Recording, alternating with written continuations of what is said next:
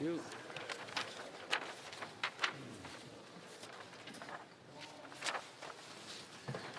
Il est de mon devoir de déposer à la Chambre, conformément. It is my duty to lay before the House, pursuant to subsection 7.3 of the Auditor General Act, the fall 2025 reports of the Auditor General of Canada. Pursuant to Standing Order 1083G, these documents are deemed to have been permanently referred to the Standing Committee on Public Accounts. Introduction of government bills.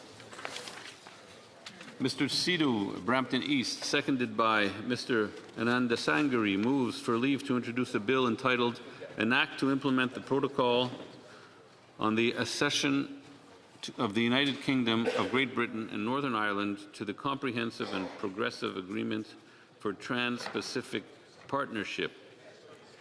The motion is deemed adopted. Mr. Sidhu, Brampton East, seconded by Mr. Ananda Sangari, moves that the bill be now read a first time and be printed. This motion is deemed adopted. First reading of this bill, première lecture de ce projet de loi. When shall the bill be read a second time? At the next sitting of the House. Statements by ministers. Rapport de délégation. Reports from interparliamentary delegations. Presenting reports from committees, the Honourable Member for Edmonton West. Mr. Speaker, I have the honour to present in both official languages the third report of the Standing Committee on Government Operations and Estimates, widely known as the Mighty OGO, entitled The Purchase and Sale of the Official Residence for the Consul General of Canada in New York City. Pursuant to Standing Order 109, the committee requests that the government table a comprehensive response to this report. Thank you, Mr. Speaker. Dépôt de projet de loi émanant. Introduction of private members' bills. Mr. Boulris, seconded by Ms. Gazan, seeks leave to table a bill entitled An Act to Amend the Employment Insurance Act, Combined Weeks of Benefits Rule and Certain Benefits. This motion is deemed adopted. The Honourable Member for Rosemont-la-Petite-Patrie. Thank you very much, Mr. Speaker. I am very pleased to rise today to table this important bill. Employment insurance has needed reforms for a long time. The Liberals have promised to do that, but have failed. We need to correct two unacceptable situations. It would be relatively simple to do that. When someone gets back from maternity leave and has lost their job, they did not receive EI. They don't get it because the reference period isn't appropriate because of the maternity leave. This affects women disproportionately, and we need to do something about it. And the other situation is that people who are eligible for EI sickness benefits have up to 26 weeks, but carers, who are often women, only get 15 weeks. And it is not okay that people who are helping the sick individual don't get as many weeks as the person who is actually ill. These two situations, which both affect women, can be quickly fixed with my bill, and I hope that everyone in this House will support my bill. Mr. Boulris, seconded by Ms. Gazan, moves that this bill be now read a first time and printed. This motion is deemed adopted. When will this bill be read a second time? At the next sitting of the House. De ce projet de loi. Yeah, sorry. Okay. Mr. Davies, Vancouver Kingsway, seconded by Mr. Boulris, moves for leave to introduce a bill entitled An Act to Amend the Canada Labour Code, Flight Attendants. This motion is deemed adopted. The Honourable Member for Vancouver Kingsway. Thank you, Mr. Speaker. Today I rise to introduce the Flight Attendants Remuneration Act. I thank the Honourable Member for Rosemont-la-Petite-Patrie for seconding this bill and for his tireless advocacy for workers' rights. This legislation addresses a long-standing injustice in Canada's airline industry, the widespread practice of unpaid work for flight attendants. Canadian flight attendants are currently expected to perform a range of essential duties without compensation when the aircraft isn't in motion. This is unacceptable and must end. No one in Canada should be expected to work without pay. This bill will require airlines to compensate flight attendants for all hours worked, including pre-flight, post-flight, and training time.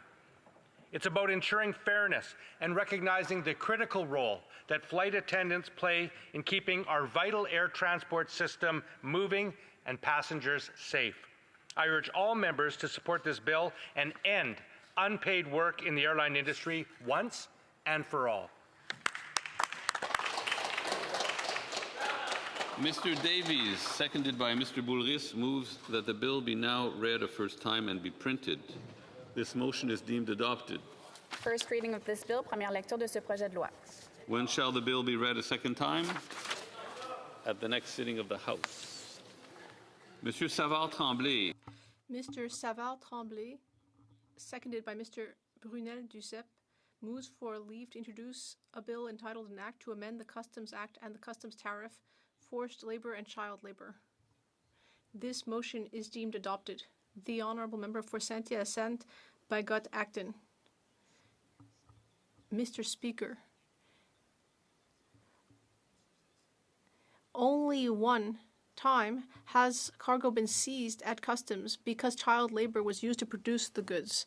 I'm talking about all global goods. Whereas in the US, it's reached goods worth millions of dollars that have been seized from just one region. So what's clear is that the Canadian model has failed. But the Liberal government must know that, because in Budget 2023 and Budget 2024, it promised to table such a bill by the end of the year, but that is a promise that they broke on both occasions. So today, I'm very pleased to introduce this bill, which would imitate the American model, which means that the onus of proving that these goods were not produced by using child labor will ultimately be up to the importer to prove. That is what is done in the US, and it's working very well. We do not want this kind of child labor involved in our products. Mr. Savard-Tremblay, seconded by Mr. Brunel-Duceppe, moves that this bill be now read a first time and be printed. This motion is deemed adopted. Ce projet de loi, first reading of this bill. Quand ce projet de loi sera... When shall this bill be read a second time? At the next sitting of the House. First reading of Senate public bills. Motions.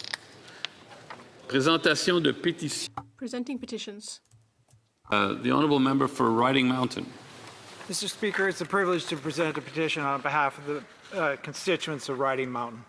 Mr. Speaker, the people of Swan River are experiencing an alarming increase in violent crime that has threatened the safety and well-being of families across our region. A recent report by the Manitoba West District RCMP found that over an 18-month period, just 2 offenders in Swan River were responsible for over 150 responses and offences. Petitioners continue to suffer the consequences on soft-on-crime Liberal policies like Bill C-5 that repealed mandatory jail time for serious crimes, and Bill C-75, which forces judges to release repeat violent offenders right back onto the streets. Petitioners in the Swan Valley want to see an end to the Liberals' reckless catch-and-release policies so that criminals stay behind bars. This is why the people of Swan River are demanding jail, not bail, for violent repeat offenders. And I support the good people of Swan River. Présentation de pétition. Neil Burney. Mr. Speaker, I rise today to present e-petition 6620, which was signed by over 1,000 Canadians who are calling for urgent federal leadership on brain injury awareness, prevention, and treatment. Petitioners note that brain injuries can occur in many ways, from accidents to illness and strokes that often result in serious physical, cognitive, emotional, and behavioral effects. They further point out that brain injuries are frequently linked with other challenges, including substance use and homelessness, creating additional barriers for those affected. It's estimated that 1.6 million Canadians are living with a brain injury today, yet there is no coordinated national response. The petitioners therefore call upon the Government of Canada to develop a national strategy on brain injuries, to improve awareness and prevention, and to ensure better access to treatment, rehabilitation, and recovery supports for Canadians living with the impacts of brain injury. Thank you, Mr. Speaker. The Honourable Member for Saanich Gulf Islands. Thank you, Mr. Speaker. Petitioners have asked me on their behalf as constituents of Saanich Gulf Islands concerned about a new and emerging industry, believe it or not, of cephalopod farming. That is, in fact, octopus and squid farming bred in captivity, slaughtered for human consumption.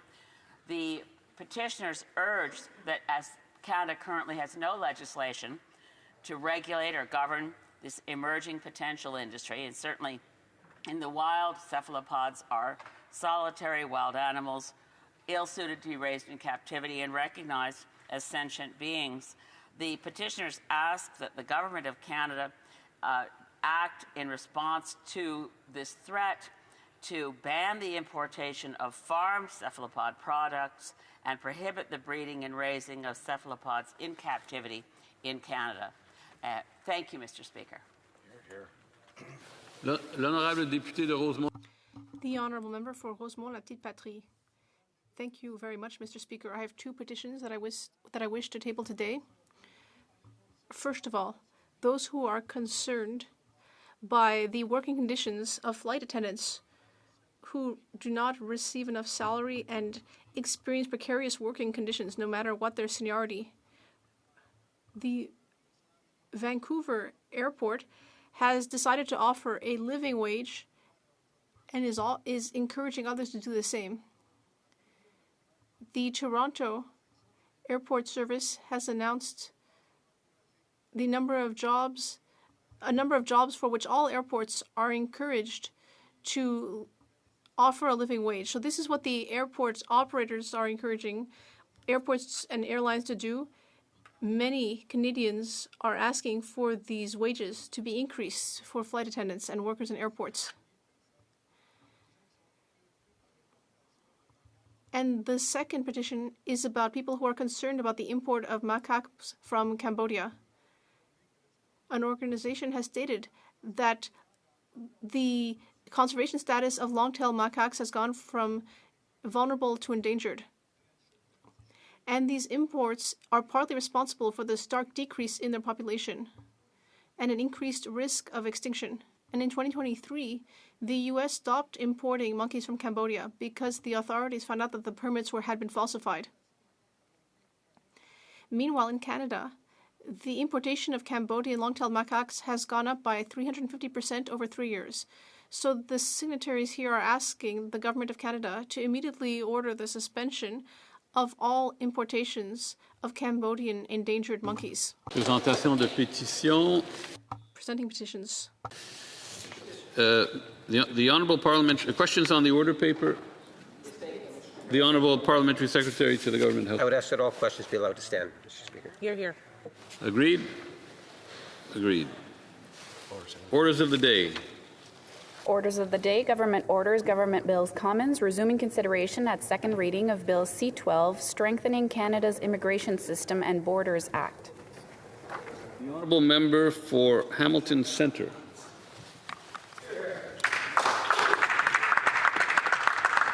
Thank you, Mr. Speaker. I would like to begin by acknowledging that we are gathered today on the traditional and unceded territory of the Algonquin and Anishinaabe people.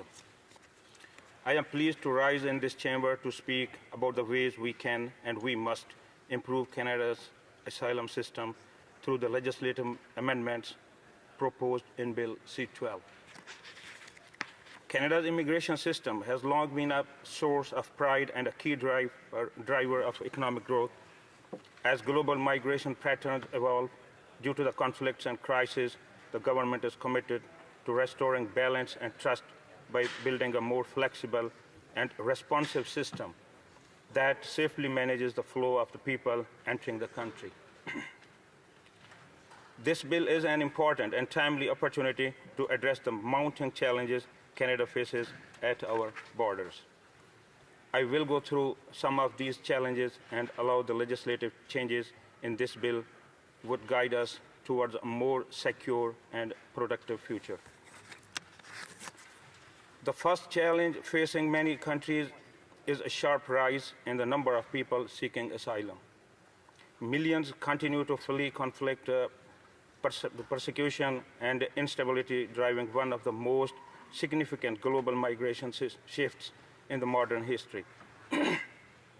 Migration patterns are also evolving as people move across borders and oceans in search of safety and opportunity. Canada continues to be a destination of choice for those looking to build a better future. In 2022, Canada processed over 91,000 asylum claims. That number rose to over 143,000 in 2023 and to over 171,000 in 2024, nearly doubling in just 2 years. Our system has been strained by this increase. It's caused lengthy processing times and backlogs, as well as prolonged uncertainty for claimants. This bill puts forward amendments to improve the efficiency of asylum claim processing so that claimants receive the fast, fair, and final decisions they deserve. The proposed changes touch multiple parts of the process, from the initial intake to the timelines for decisions and follow-up actions. The focus is on streamlining operations while maintaining fairness and security. To start with, this bill proposes using a single online application for all claims. Right now, applications can be different depending on where the claim is made, whether that's at an airport, a land border office, or an immigration office in Canada. The bill would require all claims to be submitted online. A single online application would allow information to be shared more easily across Immigration, Refugees, and Citizenship Canada, the Canada Border Services Agency, and the decision-making body. The Immigration and Refugee Board, this change would make the process more efficient for everyone. Next, we propose to enhance due diligence and reduce backlogs by making sure a claim is hearing ready before it's referred to the Immigration and Refugee Board to schedule a hearing.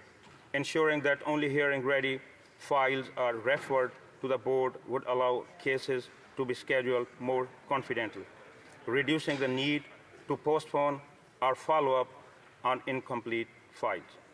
This change would also strengthen programs' integrity by minimizing the back and forth between organizations. We also propose to improve the system by making it easier for the Immigration and Refugee Board to remove incomplete or unresponsive claims from caseload inventories. According to the bill, the board's Refugee Protection Division would have the authority to determine that an application has been abandoned when a claimant fails to comply with certain requirements. It already has the authority to deem an asylum claim abandoned after it has been referred to them. Now they will also be able to deem it abandoned if requirements are not met before referral, such as submitting an incomplete application and failing to respond to requests. Claimants would still have the opportunity to explain why their claim should not be abandoned. The right is enshrined in the legislation. Similarly, we propose to give the minister the authority to determine that a claim is withdrawn following a request by a claimant or their representative. Today, it needs to be referred to Immigration Refugee Board for a separate withdrawal process.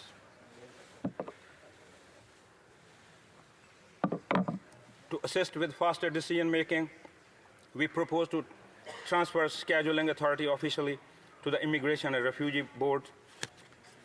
We would also mandate that in Canada, asylum claims can only be adjudicated by the board while the claimant is physically present in Canada. Likewise, admissibility hearings can also be held while a person is here in Canada. These changes would help protect against fraud, reduce the need for postponements, and maximize the availability of resources. Next, the bill addresses how to mitigate sudden increases in asylum claims and reduce pressure on the asylum system with deterring those who make look to misuse the system.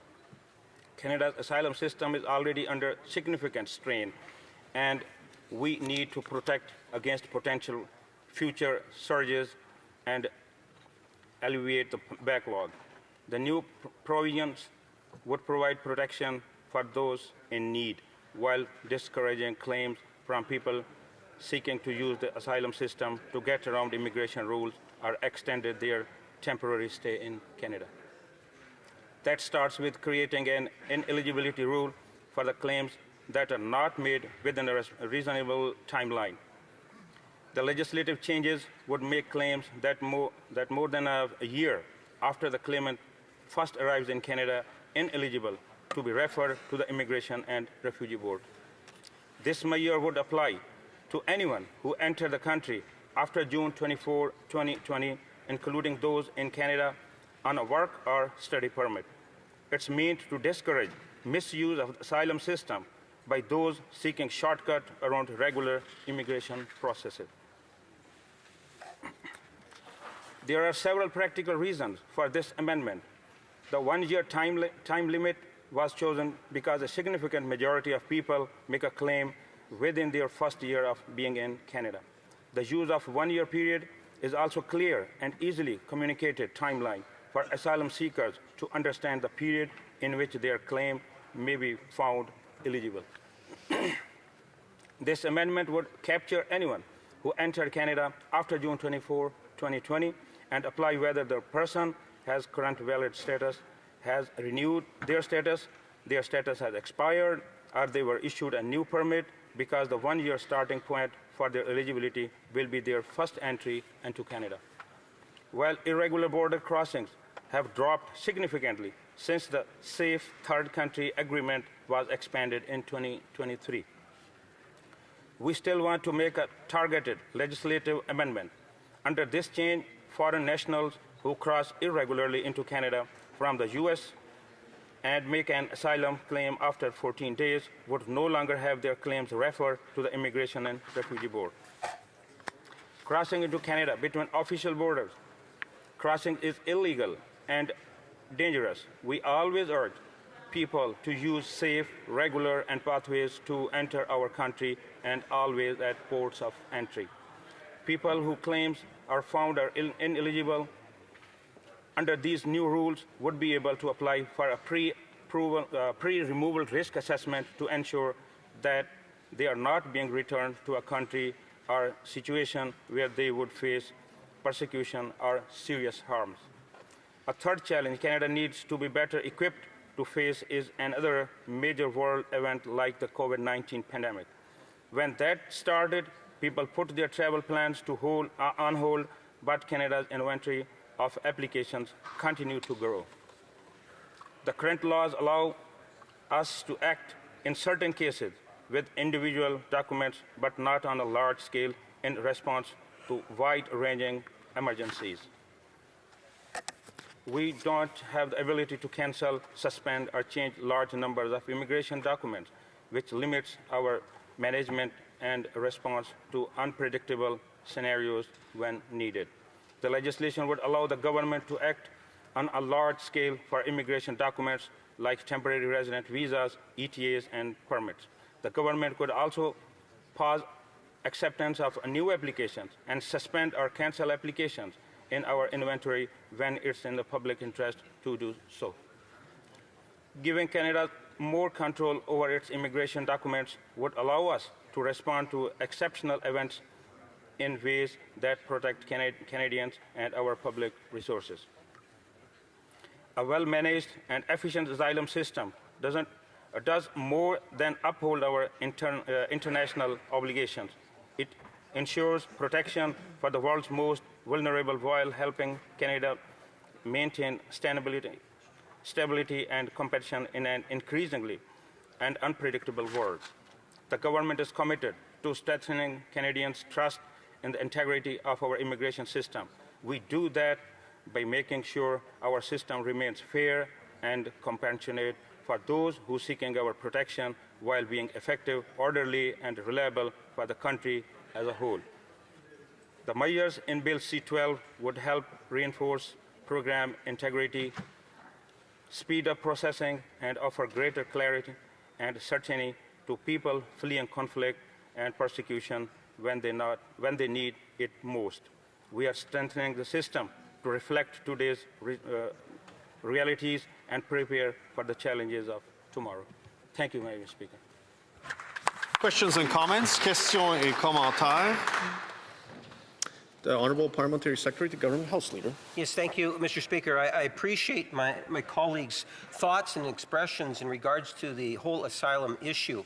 I think it's worthy of noting, Mr. Speaker, that whether it was asylum issues back in 2012 or asylum issues today, that there's a time in which we need to look at ways in which we can improve upon the system. And that's exactly what this piece of legislation does, is it recognizes the need for change because of things that have taken place, whether it's the pandemic, whether it's that wave of international students. There are some serious issues, and by passing this legislation, we will actually be reforming the system. And I'm wondering if my colleague can provide his thoughts in regards to just how important it is that we pass this, because it is a type of the changes that we need in immigration today. Honourable Member for Hamilton Centre. Thank you very much. Yeah, we are committed to ensuring that our asylum system is efficient and flexible in the face of global crisis. Let me be clear, Canada's asylum system is not a shortcut. That's why we introduced these measures to reduce pressures on our system and protect it from a sudden rise in the claims. Thank you. Questions and comments? Questions et commentaires. The Honourable Member for Swift Current Grasslands Kindersley. Thank you very much, Mr. Speaker. And I couldn't help but notice that we're debating the border bill today, but the government has already tabled a bill earlier in this Parliament, and they've already had to basically withdraw that bill and present a new bill because they messed up the first one so bad. So I'm just wondering, I know this colleague is newer to Parliament here. I'm just wondering how he feels so far about his own government messing up so bad that already here in the Parliament, Bill C-12 is already a redo of one of their bills they've already tabled. The Honourable Member for Hamilton Centre. I'm thankful to the member of the opposition. We introduced this Bill C-12, the Strengthening Canada's Immigration System and Border Act to strengthen our border and keep Canadians safe. The piece of legislation acts on our government's commitment to ensuring border and law enforcement officers have the tools they need to protect our communities. This includes measures to combat transitional organized crime and protect the integrity of our immigration system, stop the flow of illegal fentanyl and weapons, and crack down on the money laundering. Thank you, Mr. Speaker. Questions and comments? Questions et commentaires. L'honorable député. The Honourable Member for Pierre Boucher, Les Patriotes Verchères. Thank you, Mr. Speaker. A little question for my colleague across the way. Regarding asylum seekers. Sure, this bill is a step in the right forward and will help improve the system. But if we look at the government's record over the last 10 years, the Liberals took power in 2015. Now it's 2025. The number of asylum seekers has exploded. It's just shot up. The people illegally crossing the border has also shot up. Is he proud of his government's record? Because in Quebec, people are at the end of their rope. The Quebec government has said over and over that we just don't have the means to integrate all these people. Hamilton Centre. Thank you, to the member of the opposition. There is no ban on asylum claims. There is no ban at all. While some individuals will be ineligible to claim asylum, in certain specific circumstances, there are still safeguards in place to make sure legitimate claims are properly reviewed. Individuals will still have access to the pre-removal risk assessment. This process prevents people from being sent back to a country where they face risks like persecution, torture, or other harms. Thank you. Questions and comments? Questions et commentaires. The Honourable Member for Sandwich Gulf Islands. Thank you, Mr. Speaker, and to my honourable colleague from Hamilton Centre. I wonder if he can provide any insights. I've asked previous Liberal speakers on Bill C-12 whether Bill C-2 is going to be withdrawn. We now have on the order paper two bills that are nearly identical. Both are unacceptable, but I wonder if C-2 is planning to be withdrawn. The Honourable Member for Hamilton Centre. Thank you very much, and I'm thankful to you as well. There's no, we are not taking that bill out. We are strengthening and further moving towards Bill C-12. Whatever there was some changes are being made in Bill C-2, and we are going further towards Bill C-12. Thank you very much. Questions and comments? Questions et commentaires. The Honourable Member for Calgary Centre. Thank you, Mr. Speaker. I wanted to welcome my colleague to the House of Commons. First of all, it's the first time I've had a chance to hear him debate. And I heard his speech, but then I heard every one of his responses was actually from a speech paper as well. This is called Q&A, questions and answers, where we actually engage in how well we know this bill and what we want to do with it. So this bill is a replacement for a bill that's already being withdrawn by this government and coming back to us, effectively saying, okay, what do the Conservatives want here? Would he submit that perhaps he's actually putting words on paper, his government's putting words on paper for him to read in this House that aren't going anywhere but are actually just a waste of time? And does he know how much that's costing Canadians taxpayer to waste time in this House, waste time putting bills on paper? The honourable member for Hamilton Centre. Thank you, Mr. Speaker. Canadians gave the government to mandate to get through done and put them first. That's why we are moving forward these strong legislative changes to support border and law enforcement officers, enhance the integrity of our immigration system, and keep Canadians safe through Bill C-12. We are confident this bill will deliver. Thank you, Mr. Speaker.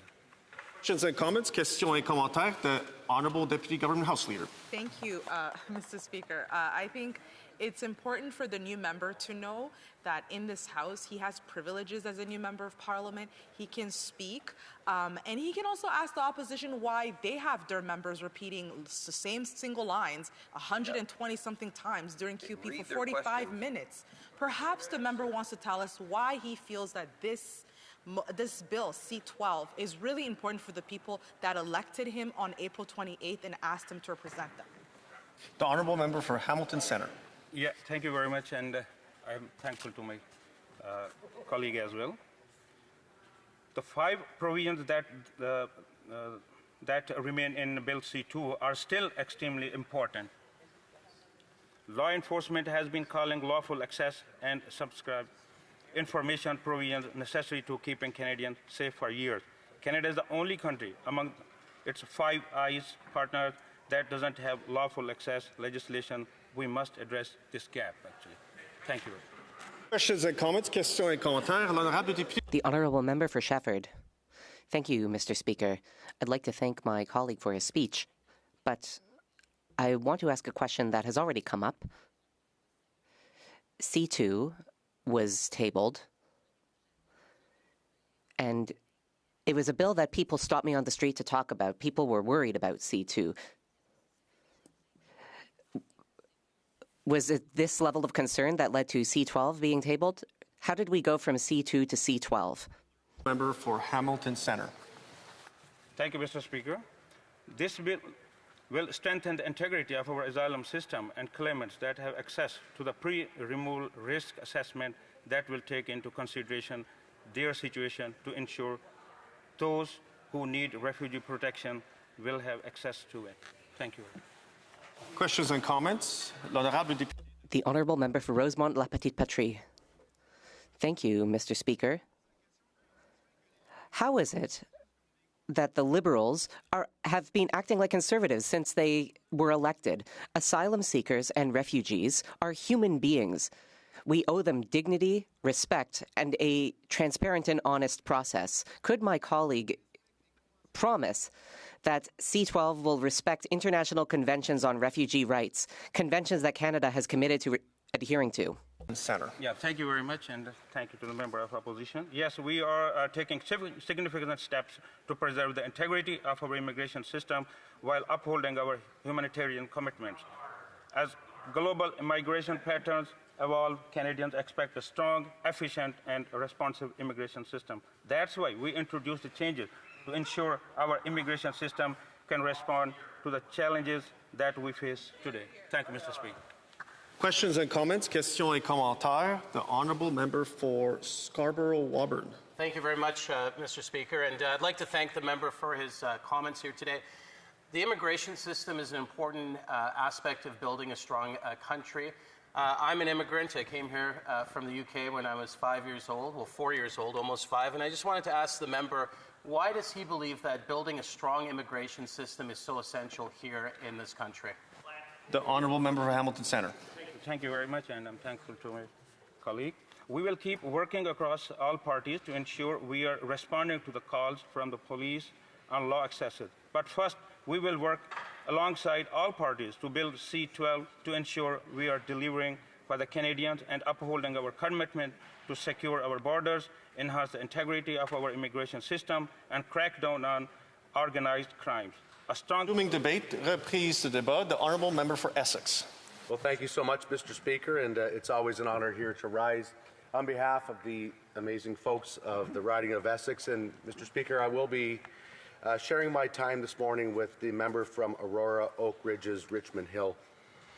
Mr. Speaker, I would like to start. I don't get a whole lot of opportunities here to speak in the House because we have so many more Conservatives. But every time that I do get a chance to speak, I always want to give all praise and honor and glory to our Lord and Savior. Mr. Speaker, I would like to begin by expressing my sincere gratitude to the dedicated men and women of the Canada Border Services Agency. These officers are the front line of our national security. Their work is demanding, and their commitment is unwavering. For all they do, they deserve clear policies, proper resources, and respect, not vague directives and unchecked government powers. As a Member of Parliament for Essex, I represent a riding that sits at the heart of one of Canada's most vital economic corridors, the Detroit-Windsor border. In Essex, we understand the importance of secure borders. We live it every day. We also understand the opportunities that come with living next to the border and the challenges. That's why I stand today to speak on Bill C-12. This legislation claims to enhance border enforcement and streamline immigration processes. But as someone who represents a border community, I must ask, does this bill truly serve the interests of Canadians, especially those of us living at the border? In its current form, the answer is no. Conservatives have long called for improvements to border security and our broken immigration system. Bill C-12 may be a starting point, but it requires significant amendments. It must include clearer definitions of ministerial powers and ensure that exporters are not burdened with added compliance costs. We know that economic prosperity and responsible immigration go hand in hand. When one system fails, the other suffers. That's why we support efforts to modernize enforcement and crack down on organized crime, fentanyl trafficking, and immigration fraud. These are real threats, and we're glad the government has recognized them. But we must be vigilant in how these reforms are implemented. Let's be honest, Mr. Speaker, the immigration system didn't break itself. It was broken by years of Liberal mismanagement. The backlog of applications, the lack of transparency, the inconsistent enforcement, all of it stems from a government that has failed to plan, failed to listen, and failed to act. Now, with Bill C-12, they're scrambling to fix the very system they dismantled. But instead of thoughtful reform, they're reaching out for sweeping powers and vague regulations. That's not leadership, it's damage control. We must acknowledge that this bill has serious shortcomings that must be addressed before it's allowed to impact the lives of Canadians. Conservatives believe in strong borders. We believe in protecting Canadians from illegal activity, trafficking, and threats to public safety. But we also believe in accountability, transparency, and respect for individual rights. My office regularly hears from constituents about the real-world impacts of federal decisions, delays at the Ambassador Bridge, astronomical fees on exports, and frustration with immigration and enforcement. But Bill C-12 grants sweeping new powers to the government that will only add to these frustrations with limited parliamentary oversight.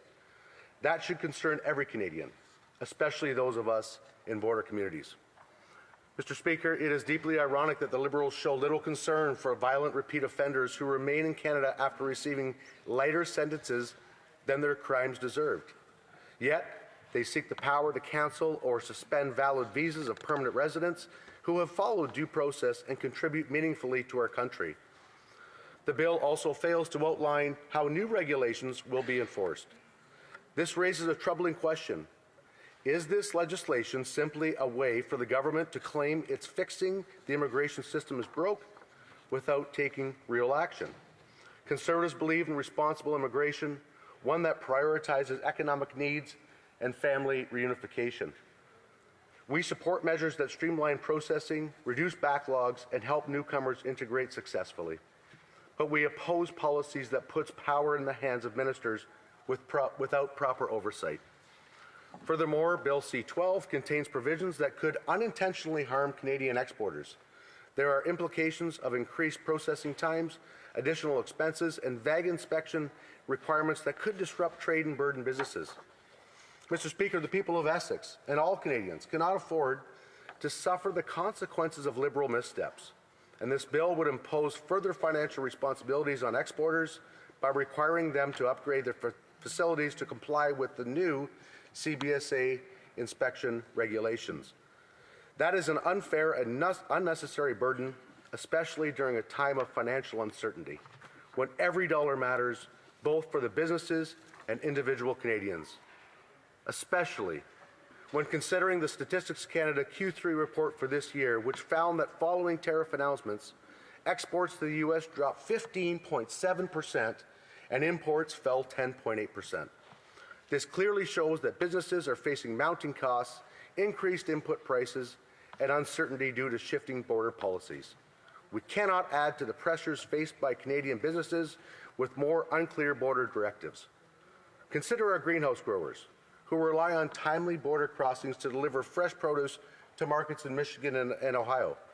Any delay, whether due to increased inspections, unclear regulations, or bureaucratic bottlenecks, can mean lost revenue, spoiled goods, and broken contracts. Our take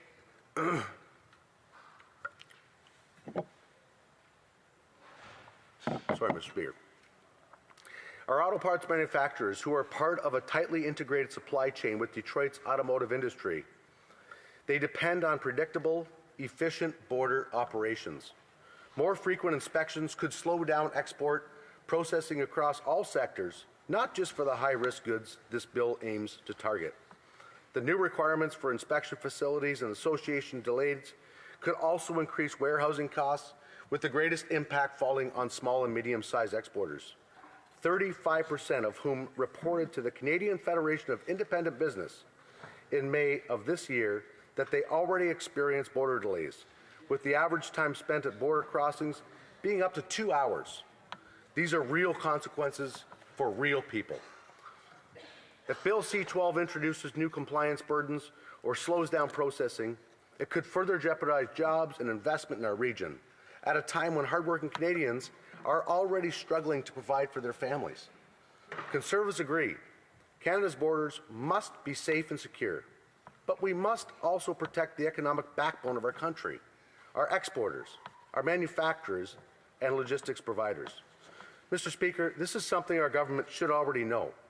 As a report from the Standing Committee on International Trade during the 44th Parliament identified, regulatory complexity of the inefficiencies at the border as major barriers to Canadian exporters. The report even recommended that inspection protocols should be streamlined to avoid further harming trade. That is why this bill needs amendments to prevent unintended harm to Canadian businesses. C-12 also touches on information sharing that surveillance powers. It is important to introduce tools that help law enforcement do their jobs. We must be cautious about infringing on privacy rights. Canadians deserve to know how their data is being used, who has it, and what safeguards are in place. Transparency must be a cornerstone of any security policy. Mr. Speaker, Conservatives have a clear vision for border security and immigration. We support investing in border infrastructure to reduce wait times and improve efficiency. We advocate for strong partnerships with our U.S. counterparts, especially in regions like Windsor, Detroit, where cooperation is essential. We believe in empowering local law enforcement and border officers with the tools and training that they need, not just more paperwork. And that's why, Mr. Speaker, I urge this House to scrutinize this bill carefully, consult with stakeholders in border ridings like Essex, and make the necessary amendments. Let's hear from our farmers, our truckers, our customs officers, and our local mayors to ensure this legislation reflects the realities on the ground, not just the theories in Ottawa. Thank you. Questions and comments? Questions et commentaires. The Government Deputy House Leader. Thank you, Mr. Speaker. I have listened for the last couple of weeks. Conservatives talk about the importance of protecting our borders, the work that law enforcement does every single day, and we're putting forward a bill that does exactly that. I'm curious to know how my honorable colleague on opposite side feels about the comments that his leader has made about the RCMP. The member for Essex. Well, thank you, Mr. Speaker. And I guess at the end of the day, it kind of goes like this. I used to be the Shadow Minister for Labour, and I met with many Labour organizations for 2 years. And what I will tell you is, what I would suggest to my honourable member is this. They need the RCMP, CBSA, they need a whole bunch of funding, they need a whole bunch of support and help, and they are very, very upset, very confused, and need direction, and that's got to come from the government. Questions and comments? Questions et commentaires. The honourable member for Aurora, Oak Ridges, Richmond Hill. Thank you, Mr. Speaker, and I'd like to thank my colleague for that very thorough and informed speech. I have a question. My question is simply this. We have a Liberal government that's been in power in this chamber and governing the country for the past 10 years. This is now 10 years later, pretending, in my opinion, to be serious about border security, 10 years after they've been in power. I wonder if he feels that their first attempt with C2 or C12 is something that they're finally taking seriously about and looking at improving security for our country, especially with the illegal guns and stuff coming across the border. For Essex. Thank you, Mr. Speaker. Thank you to my honourable colleague for that very in-depth question. You know, I'm so darn proud of Essex and Windsor region and Chatham-Kent region, but the one thing I'm not proud about, Mr. Speaker, is the fact that we have the busiest corridor from Windsor through to Montreal in human trafficking. And we need to do a whole lot more at our borders to protect our borders. That's not even talking about handgun, Mr. Speaker, which quite frankly is the reason that we have so much crime in Canada. It's not the legal firearm owners, it's the illegal guns that are smuggled across. So I really thank him for the question, but at the end of the day, Mr. Speaker, it's the lack of direction from the Liberal government after 10 years. Questions and comments? Questions et commentaires. L'honorable. The honourable member for Les Patriotes Verts. Thank you, Mr. Speaker.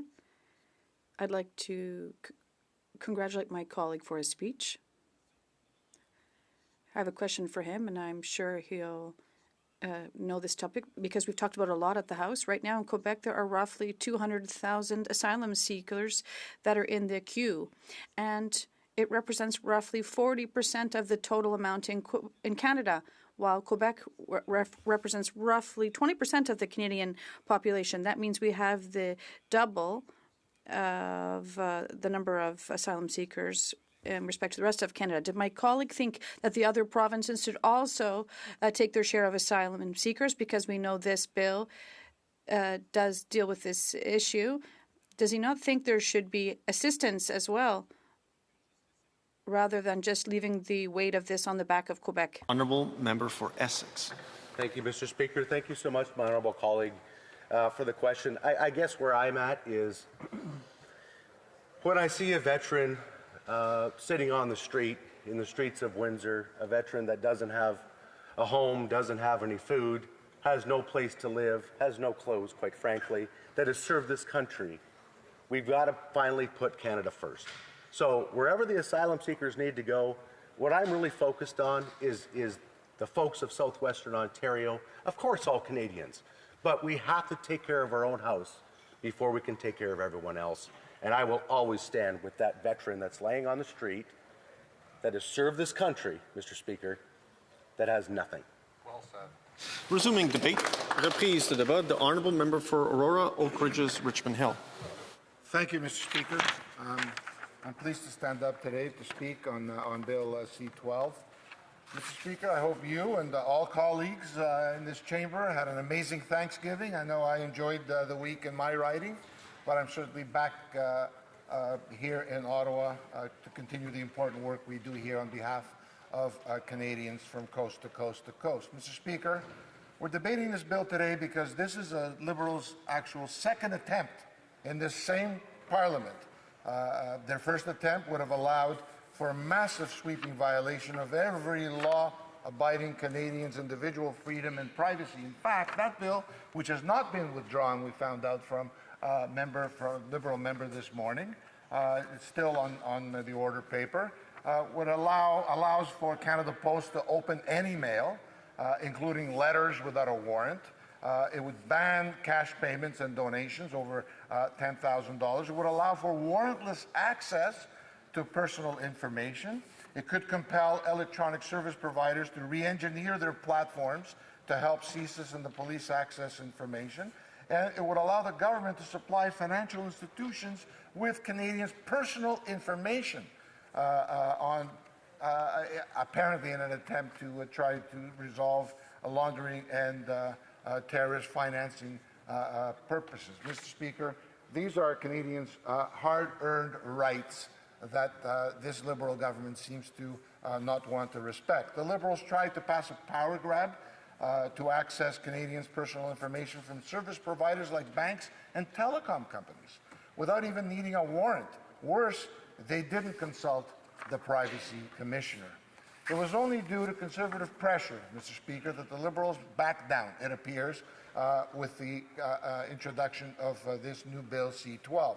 Conservatives will always stand up for Canadians' individual freedom and privacy. It's a fundamental tenet of a democratic nation, Mr. Speaker. This new bill continues with the same old Liberal soft-on-crime policies that are causing crime and chaos in our communities. Liberal bail is still very much alive and well for those who traffic guns over our border and terrorize our communities. There are still no mandatory prison times for fentanyl traffickers. Astonishingly, there are still no mandatory prison times for gangsters who use guns to commit crimes. In the last month alone in my riding, in fact, in one of the municipalities of my riding in Richmond Hill, we saw 2 brutal executions in broad daylight on quiet residential streets, Mr. Speaker. One of them with a firearm. The Liberals have let thousands of guns flood across our border where they're used to commit crimes in our communities.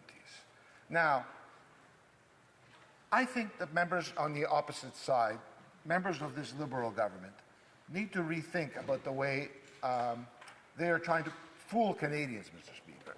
Everything is not a political issue. Decisions we make in this House affect real people.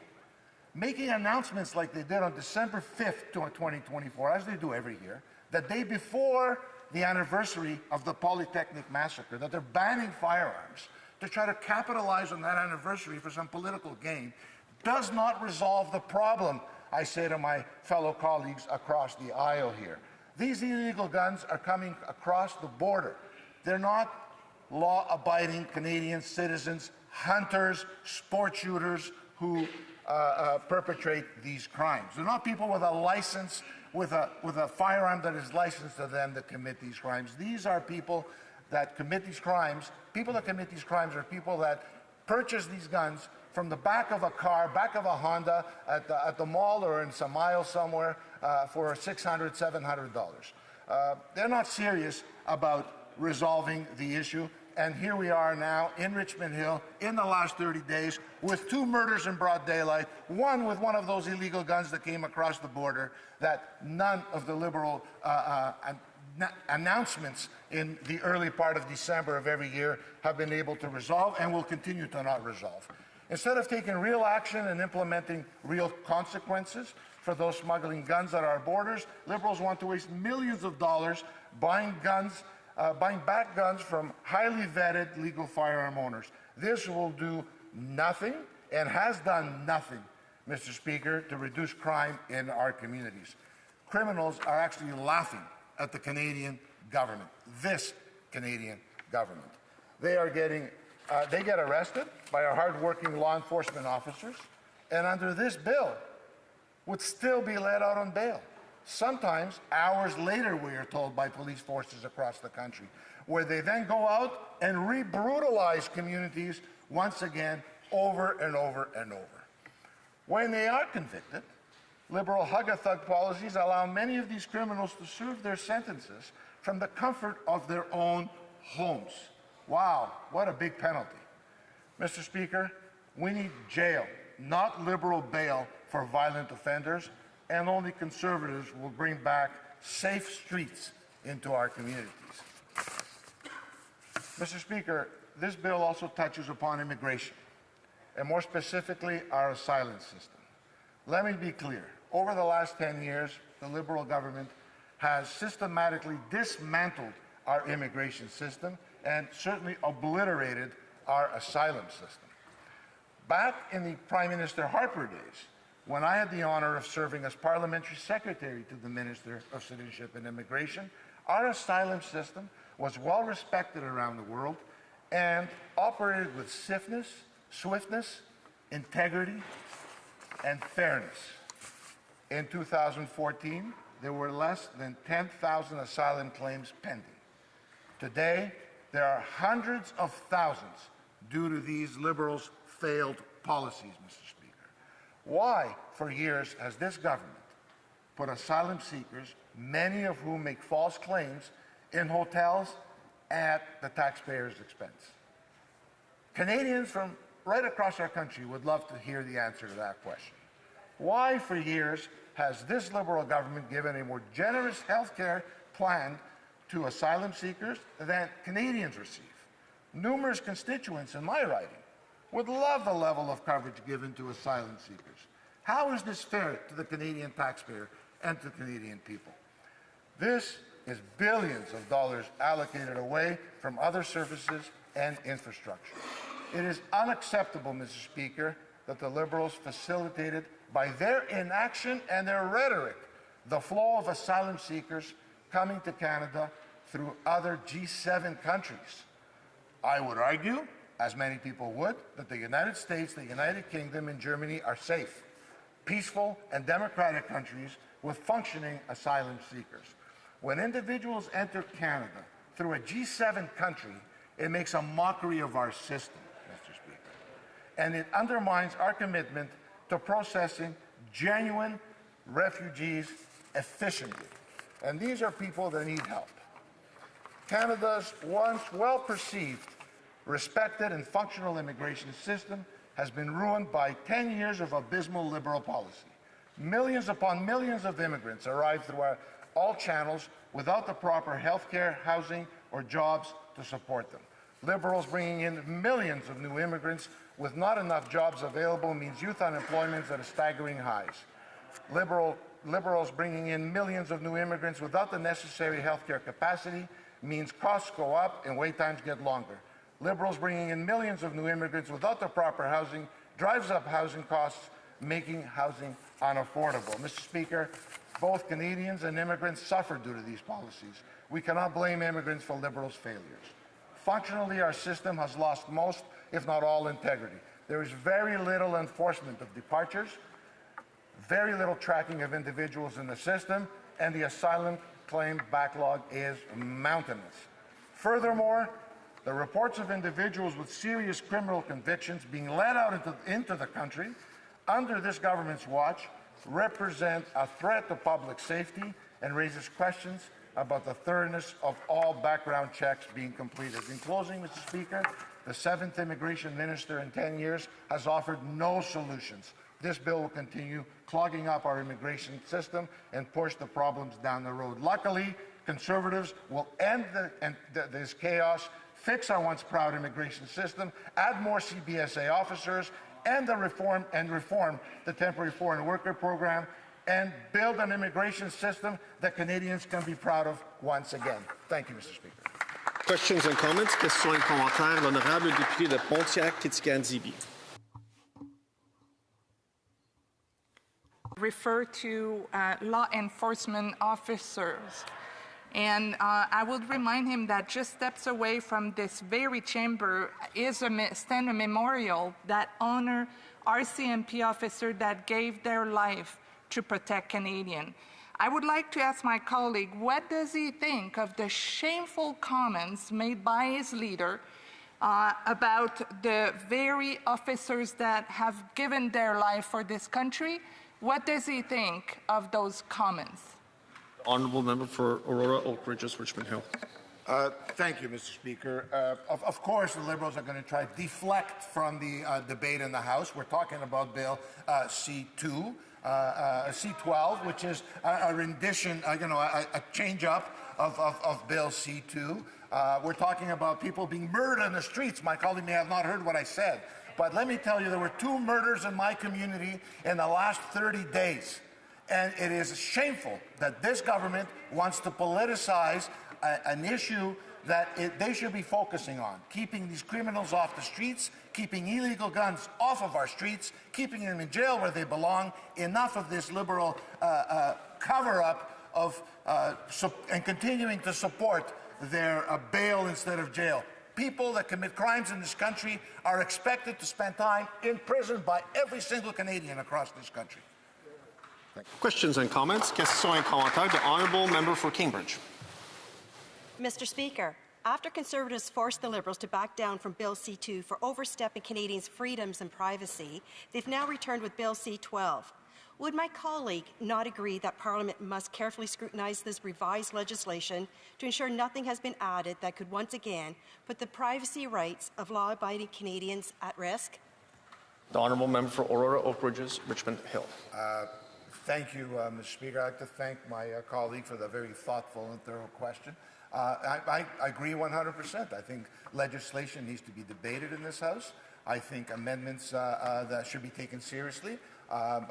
This Liberal government has a record of ignoring amendments, ignoring good ideas when they come from other elected members in this House that happen to not be from their party. Mr. Speaker, this is what this House is all about. This is the House of democracy. The voice of every Canadian is represented here in one of the members, by one of the members that have the opportunity to sit in these chairs. So absolutely, legislation needs to be discussed here, debated here, and made better for Canada and Canadians. Questions et commentaires. L'honorable député de Pierre Boucher. The Honourable Member for Pierre Boucher, les Patriotes Verchères. Thank you, Mr. Speaker. I have the same question for my colleague as I previously asked, because I didn't get an answer to my previous question. But it was a simple question. This bill is partly about border restrictions having to do with certain asylum claims abuses, people making claims that perhaps they shouldn't. So the goal here is to reduce the volume in order to better process claims, except the issue is that in Quebec, we've received 200,000 asylum claimants, which is 40% of the Canadian total, even though we only represent 20% of the Canadian population. So I'd like to hear from my colleague. Does he believe that the Canadian provinces should do their fair share and receive an amount of asylum claimants that matches their proportion of the population? The Honourable Member. Thank you, Mr. Speaker, and I thank my colleague for that very thoughtful and thorough question. Look, Mr. Speaker, I was born and raised in Quebec. I'm proud to say that I was born in the great city of Montreal, and I can tell my honourable member in response to this question is simply this. The 200,000 asylum seekers, the tens and tens and tens of thousands that have grown under this Liberal government have created this problem in Quebec. It's not fair for Quebec. I agree with my colleague. It's not fair for any province in Canada that we have to deal with this monstrous problem that has been created by this incompetent Liberal government that continues. Now we are 10 years later and they're magically trying to bring in legislation as if they now finally found a solution. Had they listened to us 10 years ago, we would not have the problem we're facing today in Quebec, in Ontario, or in any province across this country. Resuming debate. Reprise de débat. The honourable member for Surrey Newton. Thank you, Mr. Speaker. I rise today in support of Bill C-12, Strengthening Canada's Immigration System and Borders Act.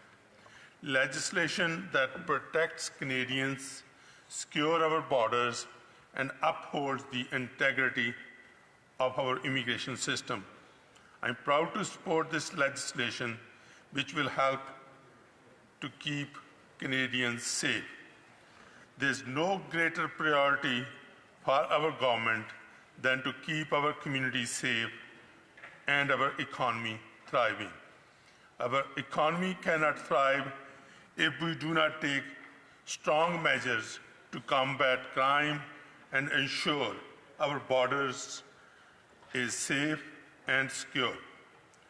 We live in the time of evolving global threats, transnational crime organizations, rising auto theft networks, and the flow of illegal drugs that continues to devastate families and our communities. We also face new migration pressures driven by conflict, climate change, and the economic instability. Bill C-12 responds to these realities with balanced approach. It equips our law enforcement agencies with modern tools to protect Canadians while safeguarding rights under the Charter of Rights and Freedoms.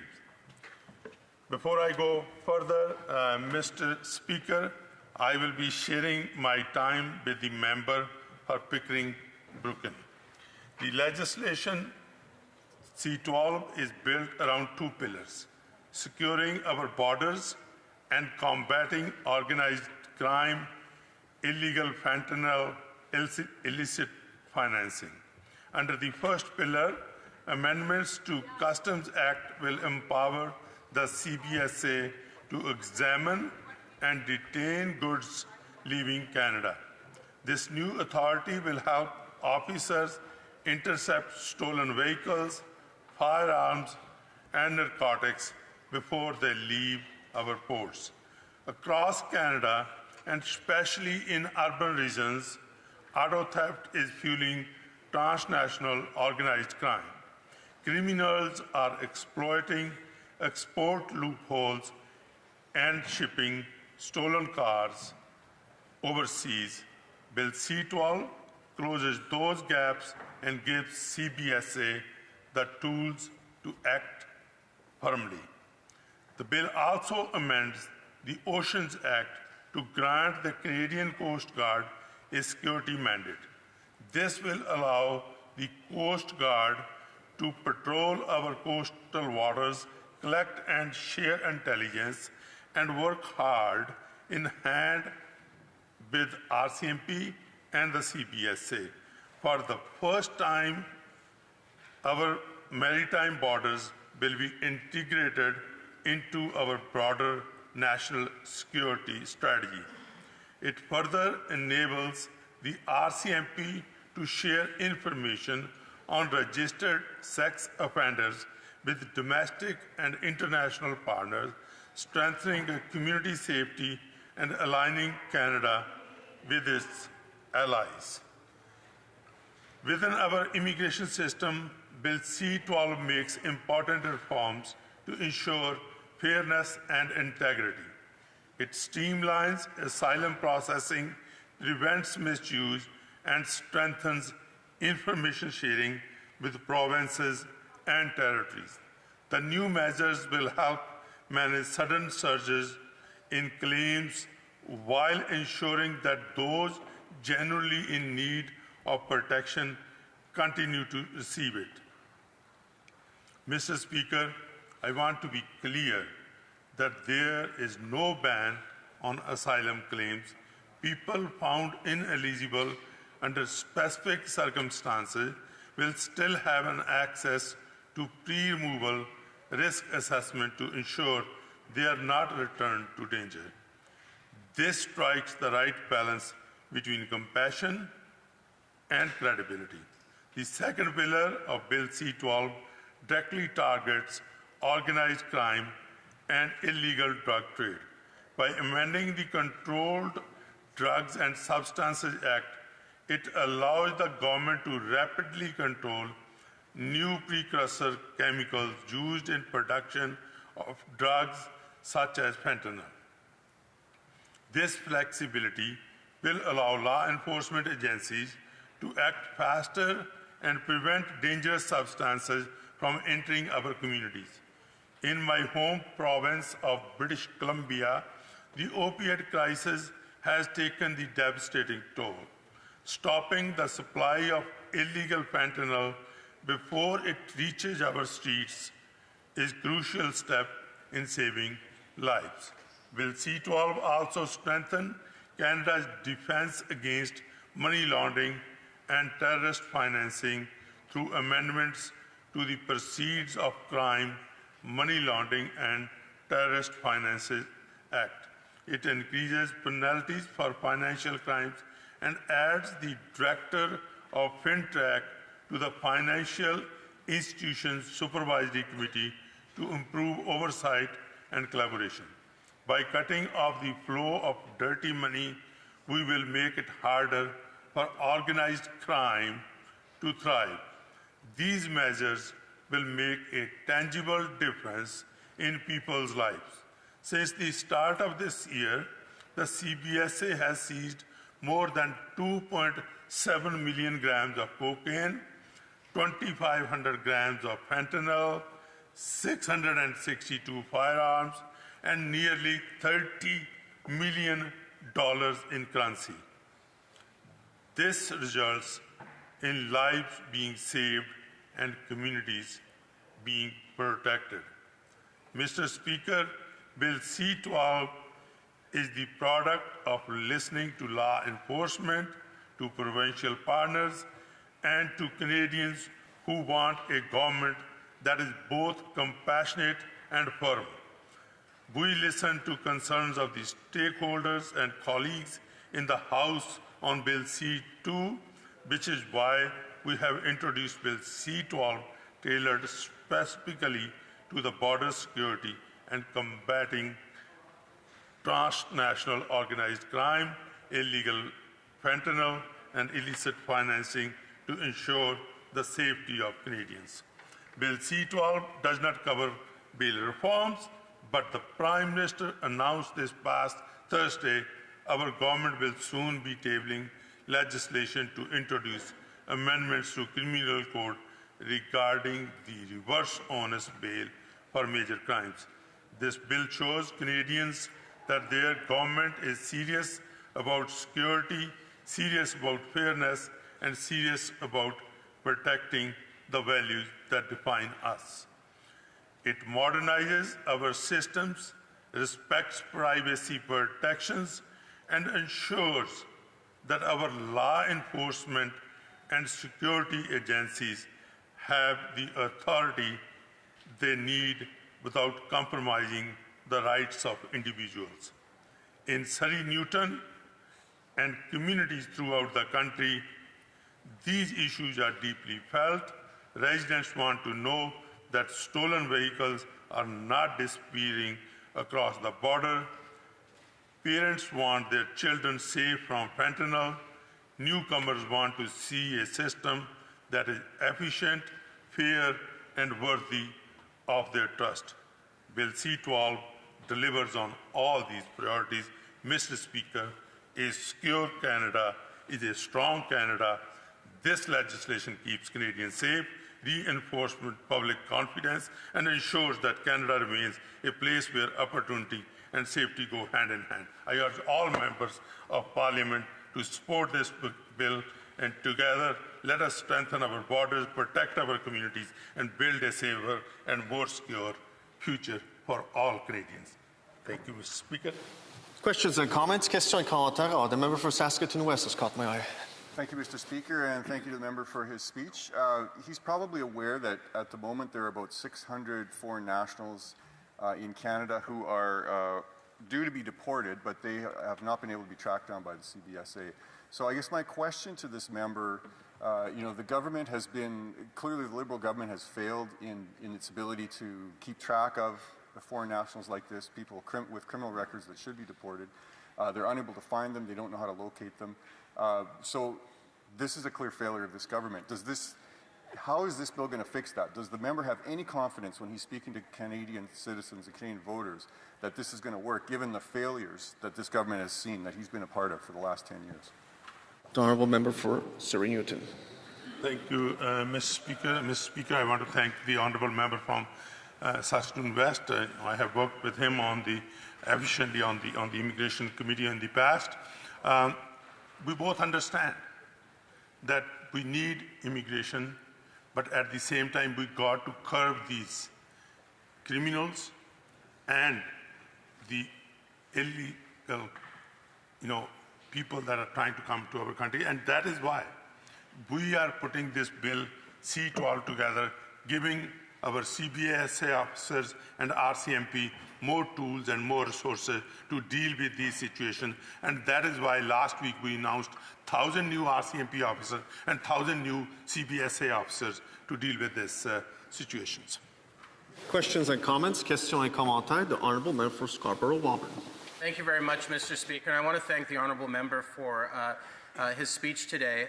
In my community, Scarborough-Woburn, border protection is an important aspect. I'm quite happy that the government has looked for ways to enhance our border security. And I wanted to know from the Honourable Member, has he had conversations in his community about border security? And what does this bill mean for people that he represents in his riding? The Honourable Member for Surrey Newton. Thank you to the Honourable Member, Mr. Speaker. Whether it's in Scarborough or whether it's in Surrey, people are concerned about their security. And Surrey is a border city, when it comes to U.S. border. And this is what exactly they were asking for, to strengthen our borders and making sure that the CBSA officers have the tools and resources to deal with these, whether there's illegal firearms flowing in, whether it is the drugs that are flowing into our country, that they are able to search those warehouses and where they are stored and loaded, and giving those powers will make it better for people in Scarborough as well as in Surrey. Questions and comments? Questions et commentaires. The Honourable Member for Scarborough-Woburn. Well, thank you very much. Again, I'd like to thank the Honourable Member for his intervention today. I know that there's going to be some enhancements into border security, additional RCMP officers. For his province, I'm sure this is going to have a very positive impact. I know for Ontario, it will be quite good. Can you talk about some of those enhancements, like the new police officers, and how you think it will impact border security in Canada? The Honourable Member for Surrey Newton. Thank you, Mr. Speaker. Mr. Speaker, last week, I along with the parliamentary secretary, we were able to announce this 1,000 new police officers, and out of that, 150 police officers will be assigned towards the financial crime. That is a major issue that we are seeing in Surrey and other communities. The cases of extortion, and that these new 150 police officers will be able to deal with those issues effectively and make our communities safe. Comments? The Honourable Member for Newmarket Aurora. Thank you, Mr. Speaker, and I'd like to thank the member for his remarks. I would also, though, like him to comment as to why his Liberal government refuses to shut down consumption sites that are close to schools. Honourable Member for Surrey Newton. First of all, I want to thank the member from Newmarket Aurora, and want to you, Mr. Speaker, these consumer sites are working in my community in Surrey. I can tell you, since it came in, it made a big difference in the lives of people, and we will continue to support those. Resuming debate, reprise de débat. Resuming debate, the Honourable Member for Pickering, Brooklyn. Thank you, Mr. Speaker. Honourable colleagues, today the House is debating important legislation, Bill C-12, the Strengthening Canada's Immigration Act and Border Act. Mr. Speaker, the Bill C-12 would strengthen our country's security by proposing changes to support border security, immigration, fight transnational organized crime, and disrupt illicit financing. We urgently need to update many of our laws if we want to be able to address the complex security challenges our country is currently facing. With Bill C-12, CBSA officers would have the capacity to inspect exported goods in warehouses and transportation hubs. Owners and operators of certain ports of entry-exit would be required to provide facilities for export inspections, just as they currently do for imports. These changes would strengthen the CBSA's ability to detect and seize contraband for export, including illicit goods such as fentanyl and stolen vehicles. Mr. Speaker, Canada's coast also face new security risks. That's why this bill would allow the Canadian Coast Guards to conduct security patrols. They would also be able to collect, analyze, and share information for security purposes. Canada strictly controls synthetic drugs and precursor chemicals used for producing them.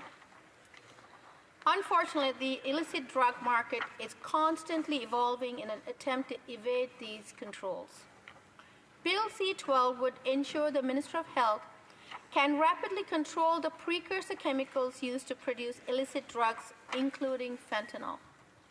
Mr. Speaker, border security and immigration is a top priority for this Liberal government. Notably, this bill would also help us enhance the integrity and fairness of our immigration system. Canada's asylum system exists to protect people who are fleeing persecution or risk of their life or safety in their home country. The Strengthening Canadian Immigration System and Borders Act would, among other things, improve how we receive, process, and decide on asylum claims to make the system faster and easier to navigate. Mr. Speaker, the amendments contained in Bill C-12 would also help our law enforcement respond more effectively to evolving border security challenges. Border security requires a coordinated effort across the entire government, as information from various federal institutions may be required to thoroughly assess this situation. Federal departments and agencies need to work together to share information, to understand and respond to demands, and to keep people safe. For the reason, Mr. Speaker, Bill C-12 would enhance the ability of the RCMP to share information or registered sex offenders with domestic and international partners. It would improve how IRCC shares information to federal, provincial, and territorial partners, can make timely, accurate decisions to ensure integrity and better delivery of public services. IRCC already shares applicant information with its domestic partners in limited circumstances, but this bill would create clear and direct legal authorities to allow for proactive and systematic information sharing and reduce administrative burdens. Any new use or disclose of personal information under these new authorities would follow existing privacy laws, policies, and best practices. Additionally, the proposed measures would strengthen Canada's anti-money laundering and anti-terrorist financing regime, including through strong anti-money laundering penalties. Mr. Speaker, it is well known that money laundering supports crimes like human trafficking, fentanyl trafficking, fraud, theft, and other economic crises. This is why we need new tools to keep pace with increasingly sophisticated criminal threats and techniques. The measures contained in the bill would strengthen business compliance to anti-money laundering obligations, including through a 40-time increase in administrative penalties.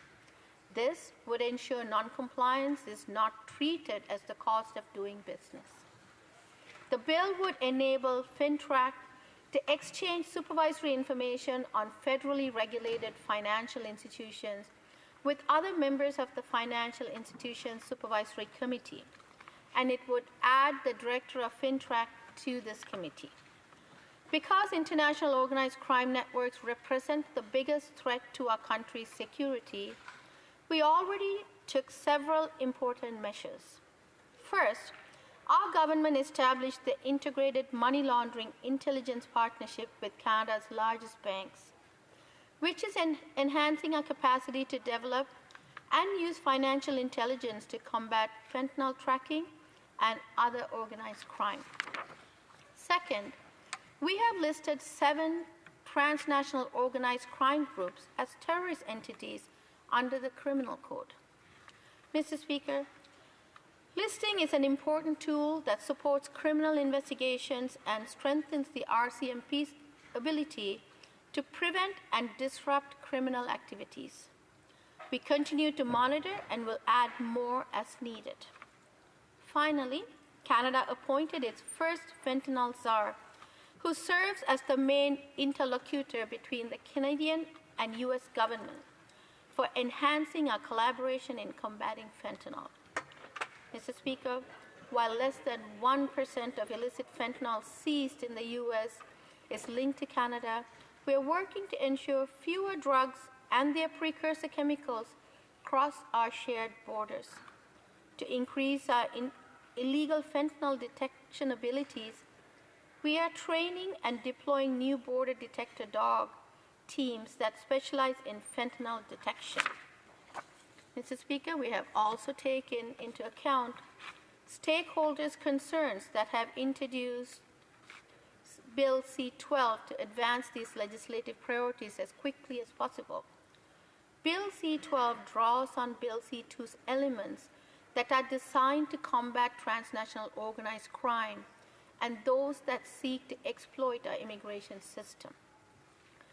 This streamed bill would balance the need to protect our borders with the concerns about Canada's privacy, Canadians' privacy.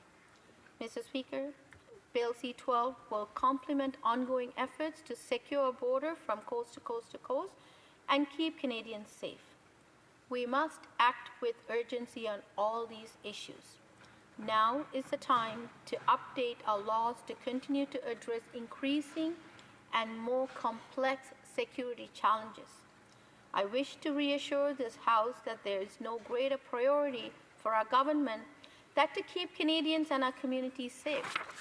That's why we are taking strong measures to combat crime and ensure our border remains safe, secure.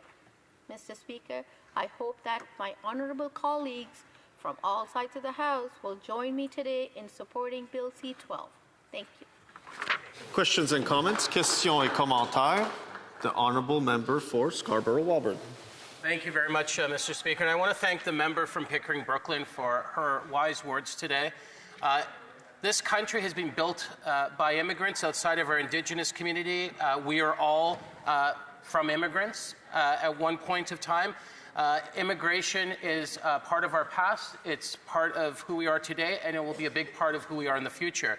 I know that her constituents in Pickering-Brooklyn share many different immigration stories.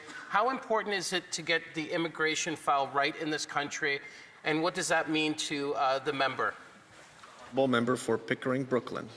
Thank you, Mr. Speaker, and I want to thank my colleague for that question. Like he said, immigration is an integral part of our system. We have all been immigrant at some point in our time, and Pickering-Brooklyn is vastly made up of immigrants from all countries across the world. And it's important that we get this right, and we have to spend time and debate this bill, and hoping that all members of this House would understand how important it is for asylum process and immigrations to come to this country. And we are taking significant steps to preserve the integrity of our immigration system while upholding the humanitarian commitments. Without immigration, families cannot come together, and grandparents are not able to visit their grandchildren and to be part of their milestones in their life. So it is important for us to have an immigration system that... Comments, questions et commentaires. The member for Scarborough-Woburn. Thank you very much, Mr. Speaker. And again, I want to thank the honourable member for her intervention today. She talked a bit about some of the pieces that will impact businesses, border, just enhance our system overall, more compliance issues. Does she care to expand on some of those pieces that will be important to building a stronger border and immigration system in Canada? Pickering, Brooklyn. Thank you, Mr. Speaker, for that question. Definitely. The 1,000 RCMP officers is an important piece in this big puzzle that we are trying to solve as we try to mitigate our border securities. The dog teams are a very important part. The reason I'm saying this, Mr. Speaker, even if it's 1% of the fentanyl that the crossing Canadian borders, it's still a big deal for Canadians. Even though we are 10% of U.S. population, that 1% presents a huge problem in our communities and for businesses. As a former youth worker and a community worker, I know how these are affecting our communities in our everyday lives. And we must do everything we can to protect our borders. And we have to mend our fences before we could start building. Thank you. Questions and comments? Question et commentaire. The Honourable Member for Edmonton Southeast. Thank you, Mr. Speaker. Mr. Speaker, among other things or other formalities in this proposed C12 of the Liberals, I want to ask member who introduced this, taking part of this debate, the bill still holds on the PRA. The bill, there is no answer for the safe supplies on the fentanyl. They are still going to be continued, which is posing a threat on AMR, a committee that I'm currently working on. There is no minimum mandatory sentence for the traffickers in regards to fentanyl. Gangsters, there is no minimum sentence to those. So how would you respond to those questions or those lacking in the proposed bill C12 of the Liberals? Thank you. Just a reminder before I recognize Member Pickering Brooklyn, we don't use the you, he speaks through the speaker to the member. The Honourable Member for Pickering Brooklyn. Thank you, Mr. Speaker, and I want to thank my honourable colleague from the opposition for that question. So this is why we introduced the bill. We go through first, second readings. It goes through the committee, and the committee will debate it and add, take away whatever is needed to be on this bill so all Canadians can be protected. Now, this is important to note that why this Bill C12 is even here, because all this was actually part of C2, and I want to ask the honourable colleague if they would support this bill and to make it better and for the bill to go through. Thanks. Resuming debate, the Honourable Member for Bow River. Mr. Speaker, thank you for the opportunity to speak today on Bill C12. Conservatives have forced the Liberals to back down from Bill C2. That bill would have given the government broad powers to access Canadians' personal information from banks, telecoms, and other service providers without a warrant. The Privacy Commissioner confirmed the Liberals didn't consult him before proposing these sweeping powers. Law-abiding Canadians should not lose their freedoms because of Liberals' overreach. Now, the Liberals have introduced Bill C12. Conservatives will examine this legislation carefully. We need to ensure that it does not infringe on Canadians' privacy rights. We'll hold the government accountable to protect individual freedoms and ensure transparency in how it exercises power. Bill C12 is a broad omnibus bill. It includes changes to border security, crime prevention, privacy laws, immigration, and for example, it amends the Customs Act to allow the CBSA to use facilities free of charge for enforcement.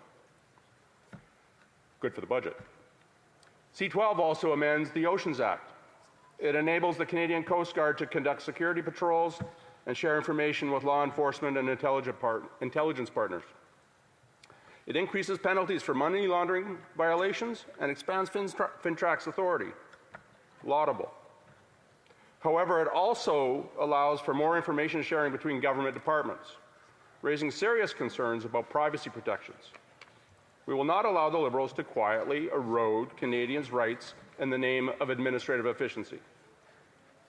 Some of the most troubling parts of Bill C2 have been removed, such as Part 4, which allow Canada Post to open any mail, including letters, without a warrant, and Part 11, which banned cash payments and donations over $10,000. Those were egregious overreaches. It was pressure from the Conservatives, Mr. Speaker, that it was thankfully removed. And however, me and my Conservative colleagues believe this still falls short on many issues facing everyday Canadians. For example, Mr. Speaker, crime is rising across Canada. Since 2015, violent crime has increased by 37% in my home province of Alberta. And nationally, homicides are up nearly 28%. Gang-related homicides have risen 78%. Firearms-related violent offences have more than doubled, rising 116%. And extortion is up a whopping 400% in Alberta. Sexual assaults have increased by 75%. These are alarming trends. And the Liberals' soft-on-crime policies are making our communities less safe. Bill C-75, passed in 2019, introduced a principle of restraint on bail, granting of bail, and prioritized early release for offenders in lieu of public safety. This has led to catch-and-release practices for serious criminals, including those trafficking fentanyl and firearms. And Bill C-5, passed in 2022, repealed mandatory prison sentences for crimes involving firearms and reinstated house arrest for serious offenses like sexual assault, kidnapping, human trafficking. These changes sent the wrong messages to Canadians and put people at risk. Conservatives proposed Bill C-325 to reverse those changes and strengthen sentencing. The Liberals and the NDP voted against it. While Bill C-12 does well on filling an important loophole by banning precursors of fentanyl, it fails to address sentencing of fentanyl dealers. Tougher penalties for traffickers and producers are essential if we are serious about stopping the spread of this and other deadly drugs. The fentanyl crisis demands urgent action. From January 2016 to June 2024, over 49,000 Canadians have died from apparent opioid toxicity. Nearly 80% of those involve fentanyl. Emergency visits for fentanyl poisoning have more than doubled since 2018. This is unacceptable. Earlier this year, the Prime Minister downplayed the opioid crisis during a campaign stop in Kelowna, calling it only a challenge. That's deeply offensive to the families of the more than 49,000 Canadians who have died from overdoses in less than 10 years. We are seeing the impact in communities across the country. Just this week in Medicine Hat, police and Alert carried out a major drug bust, seizing 598 grams of fentanyl, other illicit drugs and cash, and the amount of fentanyl alone represents nearly 300,000 fatal doses. Across Canada, fentanyl super labs are producing massive quantities of this deadly drug, and police in British Columbia, Alberta, Ontario, and Quebec have seized tens of kilograms of fentanyl and thousands of kilograms of precursor chemicals. These operations often include stockpiles of weapons and explosives and pose a serious threat to public safety. Yet the government's response still falls short.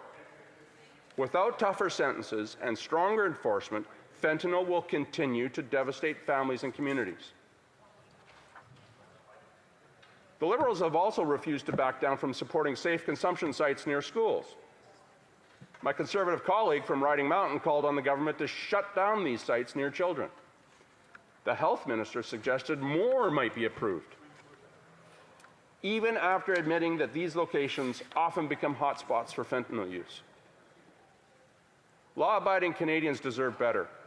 They deserve strong protections for privacy and freedom. They deserve laws that keep our communities safe and hold criminals accountable. They deserve a government that takes the drug crisis seriously, not one that shrugs it off as a mere challenge. Mr. Speaker, Bill C-12 also touches on immigration and asylum, areas where Canadians' compassion has been abused by this government.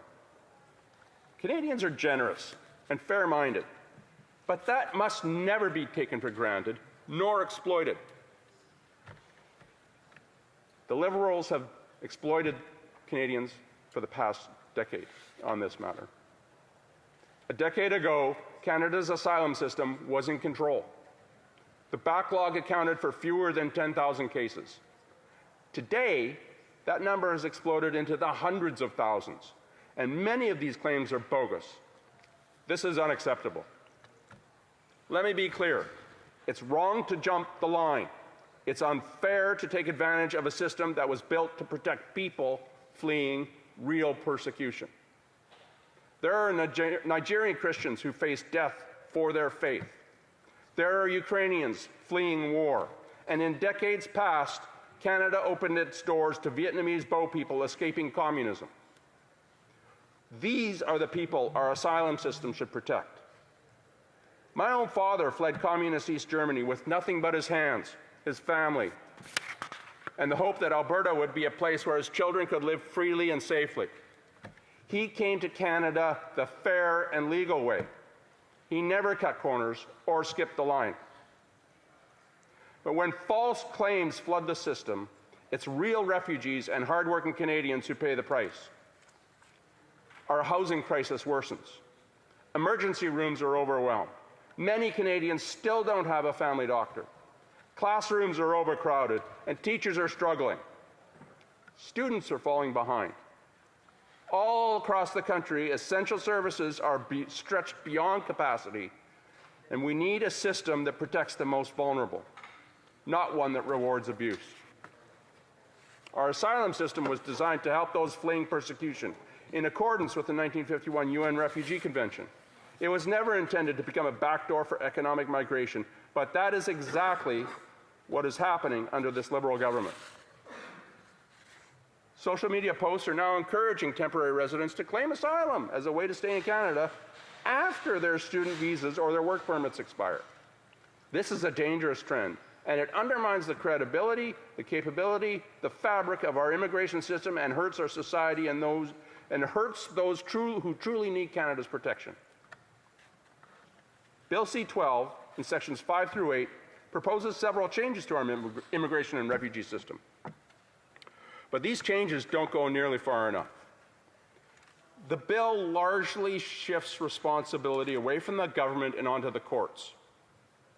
And it permits certain actions through regulation instead of legislating clear, enforceable rules.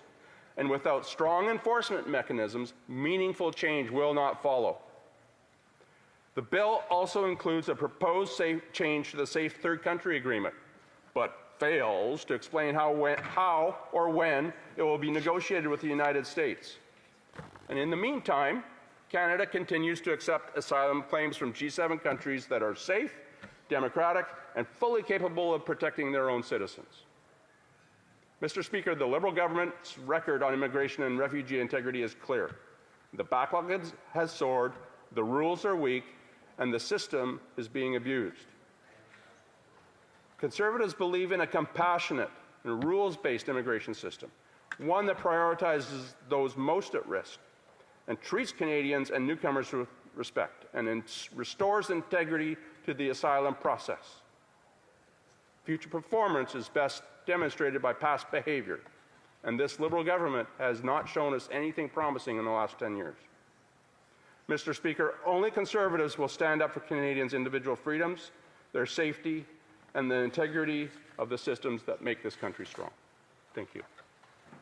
Then comments, questions et commentaires. The Honourable Member for Scarborough-Woburn. Thank you very much, Mr. Speaker, and thank you to the member for his speech today. He did bring up several concerns around asylum seekers. There's some pretty substantial changes that are being proposed in this bill in order to strengthen our asylum process system. So my question to the member, is he prepared to join Canadians in supporting a bill that will bring more integrity into our asylum system here in Canada? Yes or no? The Honourable Member for Bull River. Mr. Speaker, thank you for the question. I think this is exactly what Canadians are expecting, but they just don't trust that the government is going to follow through on the accountability and responsibility measures to ensure that that is the outcome that will be achieved. We are absolutely in support of stronger mechanisms and stronger controls and better accountability, and I hope that a committee will be able to enforce and get those institutions corrected. Thank you. Comments, questions et commentaires. The Honourable Member for Calgary Centre. Thank you, Mr. Speaker, and I thank my colleague for what I thought was a really informative speech. The thing he mentioned in that speech, of course, was the social media posts that are actually advertising about how people get into Canada through the asylum process. Now, I'm going to ask him, does he think that this is designed, think that the government has designed a system that is that easily to manipulate that you actually get advertisements on social media, and who might be profiting from that system? Honourable Member for Bull River. I thank my colleague for the question.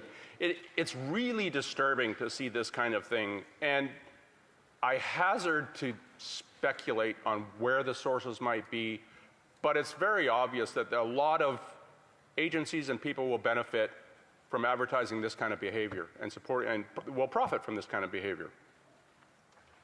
I would not want to say that this was deliberate, but we need to establish a system that ensures that abuse like this does not take place and cannot be tolerated. Thank you. Questions and comments? Questions et commentaires. The Honourable Parliamentary Secretary to the Government House Leader. Yes, Mr. Speaker, I'm wondering if the member would apply the same principles back in 2012 when his leader of the Conservative Party was around the table, the caucus table then, where you had the Hungarians, many of which, thousands, coming into Canada, 95% of which did not have legitimate cases for asylum claimants. In fact, that's what led them to reform the system back then. Now, fast forward today, where you have things such as the pandemic, things such as the international student issue, which has been driven in good part by post-secondary institutions, private sector and public sector, and provinces. I'm wondering if he would not agree. At times, there is a need to make changes. Today, he has an opportunity to make that change by allowing C-12 ultimately to go forward. Would he not agree that that is the responsible thing to do, because at times there is a need for change like today? Honourable Member for Bull River. I thank my colleague for the question, and I will not agree with him. We don't believe that the changes are far enough. Yes, change needs to happen, but it does not go far enough. More. I would keep the Crown accountable. I would keep the bureaucracy accountable. We would keep the system working for the benefit of the people and to ensure that fair treatment of refugees and people fleeing persecution and abuse worldwide have a safe haven in Canada. Thank you, Mr. Speaker. Questions and comments? Questions et commentaires. The Honourable Member for Markham Unionville. Mr. Speaker, I thank my colleague for his speech. During the speech, he mentioned about the opening of private citizens' mail without warrant. Perhaps the honourable member can explain to fellow Canadians what that really means to them and their violations of privacy. Thank you. The Honourable Member for Bull River. Thank you, Mr. Speaker. Mail is one of the most sacrosanct privacy communication methods that we have as society, right? There is the presumption of privacy in your mail. And the bar must be exceedingly high to have a judicial review on any attempt or ability of the government to interfere with that or to surveil it. I am very concerned that any weakening of privacy conditions is very problematic and prone to abuse. Thank you, Mr. Speaker. Questions and comments? Questions et commentaires. The Honourable Member for Sandwich Gulf Islands. Mr. Speaker, and my honourable colleague, welcome to this House. I think it's the first chance I've had to address the new member for Bow River. Now, I'll miss his predecessor. We always had a good time in this place. To my honourable colleague, I just want to correct one aspect of his speech. I'm not, certainly it isn't a point of order, it would be debate, but he did say only the Conservative Party will stand up. I just want to make it very clear that the Green Party also vigorously opposes C2, which is still on the order paper, and C12, which is somehow Liberal members of this place have claimed they built on C2 to come up with C12. They've subtracted some parts that were offensive in C2, but not all parts that are offensive, and the legislation is substantially the same. I think there's also, I've double-checked our parliamentary procedure, but I wonder if the honourable member for Bow River thinks that both bills should be in front of this place at the same time. Member for Bow River. Thank you, Mr. Speaker. I'm not a scholar of the standing orders. I do understand that two issues can't be debated at the same time, or two items, but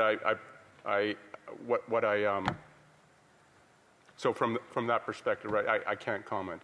I would like to thank the member, though, for reminding me or correcting me on that Conservatives are the only ones that would stand for the right thing to do. every member of this House has the potential to cross the aisle and join the Conservative Party. Well, and there may be some that we would have to be more selective with, and just like a very good asylum system. So appreciate it, Mr. Speaker. Thank you. Questions and comments? Questions et commentaires. The Honourable Parliamentary Secretary, the Government House Leader. Thank you, Mr. Speaker. I appreciate the candid answer. Now, let me give the member a real challenge here. You know, the leader of the Conservative Party actually attacked the RCMP last week. What he said was actually despicable. And my question to the member opposite, does he not agree? Reflect on the institution of the RCMP, world class, recognized around the world. And yet you have the leader of the official opposition saying the things that he said, calling disrespect to our RCMP. You even now have Conservatives that are challenging him on what it is that he said.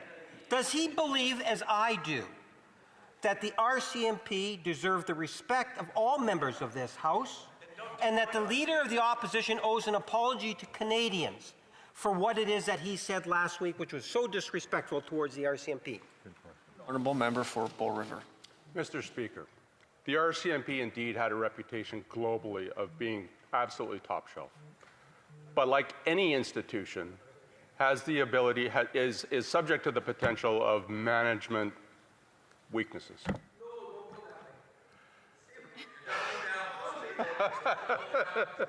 And you know, there are very good analogies in all over government, all over private industry, and we've seen in previous governments and even the most recent parliament that management weakness is what brought us to this place today.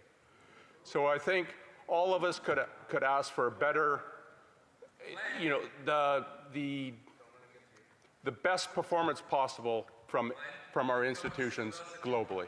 Thank you, Mr. Speaker. Questions and comments? Questions and commentaires. The Honourable Member for Medicine Hat, Carson Warner. Thank you, Mr. Speaker. I appreciate the opportunity. Thank you to my colleague for his great speech. To get us back on track for the topic at hand.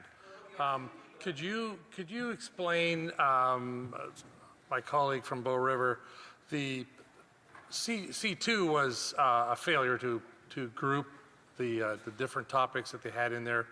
C12 is a step in the right direction. However, there are serious amendments that's required in this bill.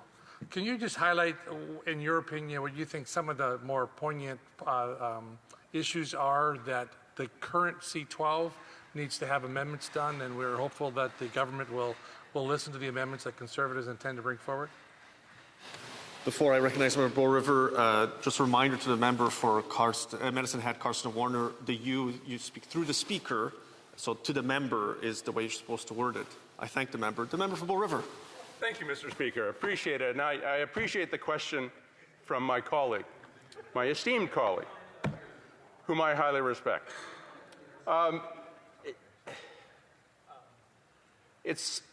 Bill C-12 is going in the right direction. It has merit, but the reinforcement of the accountability measures and the punishments and the treatment of people that are abusing the system and that are outright criminals, we need to ensure that there is no more bail, there's no more, that we fully follow through on all of these things. Otherwise, society will never step back. Thank you.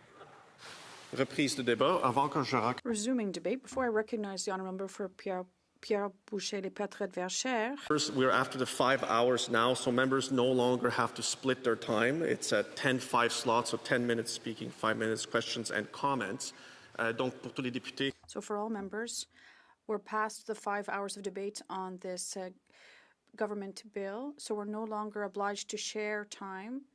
So then you'll have a 10-minute speech and a 5-minute period for questions and comments. Resuming debate, the honourable member for Pierre Boucher-les-Pétrets-Verchères. Thank you very much, Mr. Speaker. Today in this House, we are debating Bill C-12. What is it? It is a retake of C-2 because apparently Bill C-2 received a lot of privacy criticism, and now they went back to work on this bill and came back with a new version of C2, which is now C12. The main difference that we saw on our side, Mr. Speaker, is that they've removed some of the irritants that could involve privacy violations in Section 4 of the initial bill, C2, which would have allowed Canada Post and customs officers to open up mail. This had been largely denounced. But overall, we were already open to working with C2 and to sending it to committee and being cooperative on this. Well, now for, say, C12, we're even more in favor of moving this bill forward. So we are open in our attitude and cooperative with everyone in this House, including the witnesses we'll be looking forward to hearing at committee. I don't sit on this committee, but I would have been interested in hearing them.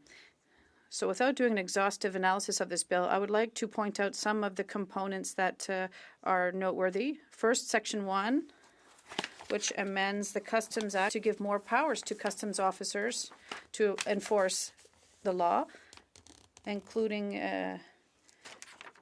equipment. Often, CBSA, which inspects merchandise, will inspect what comes into the country, but often they don't inspect what goes out. This causes a problem. We've seen a lot of this in the media recently, particularly when we're talking about car theft, which is a scourge in Ontario, but also in Quebec, and I presume in the rest of Canada as well. So the issue is to have the resources and also the means.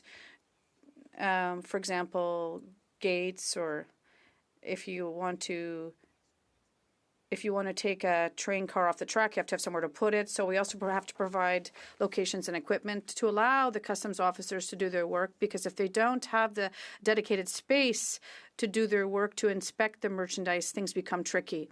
Another irritant, or rather problem, that was raised by the customs officers is that they need a warrant to open up a container.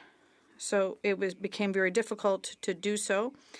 And now they have facilitated their ability to open up containers to inspect merchandise without necessarily having to have the authorization, as it was the case in the past. So that's something we noted as well, which is a positive point. Also, the issue with this are the resources, because it's nice to give them more power and more infrastructure and locations, but they don't have the resources to do their work. It can create issues as well. In fact, it's a promise that the Liberals made during their last election campaign. They promised to hire 1,000 additional customs officers and 1,000 additional RCMP officers, but there were neither of these promises in the throne speech. And we haven't seen concrete results yet. But in terms of the CBSA, we're still waiting for more officers.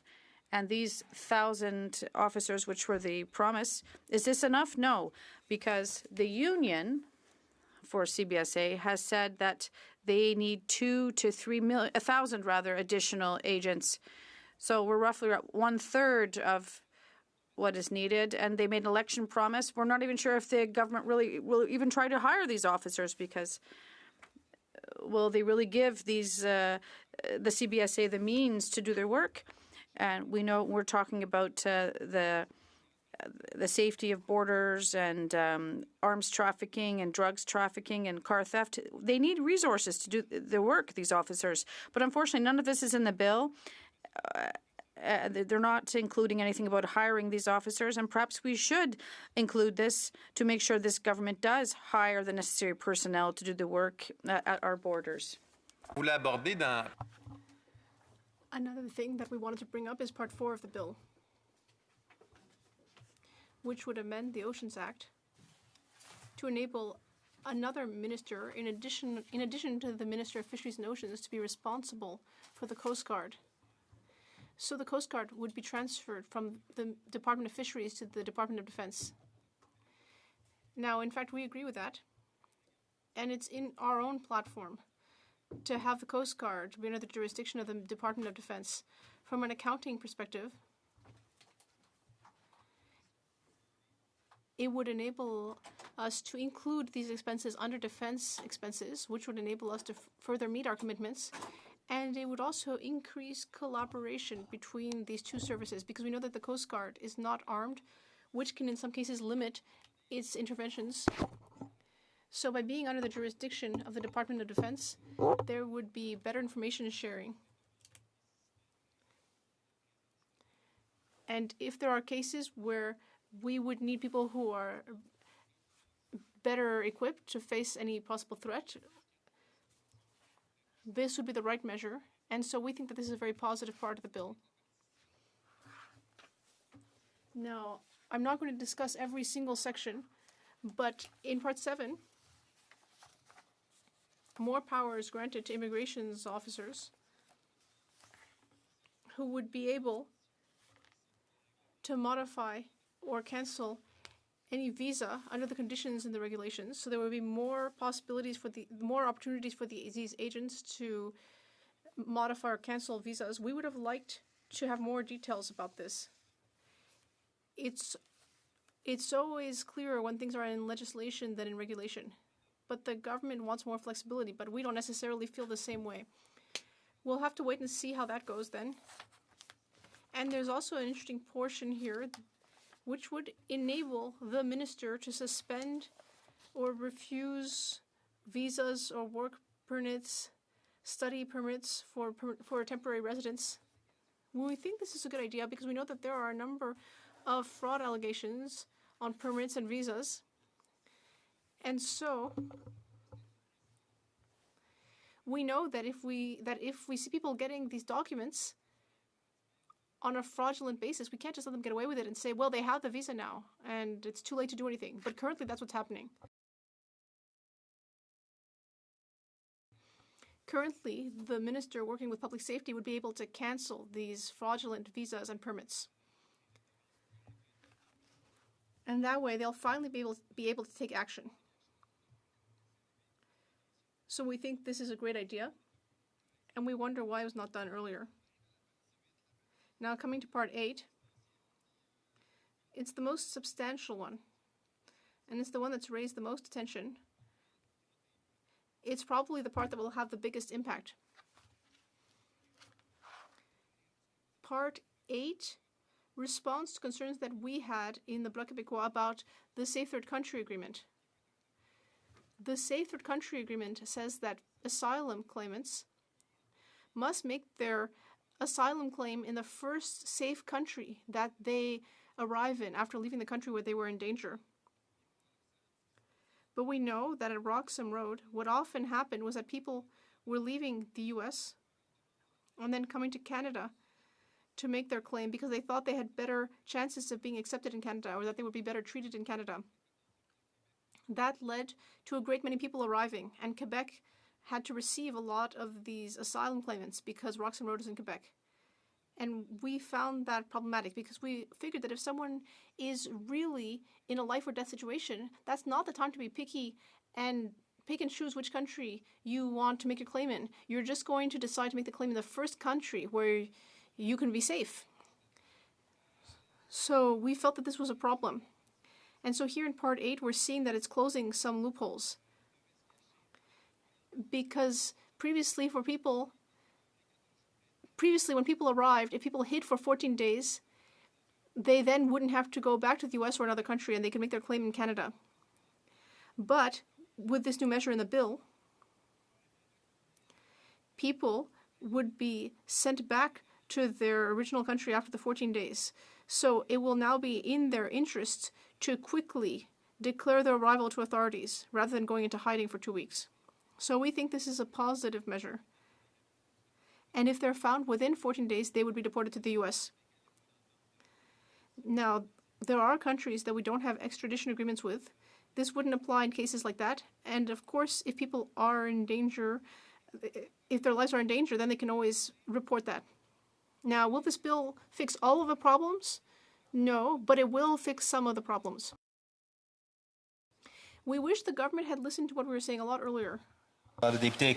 I'm sorry, I have to interrupt the member. Questions and comments. The Honourable Parliamentary Secretary. Thank you, Mr. Speaker. And I do appreciate how the Bloc's approach at Bill C-12 is very much recognizing that there is a need for the change. And I think as immigration generally flows over the last number of years, at times we do need to make that change.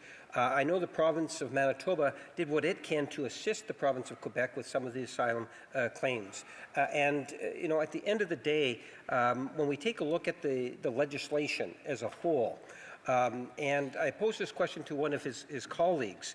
Many of the issues that are raised in the debate, I think, are worth having more discussion on, getting answers to some of the specific questions that are being posed, and so forth. My question to the member is, would he not agree?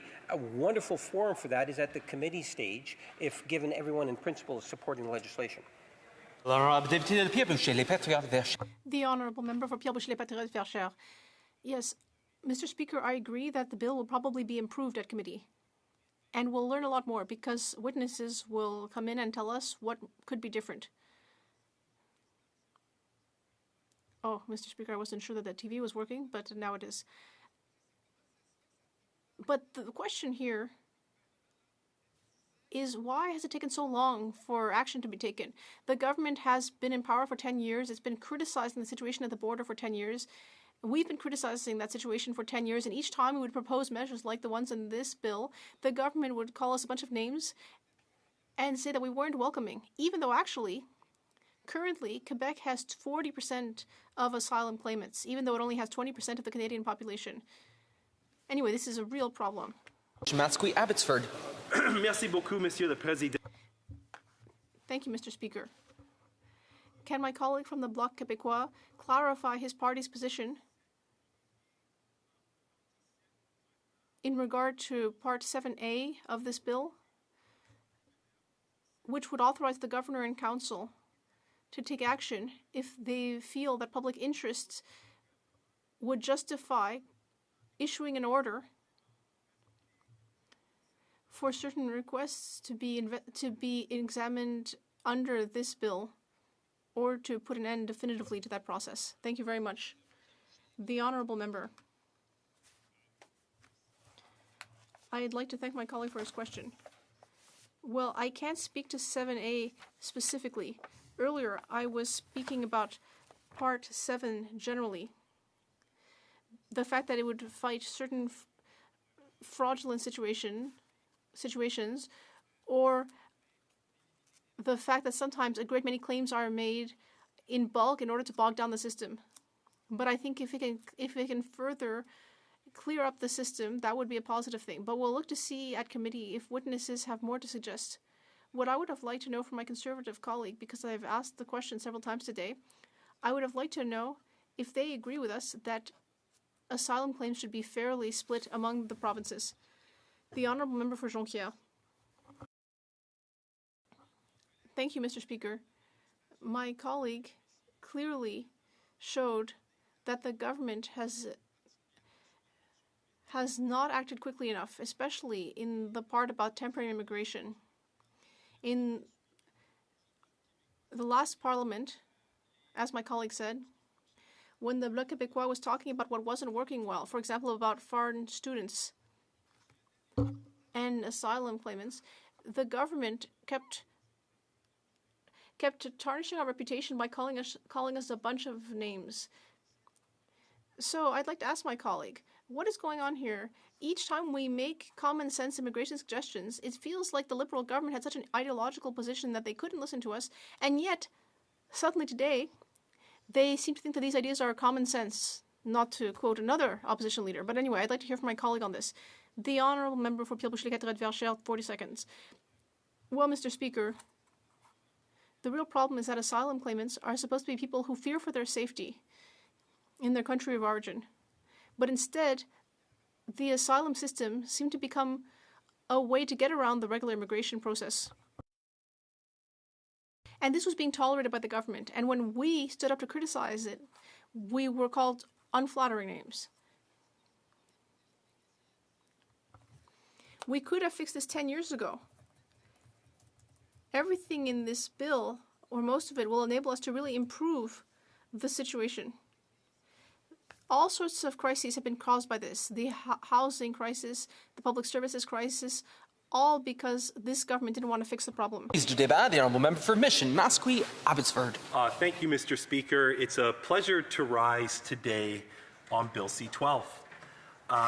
Bill C-12 touches upon immigration, border security, issues that matter deeply to the great people of Mission, Mascui, Abbotsford. This bill is actually a direct result of Conservative leadership, our commitment to holding the government accountable and also pushing back against some of the divisiveness that we saw in Bill C-2. Let's not forget, Mr. Speaker, after the election, Canadians were very clear with everyone across this Parliament that we needed to work together, that they wanted to see leadership from the Conservative Party to put the best interests of Canadians forward. And I think what we're seeing here today, which is actually quite historical in the context of government legislation, just shows to Canadians that we're willing to compromise, but we're also standing firm in our principles about what is acceptable and what is not acceptable. And so far, we supported a tax cut that the Liberals put forward. We supported measures to improve interprovincial trade. And today we're supporting some long-standing measures in Bill C-12 which will improve public safety. The bill before us today covers everything from border measures to money laundering rules to sweeping surveillance powers. Buried deep within it, that was on the previous bill. In the previous bill, there was provisions on Canada Post and sweeping new surveillance powers, which are not included in this legislation, which many Canadians are thankful for. In fact, many of my constituents wrote to me explaining that they did not want me to support a bill with such measures. So in the new bill, what we can see today are measures on the Border Services Agency that will grant authority to inspect outgoing shipments in the same way that border service agents inspect imports. That's an important change. Canada has long monitored what comes into the country, but not always what leaves. These new powers could help stop illegal exports, arms trafficking, or the flow of fentanyl precursors across our borders. According to Health Canada, between January 2016 and June of 2024, more than 49,000 Canadians lost their lives to the opioid toxicity crisis. In the first half of 2024 alone, fentanyl was involved in nearly 80% of accidental opioid deaths, a 39% increase since national tracking began. In the last 2 years alone, police have dismantled major fentanyl labs in Langley, Falkland, and in the Hatzic Valley in my own riding. Strengthening CBSA's ability to track and intercept illegal exports, particularly precursor chemicals used in fentanyl production, is a necessary step if we're serious about disrupting the flow of deadly opioids, which are killing lives unnecessarily in our country. The bill also amends the Controlled Drugs and Substances Act to allow the Minister of Health to quickly schedule new precursor chemicals used in fentanyl production. Conservatives support this because we've been calling for tougher, faster action in response to the opioid crisis for years, and these are warranted powers to the minister. It also gives law enforcement officers clarity and legal protection while handling controlled substances during investigations, which makes sense from an operational perspective. The bill expands the Coast Guard's authority to share information with security and intelligence partners and modernizes how departments handle immigration and refugee files. It strengthens penalties for money laundering and terrorist financing by reforming FINTRAC, our national financial intelligence agency. Real reforms are needed to fix what the previous government broke to rebuild trust in a fair, secure, inefficient system. And I will note that this is a Liberal government that's fixing problems from a previous Liberal government. But there are still problems with this bill, and the Liberals have left too many details to regulation. Rather than writing clear, enforceable laws, they have chosen to permit future decisions through regulation, decisions that can be quietly changed by cabinet behind closed doors with no parliamentary oversight. That means the real power in some cases may remain in the hands of the ministers, but not in the text of Canada's criminal code and accompanying legislation. There's lots of public interest in how refugee and immigration claims are handled and how people want to know how the system is being managed responsibly, for example. So this is a pattern we've seen time and time again with this government, whether it's how they spend, how they tax, or how they regulate. The Liberals do prefer regulatory approach over clarity and secrecy over accountability. That is why the Conservatives still, though, will support Bill C-12 to committee, but we need to insist on a couple of things that I believe should be looked at closely when the bill is brought to the committee stage. First, FINTRAC. We need to ensure that Canada's Financial Intelligence Agency has the proper tools and oversight to tackle money laundering effectively, transnational crime, and the illicit flows of fentanyl that undermine both our economy and our border. From this bill alone, we can't tell if it does a good enough job. We need to study that in detail at the committee stage. Second, we need to look very closely at the broad discretionary powers included in this bill. It gives ministers, for example, wide latitude, particularly on immigration and refugee files. Committee study must examine whether these powers could be misused and how to include clear safeguards because Canadians deserve a fair and transparent and accountable system. Thirdly, CBSA's authority to inspect outgoing cargo. While these powers, I believe, are essential for stopping criminal gangs and fentanyl traffickers, we must also ensure there's balance. Trusted exporters, through the Trusted Exporter Program, for example, should not be burdened unnecessarily, and inspections must be targeted and reasonable. Again, Mr. Speaker, we need to see this carefully addressed at committee. So from my first reading of this bill, by focusing on the 3 amendments or things to be studied closely, hopefully we can strengthen this legislation and give our law enforcement the necessary tools to improve public safety and work towards improving trust in government institutions across our country. In British Columbia, I've actually seen containers ready for export to Asia full of stolen cars. I have seen the devastating impacts of fentanyl destroying lives. We have seen billions of dollars of money laundered into Canada's economy, in some cases driving up the price of real estate, increasing crime in our communities. My hope for this bill is that it takes some measurable steps to improve all the things Canadian society sees wrong with the way our institutions handle these critical issues. Thank you, Mr. Speaker. Questions and comments. Question and commentary. The honourable member for Scarborough-Woolbourne. Well, thank you very much, Mr. Speaker. And I want to say, the member did say that this was a historical moment. And it is a historical moment. I think that's probably one of the most positive speeches I've heard from the opposition in a long time when it comes to a constructive approach to building good government policies and strengthening bills. And he talked about the police being effective. He talked about being very supportive of many of the measures. It's a huge contrast to what we usually see in this House, where Conservatives are trying to disrupt, trying to divide, and not bring Canadians together. So I'm very thankful for that speech. I think it's a positive speech, and I think this member opposite has a bright future in his riding as a very positive Conservative. It's exactly what Canadians are looking for.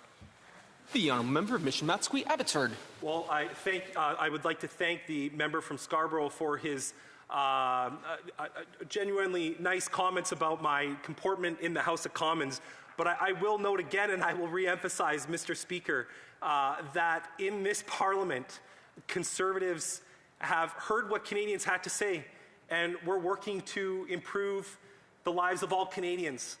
We ran on a platform that included strong taxation measures. We ran on a platform to improve public safety, and we ran on a platform to improve border security.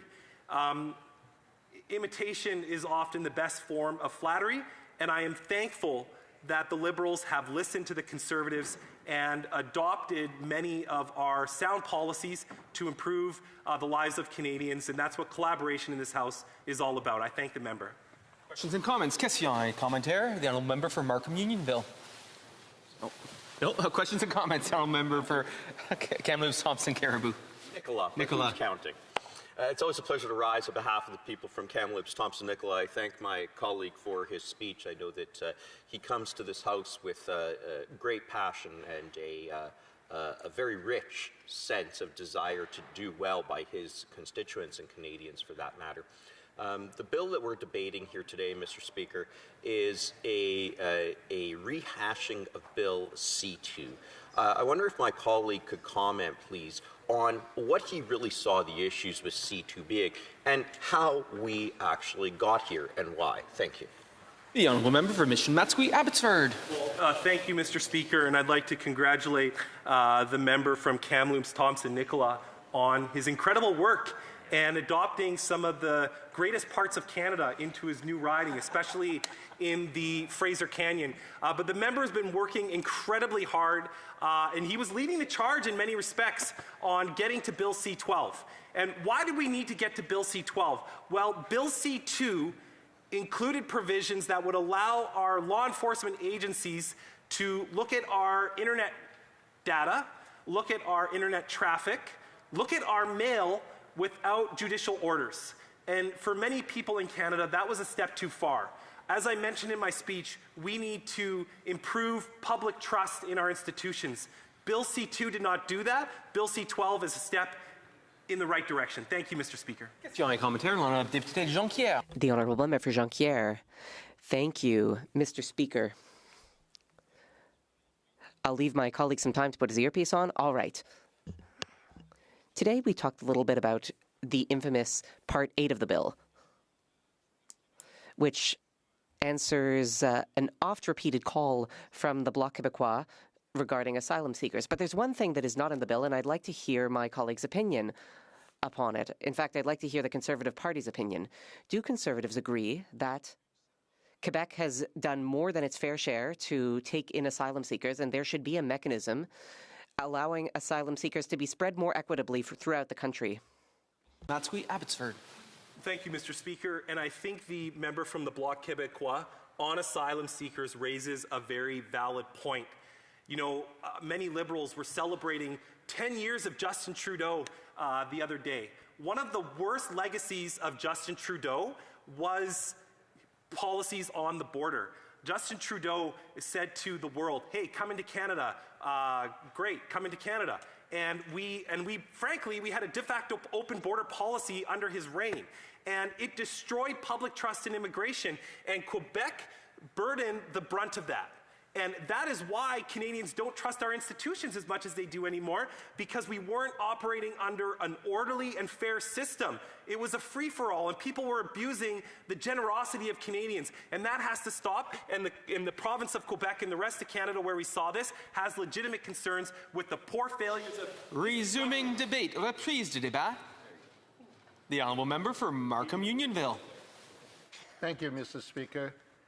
The Liberals say they want to secure our border, but they have filled Bill C-12 with nothing but half measures that fail to target the core issues.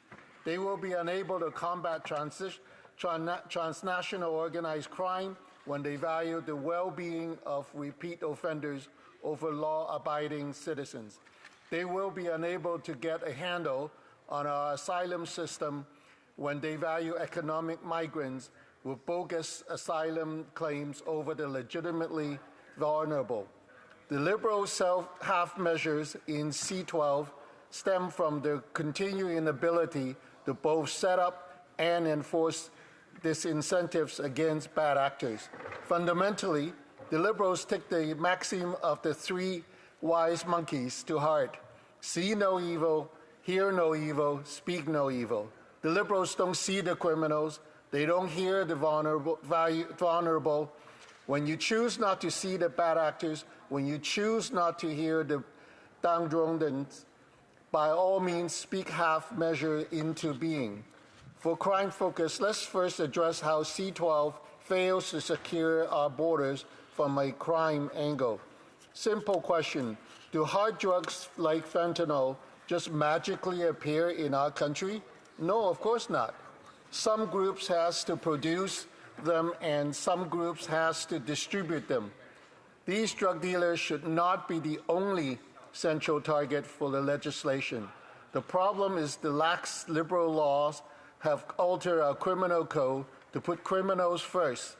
Law-abiding Canadians live in fear while repeat offenders serially offend against Canadian society, knowing that there will be no consequences for the crimes. The Liberals can't just paper everything over with C-12 while we still live in the madness of legislated being bills by bills C-5 and C-75. They are building bridges to nowhere upheld by pillars of sand. How much longer must the Conservatives bring up the failures of these two bills? Bill C-75 forces judges to apply a principle of restraint that puts repeat offenders back on the streets.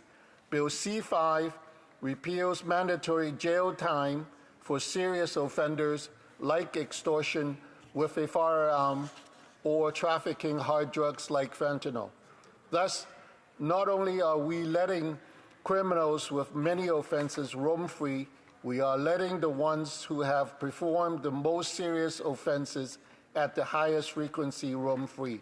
This is the pro-criminal world that the Liberals have legislated into being. How do we stop this Liberal madness? The first step is clear. Put law-abiding Canadians above the well-being of repeated offenders. When we put hardworking, law-abiding, tax-paying Canadians first at the top of our hierarchy, the policy suite to serve them unfolds naturally. We disincentivize the crime that harms our law-abiding society by locking up the repeat offenders rather than letting them roam free. It is not hard to understand how disincentivize work when a toddler touches a hot stove and burns his hand. He will learn not to touch the stove again. Through this feedback loop, the child learns not to repeat the mistake. Mr. Speaker, human behavior is like a river flowing down a mountain. We can either dig grooves to enhance the flow down one path, or we can build dams to block the flow down another. The Liberals have been allowing the river of crime to flow unimpeded. We Conservatives plan to setting up some more dams. Having addressed the failure of C-12 to secure our borders on the drug front, let me redirect our attention to how C-12 fails to do so on the asylum front as well. Mr. Speaker, Canada's asylum system was set up to protect truly vulnerable persons like those from Hong Kong and Ukraine. We cannot resettle every economic migrant claiming asylum to get a free hotel stay. However, this is our current state of affairs. We have made the asylum route a lucrative one. We have incentivized it. We give hotel rooms to those with bogus asylum claims while hardworking Canadians struggle with housing, health care, and jobs amidst a general cost of living crisis. We give hotel rooms to those with bogus asylum claims while legitimately vulnerable persons from Hong Kong and Ukraine have been left in limbo on their path to permanent residency despite already being in Canada. All that C-12 will accomplish is shift the burden to the courts, another half measure among half measures.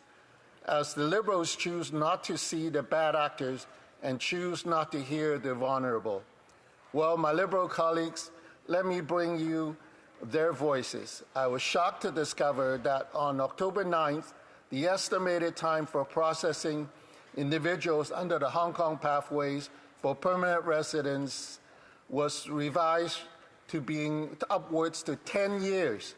My constituency staff are seeing cases for applications situated in this IRCC pipeline for years, have their processing time jump from 25 months to 48 months after the October 9th threshold. For those who have submitted their applications this summer, processing time went from 25 months at submission to 10 years after October 9th. In the best of cases, it is doubling of processing. In the worst of cases, it is quadrupling of processing. And in all cases, we have lives ruined and families put in peril. The Hong Kongers are a case study of a people who have integrated into our society. They don't take hard handouts. They are taxpayers that contribute to the system instead of getting free hotel stays on the backs of hardworking Canadians. The Liberals can secure our borders from their out-of-control asylum system by removing all of the benefits. A single action like this would have sweeping effects, and yet the Liberals have chosen the path of half measures. In conclusion, Mr. Speaker, my message today about Bill C-12 can be expressed in two concepts: incentives and disincentives. All we have to do is we must stop incentivizing behaviors that we no longer wish to see, and we must start disincentivizing behaviors that we want to end.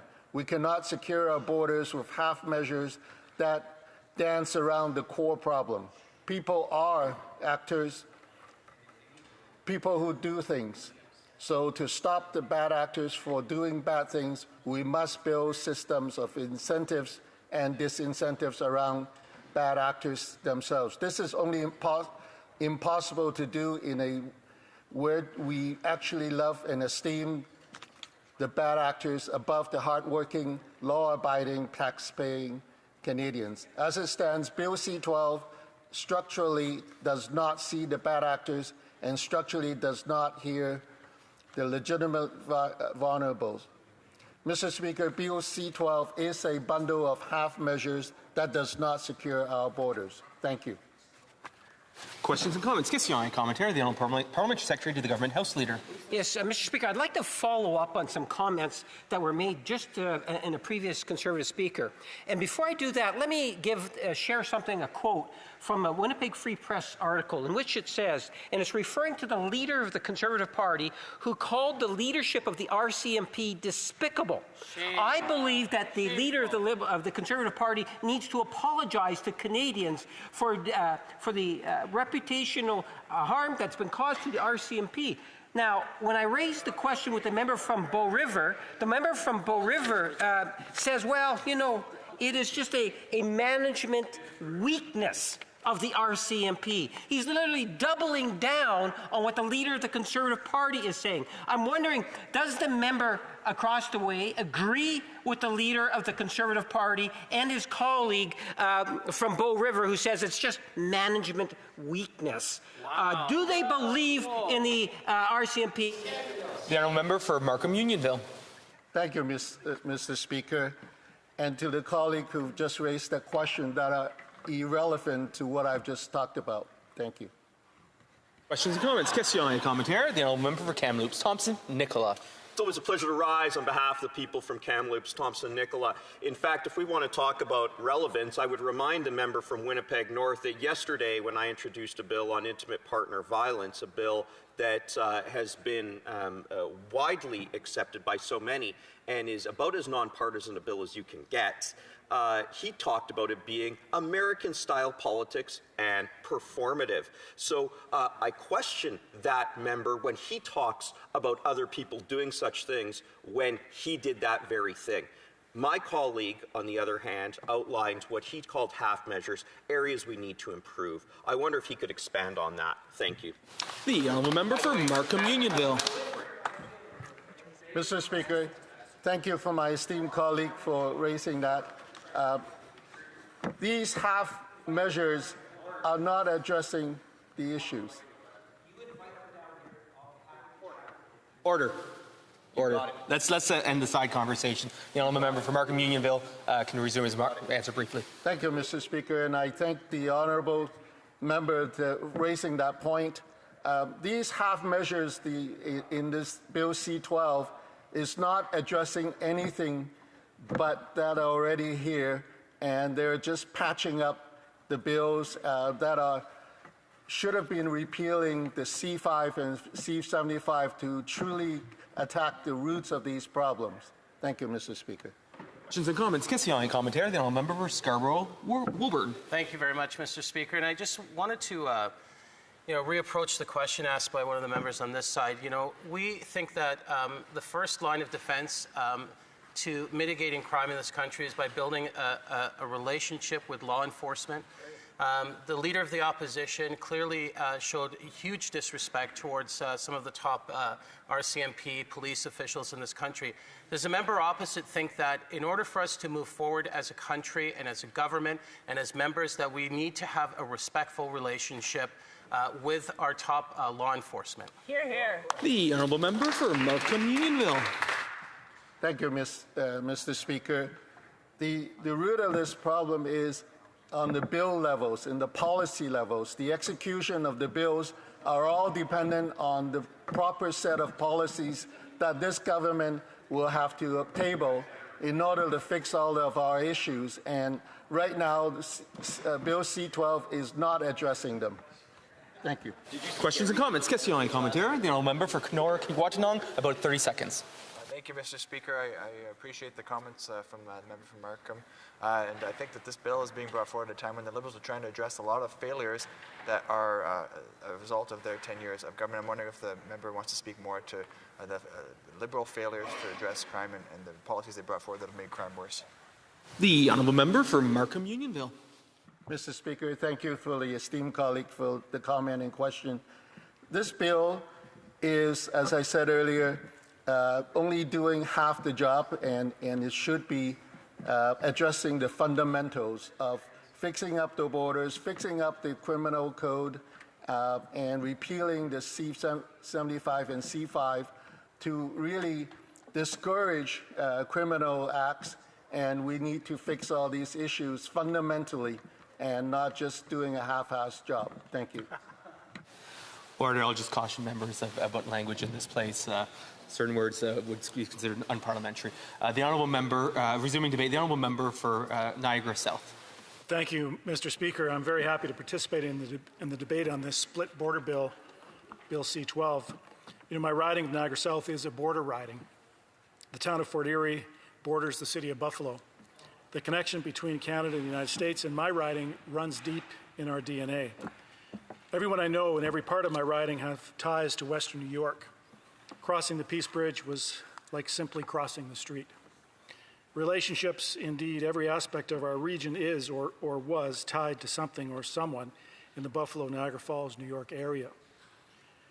We cheer for the Sabres, of course, unless the Leafs are in town, in which case the KeyBank Centre in Buffalo is often filled with a majority of Canadians.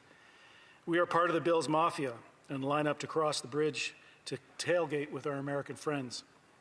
But not so much anymore. I'm incredibly saddened by the current issues we are facing, the trade disputes, tariffs, the strain, and the stress that's placing on literally thousands of people who are employed in my riding because we are a border community. Our cross-border business ties have become part of the very bone structure of Niagara South. Niagara South is a great example of what can be built with strong trade links, binational and international commerce. I've spent a lifetime in the local business community helping people grow their enterprises, commercialize their products, and helping them find markets in and outside of Canada.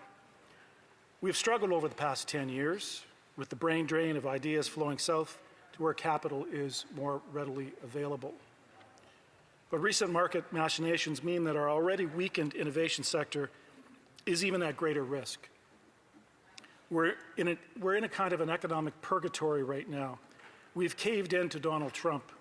After a decade of missed opportunities, failed industrial and innovation policy, declining productivity, and now watching the Stellantis deal literally implode before our eyes, losing long-term key investment, 3,000 jobs. This is a massive failure. The repercussions of our trade failures, the Prime Minister said it was a rupture. It's an interesting case study in economic impotence. Canadians want solutions, but the government has proposed none.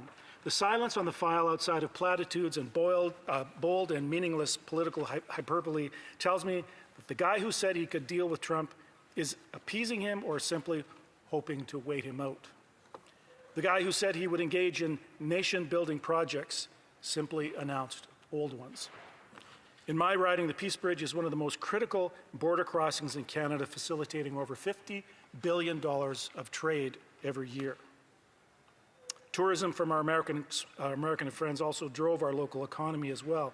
An issue that came up during the election, again, relates to the Peace Bridge in Fort Erie. Transport Canada invested $5 million, and the Peace Bridge Authority also invested $5 million to build a new infrastructure to scan commercial vehicles leaving Canada. This is called the Peace Bridge Pre-Arrival Readiness Evaluation Project, or PARE. Multi-energy portal technology exists to scan the contents of trailers, containers, vehicles, while the vehicle continues to move at around 10 kilometers an hour through the scanning lanes to identify what's actually inside these vehicles. We know that only a small percentage of containers in the major ports in Canada are actually inspected. This is why thousands of stolen cars are being exported to distant criminal markets. This MEP technology is universally used in the southern U.S. ports of entry and exit and can provide full inventory of contents within a minute or two. This technology is not new, but for some reason, Canada has dropped the ball on this in a most egregious way. Canada and taxpayers invested $10 million into building the infrastructure for this scanning equipment at the base of the Peace Bridge on the Canadian side 2 years ago. And guess what? The United States government invested $30 million, literally giving us this technology here in Canada. All we had to do was build the infrastructure. And we did. But unfortunately, Canadian bureaucracy has held this project up because we can't seem to get the Canadian Nuclear Regulatory Authority to greenlight the technology already safely and widely deployed around the world. For over a year now, this infrastructure lays unused at the base of the Peace Bridge, and the scanning equipment is sitting in storage somewhere in Baltimore, waiting for the Canadian government to live up to its end of the bargain. This technology is pretty amazing. Using state-of-the-art scanning, we can get a full history of the trucks that cross the border, the driving records, the track record of the company crossing, e-manifest verifications, facial recognition for matching driver identity, and a complete data package on the vehicle in minutes. This expedites trade, safety, lowers emissions, commercial congestion, and the identification of contraband and stolen goods. Last week I heard a minister across, I'm not sure which one it was, said there's something about scanning equipment going to be put in the budget. If this technology is being considered, my question is, what took you so long? The government is talking big about beefing up our security at borders. This bill is supposed to have a major role in this, but we've been standing on the shoreline of this project and missed the proverbial boat to solve one of the most pressing problems plaguing Canadians right now, the theft and export of stolen vehicles. Even ministers of the Crown are not immune with this, having had his vehicle stolen twice. The anxiety Canadians feel from the lack of response to this epidemic is palpable. We no longer feel safe in our safe zones and neighborhoods. The Prime Minister was in Niagara last week re-announcing old announcements. I'd bet $1 or $2 that he had no idea this technology was sitting at the base of the Peace Bridge. If he really wanted to actually look at game-changing opportunity, he would have stood there and fixed the bureaucratic logjam. But instead, he regurgitated old announcements, called it news. I wrote to the Minister of Public Safety, the Minister of Energy and Natural Resources, and the Minister of Transport in July, urging them to get involved and fast-track this technology out of the bureaucratic logjam. 4 months later, crickets. Is it any wonder Trump is taking advantage of us? We can't even launch a project that is even already built. And what about those 1,000 new jobs at the border? We've been hearing about this extra 1,000 border officers, high-profile announcements, but zero action. I have qualified constituents who have been waiting for months after applying, no responses, no callbacks. And no one at the CBSA actually has an idea of how this can be done. There is simply not enough training capacity. There are other issues facing the CBSA that need to be fixed. Suicide rates in the organization has rocked its members, and we need to pay attention to the entire cultural structure before making absurd political announcements. Finally, Mr. Speaker, I need to talk about one very serious issue related to this bill. Section 6 requires operators of international border crossings, like the Peace Bridge in Fort Erie and the Rainbow Bridge in Niagara Falls, to provide existing, new, or significantly expanded assets free of charge to the CBSA upon a simple request. The Peace Bridge, unlike others in Canada, is owned and operated through a binational authority with no taxpayer or public funding. The operations of the bridge is managed through independent revenue streams, or in simple terms, tolls. This legislation imposes a blanket requirement for the Government of Canada to demand investment in new infrastructure without a financial contribution. This is an open-ended and serious flaw in this legislation. What it means directly is that non-federally owned or controlled border bridges, the only way to pay for capital expansion for federal freebies is through tolls. There are federally owned bridges such as Blue Water, Thousand Island Bridge, Seaway International Bridge. Under Section 6, the cost would be borne by the government because the government owns these border crossings. Not the case with the Peace Bridge. This is a classic government download on the consumer, or lack of organizational understanding, or worse, it manifestly disregards the interests of local residents. The government needs to look at this unfair provision and make changes to ensure that there's a level playing field. The legislation imposes a double standard. Mr. Speaker, there's so much more I could talk about in this bill, but time does not permit. There are serious issues to fix here, and I hope the government will pay attention to the points I have raised. My riding and its economy, its people, our businesses and jobs are inextricably linked to Canada and U.S. trade. Please, no more absurd re-announcements of old projects. We have real problems to fix. Thank you, Mr. Speaker. Questions and comments. Question et commentaire. The honourable member for Scarborough-Woburn. Thank you, Mr. Speaker, and thank you to the honourable member for his speech. The Liberal government takes our borders quite serious, especially strategic borders like Niagara and others. In Ontario, Windsor, this largest infrastructure project to build a great bridge out in Windsor. There's investment into these regions because we know it's part of our economic trade and development, and it connects us to our largest trade partner. However, I want to talk about a serious issue around the Leader of the Opposition and his comments around law enforcement. Recently, the Leader of the Opposition made a comment that really broke down the trust between law enforcement and, I believe, legislators, especially the Conservatives and the opposition. And I wanted to know from the member if he believes that a strong relationship with our top law enforcement personnel across this country is essential for building a stronger border. Yes or no? Good question. The honourable member for Niagara South. One of the interesting components of the member's question is it has nothing to do with this bill. So let's talk about law enforcement. It has nothing to do with this bill. So, Mr. Speaker, the CBSA. We hear about these 1,000 jobs being created. I've talked to both people at the CBSA and people who have applied for the jobs. There's just been no response. People who run the CBSA just point out to the actual annual turnover of officers, either through resignation or retirement. And unfortunately, lately, there has been a series of suicides that has impacted the ability of the CBSA to operate effectively. And there's a personnel issue here. But they'll hire 1,000 new employees every year given the opportunity. So that's the importance of law enforcement at our border. Questions and comments. Question et commentaire. The honourable member for Kamloops Thompson Nicola.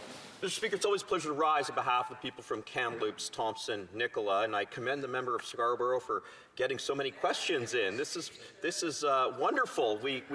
We are hearing from somebody other than the member for Winnipeg North, and this is just wonderful, Mr. Speaker. Debate is to be encouraged in this place, and I love seeing that. And I thank the member for his heckling and interventions today.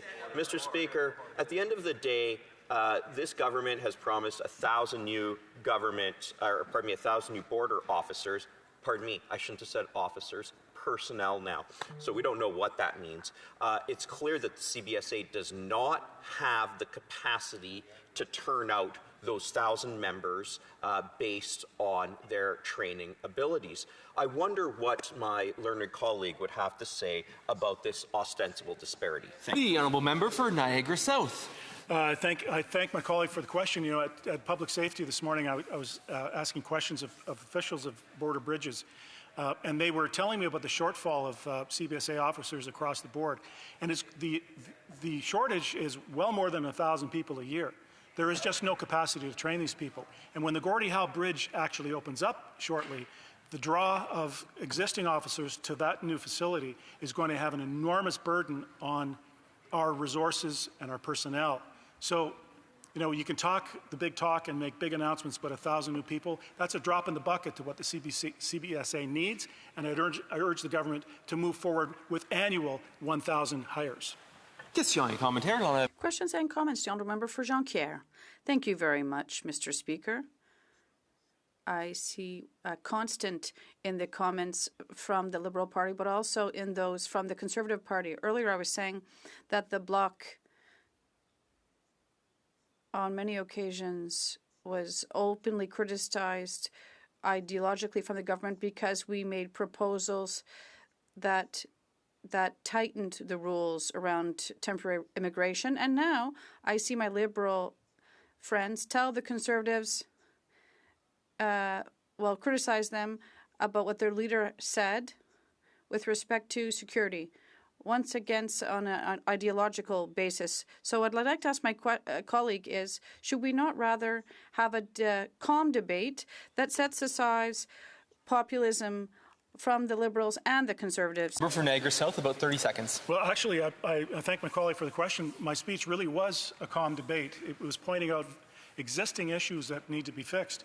The border scanning equipment, this equipment, if deployed in the Port of Montreal, the Port of Vancouver, in Halifax, across the board, would instantaneously fix the export of stolen vehicles in Canada.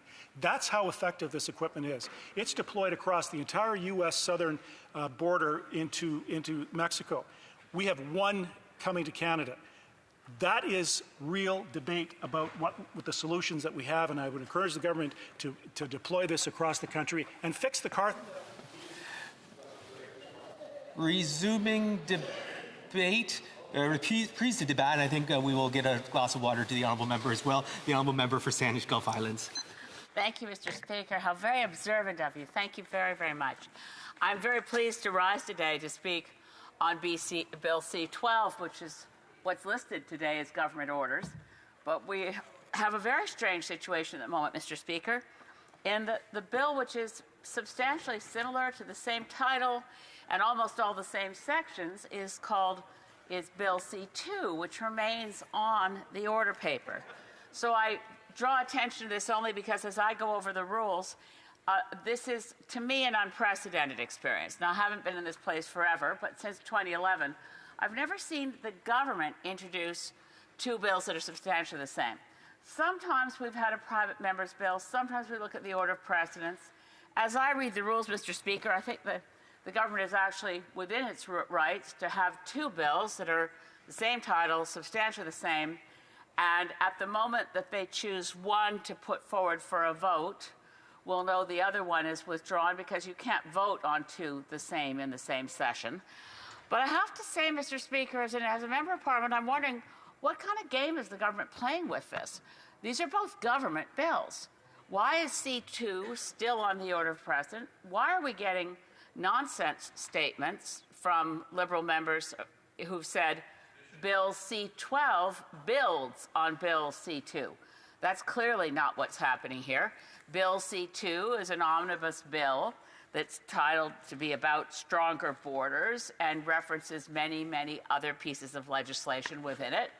Bill C-12 does the same, with, as some of my honourable colleagues have already mentioned, some members from the Conservative Party noted, that what's been removed are the parts that were the most obviously egregious, the idea that the Canada Post Act has to be changed under Bill C-2, not in Bill C-12, to allow people to open our mail in case that there might be controlled substances, or the parts that allow information from our internet accounts to be accessed and shared. this is a source of real concern for Canadians coast to coast. So Bill C2 is an omnibus bill touching 10 different bills.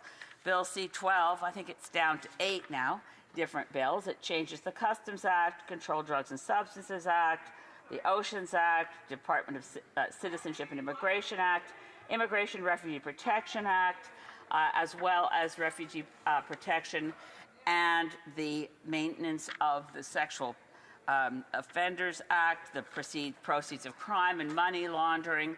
I haven't read all of them into the record, but omnibus bills are a problem. And omnibus bills are a problem because when you deal with subjects that may be somewhat related, thank you, bills that are somewhat related, but are sufficiently different that they should be studied separately. They shouldn't be all put together and called an omnibus bill. Well, in this case, Omnibus Bill C2 attracted omnibus opposition. A broad coalition of civil society organizations, over 200 in fact, put together a demand to this Parliament before we resumed in September, because the original Bill C2 was tabled in the spring, and attracted concern from civil liberties organizations, refugee protection group, migrant protection organizations. I can just mention some of the groups by name that specifically over 300 organizations called for C2 to be withdrawn, including the Canadian Labour Congress, the United Church of Canada, the Migrant Rights Network, the Canadian Council for Refugees, Amnesty International, Open Media, Action Canada for Sexual Health and Rights, the Climate Action Network Canada, the Refugee Lawyers Association, the Canadian Muslim Lawyers Association called for a full withdrawal of Bill C2. I haven't read all the groups' names into the record. Now we have C12. Have these groups said, oh, well, all right then, the government's heard our concerns. Obviously, C2 is going to be withdrawn. No, C2 is still, as I mentioned, on the order paper. But more than that, the parts that C2, that are missing in C12 that were in C2, don't make, removing them does not make C12 acceptable. Now, I'm going to quote from Matt Hatfield, Executive Director of Open Media, one of the many civil society organizations concerned about this bill, from the position concern for privacy rights and other aspects of the way C12 is still offensive. Quote, says Matt Hatfield, the story of this legislative package is the same today as it was on day one of C2's introduction. It's about pleasing President Trump, close quote. Now, like the preceding speaker from Niagara, my riding is also a border riding. Saanich Gulf Islands is right on the Salish Sea, which is a shared ecological region with Washington State. The Gulf Islands referenced in the title of my riding, Saanich Gulf Islands, are close relatives, one might say, to the San Juans. Same ecosystem. Same whales that are endangered go through both of the waters of the Salish Sea, and they don't, whales and salmon don't carry passports. The indigenous peoples, the Lummi Nation of Washington State, close relative to the Wasanich peoples that I'm honored to represent here in this place. These are intrinsically linked, and our borders are strong in that we respect each other's nationalities. I have to say there's certain strains when the Mariners are playing the Jays, but never mind, set that aside. In my riding, we cheer for the Jays, that's clear. But we, the other day, on Friday of last week, had a cross-border forum and invited into Saanich Gulf Islands representatives from local governments, indigenous governments, NGOs, civil society groups, and we all agreed we're still neighbors and friends. We don't like Trump's tariffs, and we don't want to kowtow to him, but we do want to deepen the relationships that exist between us. We'd really like to get our ferry service back, by the way, between Anacortes, Washington, and Sydney, British Columbia. We can deepen relationships, but the strong border language, the rhetoric around this, I have to agree with the comment from Open Media. that C2 and the language and C12 and the language are all about pleasing Donald Trump. What gets offended in the process? Well, I used to practice refugee law. It was because I was a lawyer in Halifax, and in those days, the refugees I helped were mostly ship jumpers with nothing more than the clothes on their back. They escaped from East Bloc countries, Warsaw Pact countries like Romania, and came into Halifax Harbor and found themselves a lawyer, generally me. And I was so grateful for this, and it's been mentioned a few times in debates. The Canadians would hate the idea that we provided hotel rooms. We did. I'll never forget the brilliant young man who called me probably 4 decades later after I got elected and said he wanted me to know how he'd done in Canada once I helped him get a hotel room in Halifax and start his refugee claim. He started a small business, ran a construction company, had a number of sons who are still running his construction company. Awfully glad we had the kind of help that helped refugees immediately and didn't require that they'd crossed at the proper border. Sometimes you cross where you can cross with the clothes on your back. And that's why I'm proud to be, I was a practicing member of the Canadian Association of Refugee Lawyers. They are also and remain absolutely opposed to what's being proposed here in Bill C-12. But back to the fact that it's an omnibus bill, that means it's not going to go to the Committee on Immigration and Refugee for a proper study with enough witnesses, experts to be brought to bear to say, this is what's wrong with this, this is how we might fix it. The Green Party still maintains that these aren't fixable, that both Bill C-2 and Bill C-12 should be withdrawn immediately.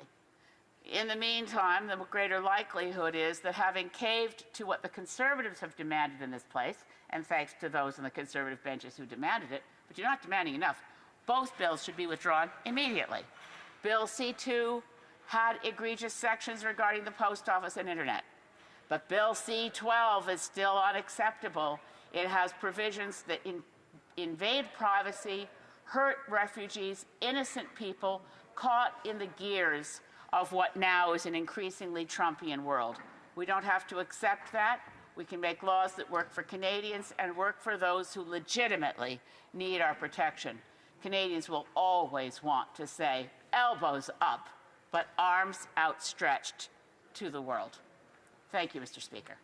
Questions and comments? Question commentaire, the Honourable Parliamentary Secretary to the Government House Leader. Yes, thank you, Mr. Speaker. You know, our new Prime Minister made a commitment to Canadians to secure the borders and to take certain actions in ensuring that we stabilize immigration-related issues. And I look at the legislation as very positive and encouraging. In fact, there's C-12 hopefully will garner the support that's necessary in order to ultimately get through. It's important to Canadians. In regards to C-2, it doesn't mean that we give up on C-2. An example of that is, in fact, in northern Manitoba, fentanyl going into mail really does have an impact. There are many rural communities in northern Manitoba that want the government to take action in regards to that.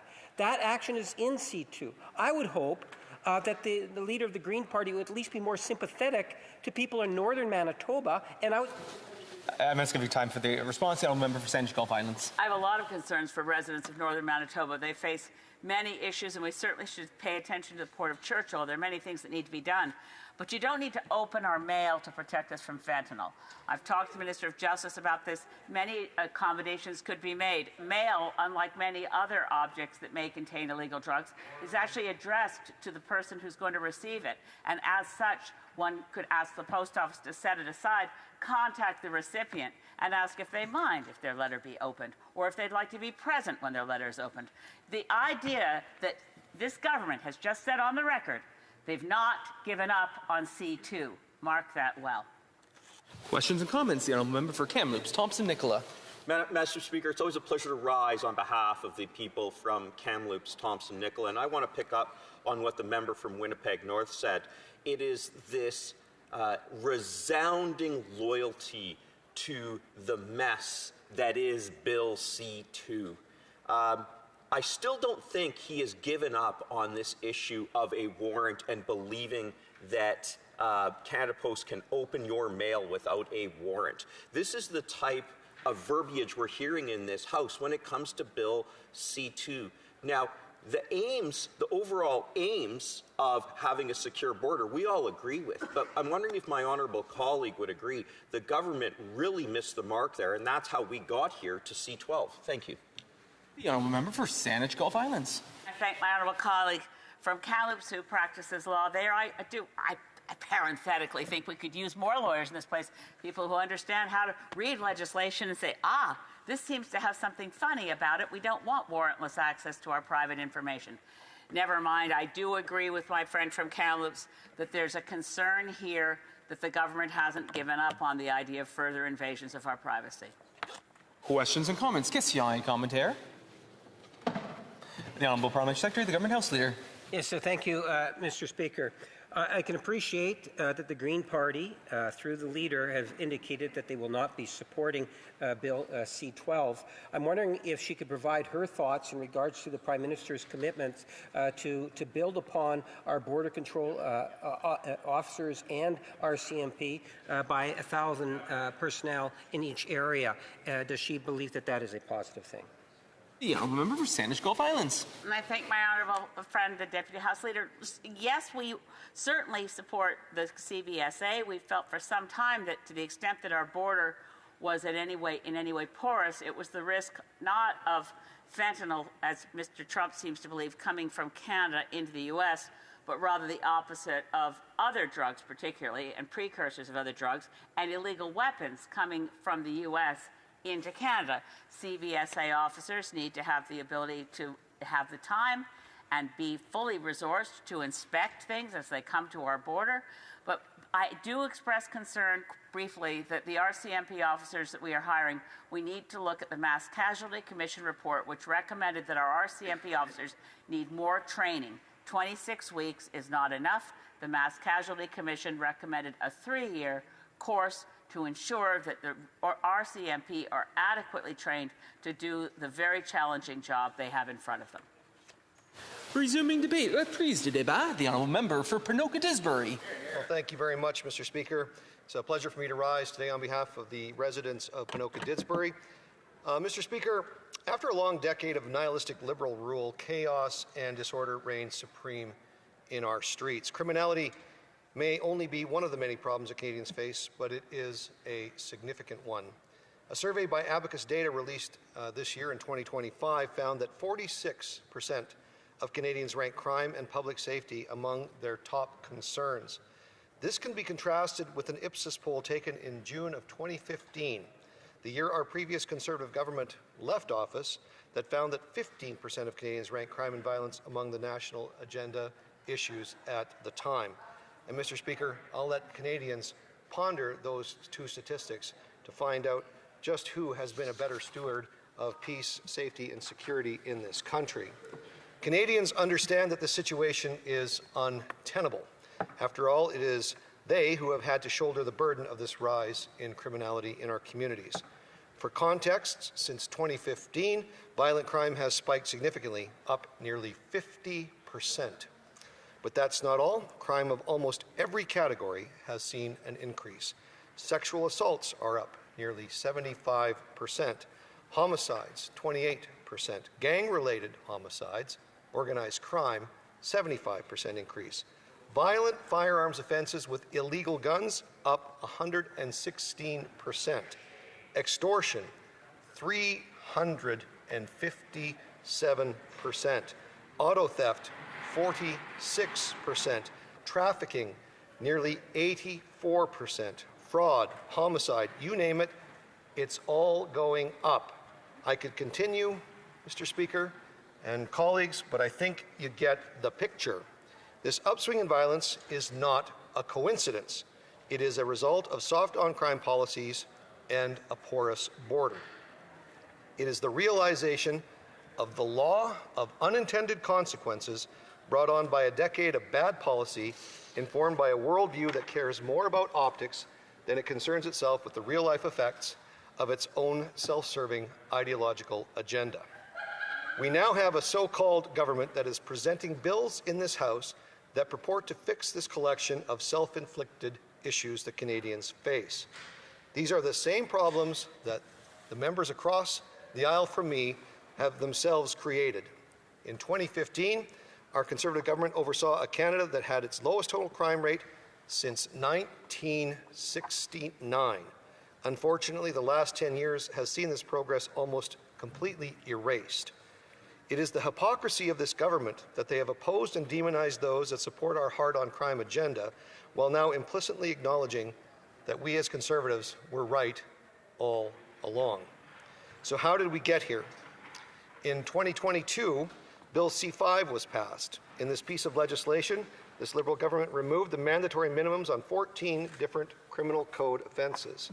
These were common sense penalties on dangerous offences that were instituted and put in place by our Conservative government, bills that I proudly passed when I sat on the other side of the House. This includes such things as using a firearm or imitation firearm in the commission of an offence. You don't have to go to jail for that anymore in Canada, thanks to Liberals. Possession of a firearm or weapon knowing that its possession is unauthorized. So illegal possession of a gun, for example. These offences, no longer do you have to go to jail. Possession of a prohibited or restricted firearm with ammunition. You don't have to go to jail anymore, Mr. Speaker. Possession of a weapon obtained by the commission of an offence. So if you steal a gun, you don't have to go to jail. Weapons trafficking. Possession for purposes of weapons trafficking. Smuggling. So you can smuggle weapons now in this country and not go to jail. Importing or exporting knowing it's unauthorized. Again, another example of smuggling. This is what happens when you can traffic smuggled firearms and guns, ammunition, weapons, you name it. Discharging a firearm with intent or discharging a firearm recklessly, you no longer need to go to jail. You want to commit a robbery? You might as well do it with a gun, Mr. Speaker, because you don't have to go to jail for that either in this country anymore. And extortion with a firearm. Didn't I just say that extortion is up 357% since 2015? But the mandatory minimum penalty for extortion with a firearm is gone, thanks to Bill C-5, thanks to Liberals and the NDP that supported them at the time. In fact, these policies were all informed by expert opinion, yet this government did not seem to care. Instead, they doubled down and passed Bill C, and before even C-5, Mr. Speaker, they doubled down and passed Bill C-75 during their majority tenure from 2015 to 2019. This bill eased bail provisions and legislated the principle of restraint, codified it in the criminal code for police and courts to ensure that criminals would be released at the earliest possible opportunity with the least amount of restrictions, essentially favoring release over detention, and it is precisely these two bills, along with some other copious number of bad decisions that have been made, that have created the revolving door in our justice system where offenders are free to continue to terrorize communities. Well, they were making life easier for these criminals by passing C-5 and Bill C-75, for example. They increased their attacks on law-abiding firearms owners that are in no way responsible for any of this crime wave. They did so with a trifecta of bills with unlimited public safety, with zero public safety value, Mr. Speaker. These bills would be C-71, which created a backdoor gun registry, the 2020 Order in Council, a massive list of newly restricted firearms, 2023's C-21 that created a national freeze on the sale, purchase, and transfer of handguns for law-abiding citizens and sport shooters, as well as new prohibitions on many long guns used for hunting and sport shooting purposes.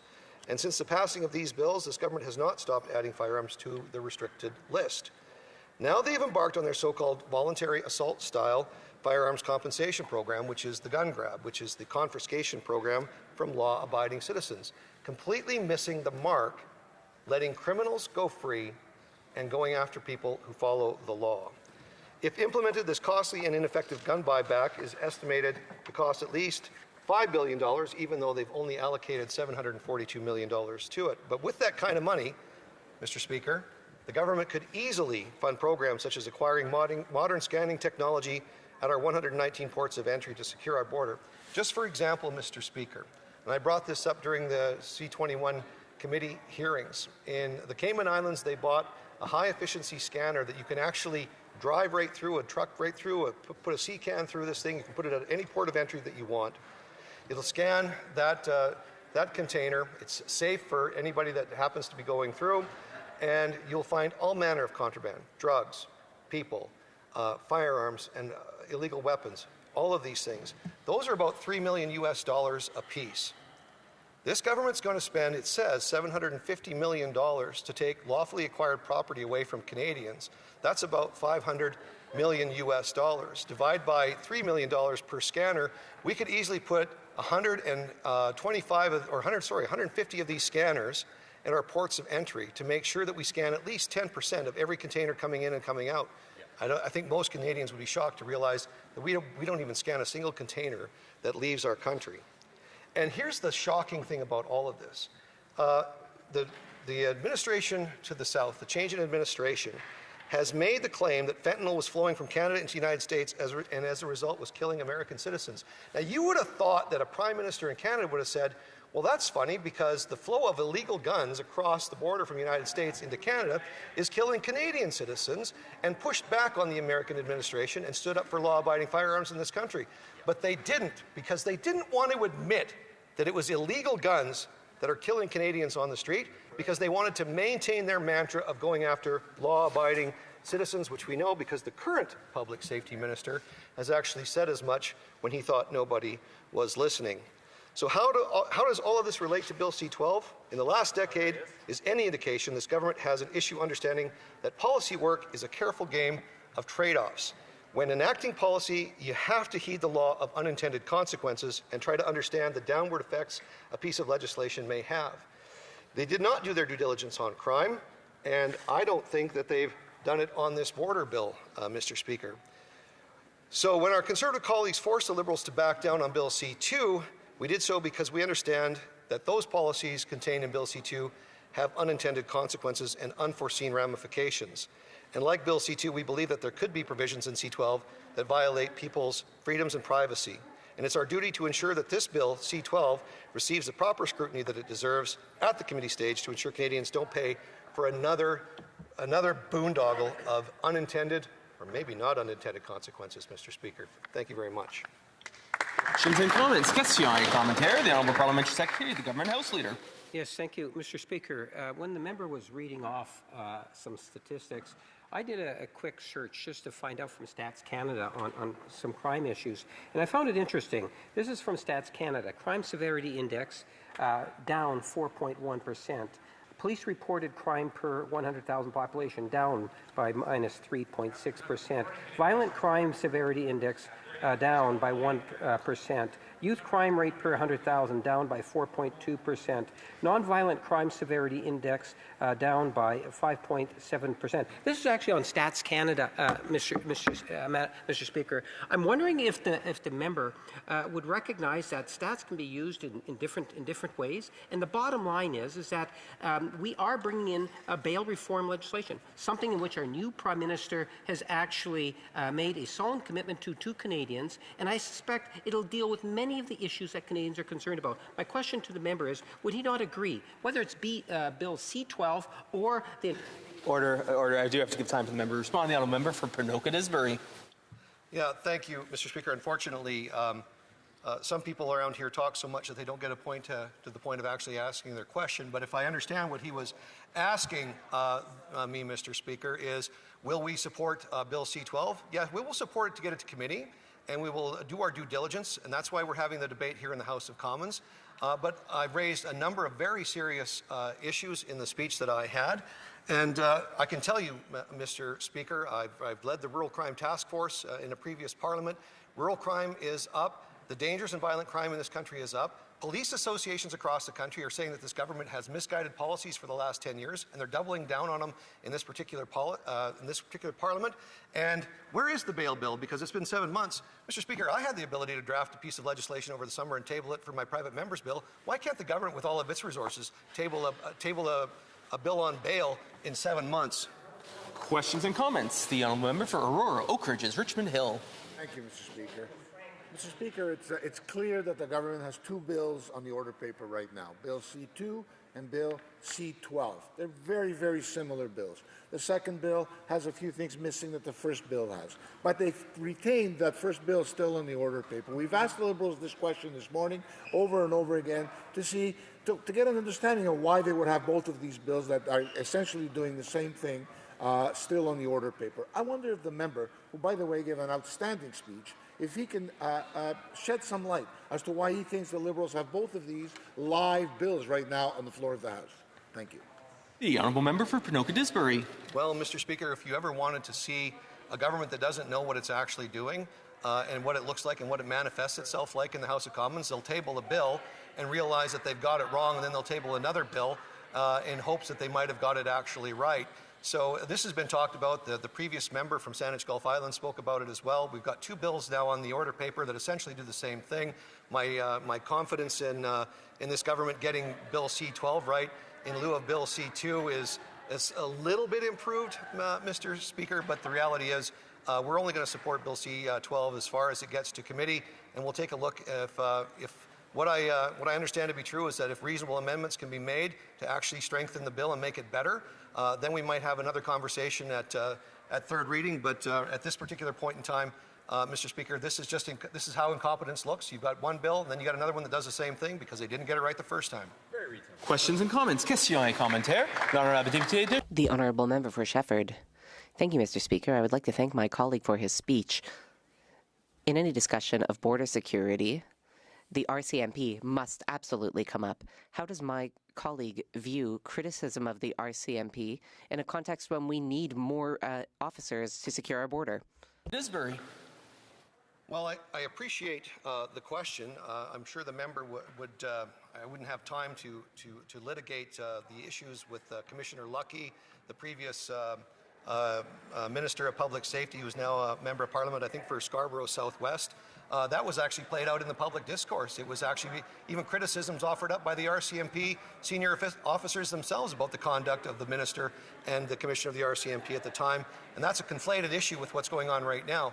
We stand shoulder to shoulder with the frontline men and women who protect our country day to day, whether they're a police officer, a border services agent, or a correctional services officer, and we need to continue to support them. But you know how you do that, Mr. Speaker? You actually make it so that when they do their job, when they go out and risk their lives to apprehend and arrest and convict a bad guy, that the bad guy stays in jail for a while. Otherwise, what's the point in a police officer risking his life to go do the job? We need tougher laws so that when our police do the job that we've asked them to do, there's consequences.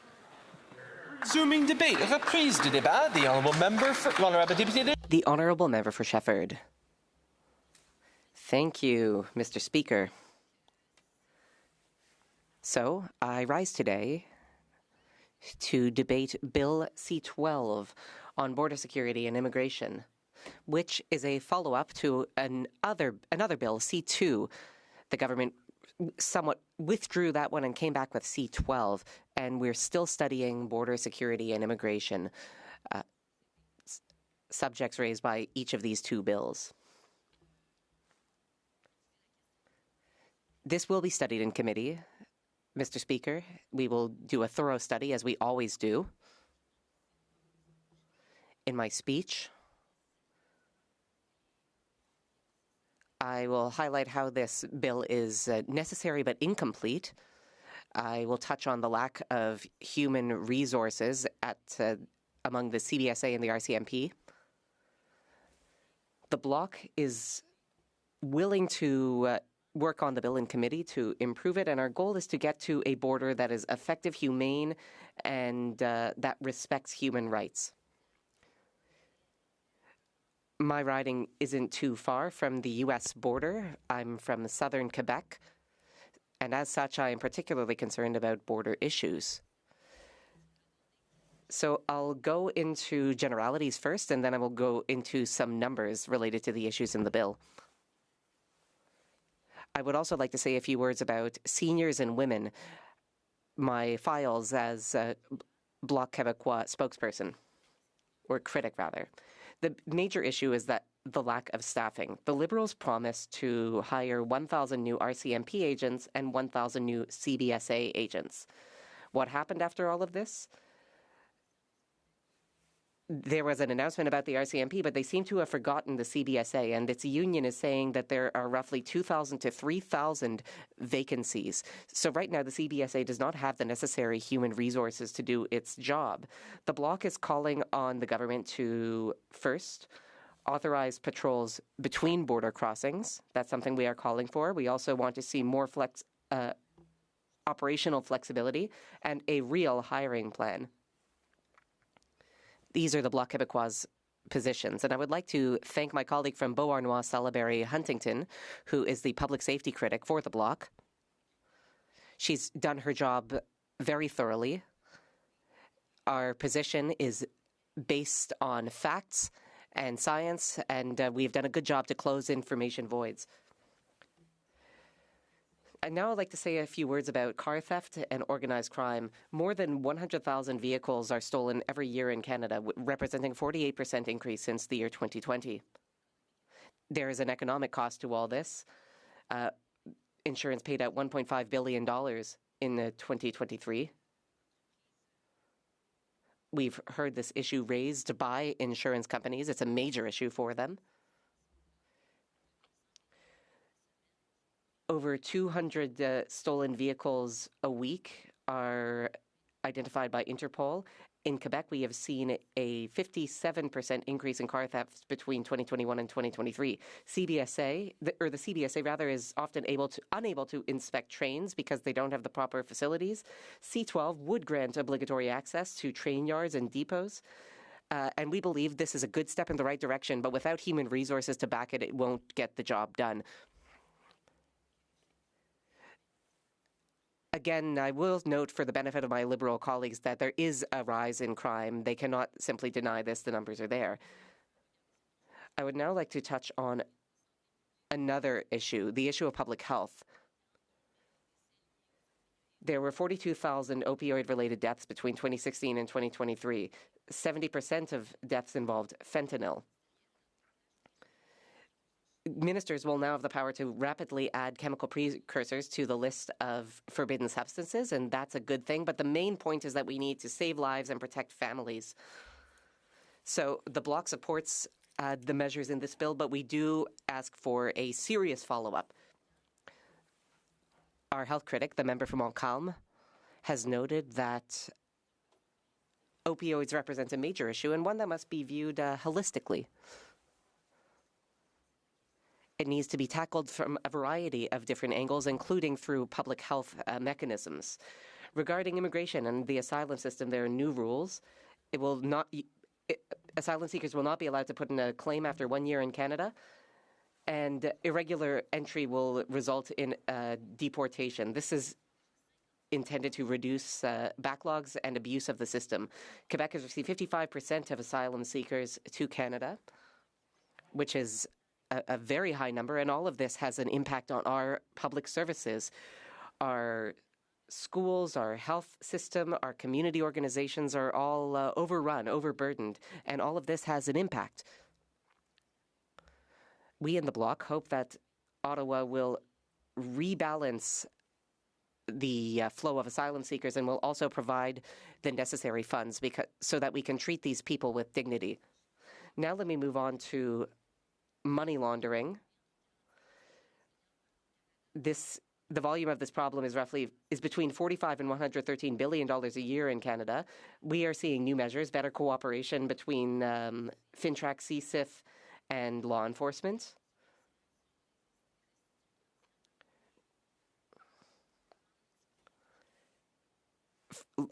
Non-compliance will result in 40 times higher fines, and there will be more information sharing. We support modernization, but we do call on the government to respect individual freedoms. Now, what got removed from C2? First, the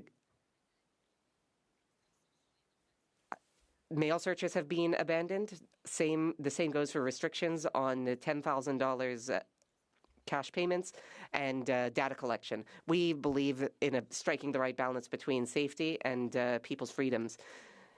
Overall, Quebec wants a secure border, a fair immigration system, and we want our areas of jurisdiction to be respected because we have not always seen this in the past.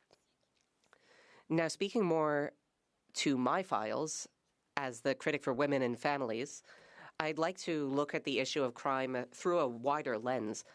Often women are responsible for the family budgets, and because of this, they are at the front line of the cost of living crisis. There's a clear link between a lack of economic security and a lack of social security. It could lead to poverty and financial stress, which in turn feeds risks of violence and distress. By fighting criminal networks, we are bringing down economic and social pressure on women and children. So public safety has a human face. As for seniors, there's a link between safety, dignity, and the cost of living. Seniors are often the main victims of crime and inflation. They are they are increasingly targeted by theft, fraud, and scams. And the cost of living crisis has made our seniors even more vulnerable. Over half of senior tenants spend over 30% of their income on rent. Fraud and vehicle theft has brought up insurance costs, which affect seniors with a fixed income. And overall, organized crime and the underground economy are bringing down wages and salaries and depriving the state of resources that could be used to finance social services. Economic security means protecting the dignity and the financial serenity of our seniors. FADOC, an organization representing seniors, has noted that this population is increasingly targeted by scams. FADOC has called for the criminal code to be revised, and they also call for more prevention and awareness programs. FADOC is running the Senior Aware program to sensitize seniors to issues of fraud and make them aware. But they note that education is not enough. There needs to be real political action. FADOC often quotes from the Canadian Anti-Fraud Centre, and that organization noted that over 130,000 cases of fraud were reported in 2024, leading to losses over $650 million. And that's just the cases of fraud that were identified. People 60 and up represent over 25% of fraud victims. And Quebec is one of the provinces most impacted by these scams. Our seniors are not naive, but they are being targeted by very sophisticated networks. They're losing money to scams at double or triple the rate of other populations. Fraud erodes our seniors' dignity and mental health. So, the main point of all this, we need to fight organized crime, we need to strengthen our borders, and all of this will result in more money in Quebecers' wallets. There will be less theft, less corruption, less money laundering, and all of this will mean more money for the priorities that we care about. Everyone needs to be supported. Fentanyl and immigration are causing some problems. We need to act to repair government action on these issues. Questions and comments? The Honourable Member for Rivière-des-Mille. Thank you, Mr. Speaker. I'd like to thank my honourable colleague. I'm happy that the Bloc will be supporting Bill C-12, and they're favourable to sending the bill to committee. Asylum seekers represent an important issue in Quebec, including in my riding.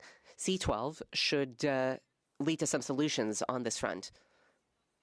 What are measures that the Bloc appreciates in C-12 that will strengthen our borders? The Honourable Member for Shefford. Thank you, Mr. Speaker. As I said earlier, the issue is that there needs to be more resources. The government did announce support for the RCMP and more resources for them, but that has not been the case for the CBSA. So there are steps in the right direction, but there's still more work that needs to be done. That's why we believe in sending this bill to committee so that we can study how to strengthen our border. We know the CBSA needs more resources, and the government has increased resources to some agencies, but needs to do more. As for asylum seekers, the issue is that Quebec is doing more than its fair share. The resources are not there. And the Liberals seem not to want to recognize that Quebec is already doing more than its fair share. The rest of Canada needs to get involved. Questions and comments? Thank you very much, Mr. Speaker. I think that this bill is coming at an interesting time after 10 years of this Liberal government that have brought forward soft on crime policies that have weakened our border and have put Canada in a situation that we are currently in. At the Indigenous Affairs Committee, we're doing a lot of discussion right now about First Nations policing as well, hearing about the increased gang activity and drugs being brought in to First Nations across the country, and we see that in northwestern Ontario in my riding, Mr. Speaker. And the government has ignored the calls from First Nation and Indigenous police services for more recognition and a better deal in terms of the resources and the structures that they have to deal with a lot of those issues. So this bill is being brought forward at a time when the government is making it easier to get bail. They're failing First Nation police services. They're failing on a lot of counts when it comes to the border and to criminal justice. I'm wondering if the member has any comments on that. The Honourable Member for Shefford. Thank you, Mr. Speaker. We'll need to review this bill in committee, and I hope we can delve into those questions then. The Public Safety Committee will be studying C-12 and border security writ large. The Justice Committee will also weigh in on such questions, and I encourage them to take a closer look at these issues through a nonpartisan lens. My colleague asked about Indigenous policing. The Bloc believes in a nation-to-nation dialogue with Indigenous peoples. And I didn't get to mention this in my speech, but border issues have a disproportionate impact on Indigenous women. So we should be dealing with this through an organized crime lens, but we should also be working with organizations fighting modern slavery and human trafficking. My colleague from Rivière du Nord and my other colleague from Saint-Hyacinthe-Bagotte both have raised issues of modern slavery around the world. These are important issues to the Bloc, and we look forward to addressing these issues. The Honourable Member for Pierre Boucher, Les Patriotes Verchères. Thank you, Mr. Speaker, and I'd like to commend my colleague for her speech. My question for her is, one of the things that we have observed when working on this bill was that there were certain proposals related to asylum seekers that seem to have been inspired by Bloc Québécois recommendations. We have made these calls in the past. The government has ignored us for years, and now suddenly they all seem ready to accept. So how does my colleague account for this? The Honourable Member for Shefford. Thank you, Mr. Speaker. I would like to commend my colleague from Lac-Saint-Jean for the work on this file. We've always dealt with immigration in a humane and thorough way. Yes, the Bloc has talked about revising the Third Safe Country Agreement. We have also called for asylum seekers to be spread more evenly throughout the country. Because right now, Quebec is disproportionately impacted by these asylum seekers, and the federal government is not giving us enough money to support these people with dignity. The Honourable Member for Parkland. Thank you, Mr. Speaker. And I'd like to wish this entire House a very happy Trafalgar Day, a day in which we remember the sacrifice and brave leadership of Admiral Horatio Nelson, who gave his life in defense against Bonapartist tyranny.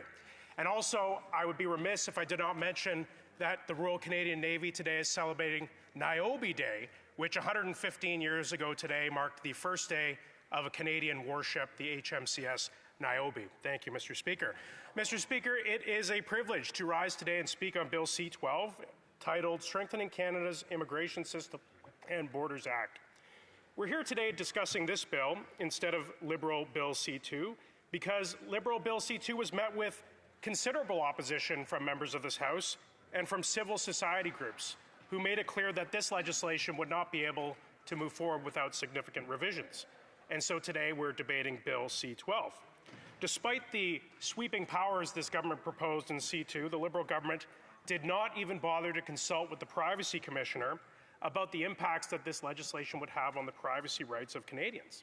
And it's only because of the accountability provided by members of the opposition in this House that we were able to push that legislation back so that we could focus on legislation that would at least try to repair the damage of the last 10 years of this Liberal government by introducing changes on the border.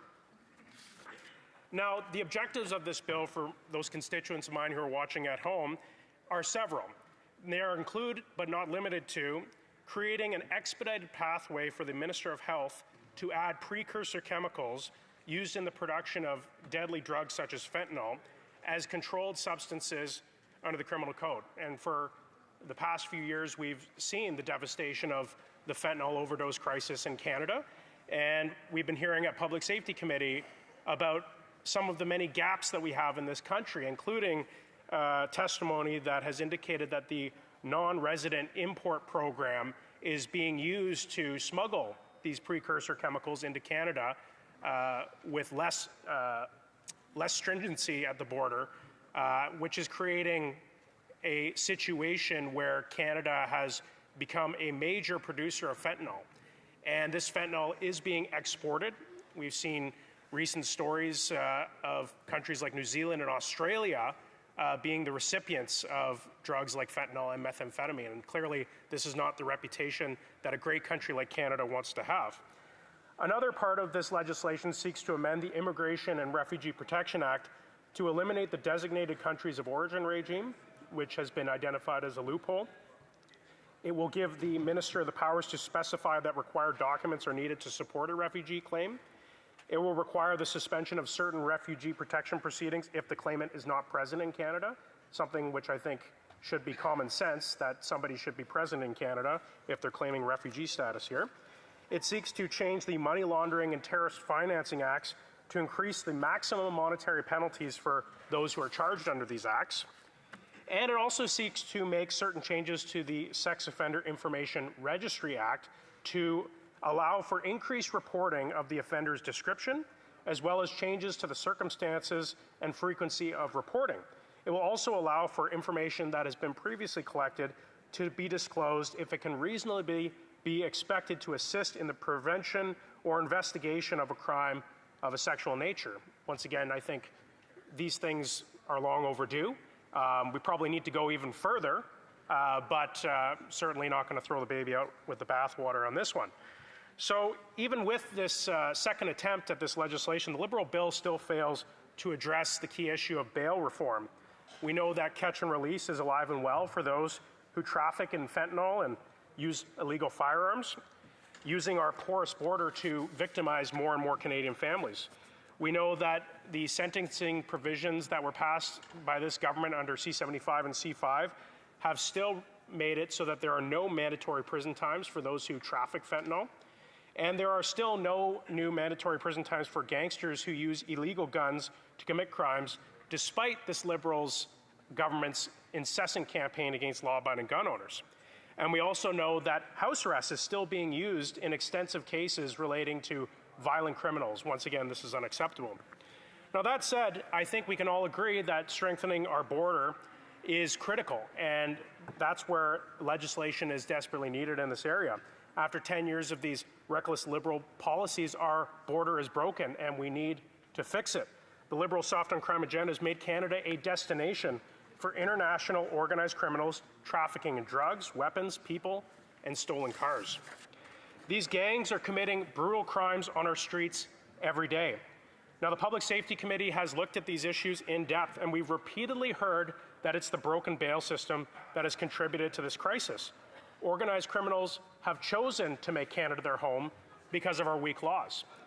We also know that this government's failed immigration policies have also assisted with making Canada a destination for international organized crime.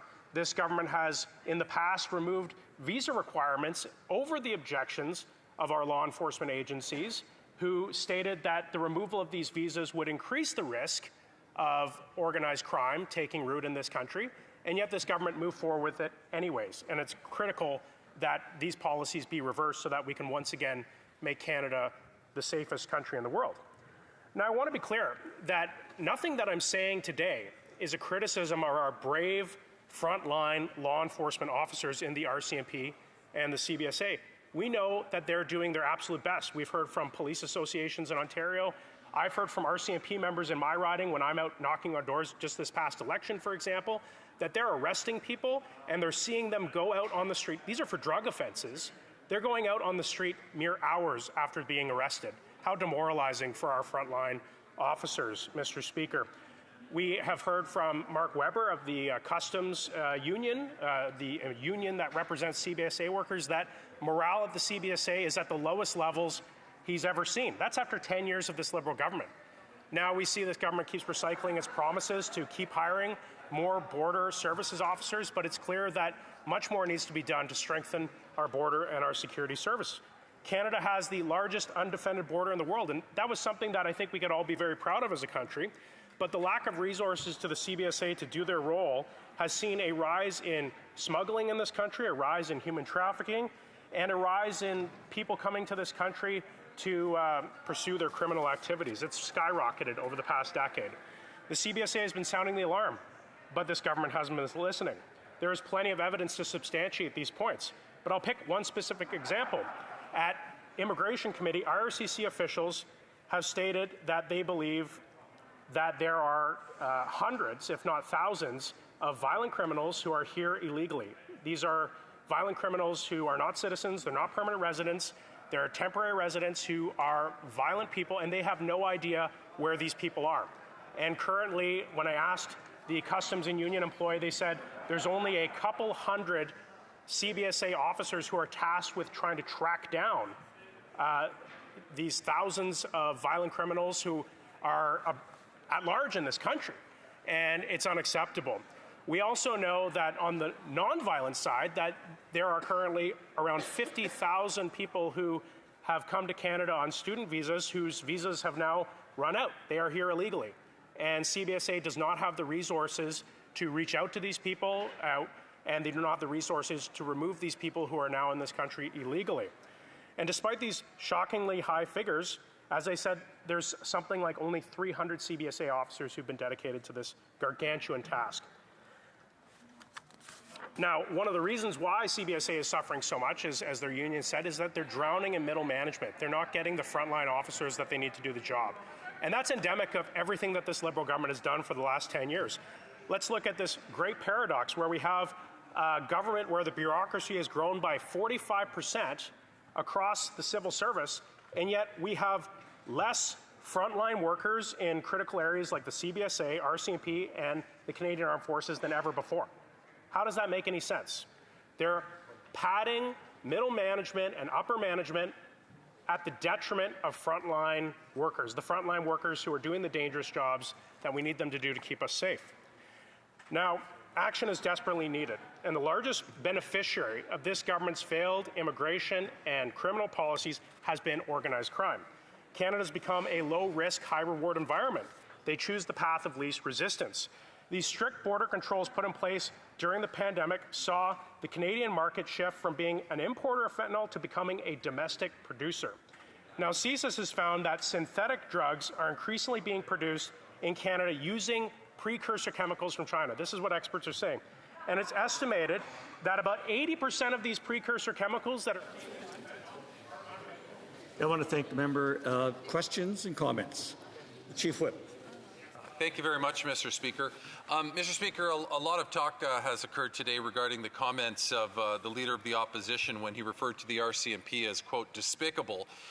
We've been asking some members of the Conservatives about this today. Some have wanted to say something, like the member from Bow River who referred to the RCMP as having, quote, management weaknesses. Others, on the other hand, haven't really wanted to weigh in. The member from Leeds, Grenville, Thousand Islands, Rideau Lakes had a lozenge in his throat when he was asked about it and therefore couldn't say anything. I'm wondering if this member would like to weigh in as to whether or not he thinks that the leadership of the RCMP is despicable. The honourable member from Parkland. Thank you, Mr. Speaker. You know, when this government tries to distract Canadians from the real failures that this government has created, they are giving our frontline, it is despicable that this government has not given the resources to our frontline officers to do the job that they're doing, and they're hiding so that they can avoid accountability for the failures. The CBSA union has said that their morale is at the lowest level that it has ever been, and that's under 10 years of failed Liberal leadership, and Conservatives will take no lessons from these Liberals on how to stand up for our... Thank you, and the honourable member from...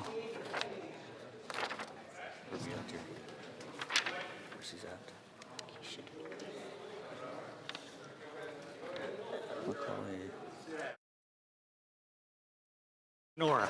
Yes. Thank you, Mr. Speaker. You made a great choice there. I appreciate the comments from the member from Parkland and sharing those thoughts. He just spoke about the Liberal failures. Of course, the Liberals have been government now for 10 years, Mr. Speaker, and what we've seen is that they've broken the bail system. They have failed to get frontline officers on the border or from law enforcement the resources they need. And I'm wondering if the member wants to speak more to that about this pattern of failure of this Liberal government to keep Canadians safe. The honourable member. Thank you, Mr. Speaker. I want to thank my honourable colleague for his excellent question and his hard work for his constituents. We know he's doing an excellent job in Northern Ontario. Now, Mr. Speaker, it's clear that the ideological bent of this government is not to empower our frontline officers to do their job. This is a government that's beholden to a woke ideology where they pass bills like C-75 that tell judges to let criminals out at the earliest convenience with the least amount of restraints. And it's clear that it's policies like this that are being called out by frontline police officers, called out by police associations, that are causing the havoc and violence that we're seeing on our street. Our party stands behind our...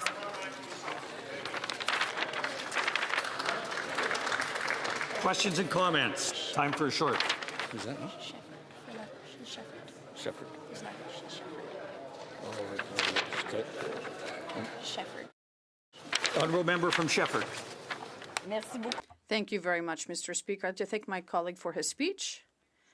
But one important aspect, and as I mentioned in my speech, is the securing borders and human resources to make sure we have enough officers and personnel at border crossings to be efficient.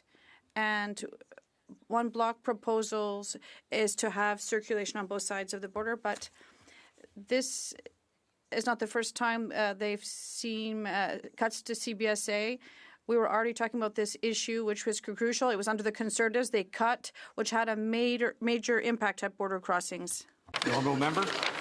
Speaker, I thank my bloc colleague for that excellent question. We know that with the longest undefended border in the world, there's no way we could hire enough police officers or CBSA officers to man every inch of our border. And that's why we need to make investments in technology and equipment. Except when this government had the opportunity to hire Canadian workers and Canadian businesses, what did they do? They chose to hire Black Hawk helicopters from the U.S. government that they had to give a Transport Canada waiver to because these helicopters were not safe to fly over Canadian skies. Why are they choosing American companies over Canadian companies that can do the job? We need to grow our Made in Canada border security, not hire companies that have to get waivers because they're not safe to use in Canada. Thank you, Mr. Speaker.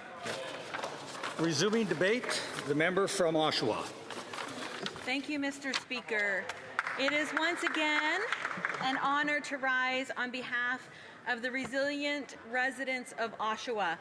Those are the residents who I believe are among some of the hardest working Canadians in the country, but who are concerned about their safety, and they're concerned about their safety in their neighborhoods and when they're walking in downtown, and they're concerned about the border safety and the drugs that are freely flowing into our country, but not just from the border, but free drugs they're getting from the government, which they're reselling. We'll talk about that later.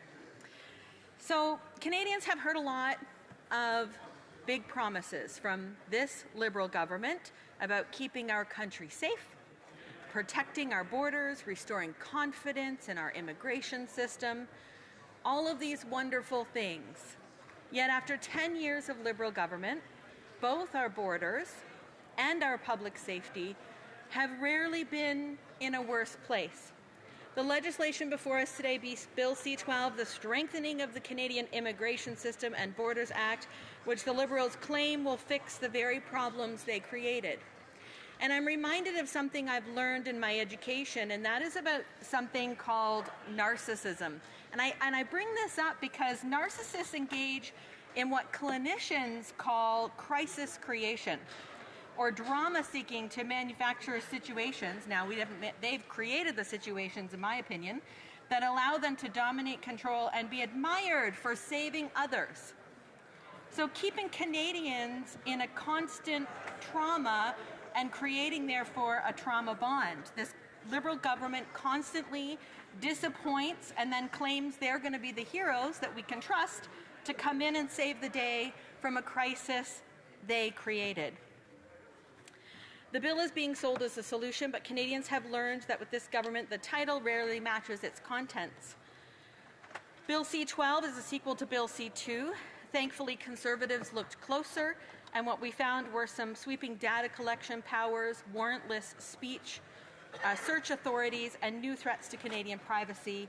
And therefore, through pressure, thankfully, the Liberals have been forced to sort of take this bill apart, and now we're left with Bill C-12, slightly repackaged, but with many of the same problems.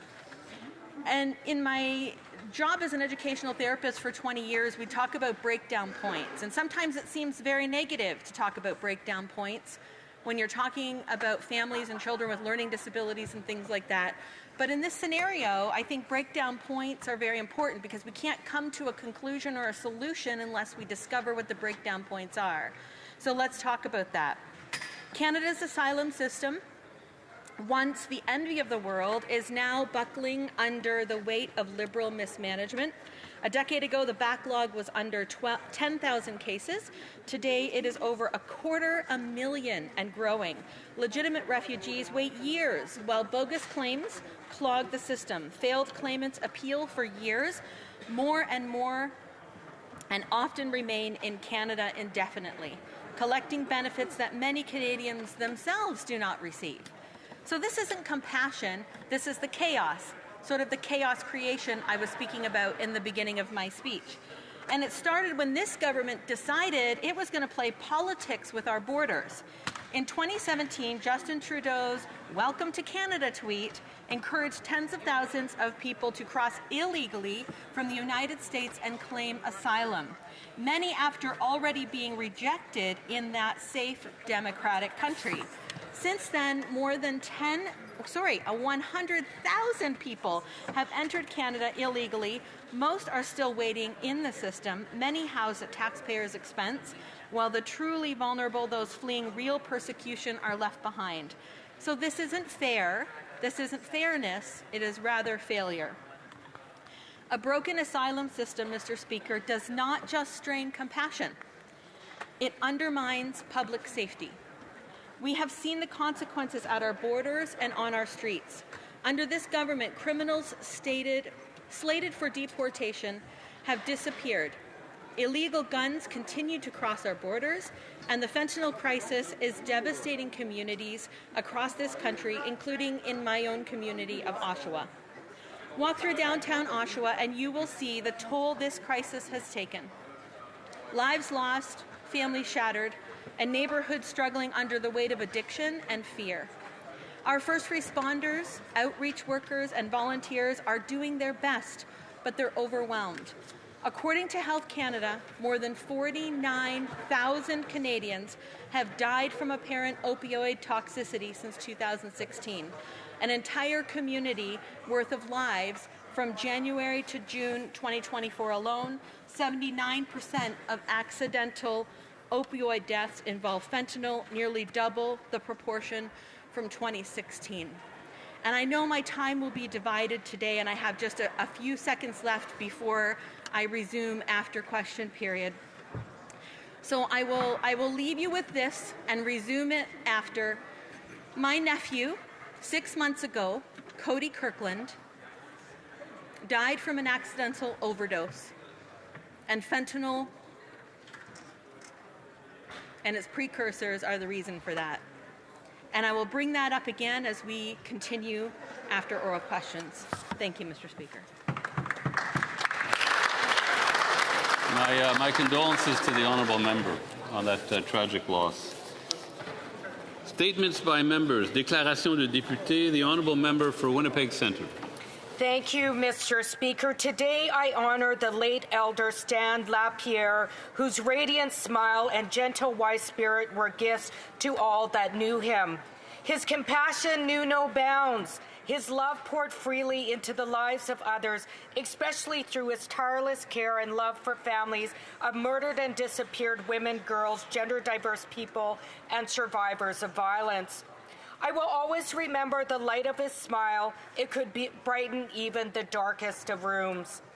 Though I knew Stan only briefly, I am profoundly grateful for his kindness, teachings, and love. His absence leaves a great void in our community, yet his legacy of humanity will continue to guide us. To his beloved partner, Elder Thelma Morisseau, your love reflected deep respect, joy, and devotion. My heart is with you and your family during your time of grief. Rest in power, dear Stan. Your light shines on. Thank you. The honourable member for Toronto St. Paul's. Thank you, Mr. Speaker. Visiting Ottawa today are two incredible athletes, Ava Walsh and Gracie Rickman, as well as coaches, staff, and volunteers from Special Olympics Canada. For more than 50 years, the Special Olympics have shown us the power of inclusion, creating opportunities for Canadians with disabilities to build on their strengths, foster lifelong friendships, and shine on and off the field. Across the country, and in my riding of Toronto St. Paul's, where the beating heart of the organization has a home, I've seen how these programs bring communities together. They remind us that sport is not only about competition, but about belonging, confidence, and joy. Gracie and Ava, your determination and teamwork inspire us all. You embody what it means to lead with heart. On behalf of this House, thank you for your dedication, and thank you to everyone who makes the Special Olympics possible.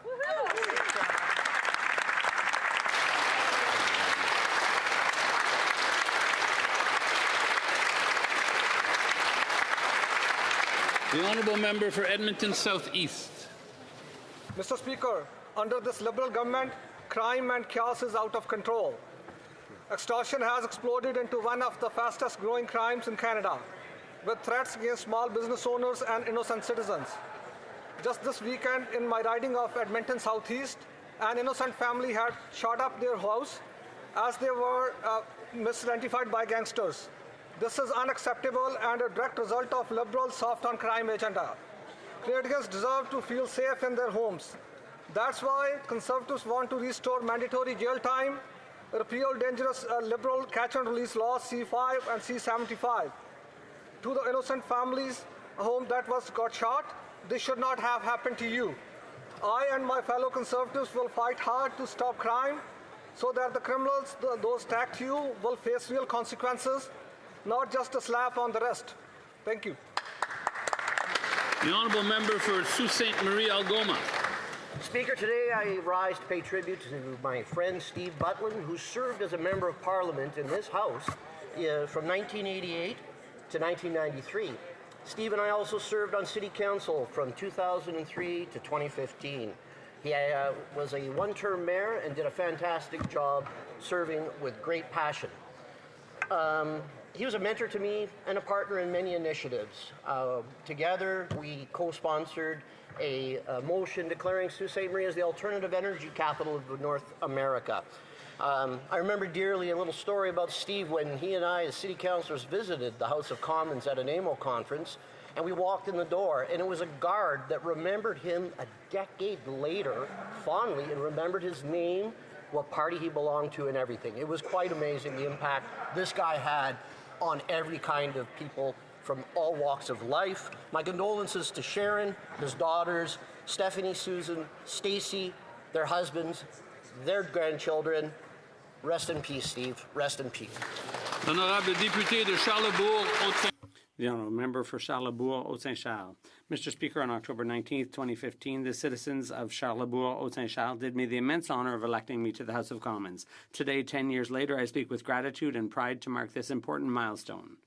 10 years of defending the interests of our families, seniors, youth, and all those who contribute to the vitality of our riding every day. I've had the privilege of working with organizations that embody our values of solidarity and commitment, the Knights of Columbus, the Patrouille de Charlesbourg, our Golden Age clubs, our sports associations, and organizations that support people with different needs.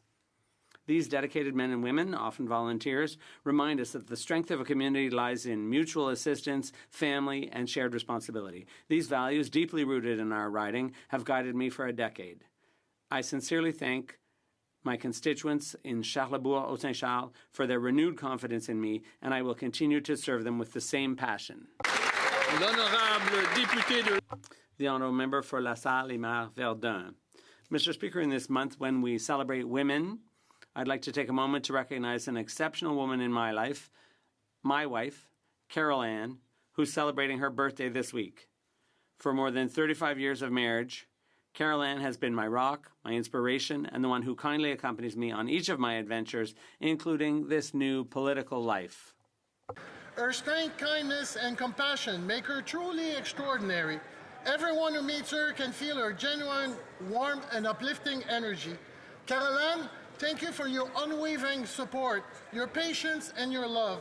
You remind me every day what truly matters: family, respect, and kindness. Joyeux anniversaire. Happy birthday, Bibi. And I'm so grateful to share this journey with you. And as we celebrate Women's Month, let's take the time to recognize all the women who inspire us, who lift us, and make our community stronger every single day. Merci, Monsieur le Président. Thank you, Mr. Speaker.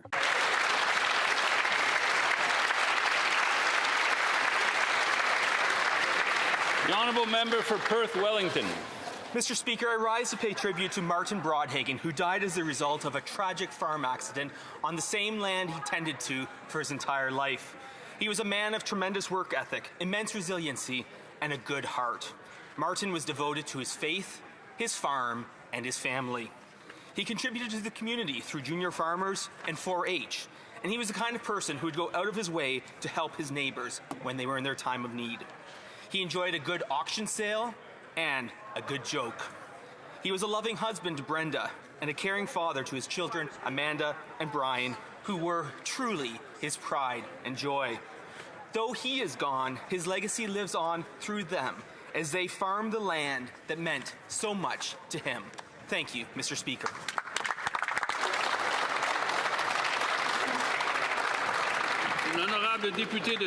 The honourable member for Thérèse de Blainville.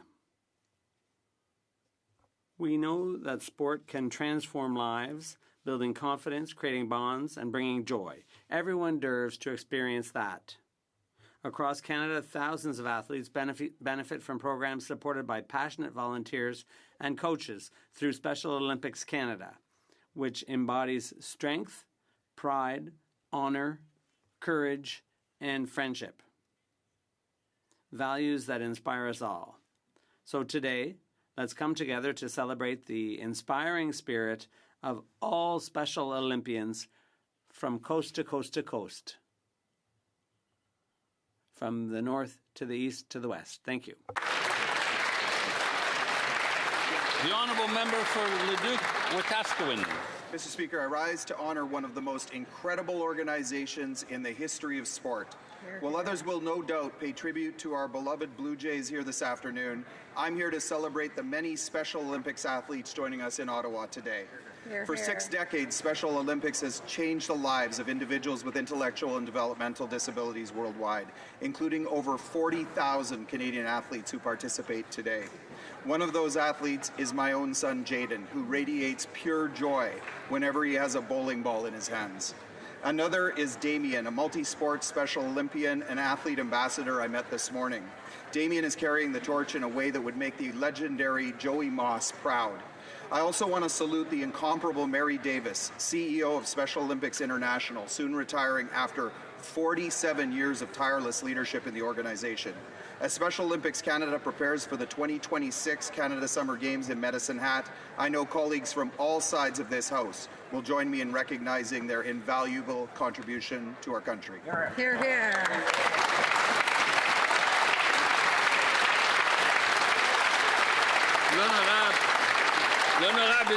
The honourable member for Mirabel. Mr. Speaker, as you'll see, community spirit runs deep in my riding. This year we're celebrating the 30th anniversary of La Petite Maison de Pointe-Calumet. Founded in 1995 by Diane Grenier, La Petite Maison has grown thanks to the commitment of passionate individuals such as Melissa Corbeil, the current director, and her dedicated team.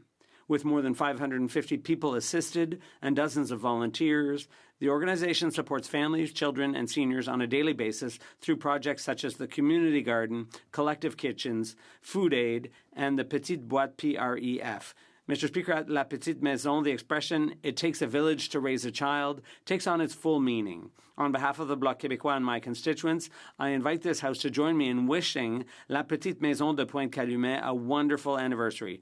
To all those who, for 30 years now, have been cultivating hope and solidarity there, thank you. You make all the difference. The honourable member for Bay of Quinte. Mr. Speaker, small businesses are the backbone of our communities.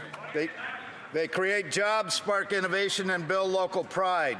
With October 19th to the 24th being Small Business Week here in Canada, I'm reminded this week and every day just how much small businesses in my riding of Bay of Quinte provide to our local communities. This week is about recognizing the hard work, creativity, and resilience of small businesses, especially through these challenging times.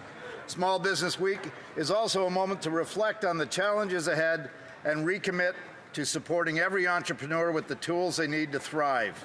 Our government stands with you, ensuring you have the opportunities and tools to shape Canada's future.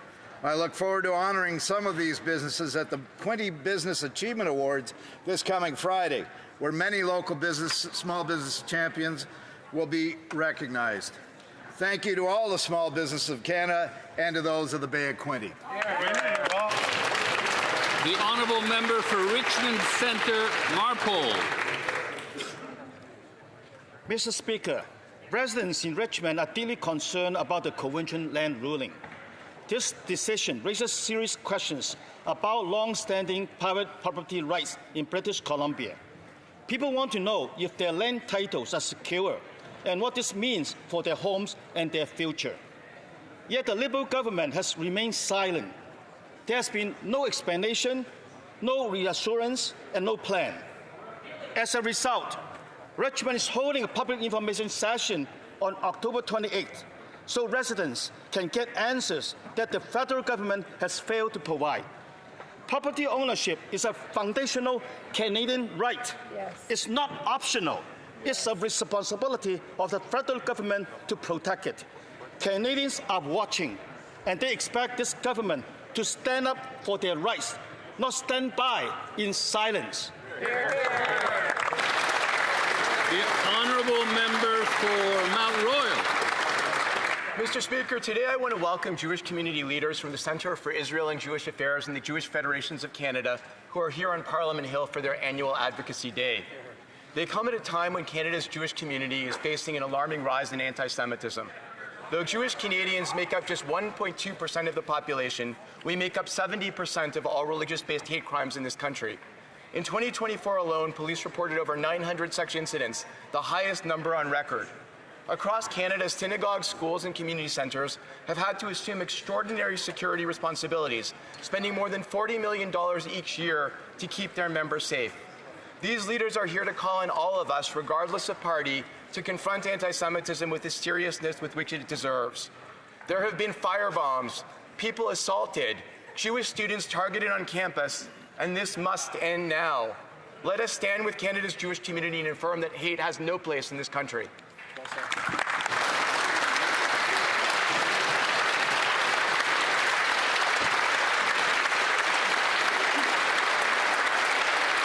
The honourable member for Edmonton West. Mr. Speaker, the Auditor General has dropped another bombshell, and it landed right on the steps of the Canada Revenue Agency. The AG reports that the CRA answered just 33% of the 32 million calls it got last year. 33% is not a service level, it's a batting average. Perhaps the Blue Jays should hire the CRA. And when a call was answered, 83% of the responses given by the CRA were incorrect. Less accuracy than a Liberal budget projection. And here's the ticker. Call center employees don't even have to worry about giving the wrong answers. In performance reviews, CRA rates showing up for work and going on coffee breaks is a higher importance than delivering proper responses to taxpayers. Now, the CRA can't answer phones, but they've increased the amount of audits they're doing on Canadians by 10%. This is not a public service. It's a disservice to Canadians. After 10 years of Liberal mismanagement, Canadians deserve better. The Honourable Member for Beauport-Limoilou. Mr. Speaker, today I'd like to highlight the presence in Ottawa of a delegation of entrepreneurs and economic leaders from the Greater Quebec City area, led by Quebec International and its President and CEO, Carl Veal. In these times of economic uncertainty, these women and men brilliantly embody the dynamism, creativity, and know-how that are the strength of our regional economy. Their presence here demonstrates a firm commitment to building bridges, sharing their expertise, and exploring new avenues of cooperation with the federal government for the benefit of Quebec as a whole and of Canada as a whole. I join my colleague, the Minister of Government Transformation and Member of Parliament for Quebec City Centre, in extending our warmest greetings to them and in recognizing their outstanding contribution to innovation, job creation, and the sustainable prosperity of our communities. The Quebec City region stands out as a gateway to America, an economic engine, a hub of innovation, and a true source of national pride. Welcome to Ottawa, and thank you for putting Quebec City on the Canadian and international map. The Honourable Member for Huron-Bruce. Mr. Speaker, last night for a few hours we were a nation united, gathered around our TVs watching the Toronto Blue Jays beat the Mariners in 7 games and reach the World Series for the first time in 32 years. The season started slow, but around the middle of May, something clicked. Playing with grit, hustle, good pitching, defense, and no easy outs in the lineups, the Blue Jays went 73-45 to finish first place, and we haven't looked back. We love Vladdy, and we've dreamt of what he could do since we signed him at 16 years of age. Gossman, Yasavage, Bieber, Scherzer, Hoffman, the list goes on and on of all the great pitching. And Kirky, how can you not admire him? A fan favorite, and the everyman in the lineup. And George Springer, who found the fountain of youth and had a career year. We love these Blue Jays because 41 million Canadians can see themselves in them. An underdog, hard work, never give up, and belief in yourself. A little more, let's win it all.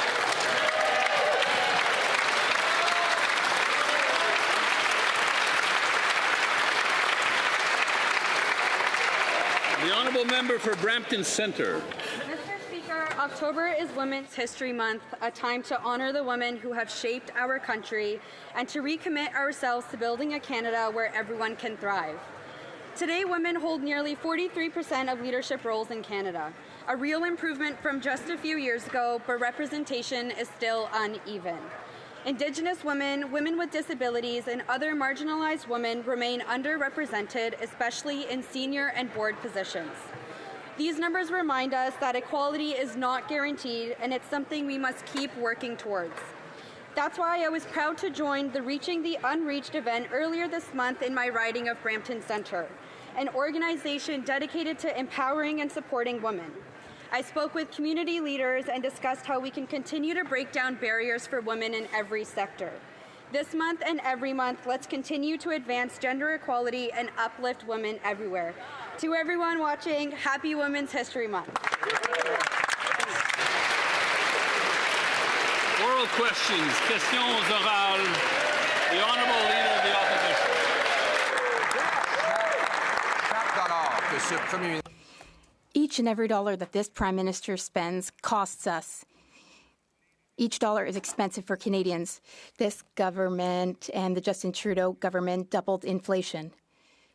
Today, Statistics Canada published new numbers according to which inflation is rising. 4 indicators are higher than projected, and grocery prices are going up twice as fast as the target. Will the Prime Minister in the upcoming budget decrease his taxes and inflationary spending so that Canadians can lead affordable lives? The Honourable Minister of Finance. Mr. Speaker, I'm happy to see that the opposition leader is excited for November 4th. I'm excited too, as are Canadians. Why? Because we will have good news on November 4th, Mr. Speaker. We will present good news to Canadians. We will present an ambitious plan. Last week, I was in Washington. And the Director General of the International Monetary Fund gave Canada and Germany as excellent examples of countries with the ability to make generational investments. And that's exactly what we're going to do. We're going to build a strong, ambitious Canada in which Canadians are happy and proud. Monsieur le Président. Mr. Speaker, we don't work for bankers in Washington. We're here working for single mothers who can't pay their bills, who can't afford groceries. The inflation rate is exploding, and this means that Canadians have to spend 70% more for the Canada Revenue Agency. Today, the Auditor General revealed that 15% of calls to the CRA are answered at some point. But even if you can get someone on the phone, you get the wrong information 83% of the time. Why do Canadians have to pay so much for such poor service? The Honourable Finance Minister. Mr. Speaker, I have even more good news for the opposition leader. He'll be happy to know that on this side of the House, Mr. Speaker, we have already taken action. We presented a 100-day plan to fix the situation at the Canada Revenue Agency because on the government side of the House, we know that we have to do better. We know that we have to give Canadians good information. We know we have to be helpful. And we do something else on this side of the House. Mr. Speaker, we respect people who work in public service. We respect public servants, and we will always do our best at all times to serve Canadians. He admits they have to do better. It's not possible for them to do any worse, Mr. Speaker. The reality is today we learned that inflation is again on the march. All 4 measures of inflation are above Bank of Canada's targets. 2 are outside of and above the acceptable range. Food price inflation is rising 2 times the rate that Bank of Canada targets. No wonder we have 2 million people lined up at food banks every single day. This inflation has exploded since this Prime Minister doubled the deficit. Will he reverse his inflationary deficit and taxes in this coming budget? The Honourable Minister of Finance. Mr. Speaker, I think we all know in this side of the House and Canadians, math might not be the cup of tea of the Leader of the Opposition. Neither may be economics, Mr. Speaker. But let me quote one of the authority in the world, which is the Director General of the International Monetary Fund, Mr. Speaker. She said just last week, then we have countries in the G7 that are in a better position. Germany and Canada stand up in that regard, Mr. Speaker.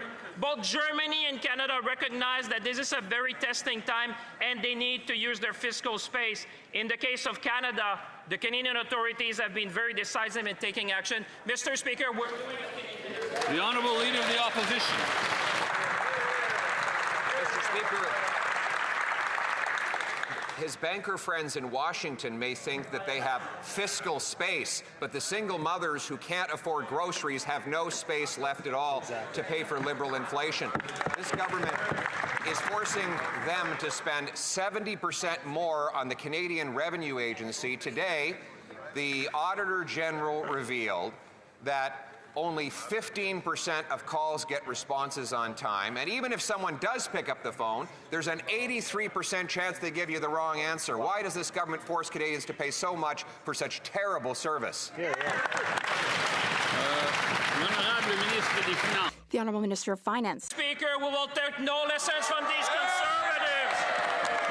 Trust me on that, Mr. Speaker. At every step of the way, they fought against dental care, Mr. Speaker. At every step of the way, they fought against the National School Food Program, Mr. Speaker. At every step of the way, they fought against pharmacare, Mr. Speaker.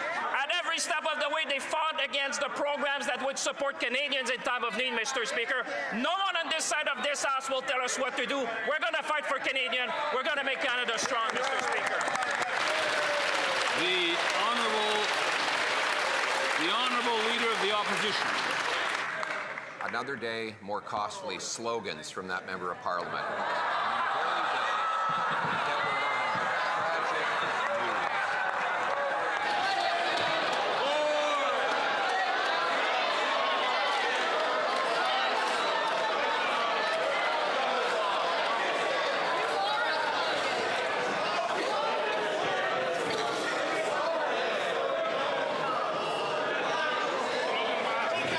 The Honourable Leader of the Opposition from the top.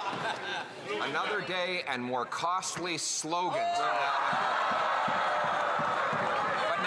Canadians are learning it was a bait and switch. Today, another terrible tragedy.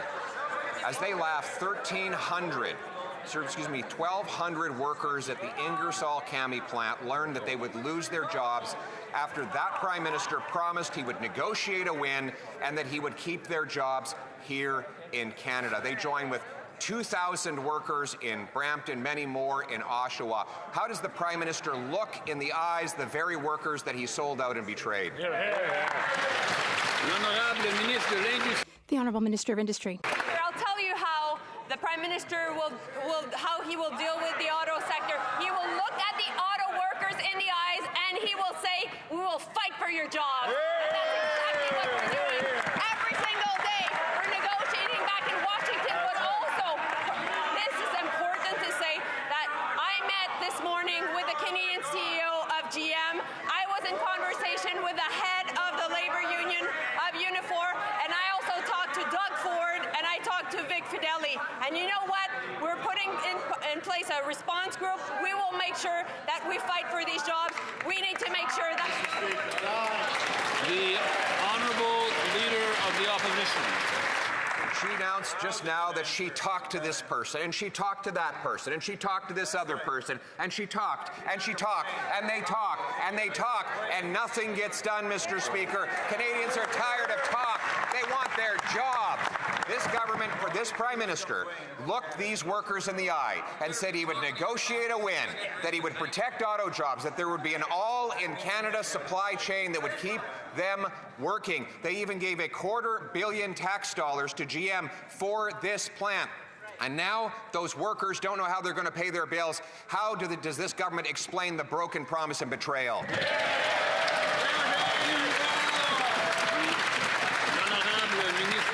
The Honourable Minister of Industry. Fight for these jobs, and we will hold the companies to account. That's right. That being said, let me talk to you about important jobs. 150 new jobs in Saint-Bruno at Alstom, 700 new jobs at AstraZeneca, 500 new jobs at Ferrero in Ontario, K&S Potash, 50 new jobs, Hitachi Energy, 500 new jobs. This government is building a strong Canadian economy.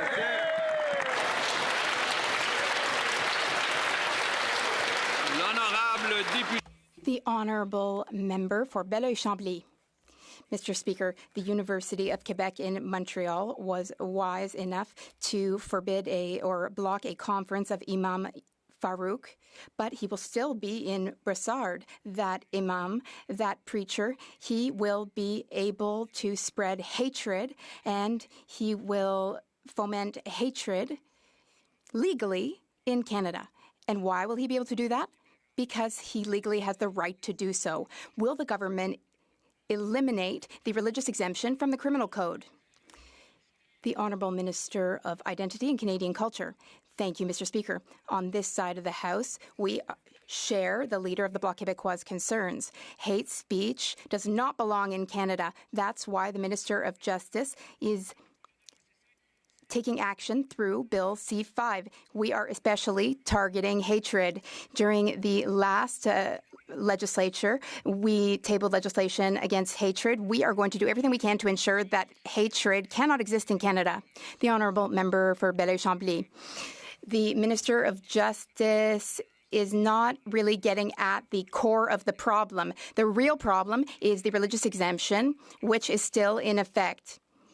Spreading hatred is illegal in Canada unless it's for religious reasons. So, for instance, if a woman is assaulted in a war zone, for example, by Hamas in 2023 in September, that can be exempted as a religious exemption. Are those liberal values, truly? The Honourable Minister. Mr. Speaker, I have already said, and I will repeat, that hate speech has no place in Canada. The Minister of Justice has offered to work with the Bloc Québécois on reforms which are before this House. Through Bill C-9, Mr. Speaker, we're ready to work with them to improve the situation and to ensure that there is no hate speech in Canada. The Honourable Member for Belleuil-Chambly. Well, there's an incredibly easy way to solve the problem. And the government would be able to be proud of what it's doing rather than doing something shameful. They can eliminate the religious exemption from their own bill. I encourage them to vote in favor of our amendment to eliminate the religious exemption and to forbid hatred and incitement to violence in our media and on our streets, even though that may be against multiculturalism. The Honourable Minister. Mr. Speaker, Bill C-9 is currently being studied at the Justice Committee. We welcome all committee members to suggest amendments to the bill. We will hear from experts, subject matter experts. We're ready and willing to work with the Bloc Québécois and with all parties in this House to ensure that hate speech is not in Canada. We all know the Prime Minister doesn't shop for his own groceries, so maybe someone over there should tell him what's going on with food prices. Food inflation has now reached the highest level since 2023. Fruits, vegetables, meat, even Halloween candy. Everything's getting more expensive and rising faster, not slower. The cost of living is soaring because the cost of government is soaring. The Prime Minister is spending more than even Justin Trudeau did, which means higher taxes and higher inflation for everyone who lives in the real world. So does the Prime Minister realize that his out-of-control spending mean real costs for real Canadians? The Honourable Minister of Jobs and Families. Speaker, time and again we see those Conservatives fight against policies that Canadians not only are benefiting from, but that Canadians are asking that we make permanent. Things like the school food program, Mr. Speaker, which many advocates and indeed families have praised. In fact, in my own riding, I heard just yesterday from a food partner that's working with high schools to make sure that kids get access, not just to fresh food, Mr. Speaker, but the ability to learn how to prepare it themselves. These are the kinds of things that are helping Canadian families, and every step of the way, those guys fight against it. Exactly. The Honourable Member for Thornhill. Speaker, it is that Liberal minister who sat here for 10 years while people lined up at food banks, and that's what she has to say. Runaway Liberal deficits, doubled grocery prices, and now the same people who caused the crisis think that the solution is just to spend more of other people's money. It's not just Liberal deficits driving up food costs. They voted against removing every hidden food tax that they themselves imposed. Packaging taxes, the industrial carbon tax, another 17 cents a litre because of the fuel standard. It's a religion to them. Food prices are soaring, fridges are empty. Why don't they scrap the hidden taxes? The Honourable Minister of Jobs and Families. Great job, Mr. Speaker, again, we see that member and indeed the entire Conservative Party pretend that there is a tax on food. Canadians are smarter than that. They know when they go to the grocery store that food is not taxed. And so instead of imaginary problems, we're coming up with real solutions on this side, Mr. Speaker, whether it's for families, whether it's for seniors, whether it's for workers. We're here for Canadians, both in the good times and the bad. And Mr. Speaker, I just add that I hope that this concern is going to translate into support for our budget that will be tabled later on. The Honourable Member for Newt-Tecumseh-Gwillimbury. Greeters at Walmart grocery stores are no longer saying hello, they're apologizing. But it's these Liberals who should be apologizing for their inflationary deficits that have driven up food prices. Inflation data out today confirms food prices have once again skyrocketed, up 4% as everyday groceries become even more unaffordable for families. So we just need the number, Mr. Speaker. How much higher do food prices need to go before the Liberals admit their policies are starving Canadians? The Honourable Minister responsible for Canada-US trade. Mr. Speaker, our colleague referred to apologies. Perhaps he'd like to lean forward a couple of rows and suggest to his boss, the Leader of the Opposition, that he should apologize to the men and women who serve in Canada's RCMP for attacking their integrity and attacking the work that they do to protect all Canadians. He should be ashamed of himself. He pretends to stand up for the police. He attacks them unfairly, and he should apologize to the women and men who serve in the RCMP. That would be a good apology, Mr. Speaker. The Honourable Member for Newt-Tecumseh-Gwillimbury. They're so focused on listening to their own spin, they've tuned out the grumbling sounds of millions of hungry Canadian stomachs. The Prime Minister said he would be judged by the prices people pay at the grocery store. Well, with food prices up another 4% thanks to his Liberal government's inflationary deficits, Canadians have made up their minds. He's an empty suit making empty promises that have led to too many empty stomachs. How is this acceptable? The Honourable Secretary of State for Children and Youth. Thank you, Mr. Speaker.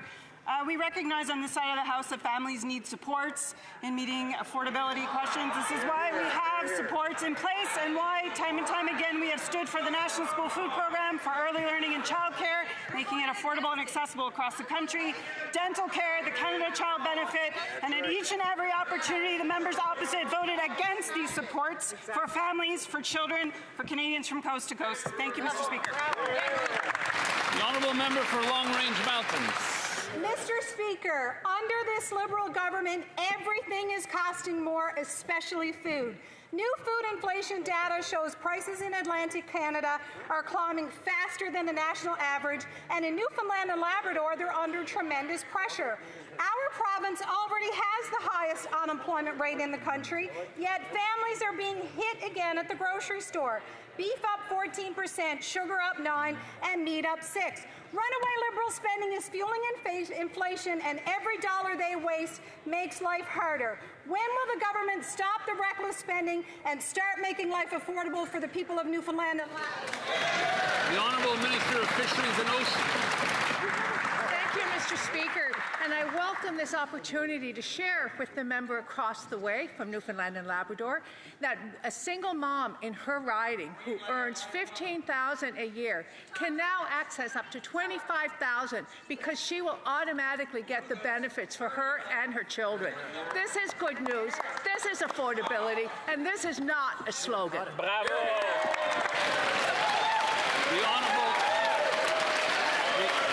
The Honourable Member for Long Range Mountains. Mr. Speaker, while they brag, more and more people line up at the food banks in Newfoundland and Labrador. That's right. They voted against our motion to reduce food costs. It's not good enough. Sneaky, hidden Liberal food taxes, like the clean food regulations, are driving up food costs. And since March, food prices have risen 48% faster in Canada than in the U.S. This year alone, food banks are expecting 4 million visits. When will the Prime Minister end his inflationary spree and finally make life affordable for Canadians? The Honourable Minister of Fisheries and Oceans. Thank you, Mr. Speaker, and I'd like to again remind my colleague of the benefit of the school food program. I have spoken with moms who absolutely are grateful their children now have food in their bellies and are not separated from all the other children that can expect the basic right to have food in the mornings. I also want to remind my colleague of the importance of the dental program, the child benefit, and also $10 a day child care. This is affordability. It is not loose slogans. L'honorable député de Richmond. The Honourable Member for Richmond-Arthabasca. Thank you, Mr. Speaker. Mr. Speaker, inflation is still out of control under this Liberal government. The government is spending more, and Canadians are the ones paying the bill. Today, Stats Canada announced that consumer prices rose 2.4% year over year in September in Canada. What's worse, in Quebec, they rose 3.3%. Furthermore, Quebec was one of the provinces where gas prices increased, rising by 2.7%. Liberal deficits are very expensive for Canadians, but even more so for Quebecers. When will this Prime Minister finally get his deficits under control to ensure that Quebec is no longer the inflation champion of Canada? The Honourable Government House Leader. Mr. Speaker, our friend across the way previously sat at Quebec's National Assembly, where decisions are made differently. We have chosen to support families, to support childcare and daycare services, to support pharmacare, to support seniors, to support young people. And I think he would have made the same choice at the National Assembly of Quebec, though. So why is he rising to criticize us? Is he going to vote against all of our supports? If so, he should admit it. The Honourable Member for La Pointe-de-L'Île. Mr. Speaker, Can you imagine being that disconnected from Quebecers? On Thursday, the federal government announced that it will invest $52 million for Quebec's healthcare system, but not to treat people in patients. No, they're investing $52 million to anglicize our hospitals. Mr. Speaker, what our hospitals really need is money to treat people, not money to make Quebec more English-speaking. English is doing just fine in Quebec, including in hospitals. When will this government stop its crusade to make Quebec more English-speaking? The Honourable Minister of Identity and Canadian Culture. With all due respect to my colleague across the way, Mr. Speaker, he knows full well that our government is the one which has done the most for official languages in Canada through the reform of the Official Languages Act. We have invested $2 billion in official languages, and for the first time, we are going to meet our Francophone immigration outside Quebec targets, and we're even going to triple those over the next 10 years. We're the first government to do so much, to take this type of action. We are also helping Francophone communities outside Quebec. What the member claims is totally false. The Honourable Member for La Pointe de l'Île. English is far from being under threat in Quebec. It is unacceptable to waste $52 million of our money to make our hospitals more English-speaking, instead of spending that money on treating people. Naturally, the Quebec government has criticized the move. I quote the Quebec government, "Once again, the federal government is encroaching on Quebec's areas of jurisdiction. It should instead take the funds and give Quebec an unconditional transfer to let the government, which is responsible for healthcare, decide how to spend the money." Mr. Speaker, why not transfer the money to Quebec so that it can be put to good use? Good use meaning treating Quebecers. The Honourable Government House Leader. Mr. Speaker, I'm shocked, and I think most Quebecers are shocked too, because our government is investing in essential services. We're investing in language minority communities throughout the country. For instance, we've helped the Georges Dumont Hospital in Moncton. We've helped healthcare centres in the prairies. We are investing, of course, in healthcare in Quebec. Quebecers are shocked by what the member is suggesting. Is the member really suggesting that we should deprive Anglophone Quebecers from receiving healthcare in their first language? Is that what he's suggesting, Mr. Speaker? For Calgary East.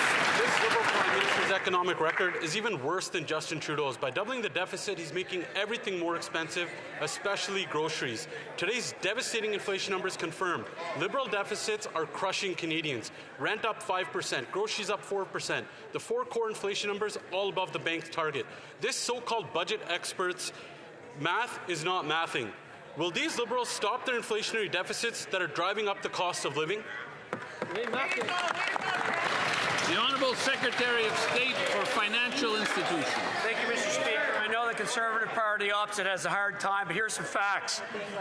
21 straight months in the targeted inflation rate from Bank of Canada. Our economy grew jobs in September. We have the lowest debt in the G7, lowest deficit G7, lowest net debt to GDP in the G7. Mr. Speaker, our economy has had challenges, but it is strong, it is growing. Our Prime Minister was elected to build the strongest economy in the G7. That's exactly what he's going to do. Thank you, Mr. Speaker. The Honourable Member for Calgary East. And yet this Prime Minister has built the fastest shrinking economy in the G7. And did these guys learn anything from Justin Trudeau, that the more they spend, the worse it gets for Canadians? 10 years of deficit spending has left Canadians with high inflation, and it's only getting worse. And in typical Liberal fashion, this Prime Minister promised to cap government spending, yet he's going to double the deficit. After 10 years of these Liberal deficits, what don't they understand? The more they spend, the more expensive things get for Canadians. The Honourable Secretary of State. Mr. Speaker, again, let's look at facts. Our economy is not shrinking. Our economy grew. It added jobs. Interest rates are down. Inflation is with targeted rates. On November 4th, we're going to table a budget. We're going to spend less. We're going to invest more in capital projects. We're going to invest in nation-building projects, infrastructure, housing. We are going to build the strongest economy in the G7. We're not going to take any lessons from somebody that's never worked in the economy. Thank you, Mr. Speaker. The Honourable Member for Hamilton East. Over the past weekend at Halloween events in Stony Creek, the crippling cost of living was the hot topic at my booth. New inflation data confirms all three core inflationary measures are above target. Grocery inflation is up 4%, rent inflation is up nearly 5% in the last year. Liberal deficits are driving inflation. The more Liberals spend, the more it costs Canadians at the grocery store. Will the Liberals get their inflationary deficits under control to make life more affordable for Canadians? Secretary of State. Thank you, Mr. Speaker. I don't know where the party opposite's been, but we know where the leader of the opposition's been. He spent the last week peddling dangerous far-right conspiracy theories about law enforcement in our country. He should apologize. While he's been attacking the rule of law, Canada's new government spent the last week announcing a new suite of affordability measures to strengthen the rule of law, crack down on crime, keep Canadians safe, which will be included in our first budget. I urge Conservative MPs to speak up, stand up, call on the leader opposite to apologize. Thank you, Mr. Speaker. The honourable member for Kitchener South, Hespeler. What Canadians care about is the cost of living, and the more these Liberals deficit spend, the more it costs Canadians at the grocery store. New inflation data today confirms this. All three core inflation targets are above target. Rent is up 5% over the year. Groceries are up 4% over the year. After 10 years of their deficits, the cost of living in this country cannot take anymore. So will the Liberals stay on focus, get their inflationary deficits under control to make life more affordable for Canadians? The Honourable Minister for Small Business, Tourism and Gender Equality. Thank you, Mr. Speaker. Canadians trust that our government has their backs. Why? Because we are making life more affordable and we have cut taxes for 22 million Canadians. This is allowing Canadians to put more money back into their pockets. And speaking of food, Mr. Speaker, good news. Our government is making the school food program permanent. This is going to put $800 back into Canadians' pockets to actually feed healthy meals at school. And also 5.5 million low-income Canadians will automatically receive federal benefits through CRA tax filings. This is real tangible benefits for Canadians. Thank you, Mr. Speaker. The Honourable Member for Côte-du-Sud, Rivière-du-Loup, Katiskaming, Témiscouata. Mr. Speaker, last week in my riding, I spoke to families who are struggling to make ends meet. In a country like ours, it shouldn't be like that, yet Quebec is seeing inflation rise to 3.3% because of this inflationary Liberal government. As a result, the price of gas, rent has gone up by 10%, groceries has skyrocketed. Families can't do it anymore. Will the Liberals finally get their inflationary deficits under control and make life more affordable for Canadians and Quebecers? The Honourable Minister for Government Transformation. The answer is yes. The member voted against every support measure that we've put forward over the last year, so he is not credible in his question. If we want to talk about credibility, Mr. Speaker, we know that there are still reasonable Conservatives. Vicious attacks from the leader of the official opposition against the RCMP is unacceptable, against the rule of law is unacceptable. We see it on the radio, we see it on social media, on TV, but no one across the aisle has attacked the leader of the opposition to say that it's unacceptable. Will one of them finally do so? For Markham, Duxville. Mr. Speaker, I'm proud to be part of a new government that has championed trade diversification since day one. We've broken down internal trade barriers within Canada, and we've signed new trade agreements with Ecuador and Indonesia.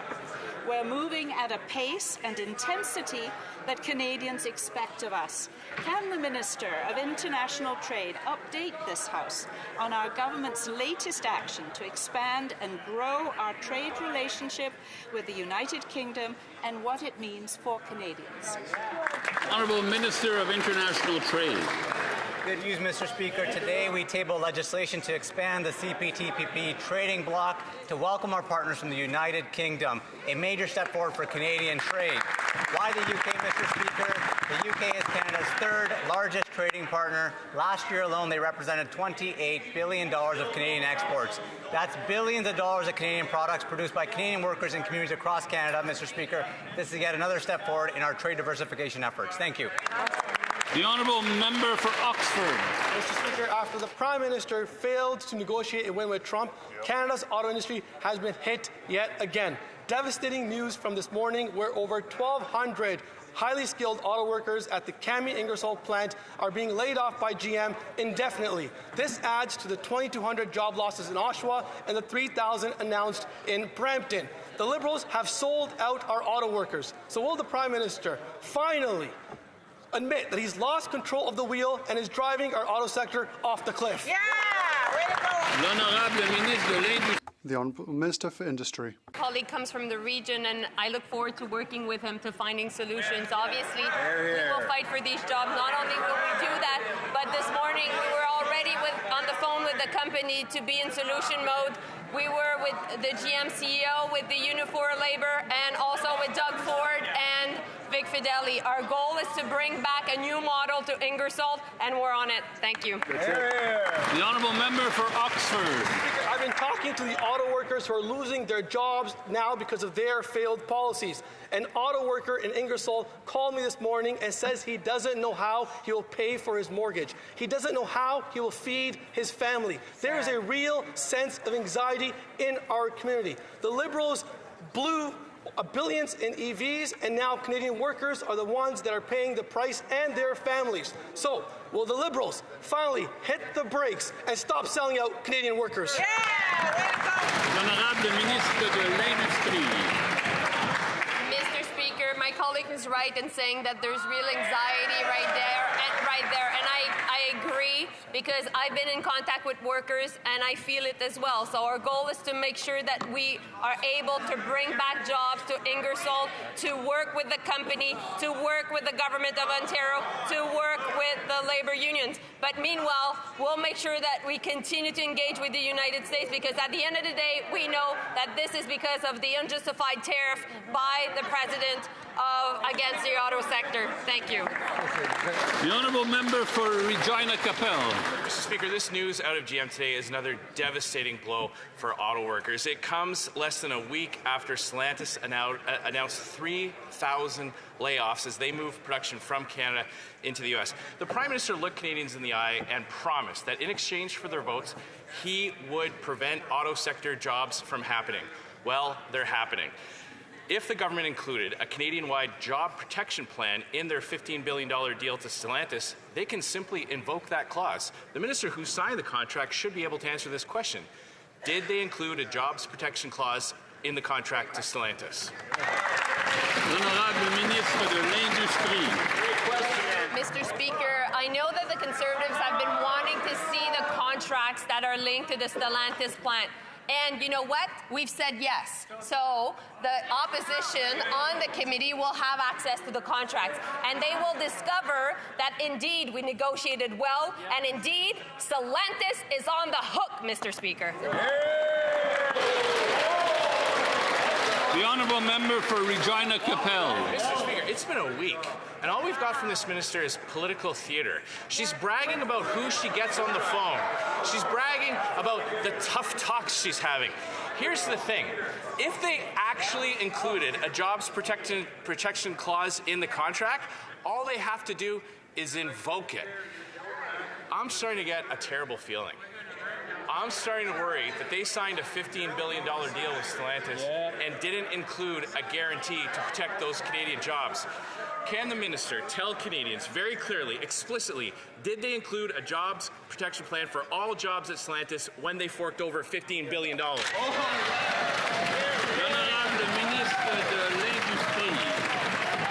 Speaker, I know that my colleague is trying to spook Canadians, but I just would like to remind him that the support that was given to the company was linked to the production of batteries, and therefore no money is spent.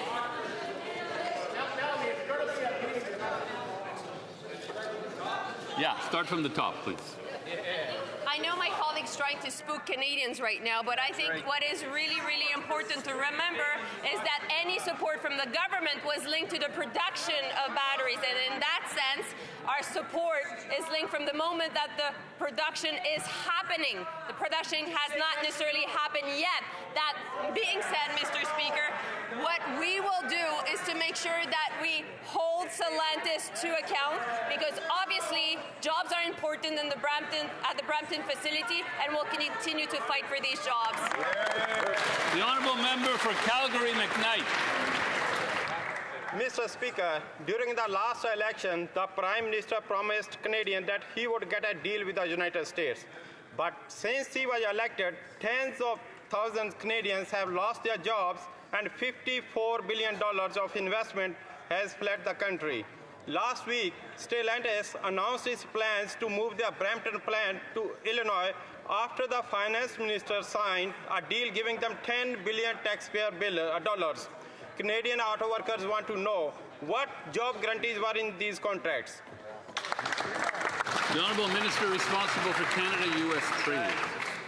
Mr. Speaker, our colleague has heard very well that the government will make these contracts available to the opposition. So, again, he can assert a series of sort of fabricated conspiracy theories. Doesn't make them true. What is true, Mr. Speaker, is that our government is supporting a proud tradition of building vehicles and cars in Canada. Over 100 years of Canadian workers building these cars. Mr. Speaker, we're going to defend those workers, support those businesses, and fight to ensure we get a deal with the United States that's good for Canadian businesses and Canadian workers. The Honourable Member for Louis Saint Laurent, Akiawenrak. Mr. Speaker, Canadians have known it for a while, but the Auditor General has just confirmed it. The Canada Revenue Agency is a Liberal disaster. It's uncontrollable and out of control. Last June, barely 5% of calls were handled within the expected time frame. But even worse, when you do get through, 4 times out of 5, the information provided was wrong. Mr. Speaker, my question is for the Minister for National Revenue. Are they aware that this affects the most vulnerable among us, people on low revenue, seniors, and those who can't pay for an accountant? The Honourable Minister for Finance. Mr. Speaker, I have a lot of respect for my colleague, and he knows it full well, but Mr. Speaker, he should be overjoyed because we have already acted. We didn't wait for a report to be published by the Auditor General. We've already acted upstream. I enacted a 100-day plan to improve service because we want to offer good services to Canadians, and I'm sure that he will announce it in his riding. We've also tabled in the next budget a way to obtain benefits automatically. That's a great bonus for those who need more, and it will help affordability in our country. I'm sure he's overjoyed right now. The Honourable Member for Louis Saint Laurent, Akiawenrak. Well, I'm glad that the Minister is happy, but I'd like to remind him that 2 years ago he did the same thing. He claimed, I've met all the leaders of grocery stores and grocery prices will go down. But it's skyrocketed since, and that's the truth of the matter. But back to the CRA, Mr. Speaker. The auditor stated the agency places more importance on adhering to work shift schedules and breaks than on the actual accuracy of information provided to Canadians. What does he have to say about that? The Honourable Minister for Finance. Mr. Speaker, I don't know who is watching QP today, but I'm not sure that the people in riding will be proud of him attacking those working for the CRA. These public servants do exemplary work. What they need, Mr. Speaker, is that we improve processes, that we improve technology. Everyone wants to offer great service to Canadians. And I know that in his case, he knows that CRA workers are working very hard to serve Canadians, and we'll give them the means to do even better. Member for Calgary-Midnapore. 3 things are certain in life: death, taxes, and you will wait on hold when you call the CRA, according to today's Auditor General report. CRA's own own service standards were only met 18% of the time, with wait times doubling over the last year. Only 17% of agents could accurately provide basic tax information. Complaints have increased by 145% in the last 3 years. So can the minister explain why Canadians are paying so much, yet receiving so little? The Honourable Secretary of State for Financial Institutions.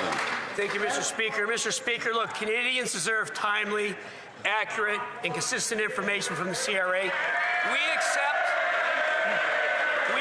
the Auditor General's report. We've embarked upon a 100-day plan. Service is improving. We've got a long ways to go, but we are working with the leadership of the CRA. We will make it right. Canadians will get the service they deserve. Thank you, Mr. Speaker. Honourable Member for Calgary-Midnapore. Well, instead of focusing on other people's jobs, that member should start doing his. Almost 10 years to the date, the Liberals signed a $50 million contract for the CRA call system. It is now almost quadrupled to $190 million. And operational costs at the CRA have increased by 70% under these Liberals. While taxpayers wait on hold, Liberal insiders and contractors cash in. So, does the government have a hang-up with value for money? Is this another Arrive scam? The Honourable Secretary of State. Mr. Speaker, I thank the CRA for delivering Canadians great service like the Canada Child Benefit, Disability Tax Credit. Where would Canadians be without the CRA delivering COVID benefits? Mr. Speaker, service levels need to improve. We accept the Auditor General's report. We will get this right. Service levels and access are improving. We have a lot more work to do, but we will deliver for Canadians. Thank you, Mr. Speaker. The Honourable Member for Compton-Stanstead. Mr. Speaker, the RCMP's independence is fundamental to its proper functioning. This is a principle that all responsible leaders should respect and not undermine. Last week, the leader of the Conservative Party decided to criticise the RCMP, saying that they covered up scandals and engaged in political manoeuvring, which is irresponsible, and cast aspersions on an institution that protects Canadians. Can the Minister for Public Safety reiterate the importance of the RCMP's independence and remind why it's important to have trust in our institutions? The Honourable Minister. President. Mr. Speaker, thank you to my colleague. The Conservative leader's dangerous rhetoric is irresponsible. The opposition in relation to the RCMP is completely unacceptable, Mr. Speaker. As you know, the RCMP is an independent organization, one that enhances the rule of law in Canada and one that ensures the safety and security of Canadians. Day in, day out, the RCMP officers on the ground work to save and secure this country, and I demand that the Leader of the Opposition retract the statement and apologize to the members of the RCMP. The Honourable Member for Vaughan Woodbridge. Mr. Speaker, while they continuously try and distract from their irresponsible policy, we on this side of the House stand united against Liberal deficits, against Liberal incompetence, and for the Canadian people. For 10 years, the Liberals have promised deficits would lead to investment, while Canada had the worst per capita growth in the G7 and a more than 10% drop in investment per worker. That's no surprise to Canadians, though. The same government, we have the same failed Liberal policies. So will they finally stop their inflationary deficit so Canadians can afford to live? Government House Leader. My honourable friend would like the distractions to stop. I suggest that he tell his leader to not go on podcasts anymore, to not pay for shawarma with crypto, and to not call into doubt the independence of our institutions like the CBC, the Bank of Canada, and the proud men and women of the Royal Canadian Mounted Police, Mr. Speaker. The Honourable Member for Richmond Hill South. Every dollar this Liberal Prime Minister spends is taken out of the pockets of hardworking Canadians through inflationary deficits and higher taxes. Let's not Let's not forget that for 10 years, Liberals claimed runaway deficits would spark investment. The current finance minister, back when he was industry minister, helped double the national debt, promising it would lead to growth. And what did Canadians get? The worst per capita GDP growth in the G7, and investment per worker collapsed by more than 10%. So, will he ensure that his next budget will stop the inflationary deficits so Canadians can afford to live again, or will he instead double down on Trudeau's policies and make Canadians pay for his failures? The Honourable Secretary of State for Seniors. Mr. Speaker, while Halloween is coming up, the only thing scary in here is the misinformation coming from the Conservatives. We're cutting red tape, we're building homes faster, and we've introduced dental care that now more than 2 million seniors have signed up for. We're building an economy that works for everyone, while Conservatives have a record of pushing the retirement age higher. I can't think of anything scarier than that. And while they're voting against support for seniors, we're empowering older Canadians, and we're protecting not only their dignity, but their peace of mind. The Honourable Member for Portneuf-Jacques-Cartier. Mr. Speaker, for 10 years, this Liberal government has been taking Canadians for a ride. They hold the record for the largest annual deficit. They hold the record for doubling the accumulated deficit of all governments combined over the past 50 years. The direct impact on Canadians' wallets is that everything costs more. They need to stop saying that they are putting more money in Canadians' pockets. Will the Prime Minister keep his promise that the deficit will not exceed $42 billion, which would give Canadians just a little bit of breathing room? The answer is simple, yes or no. The Honourable Leader of the Government in the House. Now, Mr. Speaker, the issue with the Conservatives is that they keep talking about inflationary deficits. However, they never identify what an inflationist spending is. Is it helping industry? Is it helping workers? Is it helping with dental care? Is it helping with pharmacare? Could they perhaps give us an iota of identification of what actually is an inflationary spending? The Honourable Member for Cardigan. Mr. Speaker, in the 2024 alone, the Canadian Anti-Fraud Centre reported that Canadians lost millions of dollars to fraud. There's not one person in this House today who does not know a senior, a newcomer, or a vulnerable person who has been affected by financial abuse and scams. Yesterday, our government announced that it's taken action. Can the Minister of Finance provide an update on how our new government plans to help Canadians by combating fraud, financial abuse, and scams? New member, 5 months. The Honourable Minister of Finance. Mr. Speaker, finally a good question, Mr. Speaker. My colleague and I were proud yesterday to announce a very important measure to combat fraud and financial abuse. Yes, the Conservatives may want to listen to that, and improve financial security for Canadians, Mr. Speaker. In our upcoming budget, we will introduce the first ever national anti-fraud strategy, Mr. Speaker. It will also implement a new financial crime agencies to lead Canada's effort in combating financial crime, Mr. Speaker. And we will also introduce a new code of conduct for prevention of economic abuse. Mr. Speaker, on this side of the House, we understand we need to help our seniors. We need to help the most vulnerable. The Honourable Member for Sudbury East, Manitoulin-Nickel Belt. Mr. Speaker, after years of talk, the Liberals continue to break their promise to get shovels in the ground when it comes to the Ring of Fire. Thousands of jobs and billions of dollars are at stake. Yet the Prime Minister refuses to move this important project along. The Liberals ignored this vital project on their national priority list, a huge slap in the face to Northern Ontario. Will the Liberals stop breaking their promise and get shovels in the ground now so our region can get to work? The Honourable Minister of Natural Resources. Mr. Speaker, the Ring of Fire represents an immense opportunity to develop Canada's critical minerals in partnership with First Nations. We've established a regional assessment working group to advance the Ring of Fire alongside robust consultations with Indigenous rights holders. We're actively working with the province of Ontario to increase regulatory efficiencies, and we look forward to concluding a one project, one review process with the province of Ontario. The Honourable Member for Winnipeg Centre. Mr. Speaker, Trump is pushing for Stellantis to ship 3,000 jobs from Canada to the United States. And today, GM announced it's closing another plant in Ingersoll. That's another 1,000 jobs, making it clear what we've known from the start, that Trump is set on destroying the Canadian economy. And yet, the Prime Minister continues to flatter Trump, calling him a, in quotes, modern man, in quotes, world-class leader. Mr. Speaker, he's stealing our jobs.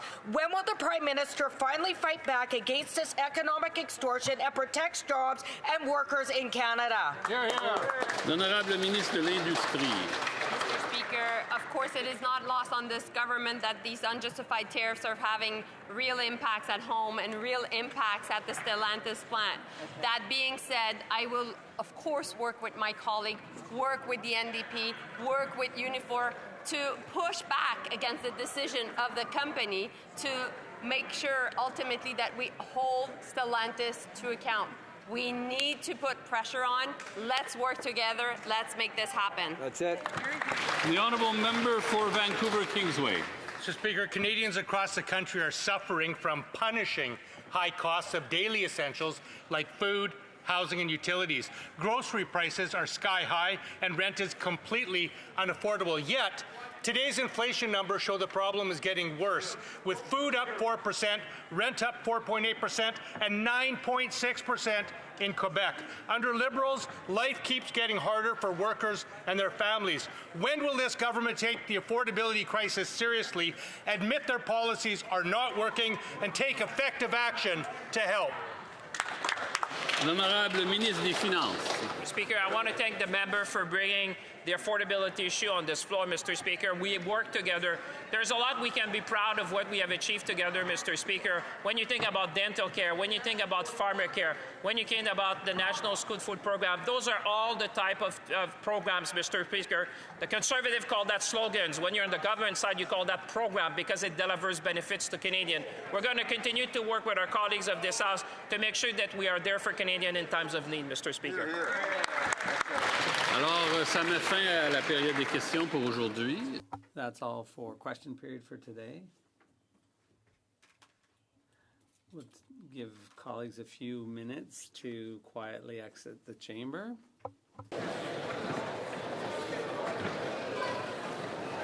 Je désire également informer la Chambre que le volume des... I'd like to inform the House that the volume of earpieces will now be reset.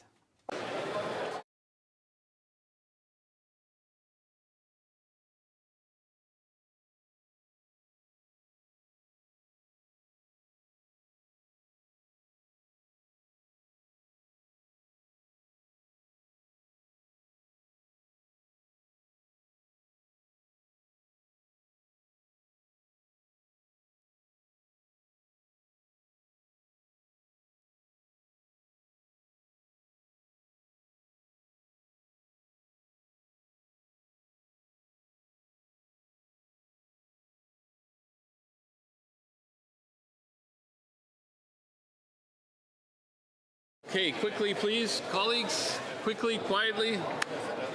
We need to get on with the orders of the day.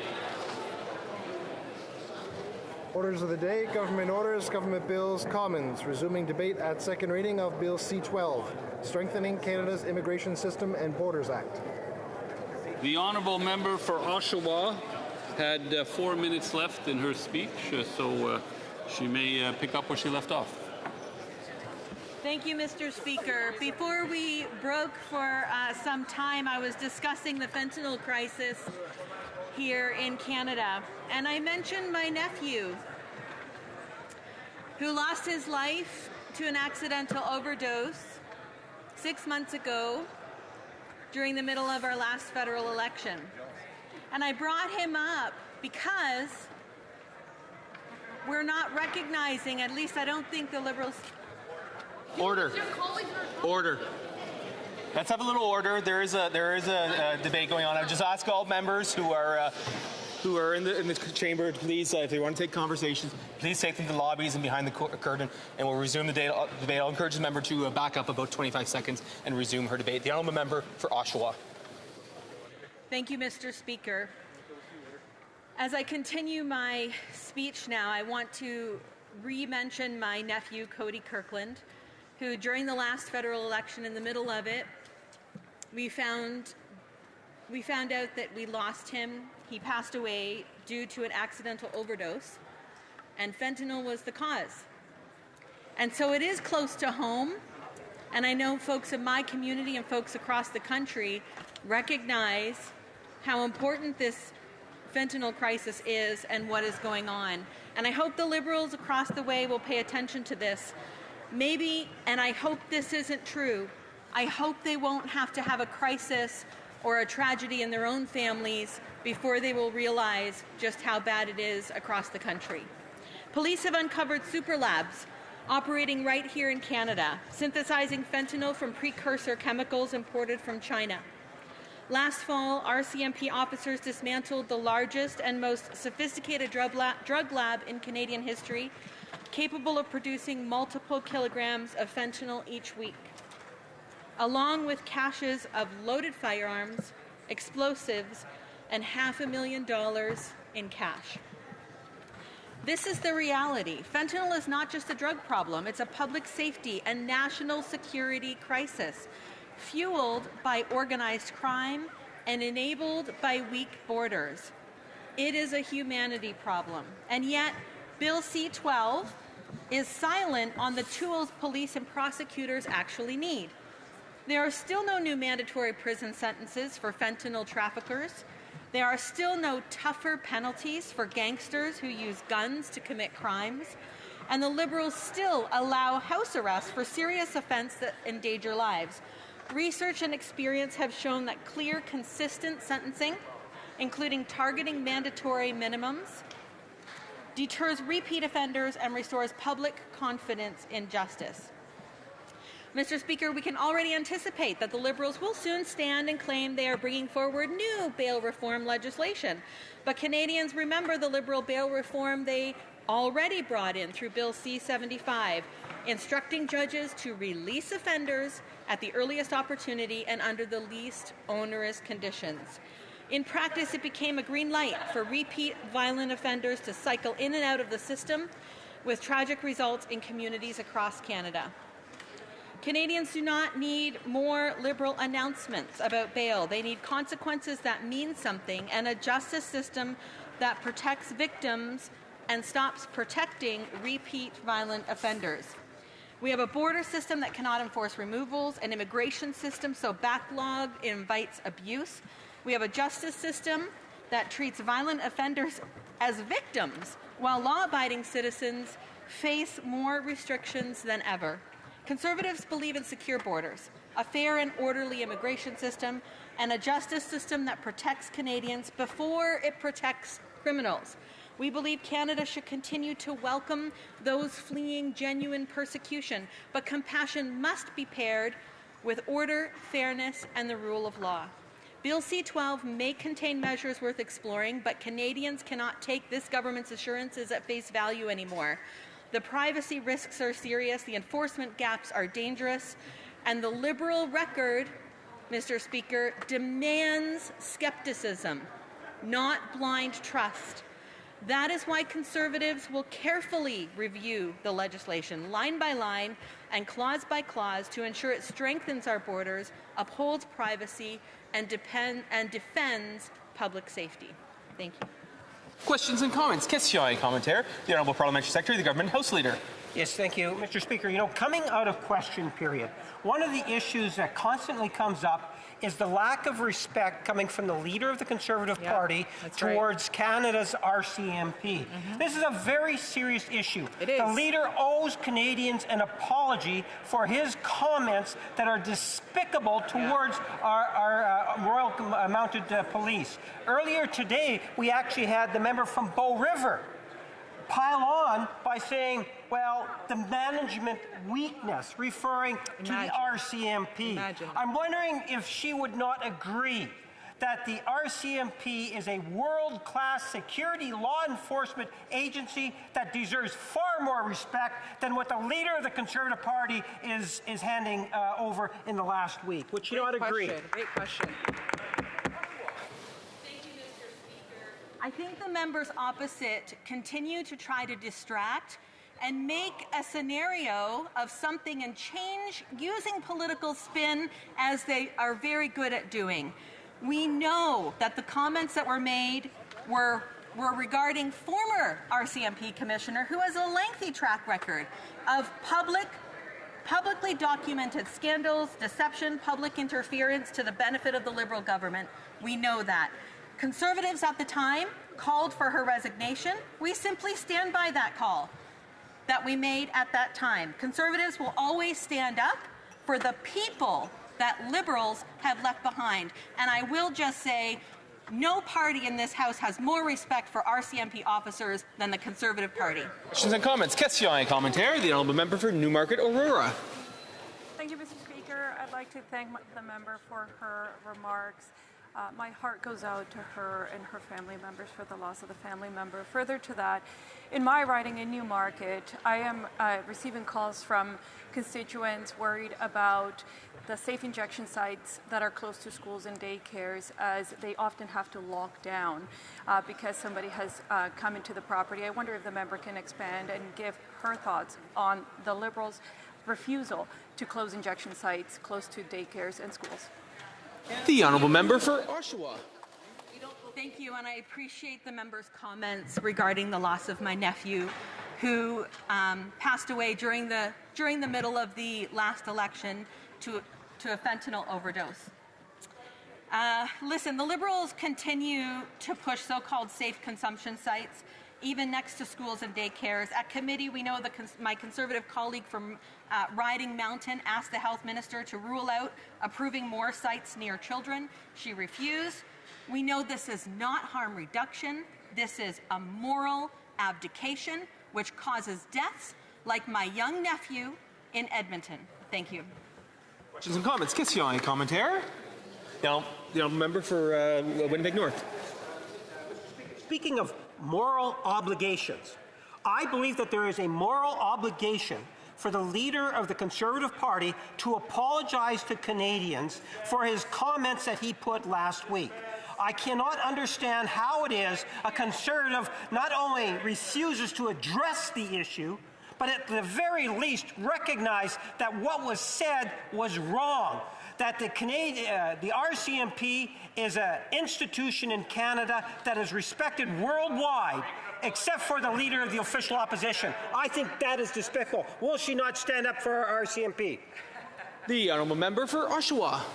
Mr. Speaker, do you know what I think is despicable? I think that this member, after me sharing about my nephew's death due to a fentanyl overdose, was uncalled for, uncaring, and despicable. And that's what I have to say to him. Questions and comments. The honourable member for order, York Durham, 30 seconds. Thank you, Mr. Speaker. I think one thing that we need to remind ourselves in this House is that it was the members on the other side who called to defund the police and attended defund the police rallies. I think that's despicable. So my question to my honourable colleague is, what are her views on the Liberals members' opinions to defund our police? The honourable member for Oshawa, about 30 seconds. Thank you for the question. Police enforcement throughout this country know Conservatives stand behind them. We always have, we always will. We support our police officers. We will never do what some Liberals across the way have done and call for the defunding of the police. And therefore, and I find it despicable they would accuse us of things that make no sense.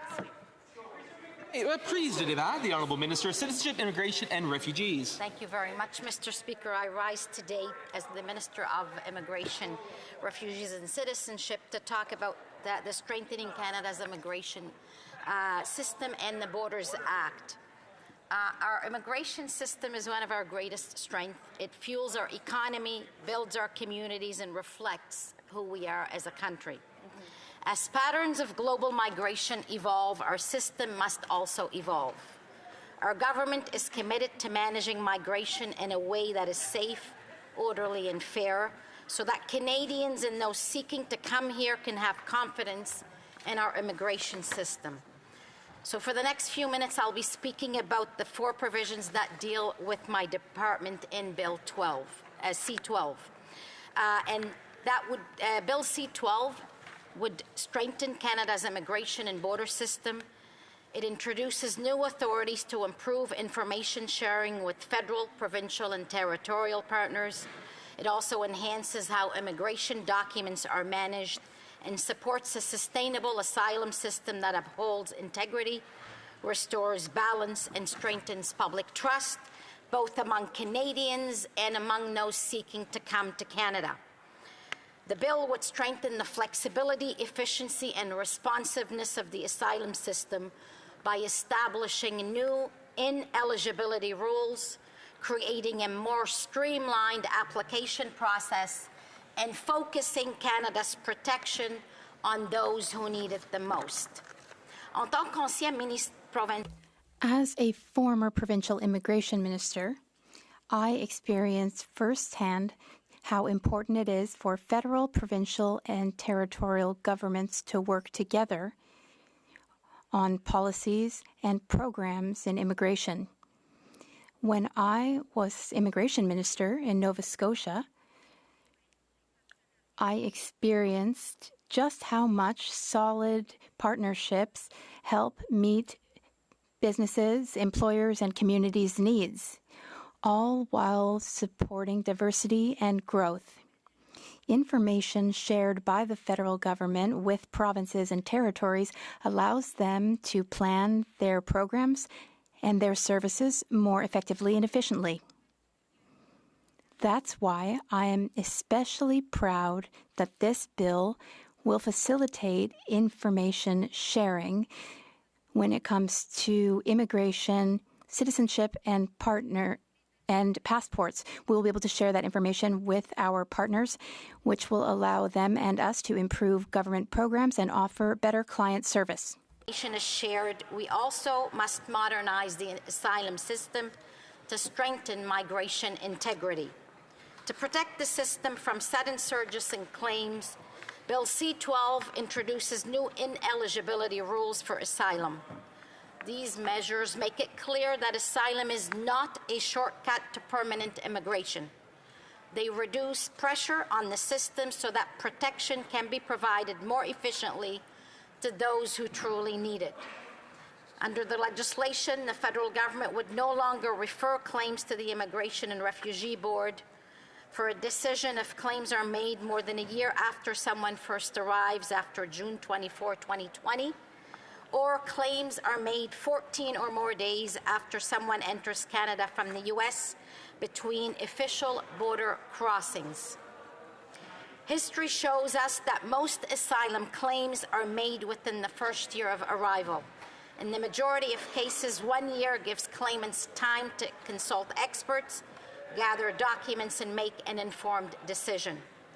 The 1 year limit discourages those wanting to use the asylum system to extend their stay in Canada if other mechanisms fail. Canada is a generous country, and that values fairness, but not for those who try to bypass our laws and our systems. The same principle applies to those who cross the border between ports of entry. Despite clear laws and repeated warnings, some still attempt to enter Canada from the U.S. without checking in at an official land border office. That is dangerous, it is not legal, and it is not safe, and there's been many tragic cases of injury and loss of life. So such routes are often linked to human smuggling and organized crime, placing individuals often traveling with children at even greater risk. So if you want to come to Canada, the message is clear. Use our existing lawful programs and pathways. Through federal, provincial, territorial streams, you are welcome to apply. That's why claims filed more than a year after claimants first arrive, starting on June 24, 2020, and those filed 14 days or more after an irregular entry would not be referred to the Immigration Refugee Board for a decision. Those whose claims are found ineligible would be referred to the removal process with access to a pre-removal risk assessment. So let me be clear here, Mr. Speaker, those who have well-founded fears of returning to their country of origin would have access to protection. As part of Bill C-12, our government is introducing legislation to better manage immigration documents and applications, improving efficiency and reinforcing the integrity of Canada's immigration system. This legislation would give our government greater flexibility to manage immigration documents and applications. It would allow us to respond quickly and responsibly in times of crisis or uncertainty, while continuing to uphold strong safeguards that protect people's rights and ensure due process. Canada's immigration system must be able to adapt to global realities, to global pressures, to conflicts. Climate and political instability can all influence and have all influenced migration flows, and our system needs the tools to respond responsively and effectively. Ce projet de loi appuie les efforts. This bill supports Canada's broader efforts to strengthen the integrity of our immigration system. This bill gives the government the tools that it needs in order to respond quickly, effectively, and efficiently to global challenges, all while maintaining equity and transparency. The pandemic highlighted the need for clearer powers and authorities in managing immigration documents in times of crisis. The government must be able to take decisive action while upholding human rights. At present times, agents have the power to cancel visa on a case-by-case basis if a person's status changes or if they become ineligible. Mais il peut s'agir, par exemple. But there can be cases where false information has been provided in a claim or if a criminal record is discovered. Groups of immigration documents. Bill C-12 would give Canada the ability to suspend, change, or cancel multiple documents in exceptional circumstances. For example, could be used during a global health or security crisis with appropriate safeguards in place to protect people's rights and due process. Would also strengthen the government's ability to pause the intake of new applications when necessary. These authorities would allow government to act swiftly and responsibly in the public interest, protecting against safety and security threats, health risks, or abuse of publicly funded programs. Let me be clear. This bill does not authorize the automatic cancellation of an immigration documents, nor does it affect asylum claims or immigration status. Any use of these authorities would follow a separate evidence-based process and require a decision by the Government and Council. So in conclusion, these changes reflect the reality that we are living in today's changing world. Grâce à ce projet de loi, le gouvernement. Thanks to this bill, the government will make the system more effective. This will also enhance collaboration and coordination with provinces and territories. We will deploy resources where they are most needed. These reforms will enhance public safety and security, reinforce the integrity of our programs, and improve services for those who rely on them. That is the system that Canadians elected us, and that is the system that we are here to ensure, and I encourage my colleagues to support Bill C-12. Thank you very much. Good job. Questions and comments? Questions et commentaires. The honourable member for Calgary Heritage. Mr. Speaker, you know, there are 300,000 assignment claimants in the system, as you know. Their interim health program is now $1 billion. Toronto has to increase rents. They broke the system. Now, many legal experts have suggested that the immigration provisions in the bill are unconstitutional. Some have even said they're undertaking research in preparation for legal challenges. Now, knowing this, is the government prepared to challenge court rulings against these provisions, or are they just planning on punting the utter mess they've made of the asylum system to the courts? The Honourable Minister. Thank Thank you very much, Mr. Speaker. We have introduced this bill to provide us with the tools we need to curb abuse and process faster so caseloads and costs can go down. The member knows, and the party opposite knows, that we published a charter statement on C2. The member knows that the provisions in the current C12 with respect to immigration are identical to those in C2. And the immigration measures are the same. And again, on this side of the House, we know we have institutions that we need to protect, and we respect our institutions, and we respect the rule of law. Thank you. Questions and comments. The Honourable Member for Rimouski, La Matapédia. Mr. Speaker, I listened closely to the Minister's speech. She said that her bill would solve problems that her department itself created. For months, people have been asking the government to play police, to deal with the foreign students who are taking advantage of the system, getting student visas, and then coming in through the asylum system. But then the Immigration Department refuses to transfer information to universities and makes universities shoulder a lot of the burden. So will the minister finally do what needs to be done and stop tasking universities with all the work? The Honourable Minister. Thank you, Mr. Speaker. I thank the member across the way, and I would like to inform him that we are working with Quebec. We're working with Quebec on student permits because those are issued by provincial governments. That is part of the system. Provinces are in charge of accepting students in their provinces. 20,000 fewer students arrived between January and July of this year as compared with 2024, and we will continue working with our colleagues. I appreciate the many comments that the minister has actually put on the record. I truly believe that the immigration with the new Prime Minister has put a lot of emphasis on stabilizing immigration here in Canada. When I think of the asylum seekers, I go back to the days in which I was the critic for immigration when we had issues with Hungary and the number of Hungarians coming over and how it was impacting asylum seekers, Mr. Speaker. And the government had to bring in legislation to make some changes.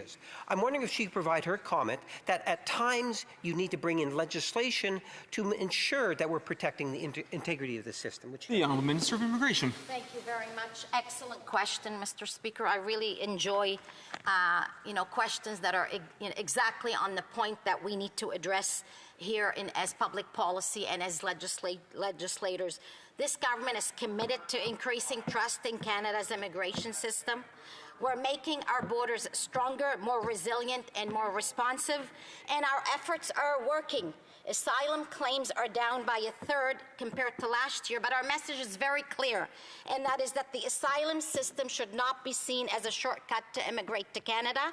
That is why we have the measures in Bill C-12 to strengthen the integrity of our system. And again, I ask all members in this House to work with us to ensure that we have a strong immigration system in Canada, one that Canadians all are proud of. Thank you. Resuming debate. Reprise du débat. Resuming debate. Oh, the member for Richmond East, Steveston. Thank you, Mr. Speaker. Thank you for the opportunity to be here today and to speak to Bill C-12, the Strong Borders Act. The bill proposes amendments to various acts that will make our laws even stronger and will keep our families, children, and communities safe while protecting privacy and charter rights. Mr. Speaker, this bill will help the government fight the flow of illegal fentanyl, enhance the integrity of our immigration and asylum systems, and combat money laundering. The focus of my speech today will be with respect to two parts. Parts 2, 3, and 4 of this bill. I'll begin by stating that the overdose crisis, I don't think anybody in this House has stories from their communities that hasn't been touched by the flow of overdose crisis of fentanyl precursors, the flow of precursors in communities, and the significant impact that it has on families and communities across the country. According to Health Canada, in 2022, an average of 21 lives were lost each day because of opioid-related overdoses. Part 4 of the bill would amend the Canada Post Corporation Act to enable police to search the mail as part of a criminal investigation. The amendments would remove a legal barrier to otherwise lawful seizure of mail, but do not create new search and seizure authorities. With this change, law enforcement can rely on existing search and seizure provisions in federal legislation, most commonly a search warrant issued under the Criminal Code. The need for judicial pre-authorization would ensure that mail seizures are conducted in accordance with the law and the Charter. This would bring Canada Post into alignment with other courier and parcel delivery service providers such as Purolator, who are already subject to lawful search and seizure. The bill would also expand inspection powers for postal inspectors. These changes enable the police to stop the mail service from being used to traffic drugs and other illegal materials. With the measures in this bill, we'll be in a stronger position to prevent dangerous drugs such as fentanyl and their precursor chemicals from finding their way onto our streets and into our communities to keep Canadians safe. Right now, police officers are not allowed to search and seize letter mail as part of an investigation, not even with a warrant. And as a result, fentanyl and other synthetic opioids can be easily trafficked in small amounts by drug traffickers, exploiting the postal system by sending illicit drugs through this method. These amendments to the Act outlined in Part 4 of C-12 become crucial to correcting this issue and stopping the flow of legal drugs into our communities.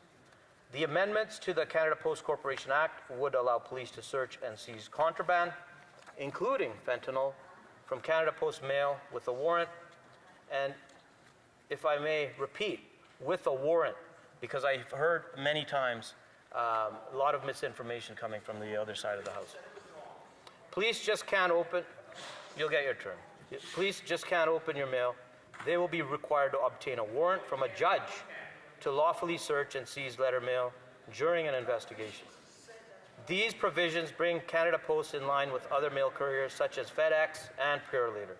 This change will notably help remote Indigenous communities and rural municipalities in their efforts to intercept dangerous illegal drugs such as fentanyl, which is often delivered through the mail via Canada Post, and the Minister of Public Safety has heard from these communities and they are supporting these measures.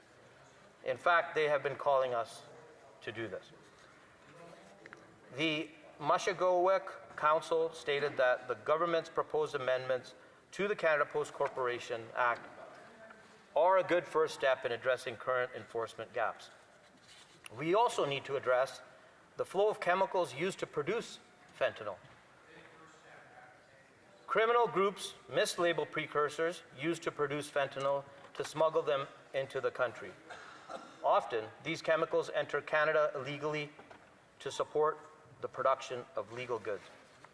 To disrupt the flow of illegal fentanyl, the bill will create new accelerated scheduling pathway to make it easier for the Minister of Health to order limits on precursor chemicals to ensure they are used legitimately.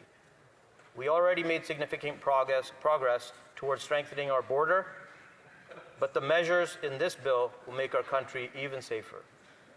By stopping the flow of illegal fentanyl, reinforcing our immigration and asylum systems, and cracking down on money laundering and terrorist financing, we will keep our country strong and safe. Mr. Speaker, like all of my honourable colleagues in this House, I also want to see fentanyl off our streets. Together, let's keep our communities and children safe by supporting Bill C-2. Thank you. Questions and comments? Question et commentaire. The honourable member for Edmonton West. Mr. Speaker, I'd like to thank my colleague for his speech and let him know he's welcome to come back to Ogo anytime. We do miss him.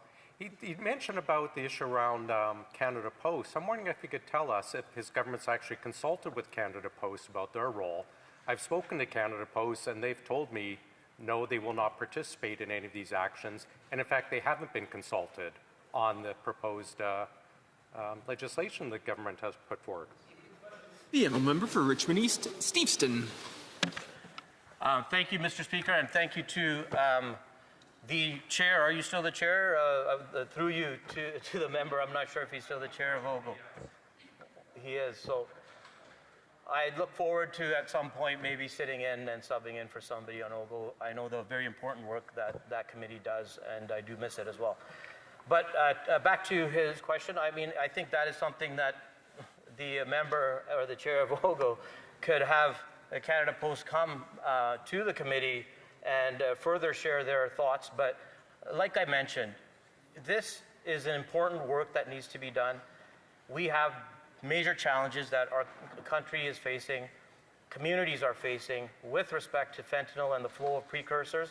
I think that if we look at the impact that that's had, the negative impact that that's had on our communities, it's important to have Canada Post and with a warrant, I might like to add, make sure that they're cooperating with this. Comments, questions et commentaires. The honourable member for Rimouski-la-Matapédia. Thank you very much, Mr. Speaker. My colleague needs to explain something to us. Last April, the government promised, through the Prime Minister, to hire 1,000 new border agents at the CBSA, but also at the RCMP, 1,000 apiece. But then 6 months later, last week, he repeated the April announcement. I would like to know how many agents and officers have been hired since April. If it's 0, then what's the plan now? How many will be hired now, and when will they be hired? The honourable member for Richmond East, Steveston. Thank you, Mr. Chair, and thank you to the member opposite for the question. I think we are all looking forward to the budget that's coming on November 4th, and we'll be able to see many of those measures in there. But with respect to the member's question on how many officers have been hired, we have committed to 1,000 police officers and 1,000 CBSA officers. And just last week, I had the opportunity in British Columbia to also make that announcement, and it was very welcomed by all police agencies that are impacted by these issues that we've talked about in these communities. Comments, the Honourable Parliamentary Secretary to the Government House Leader. So thank you, Mr. Speaker. I'm wondering if my colleague could provide his thoughts in terms of how our Prime Minister and as a caucus, we're taking a holistic approach at this. Today we're talking about Bill C-12, which will do wonders in terms of securing Canada's borders, but at the same time, we're making commitments that are tangible. The member just made reference to a conference he had about the announcement of additional RCMP officers. We're getting additional Canada Border Control officers. So whether it's legislation or budgetary measures, that we are taking this issue seriously, and that is something important when you deal with an issue of this nature, that it has that holistic approach. On the member for Steveston, Richmond East. Thank you, Mr. Speaker, and to my dear friend and colleague for the question. You know, if we look at the impact that this has had on our communities, when we talk about the fentanyl or other precursors and issues related to crime and strengthening our borders, over time, these issues change, they evolve, and we need to evolve, and we have to bring in new measures, and that's what we're doing at this point. If you look at not only strengthening the borders, adding the police officers, CBSA officers, the new search warrant measures that we have, and all the resources and tools that are given, that is a holistic approach to this. It's everything from going after ghost guns, which we've announced earlier, and making it harder for, and including new offenses. Bill C-70, transnational threats. There's a whole level of different measures that we've brought in that will combat the challenges that this country is facing, the ever-evolving challenges that this country is facing. Resuming debate. Reprise du débat, the honourable member for Dufferin-Caledon.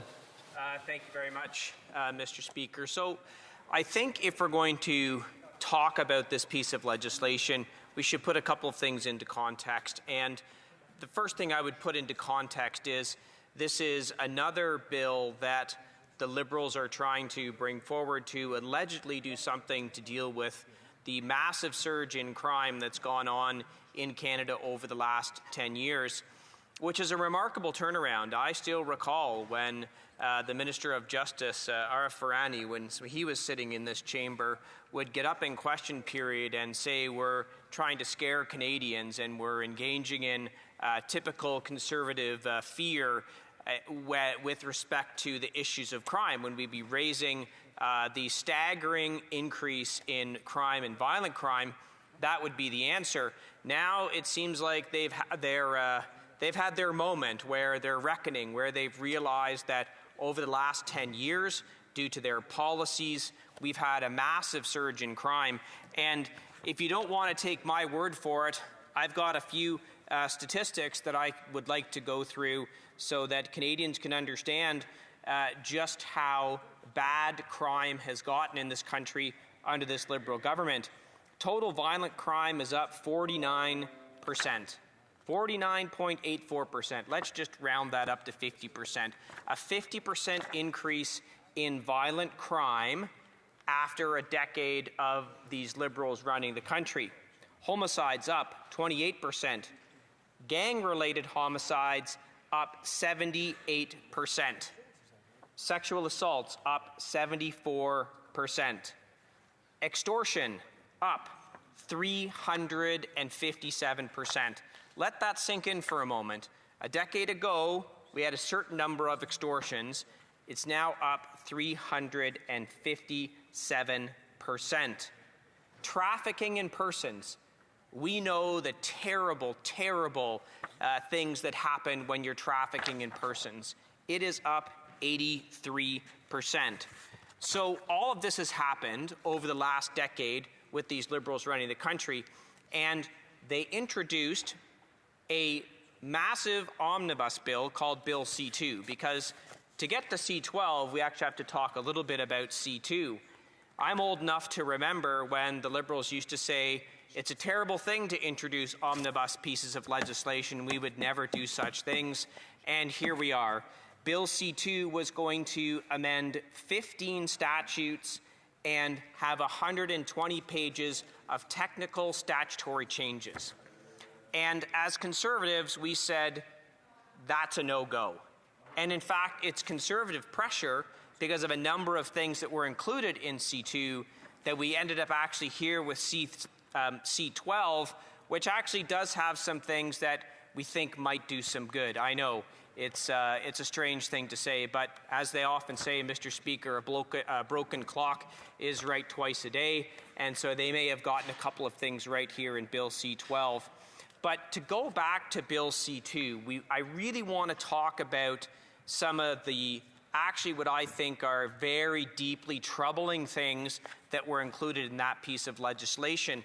And it actually sort of shows the mindset where these Liberals have turned around on some of these issues. This is with respect to being able to search mail through Canada Post, which in of itself is problematic. But what the actual statutory changes they were trying to bring in said that this could happen on a reasonable suspicion, reasonable grounds to suspect. That is the lowest threshold that at law that you can use to do this.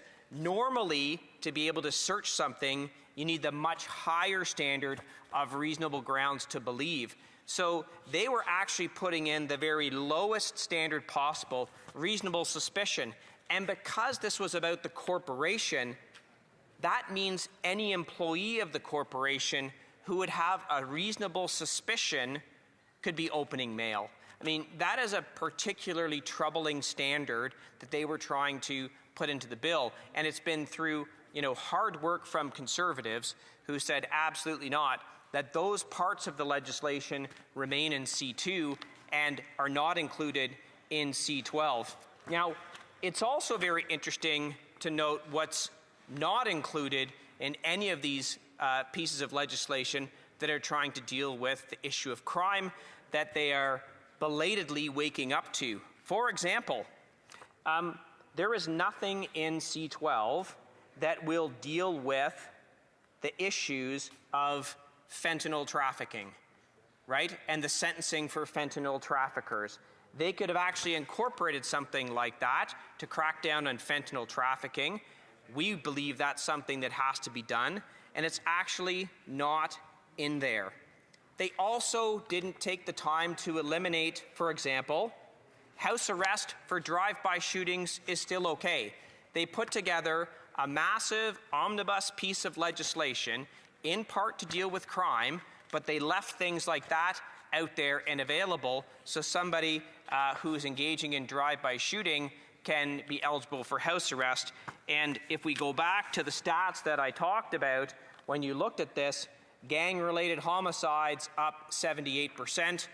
Generally speaking, the kinds of people that are engaging in drive-by shootings would be people trying in gangs to create homicides. So they had so much opportunity to do better, and they failed to do that. Another thing that they failed to do in this is to make it crystal clear that so-called safe consumption sites will not be allowed anywhere near schools. We know what the effect of these safe consumption sites has been. They become a blight in a neighborhood, and if you have them near schools, near children, these are not the kinds of things that you want. And again, simple place for them to have made that change, and they chose not to. So, now let's quickly switch and talk a little bit about some of the changes with respect to immigration. I was around when Stephen Harper was Prime Minister, and changes were made to the asylum system, and we got asylum claims down to about 10,000. It sounds like a lot, but it's 10,000. If you look at where things are now, again, after a decade of these Liberals and their absolute and utter mismanagement of the immigration system, these asylum claims are now at a whopping 296,000. So think about that. A decade ago, 10,000. Now, 296,000. And I think the estimate to actually process these 296,000 cases in the backlog is 25 years. Let that sink in.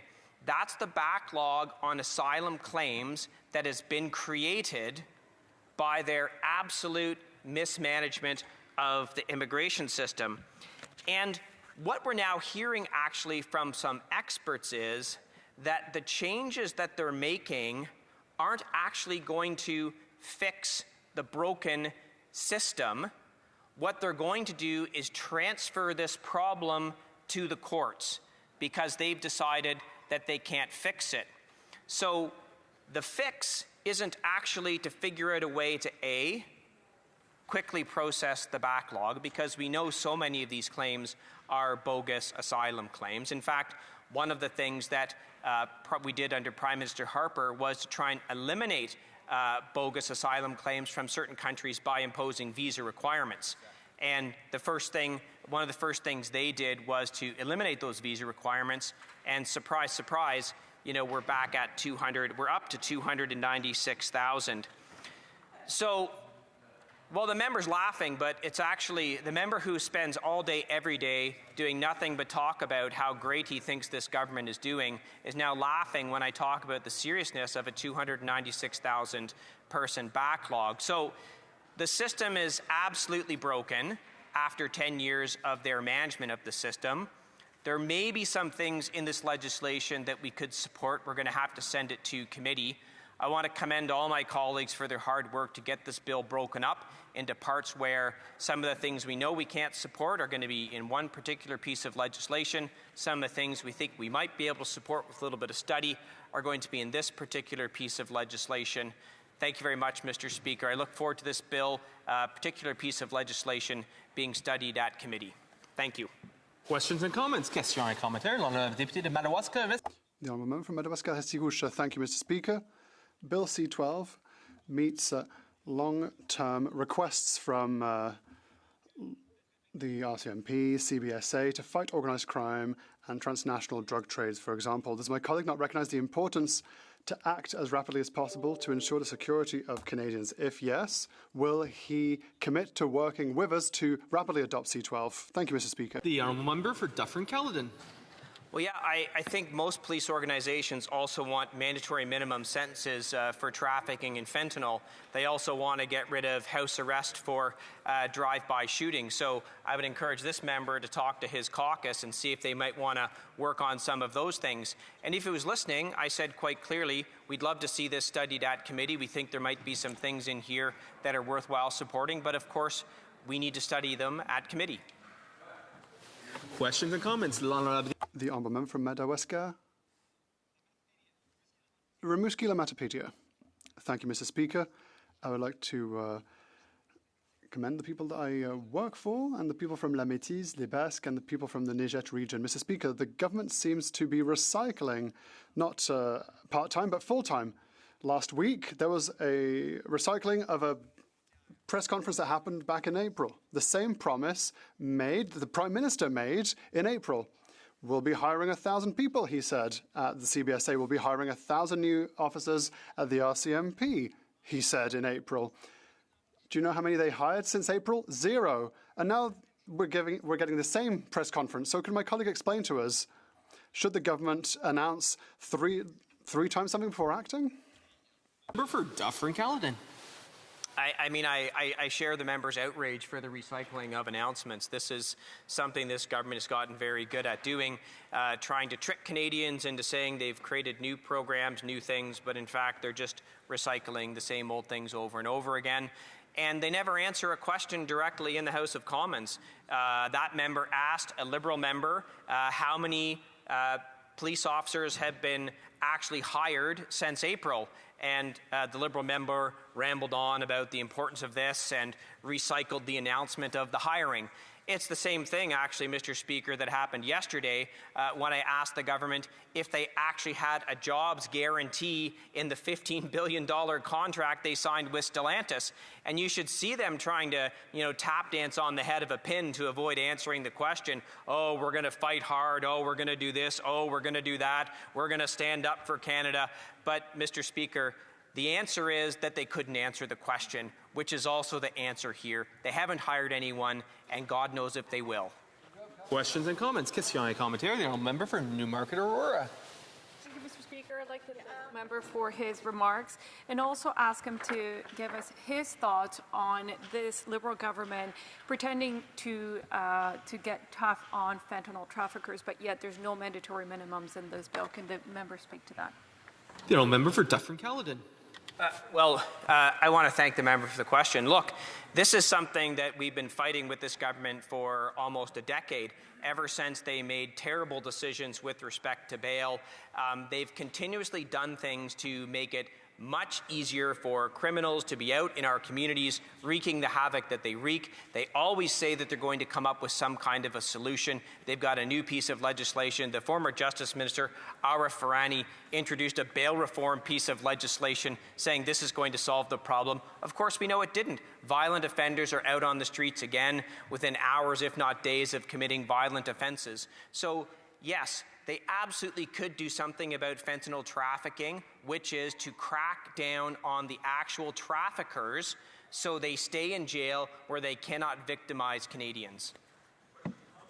Question, the honourable member for Winnipeg North, about 25 seconds. Yeah, Mr. Speaker, bail reform legislation is on its way, and I look forward to the Conservatives' response to it. The question I have to the member is with respect to asylum seekers. Back in when Jason Kenney was Minister of Immigration, it was 60,000. It was reduced down to 10,000. They recognized the need for a change. They brought in legislation. There's things that have demanded that we have changes here. We're bringing in the changes. Does he support the changes? The honourable member for Dufferin-Caledon, about 25 seconds. I don't know. We're going to have to look at that, right? Ultimately, I think we want to hear from the experts on whether or not it's going to make a difference. My quick review of it is that they're actually, like I said in my speech, they're not going to deal with all these bogus asylum claimants through the process. They're going to try and transfer that to the judicial system, which, again, will be far more complicated and won't solve the problem. Resuming debate. Please, débat. Is the House ready for the question? The honourable member for the honourable member for Madawaska Restigouche. Thank you, Mr. Speaker. In the last election campaign, Canadians from all across the country asked us to take concrete action to build a safer Canada. They elected a new Liberal government with a clear and legitimate expectation to reform our bail system, improve public safety, and ensure that our communities are safe. We also committed to securing our borders and preserving the integrity of our immigration system. That's precisely the goal of Bill C-12. This legislation introduces essential changes that give law enforcement and border services officers the tools and resources they need to disrupt the activities of increasingly sophisticated criminal groups, particularly those involved in fentanyl and weapons trafficking, and thereby to protect our communities. The bill's based on two fundamental pillars: securing the border and combating transnational organized crime, including illegal fentanyl and illicit financing. The security of our borders is a priority for our government. This is a particularly important issue for me as the member for Madawaska-Restigouche, a riding that has 5 border crossings in it. Before I go any further, I want to point out that Canada's borders are already strong and secure, and that the CBSA staff do an outstanding job. I'd like to commend them for their daily commitment to protecting our borders. I've had the opportunity to meet with many of them in recent months at various events in my riding and to talk with them about their important work.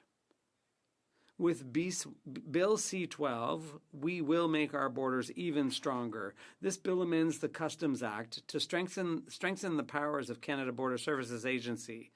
CBSA will now be able to better control points of entry and exit, in particular by requiring owners and operators to provide the necessary facilities to facilitate inspections.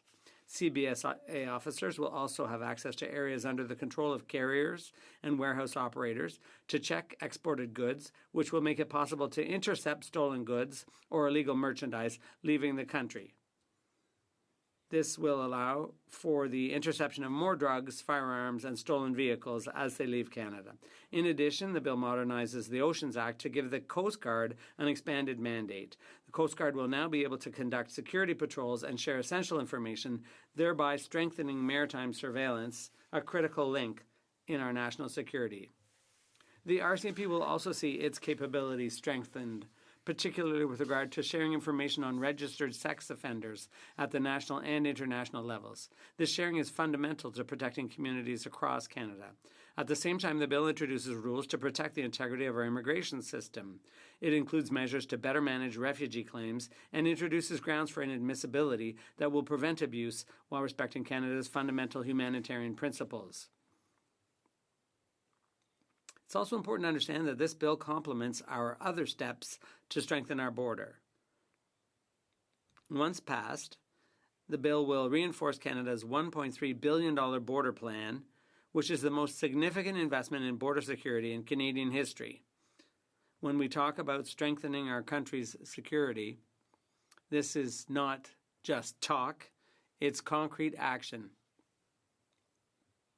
In this regard, the Prime Minister recently announced new measures that will be included in the next budget. We are going to hire 1,000 new CBSA officers.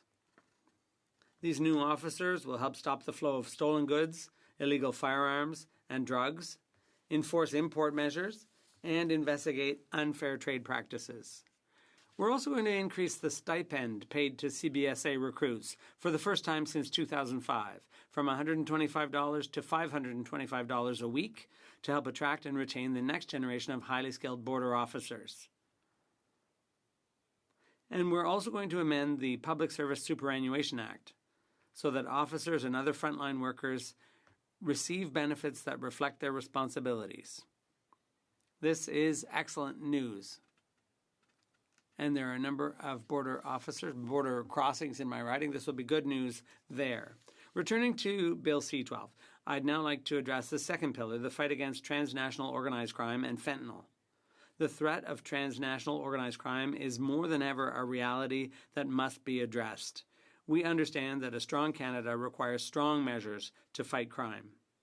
The opioid crisis is wreaking havoc across our country. Thousands of lives are lost every year. Not a day goes by without us hearing heartbreaking stories of lives cut short. We cannot remain indifferent in the face of such a crisis, and we must take action.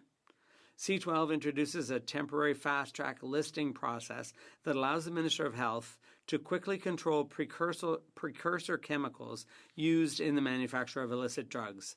This measure will enable law enforcement and CBSA to act quickly to prohibit the importation and illegal use of these substances while ensuring strict oversight of their legitimate use. The bill also strengthens the fight against money laundering and terrorist financing through tougher penalties and improved surveillance cooperation between FINTRAC and the FISC. This enhanced cooperation is essential in detecting and stopping the illicit financial flows that fuel crime and terrorism. Bill C-12 is one of a series of bold and decisive measures our new government has taken since the beginning of our term of office in the area of public safety. We understand that safe and resilient communities are the cornerstone of a strong Canada. They attract people, families, businesses, and investment, and promote security and prosperity. Just last week, our government announced new measures that will protect Canadians and keep our communities safe. We are going to strengthen the criminal code to keep violent and repeat offenders out of our communities, including those charged with serious crimes like violent vehicle theft, break and enter, human trafficking, aggravated assault, and sexual assault. We're also going to introduce consecutive sentences so that multiple crimes result in longer prison terms, impose tougher penalties for organized retail theft, and restrict suspended sentences for a number of sexual offenses. These are changes the public has been waiting for. We announced that we're going to hire 1,000 new RCMP officers.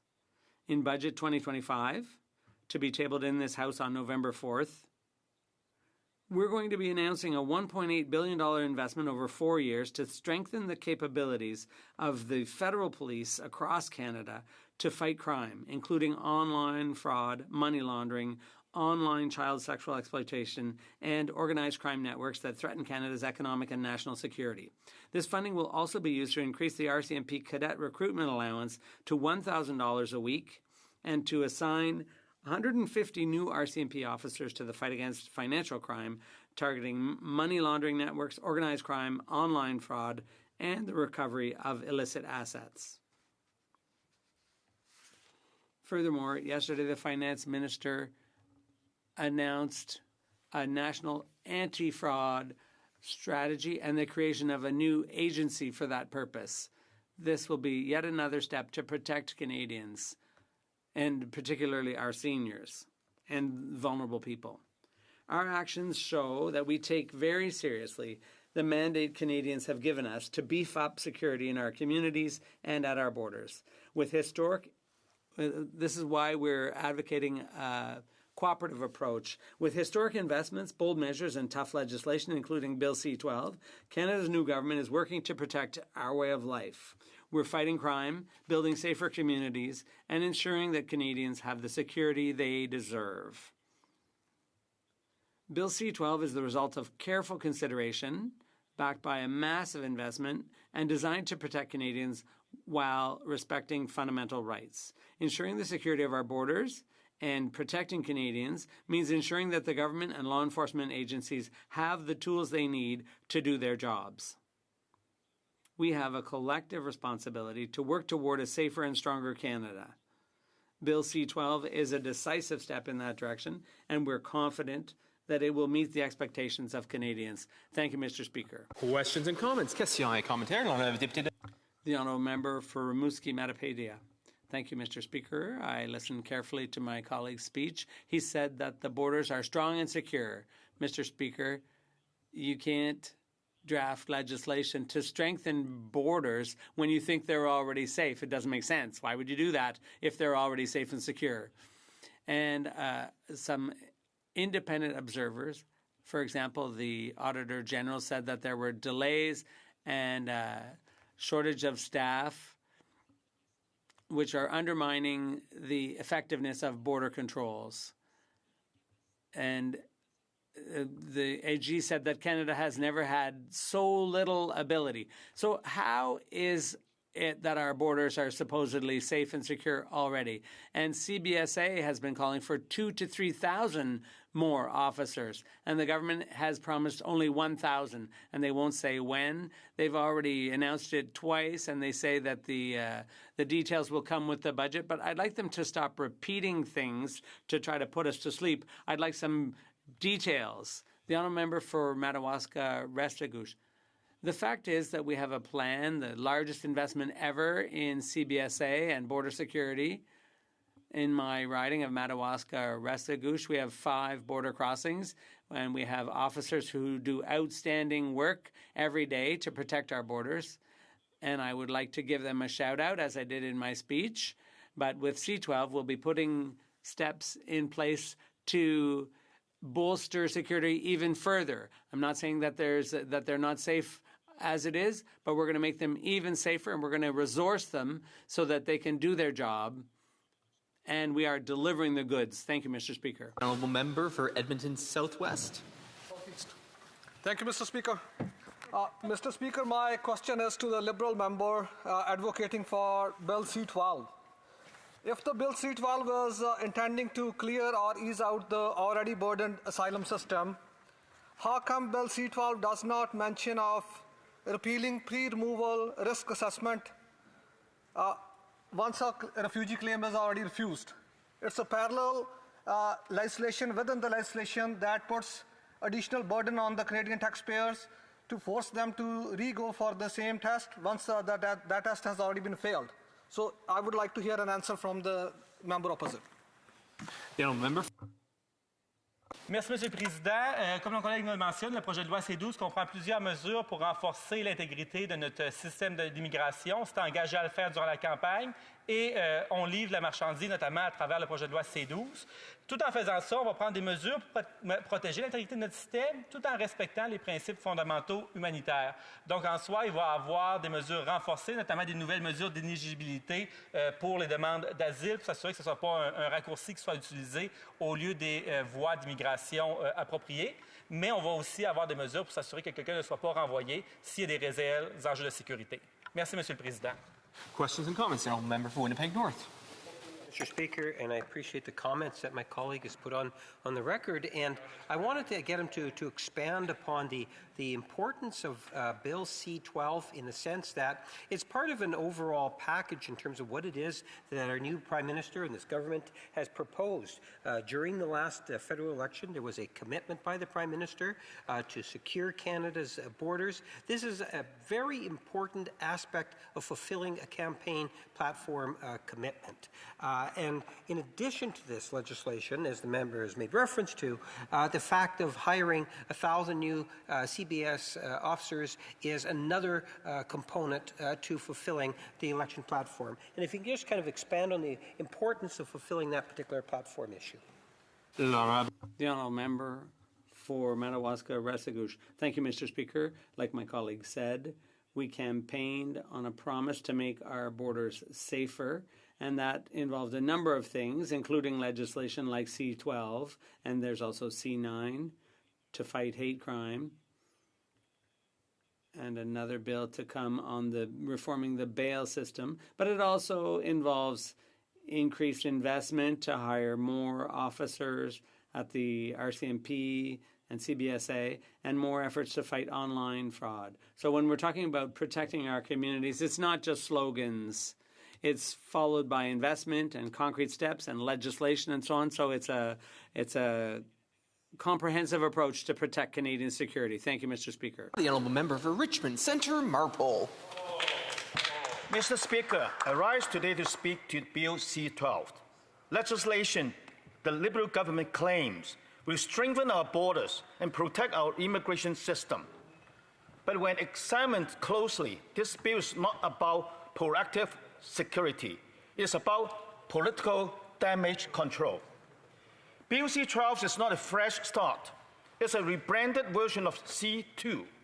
Legislation the government withdrew after Canadians have outraged by the sweeping powers to access personal digital data without a warrant.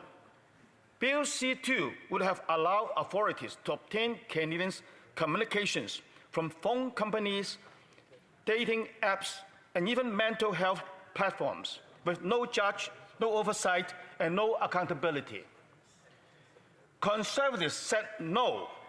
We believe in strong border security and effective enforcement, but never at the expense of Canadians' fundamental freedoms. Security and piracy are not competing objectives. In a democracy, they must coexist. The government removed the most invasive powers from Bill C-2 only because they were exposed, not because they understood the threat to Canadian rights. The Public Safety Minister has openly stated that those powers are still being pursued. The RCMP Commissioner confirmed they are working with the Minister to bring them back. Canadians' privacy has not been safeguarded. It has merely been postponed. We must remain vigilant because this government has shown a willingness to reintroduce these measures quietly when public attention shifts. While seeking new power, the government has failed to deliver on basic enforcement. It promised to hire 1,000 new CBSA officers. That promise was broken. At major border crossings such as the Pacific Highway and Douglas Ports near Vancouver, officers are stretched thin, trying to stop sophisticated smuggling operations with inadequate staffing and outdated resources. Organized crime is exploiting these enforcement gaps right now. Yet, Bill C-12 contains no staffing commitments, no new resources, and no operational enhancements. It does not address the real challenges facing our border agents. Bill C-12 amends 11 acts. Some of these measures are constructive and will assist enforcement.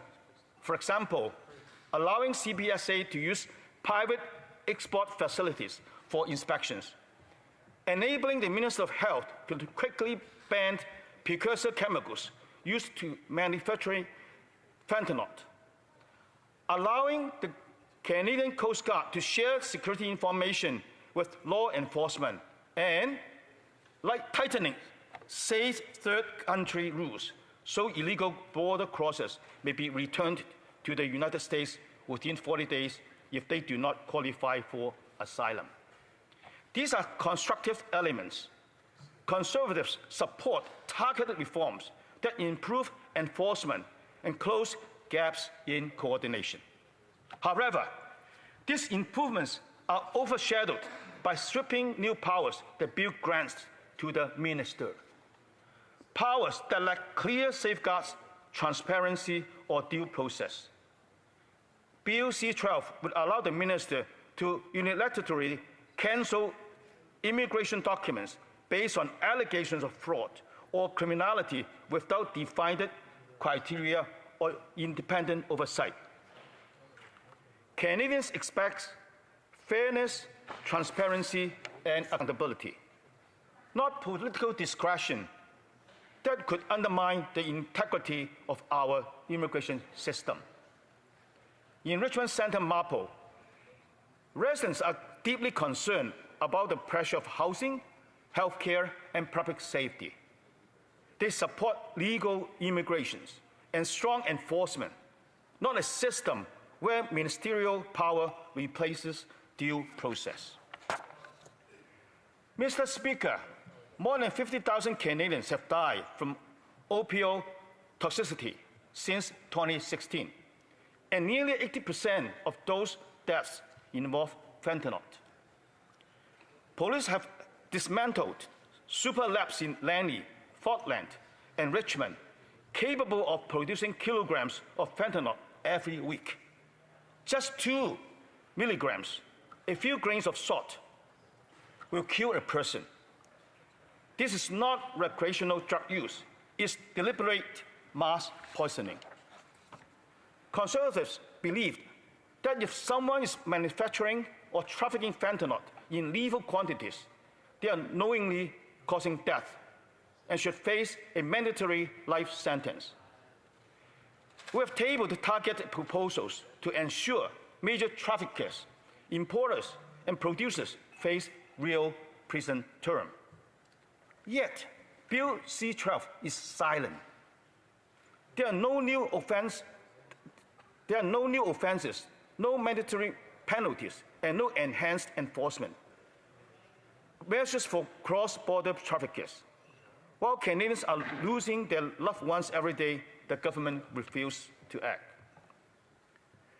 We cannot accept a justice system that allows fentanyl traffickers to receive house arrest or suspended sentence.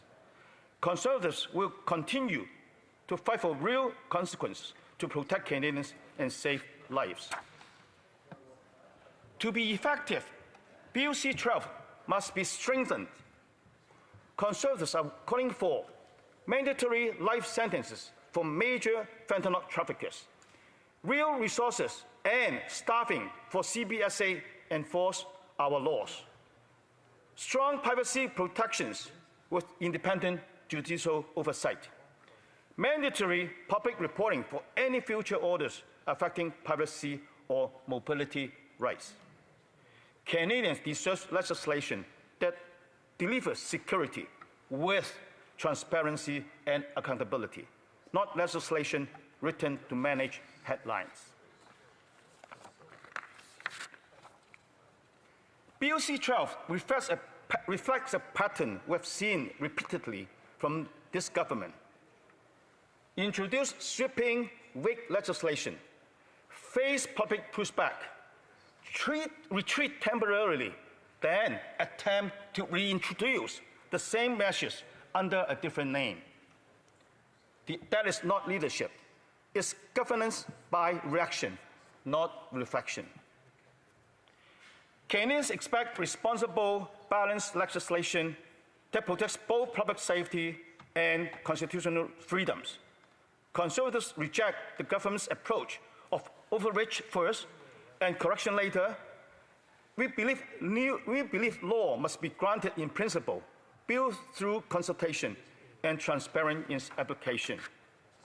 Mr. Speaker, Conservatives believe in strong borders, safe communities, and an immigration system that's both fair and firm, one that welcomes those who follow the rules and holds accountable those who do not. Bill C-12 may have removed the most extreme intrusions, but it still reflects the same pattern: overreach, retreat, and repackaging.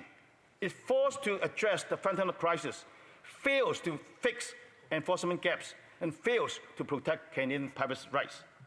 We will continue to stand up for the safety and freedoms of Canadians, defend the integrity of our immigration system, and fight the scourge of fentanyl with the serious it demands. Canada will have security without surveillance and passion without chaos. That's balance, that's common sense, and that's what Conservatives will deliver. Thank you, Mr. Speaker. Questions and comments. Questions et commentaires. L'honorable député de Longueuil, Saint-Hubert. The honourable member for Longueuil Saint-Hubert. Thank you, Mr. Speaker. Asylum is granted by independent judges. Would my colleague across the way not be questioning our judges' competency and skill? Thank you, Mr. Speaker. Prince Centre Marpole. Mr. Speaker, again, the Liberal government is passing the buck.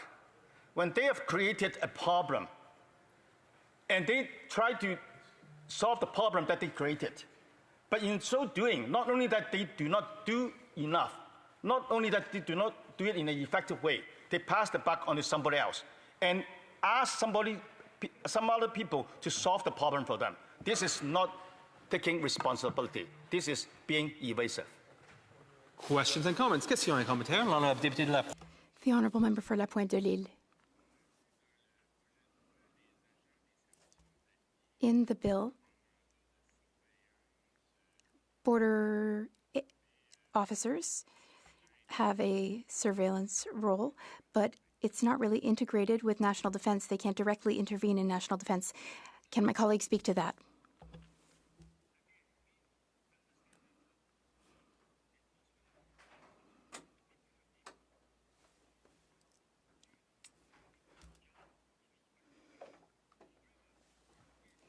I think Val didn't ask who the speakers are or for speeches for the PMB, and I don't.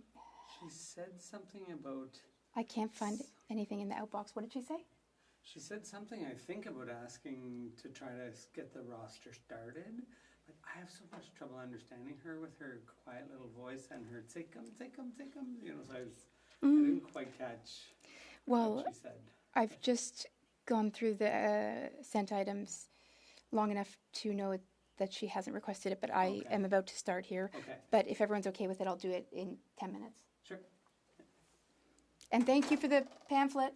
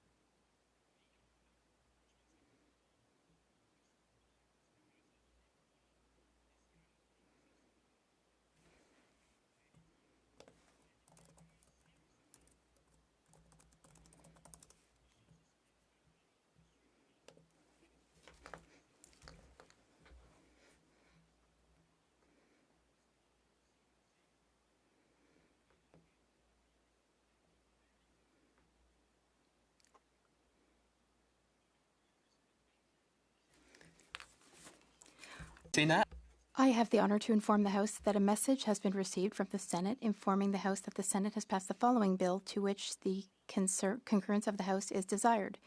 Bill S-211, an act respecting a national framework on sports betting advertising. Order. It is my duty pursuant to Standing Order 38 to inform the House that the questions to be raised tonight at the time of adjournment are as follows. The Honourable Member for Sherwood Park, Fort Saskatchewan, Employment. The Honourable Member for Riding Mountain, Health. The Honourable Member for York, Durham, Public Safety. Resuming debate. Reprise de débat. L'honourable député de Rimouski. The Honourable Member for Rimouski, La Matapédia. Mr. Speaker, a border is more than a line drawn on a map. It is a symbol of our security, our sovereignty, and our ability to make our own decisions. For 10 years now, the Liberal government has turned a blind eye as stolen vehicles left our ports, as illegal drugs came over our borders, and as Quebec handled unprecedented levels of migration on its own. The government is finally taking action, but that's because they have no other choice. For a long time, the Bloc Québécois has been calling for better border control and to ramp up the fight on illegal drugs at the border, and increasing the fight against organized crime. Now, C-12, according to us and the Government of Quebec, is a step in the right direction, but let's be clear, our support will not be a blank check. It will not be unlimited. Before I laud the bill, I'd also like to highlight the weaknesses. This bill takes up some measures which were already in C-2 to tackle transnational organized crime. The government should do more than just legislate and legislate. They should, in fact, apply existing laws. Liberal leader Mark Carney on April 10th of this year during the election campaign, he proudly announced in Brampton that the government would hire 1,000 RCMP officers and another 1,000 officers for the CBSA, saying that that would help us handle the arrival of migrants and fight fentanyl trafficking. Then, 6 months later, on October 17th, the Prime Minister repeated the same announcement, this time from his office as Prime Minister. He said it would be a bold and ambitious new measure. He promised the same numbers with the same words, yet nothing has been done. They're not walking the talk. For proof of that, just think of Roxham Road, a symbol of the Liberals' failure when it comes to border control. Between 2017 and 2023, over 150,000 people illegally crossed at Roxham Road. In 2022 alone, there were approximately 40,000 crossings, which is more than all previous years combined. And how many of these crossings were in Quebec? 90%.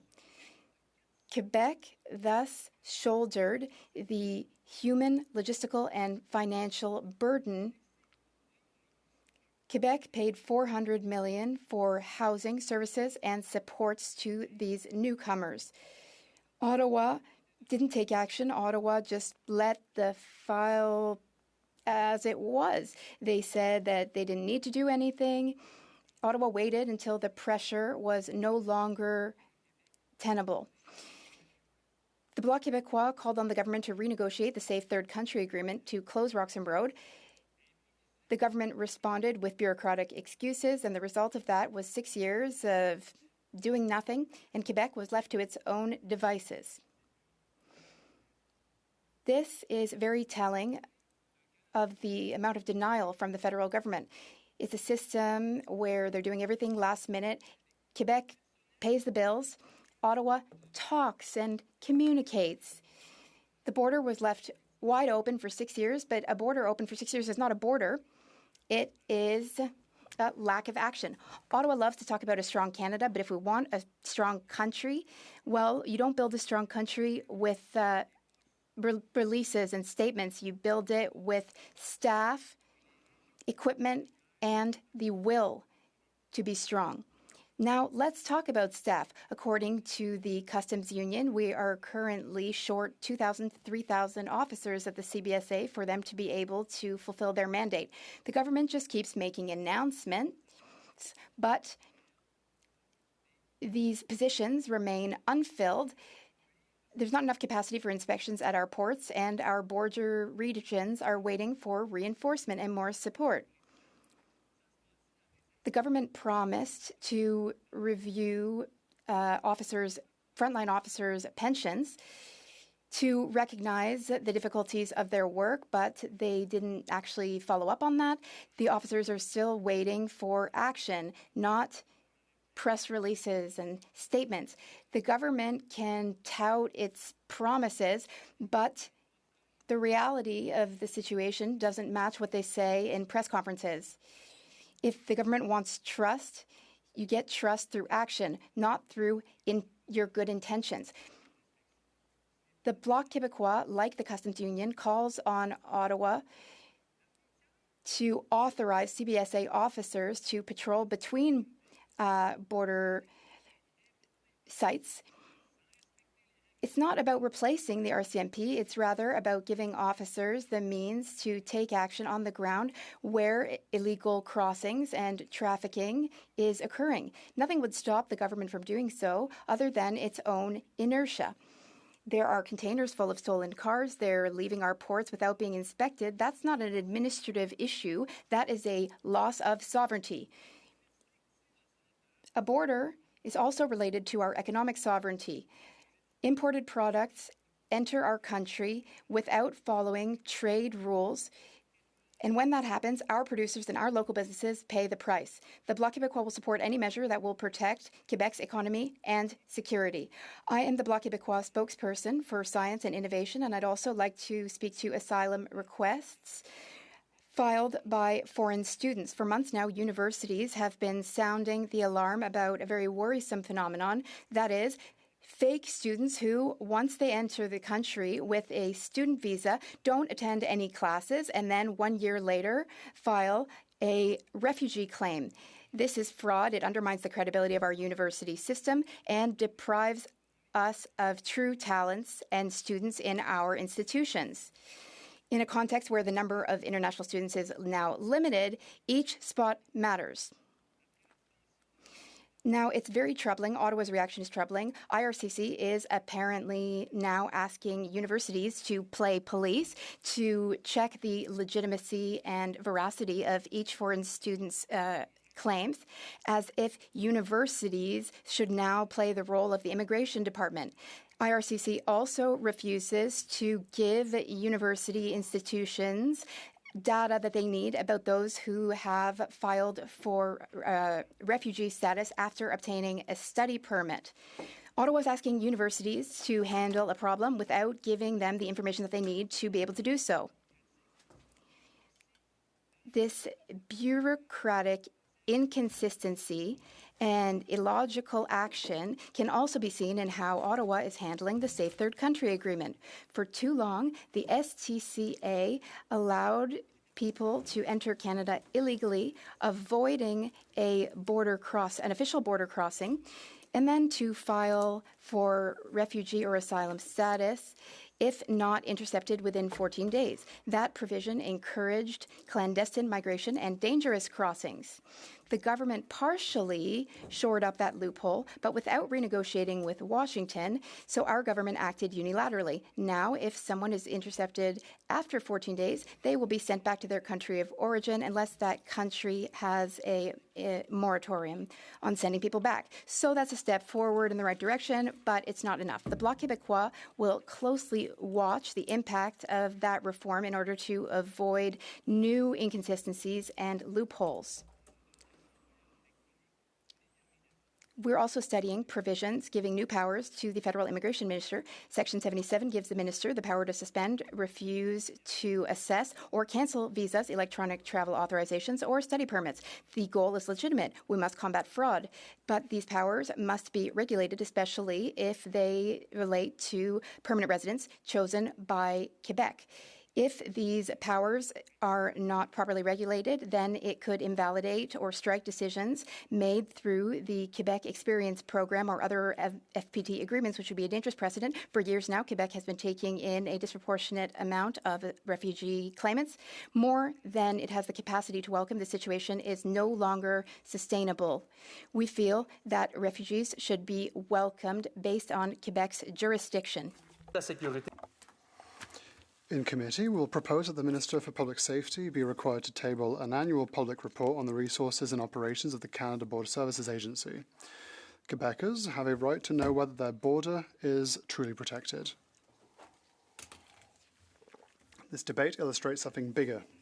When Ottawa centralizes, Quebec has to wait. When Ottawa makes promises, Quebec has to wait patiently. And when Ottawa fails, well, Quebec foots the bill. So, Mr. Speaker, the Bloc Québécois will support Bill C-12 at second reading, but let us be clear. Our support is not a blank cheque to the Liberals. Thank you, Mr. Speaker. Questions and comments? Questions et commentaires. The Honourable Parliamentary Secretary to the Minister for Housing. Thank you, Mr. Speaker. I'd like to thank my colleague for his commitment to support this bill at second reading. We heard the concerns of various interveners, including those raised by the Bloc, and that's why our bill has a lesser scope and has provisions that are more adapted to what is germane. Mr. Speaker, the Bloc Québécois has often noted that they want stricter border and crime policy, so I don't understand why, why they seem to be against provisions in this bill. The Honourable Member for Rimouski-Matapédia. Mr. Speaker, it's easy to understand. What we want to see is to bring back the people's confidence in our borders and the safety and security of our borders. Actions speak louder than words or intentions. We're getting full-time recycling from the Prime Minister. The Prime Minister announced recently something he already said 6 months ago. He said, well, there'll be money on the 4th of November for the next budget. They can't even tell us over the last 6 months how many new agents they've they've hired, and they're boasting by saying there'll be 2,000 new officers and agents, but we need even more than that. So there's an incoherence in that. So once again, why wait months for something that they could have done beforehand? Yes, it's a step in the right direction, but once again, the Liberals need to stop duping people with press conferences. Actions speak louder than press conferences. Nicola. Thank you, Mr. Speaker. It's always a pleasure to rise on behalf of the people from Kamloops, Thompson, Nicola. I appreciated what my colleague just said, and I want to build on the question that was just asked. I recently met with the union for the CBSA. The CBSA can maybe get 700 people through per year through their training. They lose between 500 and 600 a year to attrition. Their job satisfaction is extremely low, potentially lowest in the government. So the max they can get through per year is up to 200. That is maximum. Furthermore, since there's no budget when it comes to police, anybody who's doing an acting job can't get paid. So this budget has real consequences delaying it. Does my colleague see these as concerns? Because to me, as a conservative, as a critic, and as a Canadian, they are large concerns. Thank you. The Honourable Member for Rimouski-Lamatypédia. Thank you very much, Mr. Speaker. We see the consequences. I talked about Roxham Road. Perhaps the Conservatives could have worked on that as well. 150,000 people that illegally enter the country is an issue for me. But we have to intervene to answer the question. We see the consequences. Crime, organized crime, that is felt in all communities, a feeling of insecurity. There's fentanyl. Once again, Mr. Speaker, for that, there needs to be a better coordination and more resources, not just intention. So I hope that the government here will finally act as rapidly as possible. So they hire people to make sure good coordination with a strategic plan that is coordinated. Comments, questions et commentaires. La députée de Jean. The Honourable Member for Juliette Madawan. Thank you, Mr. Speaker. I'd like to thank my colleague for his speech. We talked about the good intentions of the government, but my colleague also mentioned the fact that there is a lack of money, lack of agents rather. 2,000 officers and agents is a number we keep hearing, but that might not even be enough. When we see the details in the electoral campaign, we heard about apparently 2,000 extra officers, but now we're hearing 1,000 for the RCMP and nothing for the CBSA. Officers should be able to patrol between border stations, not to replace the RCMP, but to allow federal officers to be more flexible in their operations. Can my colleague comment on this? The Honourable Member for Rimouski-Lamatypédia, 35 seconds. 35 seconds is not enough to explain the mess the government has put us in. Roxham Road is a monumental catastrophe.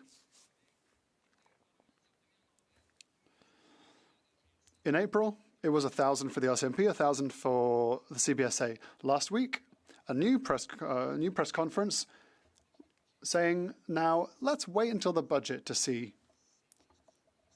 They're just recycling information. So what we are saying is listen to what people are saying in the field. I'd like to quote the Customs Union saying that Canada has never had as little control over its borders. We don't want to scare people, but we want to find a solution to the problem. And we have to admit reality and tell people the truth. Resuming debate. The Honourable Member for Beauce. Mr. Speaker,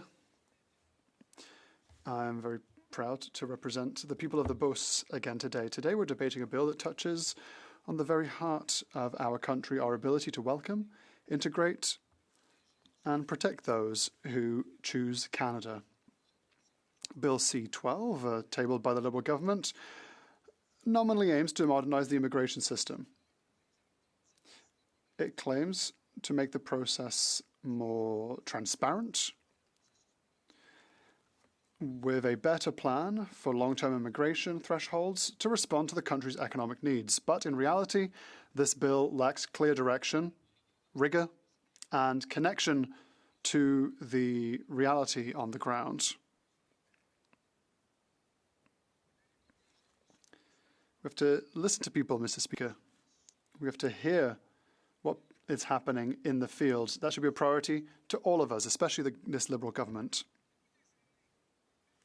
For years, the Liberals have been promising to reform immigration, and for years the system has been sinking. Delays are piling up, procedures are becoming increasingly complex, and the provinces are left to deal with the consequences of decisions made in Ottawa and by Ottawa, the Liberals in Ottawa. Whilst the government multiplies announcements, multiplies slogans, communities are experiencing the direct pressure of these poorly planned policies. Canadians, the people from the Beauce, families, entrepreneurs, everyone's saying it. The government has lost control. Mr. Speaker, I'll make my colleague happy by saying Roxham Road has become a symbol of this loss of control. It's a veritable sieve, Mr. Speaker. Tens of thousands of people, over 150,000 in fact, have entered illegally in full view of everyone without proper screening. No checks, no screening. And what has the government done? Absolutely nothing. It has allowed the situation to worsen, weakening our immigration system and undermining public confidence. Let's be clear. We must distinguish between legitimate refugees fleeing war or persecution and illegal migrants who circumvent our laws. We must also distinguish between economic workers, and we need them in certain regions. This confusion was created and maintained by the Liberal government. Whilst the consequences are very real. A housing shortage, skyrocketing rents. This is not ideology. It's a simple mathematical reality. When you take in hundreds of thousands of people without a plan or enough housing, rents go up. It's as simple as that, Mr. Speaker. Mr. Speaker, Bill C-12 purports to strengthen the security and integrity of the system, but once again, it remains superficial. It does not provide enough resources. We need more resources. We need to act. We need effective mechanisms to deport criminals and improve border surveillance. All the while, the government's talking about a process.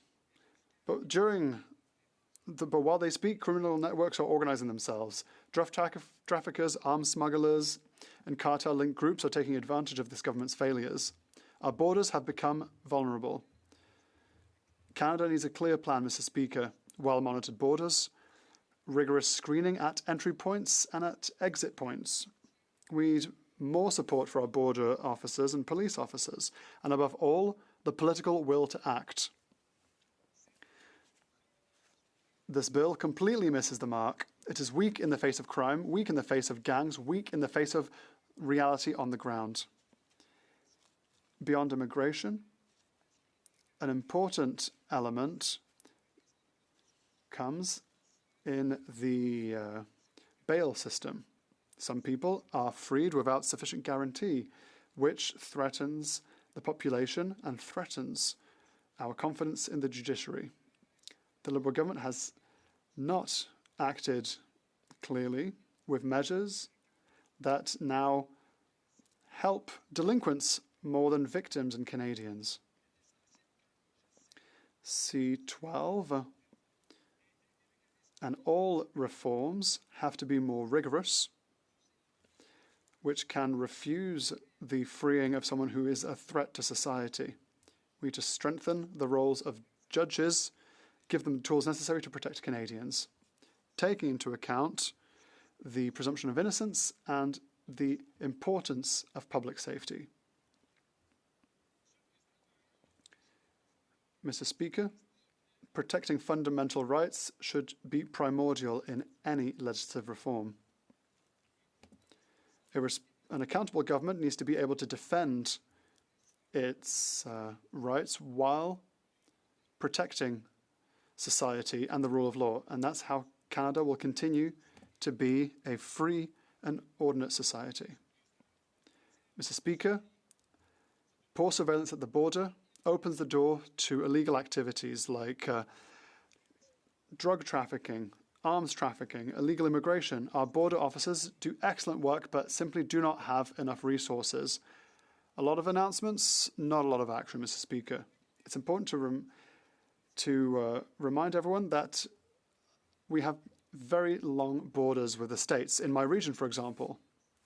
And so we need more surveillance at the border. Bill C-12 proposes nothing to better protect these sensitive areas.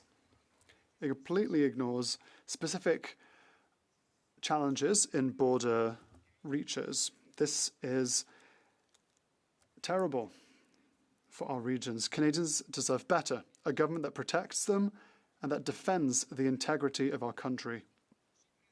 Mr. Speaker, the security of Canadians must always be a priority.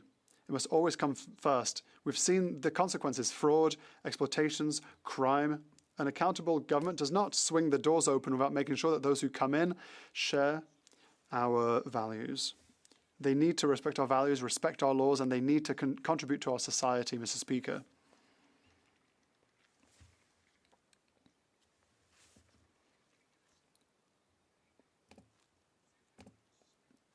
We want a fair immigration system.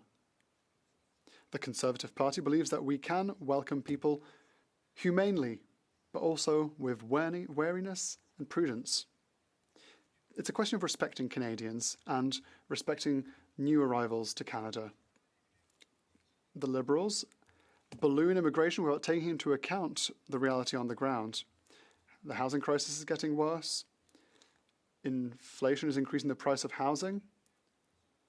Millions of Canadians are finding it hard to find a house. Rent has exploded.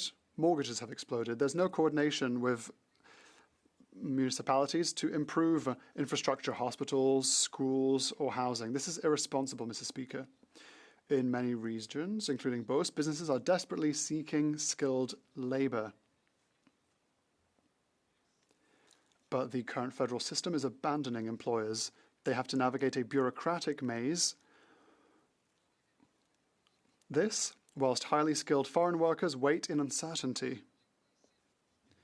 Bill C-12 goes in the right direction but solves nothing. It does not align immigration with real economic needs.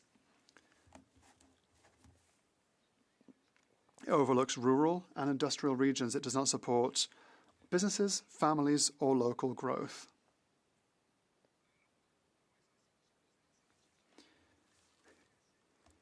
The other point is that during the planning phase, there was no consultation, no serious dialogue. The people on the ground have to feed into dialogue. Hospitals are overwhelmed, schools are overcrowded, there's insufficient housing, but Ottawa decides alone, then blames others when things don't work. The Conservative Party proposes a different path, an approach based on collaboration, actively listening and sharing responsibilities. Provinces and municipalities must have a say, Mr. Speaker. They are the ones who know their realities and their limitations. Immigration cannot simply be a matter of minimalist quotas. It's a question of integration, of social cohesion, and shared values. That's what we promise to do, we Conservatives. Thank you, Mr. Speaker. The Honourable Parliamentary Secretary to the Minister for Housing. Thank you, Mr. Speaker. It's a bit rich for my colleague to say what he said. He knows that Quebec was consulted on all decisions and always has been consulted on all decisions that has to do with immigration, even more so than other provinces. So it's a shame that this debate be turned divisive by the honourable member. When it comes to crime, I'd like to invite my colleague to see what the Prime Minister had to say last week. we clearly set out what we're going to put forward with regards to suspended sentences. The Conservatives declared that they want stricter measures against organised crime. So if he's serious on the matter, will he approve Bill C-12? Thank you, Mr. Speaker. The honourable member for Beauce. Thank you, Mr. Speaker. I'd like to thank my colleague for her excellent question. Mr. Speaker, I don't know if my colleague knows the entrepreneurial world, but they've been abandoned. There's a difference between the amount of immigration thresholds accepted. There's a difference between illegal immigrants and economic immigrants that we need in our regions, especially in our more rural regions where joblessness is at 5.5%, for example. Consulting provinces is essential. The honourable member for Rimouski-La Matapédia. Thank you very much, Mr. Speaker.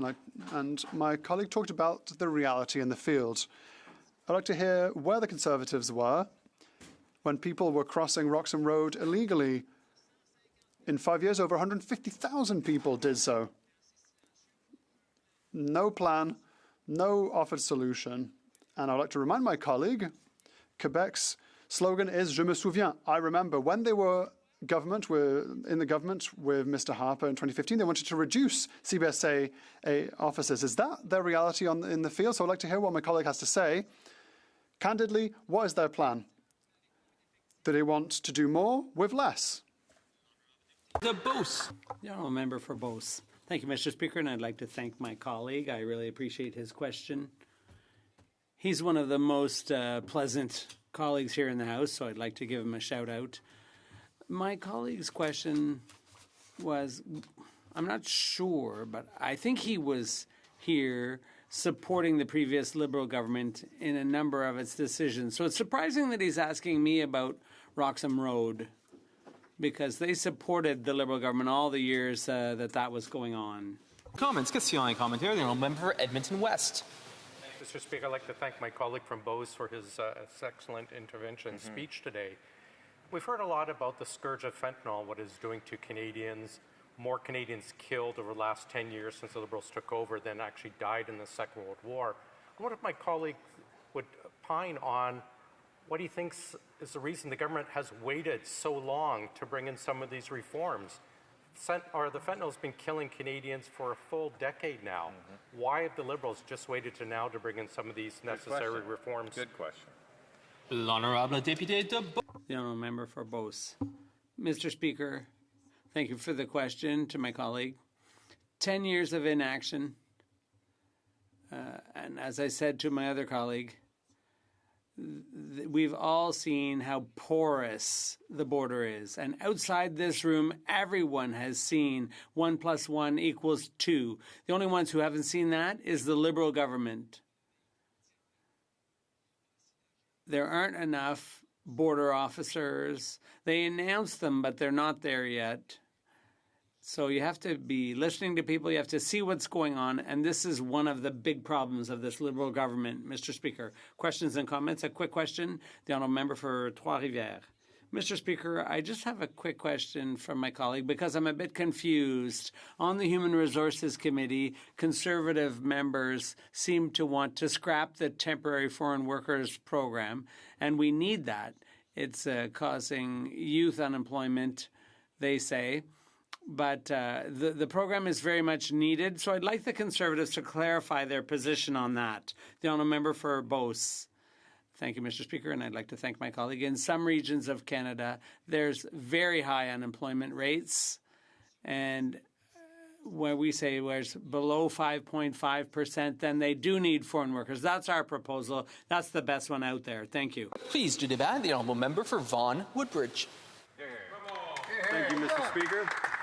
I rise today to speak on Bill C-12, the Strengthening Canada's Immigration System and Borders Act, a piece of legislation which the Liberals have hastily introduced in the wake of firm Conservative opposition. I'm just going to pause for just a second. There's obviously an alert on the phone, so just wait while we pause that so that it doesn't interfere with the interpreters or the thing. So I'll ask the member to resume his comments from the start. Mr. Speaker, I rise today to speak on Bill C-12, the Strengthening Canada's Immigration System and Borders Act, a piece of legislation which the Liberals have hastily introduced in the wake of Conservative opposition to their previous omnibus bill, Bill C-12. Now, before addressing Bill C-12 directly, it is essential to reflect on the deeply flawed Bill C-2. This omnibus bill, sprawling across 140 pages and amending over a dozen pieces of legislation, it was a dangerous attempt by the Liberals to consolidate sweeping powers that would trample on Canadians' fundamental rights and freedoms. This bill was so broad and so intrusive that it sparked serious concern not only from Conservatives, but from legal experts, privacy advocates, opposition parties, and of course, everyday Canadians.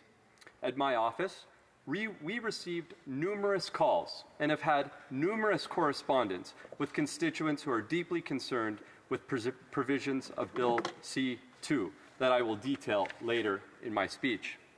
Now, Conservatives played a pivotal role in pushing the government back from its original overreach in Bill C-2. Part 4 of Bill C-2, for example, would have allowed Canada Post to open any mail without a warrant, a flagrant violation of privacy in a country that prides itself on liberal democratic values. Thankfully, this section has been stripped from Bill C-12, though it's still in Bill C-2, which remains before Parliament. Now, similarly, Bill C-2 included sweeping warrantless powers for the government to demand personal data from electronic service providers, banks, and telecommunications companies. And this was done under Parts 14, 15, and 16. These powers would have allowed the government to collect detailed location and subscriber information without any judicial oversight, disregarding basic principles of privacy and due process. The Privacy Commissioner himself confirmed that the government had failed to consult him before pushing these alarming measures. A stark reminder of how little regard Liberals have for Canadians' privacy rights. These clauses within Bill C-2 were sharply criticized for threatening personal privacy and potentially breaching the Charter of Rights and Freedoms, including Section 15, the right to be treated equally under the law. And that's according to an analysis by the Library of Parliament.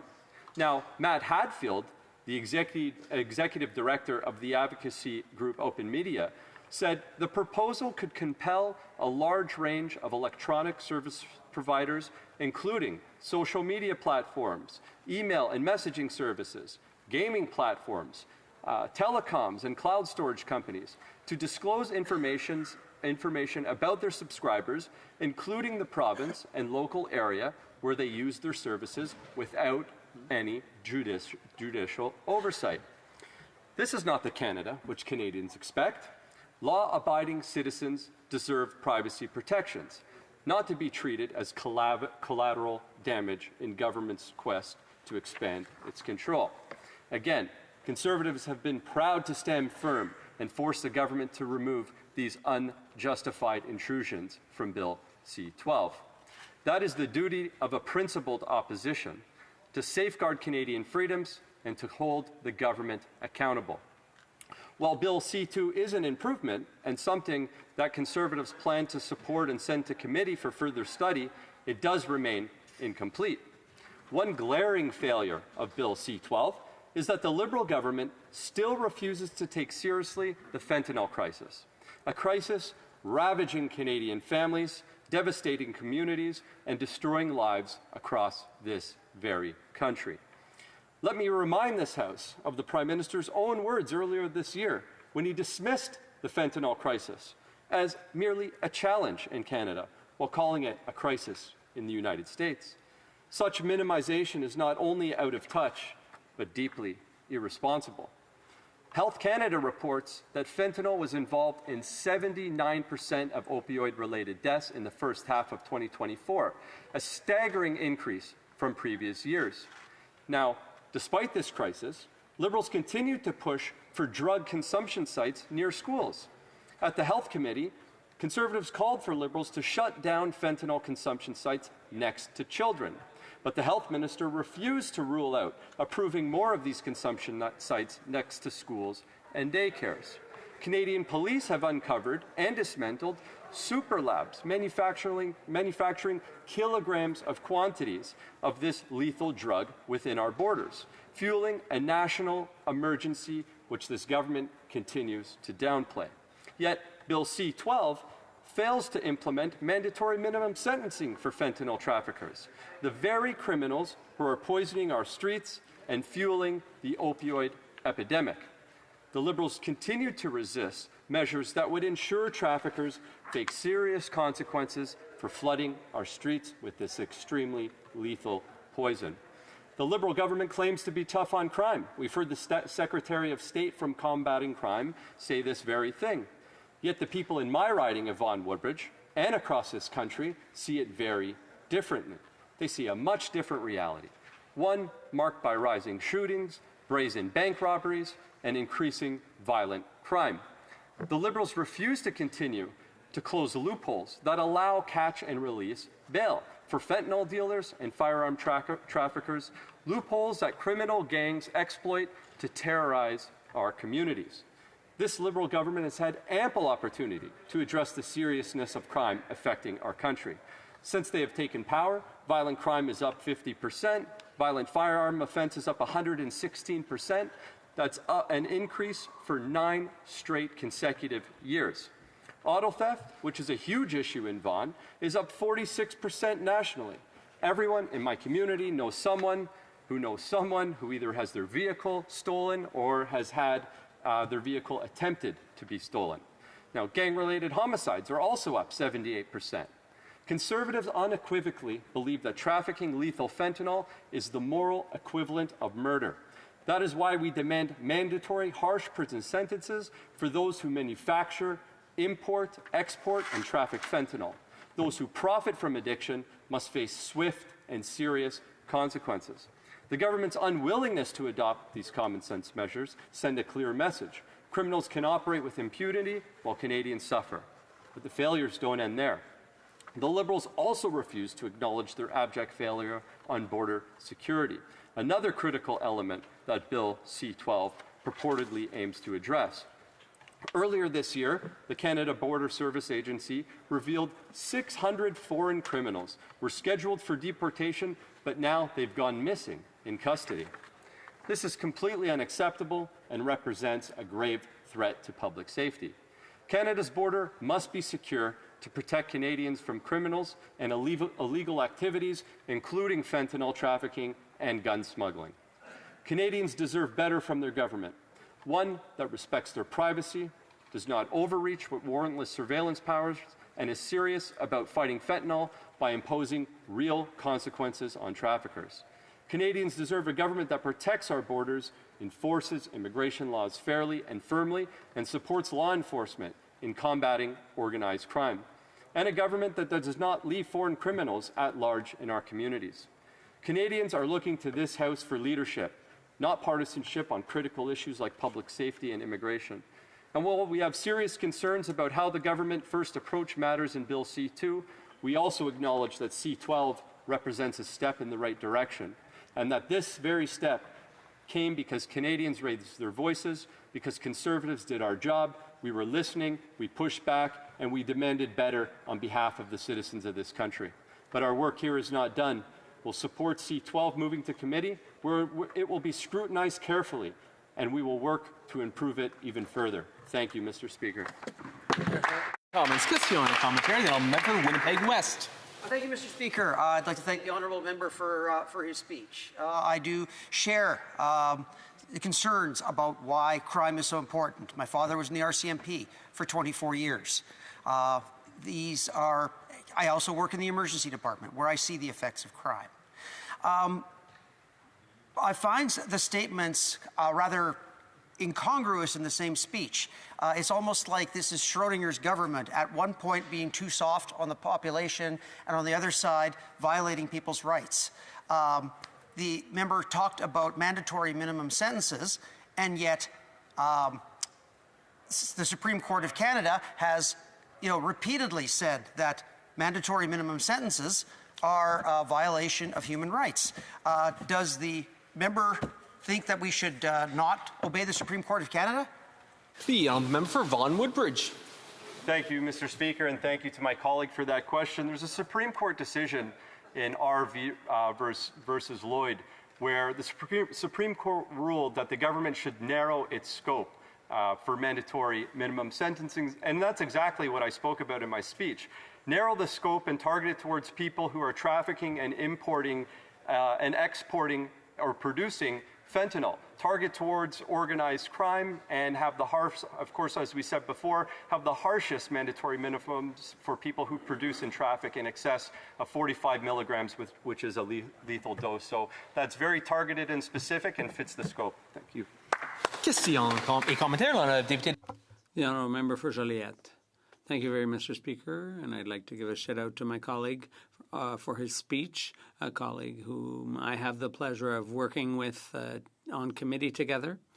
As he said, my party also will support second reading, and we're looking forward to analyzing this bill in depth at committee. But one major problem to us is there are commitments, but when you look at the shortage of staff at CBSA and in the RCMP, what does my colleague have to say about that? Thank you, Mr. Speaker, and thank you to my colleague for the question. I very much share my colleague's concern and disbelief, frankly, because what we've seen over and over again with this Liberal government is they say one thing and do nothing. As we know, so far, no new border agents are hired, and we certainly support the hiring of more security border service agents to ensure that we have widespread security across our border. Thank you. Questions and comments to the honourable member for Edmonton West. Thanks, Mr. Speaker. I'd like to thank my colleague from Vaughan Woodbridge. I wonder if he could give his opinion on the government's inability to commit to banning consumption sites near schools and near playgrounds. The honourable member for Vaughan Woodbridge. Thank you, Mr. Speaker, and thank you to my colleague for the question. It comes down to lack of attention to the problem, in my view. We've been sounding this alarm for a while now that having drug consumption sites next to schools and daycares, it's completely unacceptable. It's an infringement on the morals that we hold deep in this country to keep drugs and crime away from children. We know that these areas are riddled with drugs and crime activity, and we would hope that the Liberals opposite to us do the right thing and decide to remove these drug sites from schools and daycares and the presence of children, because it's the right thing to do. Thank you. Questions and comments. Question and commentary. The honourable parliamentary secretary. About 30 seconds. To be very clear, it's the provinces and municipalities that dictate in terms of where the safe sites are going. To try to blame Ottawa for something that's not within their jurisdiction, I think, is irresponsible. Does the member not have any confidence in municipalities or the province in which he would actually represent? Does he believe the province should not have that responsibility on safe sites along with municipalities? The honourable member for Vaughan Woodbridge. Thank you, Mr. Speaker, and I thank my honourable colleague for the question. Frankly, what I find irresponsible is the other day when we heard the Prime Minister's announcement on crime, we heard no attention to removing the principle of restraint that was endemic to Bill C-75, the very principle that is allowing for catch and release to continue over and over again. So I would question the members opposite to put some forethought into this and make sure that that principle is removed so we can keep criminals off the street. Thank you. Resuming debate. Reprise de débat. The honourable member for Windsor West. Thank you, Mr. Speaker. Pleasure to be here. It's an honour to rise today as the Member of Parliament for Windsor West to speak to Bill C-12, an act respecting measures for border security, immigration integrity and related security tools. Let's begin with how we got here. The original version, Bill C-2, was deeply flawed. It gave the government warrantless access to Canadians' financial data, unchecked powers to manipulate platforms, and even allowed Canada Post to open private letters without a warrant. All of this was proposed without consulting the Privacy Commissioner of all people. We said enough. Canadians said enough. So our Liberals friends backed down. And now here we are with Bill C-12.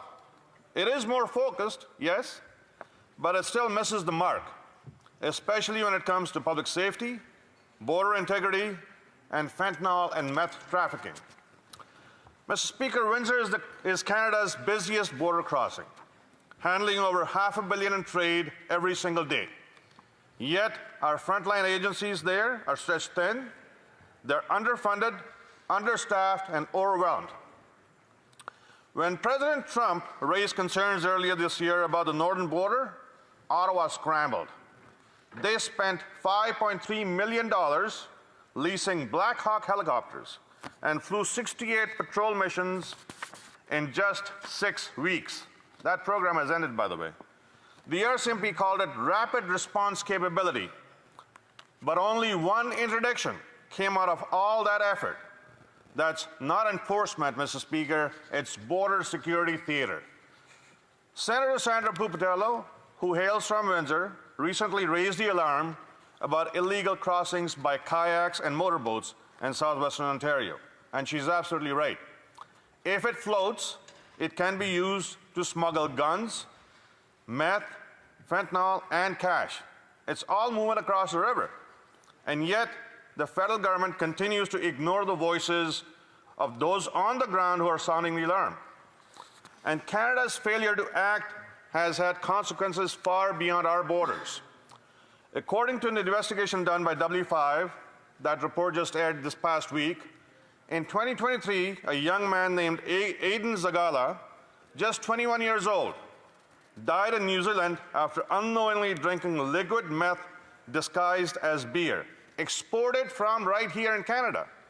Authorities there in New Zealand seized 29,000 cans shipped from Toronto. So what do you say? Did we do anything about it? Sadly, no. No charges, no suspects, no answers.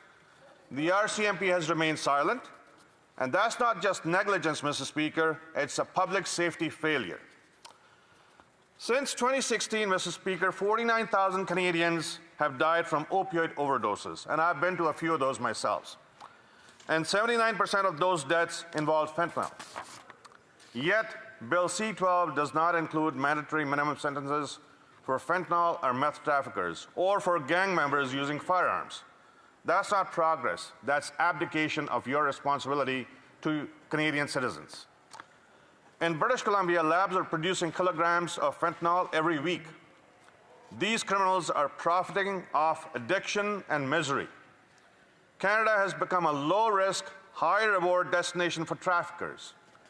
And not just for drugs, Mr. Speaker, we've also become a haven for money laundering, with billions flowing through shell companies, real estate, and even casinos. TD got fined last year by the U.S. Securities and Exchange Commission for these kinds of activities. This isn't just a health crisis, it's a national security emergency. Our bail system is broken, known traffickers and repeat violent offenders are walking free, sometimes the very same day they are arrested.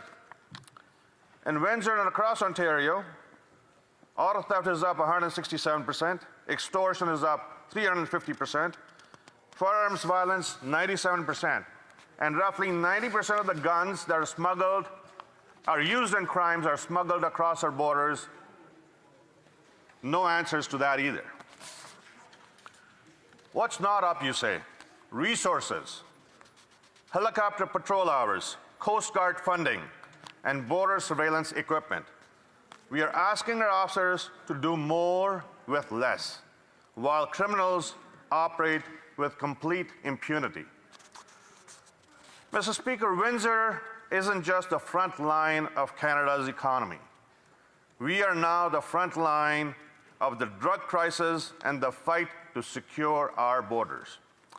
If this government can't track lethal drugs hidden in beverage cans exported overseas where innocent people are dying, how can we trust them to protect our own communities? We are not just risking lives, Mr. Speaker. We are risking our relationship with other nations, and our reputation as a reliable security partner is also being questioned. The question we need to ask ourselves, Mr. Speaker, is what message are we sending to our allies, to our citizens, and to the brave officers who are out there, whether they're CBSA or RCMP or other municipal or provincial police services? What are they expecting of us? And how are we helping them to stay safe? Mr. Speaker, Conservatives support sending this bill to the committee. There are elements worth exploring, but we will be pushing for serious amendments to ensure that law-abiding Canadians are protected, criminals are held accountable, and border communities like Windsor are no longer left behind. Canada's border isn't just a line on the map. It's a front line in crisis. And it's time we started treating it that way, with urgency, with investment, and with real leadership, Mr. Speaker. And thank you. Questions and comments. Question et commentaire. The Honourable Parliamentary Secretary, the Government House Leader. Yes, Mr. Speaker, I can tell you that real leadership does not come from the Conservative leader when he insults the RCMP of Canada as an institution. That is despicable. Yet we still haven't seen the leader of the official opposition apologize to Canadians for making those, what I would classify as stupid, or that stupid statement. My question to the member, having said that, is in regards to fentanyl. They talk about they want the government to do more on the fentanyl issue, yet when the government brought in one of the mechanisms to deal with fentanyl being distributed through the mail, they jumped up and down and they said, no, we can't do it that way. I'm wondering why it is when we actually take an action to deal with something, the Conservatives' natural disposition is to oppose the government no matter what, it seems at times. The Honourable Member for Windsor West. The answer is very simple, Mr. Speaker. Do it legally, do it properly, do it sensibly, and do it with common sense, and we will support that. Anything less, we will not. And we are not here to trample on Canadian people's rights. We are here to stand up for it and fight for it. Questions and comments. Question et commentaire. The Honourable Member for York Durham. Thank you, Mr. Speaker. Thank you to my colleague for his speech. Now, one thing I'd like to get his opinion on. Members on the opposite side in the last couple of years both attended defund the police rallies and specifically called to defund the police. As a former law enforcement officer himself, I wonder how he feels about the calls from that side to defund his colleagues in the police force. Good question. The Honourable Member for Windsor West. Thank you to my colleague for that question. Mr. Speaker, whenever that happens, that is always deeply troubling because members of law enforcement, whether they are with CBSA, whether they're police agencies, no matter where they serve with integrity. They have values that they follow. They sacrifice, they miss birthdays, weddings, so that all of us stay safe. They miss Christmases and Thanksgiving with their families. And when they see or hear these sort of things, to say defund the police, it truly is tragic that this is the value that somebody has placed on their work. That is deeply offensive, was offensive to me when I was a police officer, and it still is today. That sacrifice is not acknowledged, that we add value to our citizens' lives by protecting them, by serving them.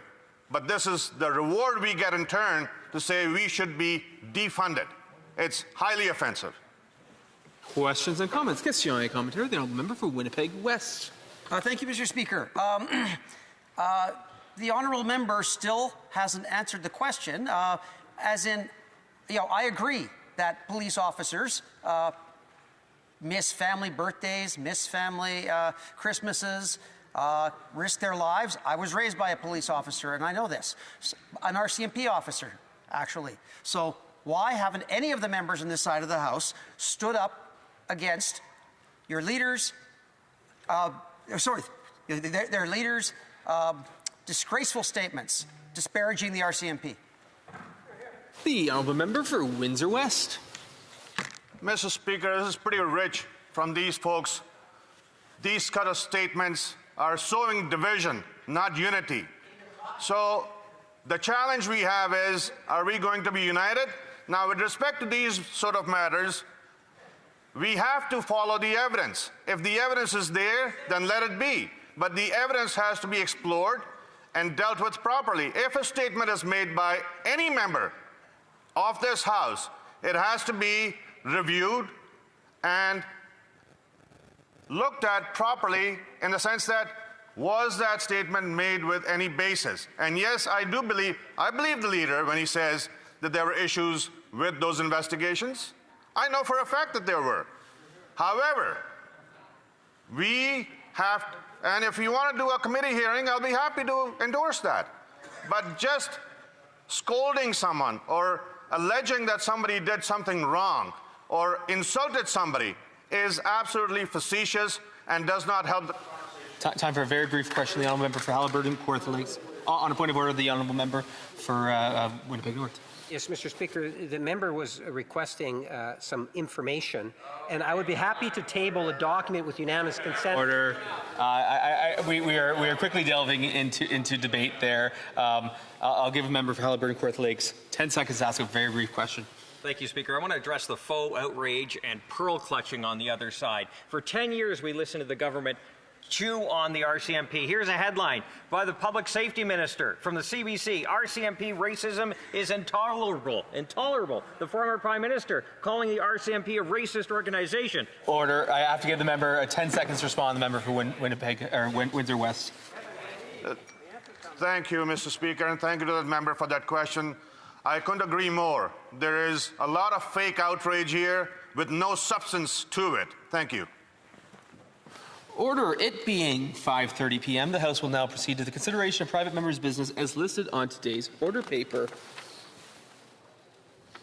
Affaires émanant des députés. Private members' business. Study at second reading of C-228, an act to amend the Department of Foreign Affairs, Trade and Development Act, prior reviews of treaties by Parliament, standing in the name of Mr. Simard. Mr. Simard, seconded by Mr. St. Marie, moves that Bill C-228, an act to amend the Department of Foreign Affairs, Trade and Development Act, prior review of treaties by Parliament, be now read a second time and referred to the Standing Committee on International Trade. Debate. The Honourable Member for Jonquière. Merci beaucoup. Thank you very much, Mr. Speaker. Thank you for your candor and enthusiasm. Today, I am very happy to speak to my bill, C-228. This bill would amend the Department of Foreign Affairs, Trade and Development Act to make mandatory certain obligations by Parliament when it comes to treaties entered into by the Minister of Foreign Affairs on behalf of Canada. Bill C-228 would ensure that treaties are systematically tabled to the House of Commons. It would make it mandatory to wait 21 days after tabling a treaty to ratify the treaty so that the House of Commons has the opportunity to study it. It would publish treaties in the Canada Gazette and on the Department of Foreign Affairs website.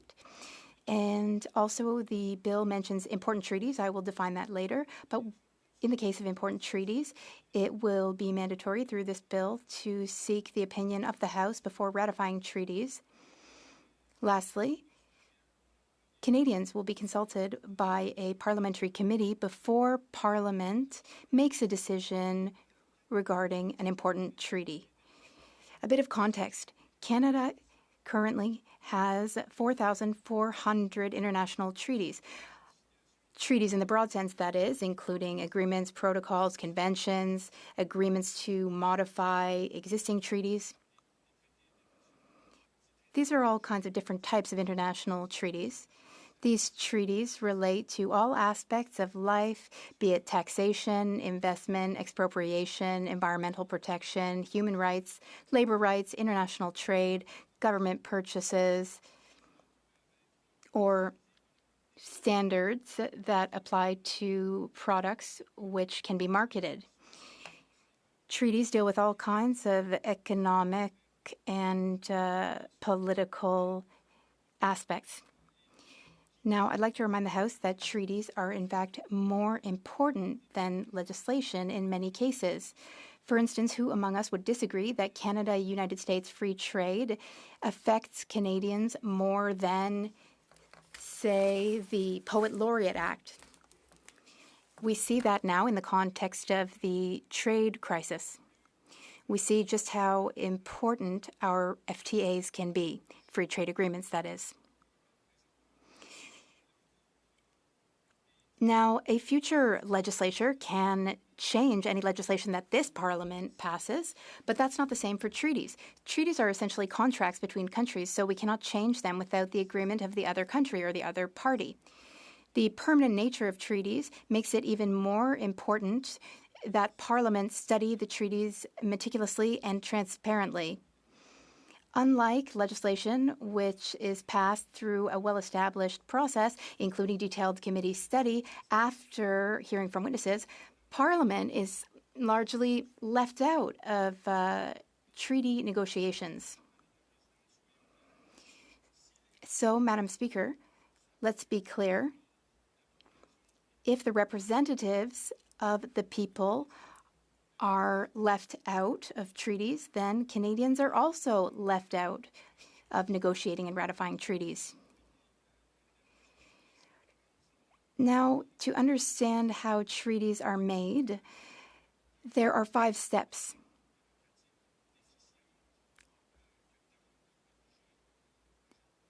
There is not enough parliamentary participation in treaties, and that's what this bill seeks to address.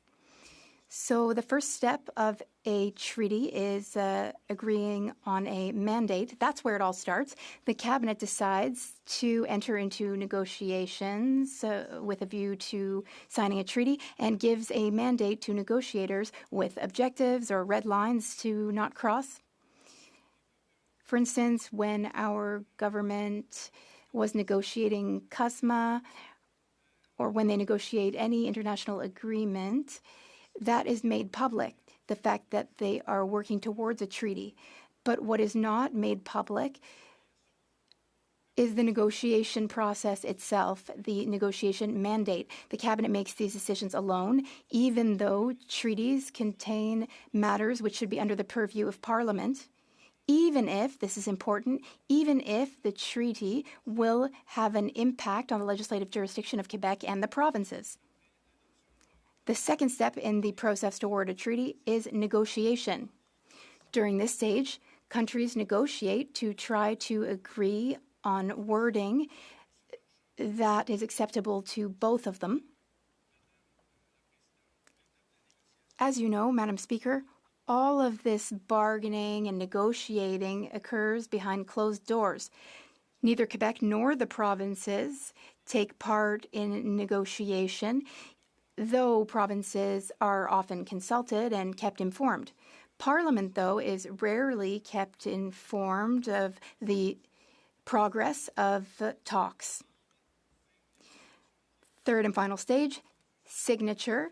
The countries conclude negotiations, they agree on the wording, and commit to ensuring that lawmakers ratify it in their respective countries. Then, as of then, at this point, there is a almost final version of the text that the House could weigh in on. And this is where C-228 would come into play, because it would require that the text be tabled in the House of Commons and would ensure that the House, after committee study, can give its opinion on important treaties.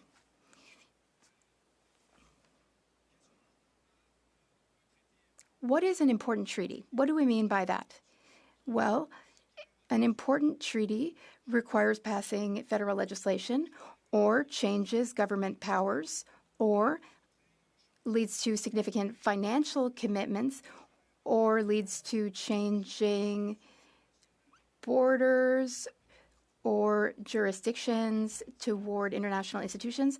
An important treaty can also have an impact on the government's jurisdiction or deal with international trade. So that's a definition of important treaty. We can define it pretty easily, yet the government, just an aside, can't seem to define what is a major project in the national interest. Another step in passing treaties, implementation, of course, when countries legislate internally to ensure that they comply with the commitments in the agreement. This can be through laws, regulation, government programs. This is the only step that Parliament actually participates in. It's important to note that currently the Parliament can't even suggest changes. The treaty is immutable, and parliamentarians only study modifications to existing legislation which will allow the implementation of the treaty. As trade treaty implementation legislation relates to tariffs, which have financial repercussions, they are usually subject to a vote of confidence. If the bill passes in its current form, then if the Parliament does not support a treaty being proposed, since it would be a matter of confidence, Parliament could be dissolved. Fifth and final stage, ratification. When countries declare and demonstrate that their domestic law complies with the requirements of the agreement and they accept to be bound by the agreement by international law. And this is under the executive branch of government exclusively. Through these 5 stages, Madam Speaker, there is not enough democratic fairness. There is a denial of democratic participation when it comes to treaties ratified by Parliament. Cabinet decides alone on the mandate and keeps it a secret. Federal negotiators are only under the executive. They don't have to report to anyone when it comes to the state of talks. The government alone concludes negotiations and signs the final version of the text before showing it to anyone. And public debate only occurs after negotiations are concluded, the wording and the text are signed, and they can no longer be changed. We need elected officials to be able to suggest changes to treaties because our powers there are very limited currently. In short, Parliament is essentially relegated to rubber stamping these treaties. It is not allowed to consider the treaty. It's merely expected to adopt the changes to laws that come from adopting the treaty. During the review of the bill, any amendment that would affect the draft treaty or the treaty itself is deemed out of order. Worse still, Parliament does its work with a knife at its throat, since the laws implementing trade treaties generally affect taxation and are therefore considered a vote of confidence. In that perspective, Madam Speaker, it's impossible to amendment. Either we approve them or we trigger an election. Once again, this gives disproportionate powers to the executive branch. C228 will inject a bit more democracy in the treaty-making process through five provisions. Systematic tabling of treaties in the House of Commons, requiring a 21-day waiting period, as I said, after tabling before ratifying a treaty to give the House an opportunity to consider it, publishing treaties in the Canada Gazette and on the Department of Foreign Affairs website. For important treaties requiring, we defined what an important treaty was earlier, requiring the House's opinion before ratifying an important treaty. So having the advice of the House. It's not binding necessarily. I'll see what my colleagues have to say. And finally, consultation with civil society. That would be necessary by a parliamentary committee before Parliament decides on the important treaties. Let us be clear, Madam Speaker. When it comes to treaties, Canada is one of the least democratic countries in the industrialized world. The bill we're tabling takes inspiration from Quebec. What happens in Quebec? Well, there's a requirement to table and publish treaties that is enshrined in the Act respecting the Department of International Relations of Quebec. Quebec law also stipulates that the ratification of an international agreement or the issuance of a decree may not take place with respect to any important international commitment until it has been approved by the National Assembly, a mechanism that allows the House as a whole to have their voice heard, not only the executive branch. So C228 is heavily inspired by what happens in Quebec. Quebec's practice of mandatory publication and parliamentary approval, which C228 replicates, is based on the practice in most European countries. When I say that Canada is a bit of a dunce when it comes to transparency and democracy, well, this is a clear example, especially when we see what happens in Europe and what happens in the United States. Parliamentary approval of treaties is the norm rather than the exception in Europe. Belgium even requires the approval of regions and communities before ratifying a treaty that affects their jurisdictions.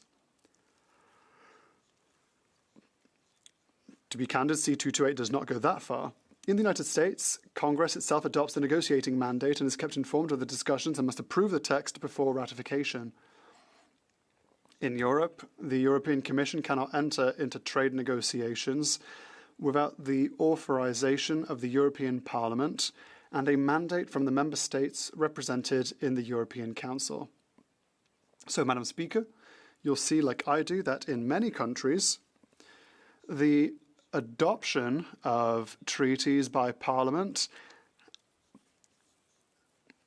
follows a more significant democratic process.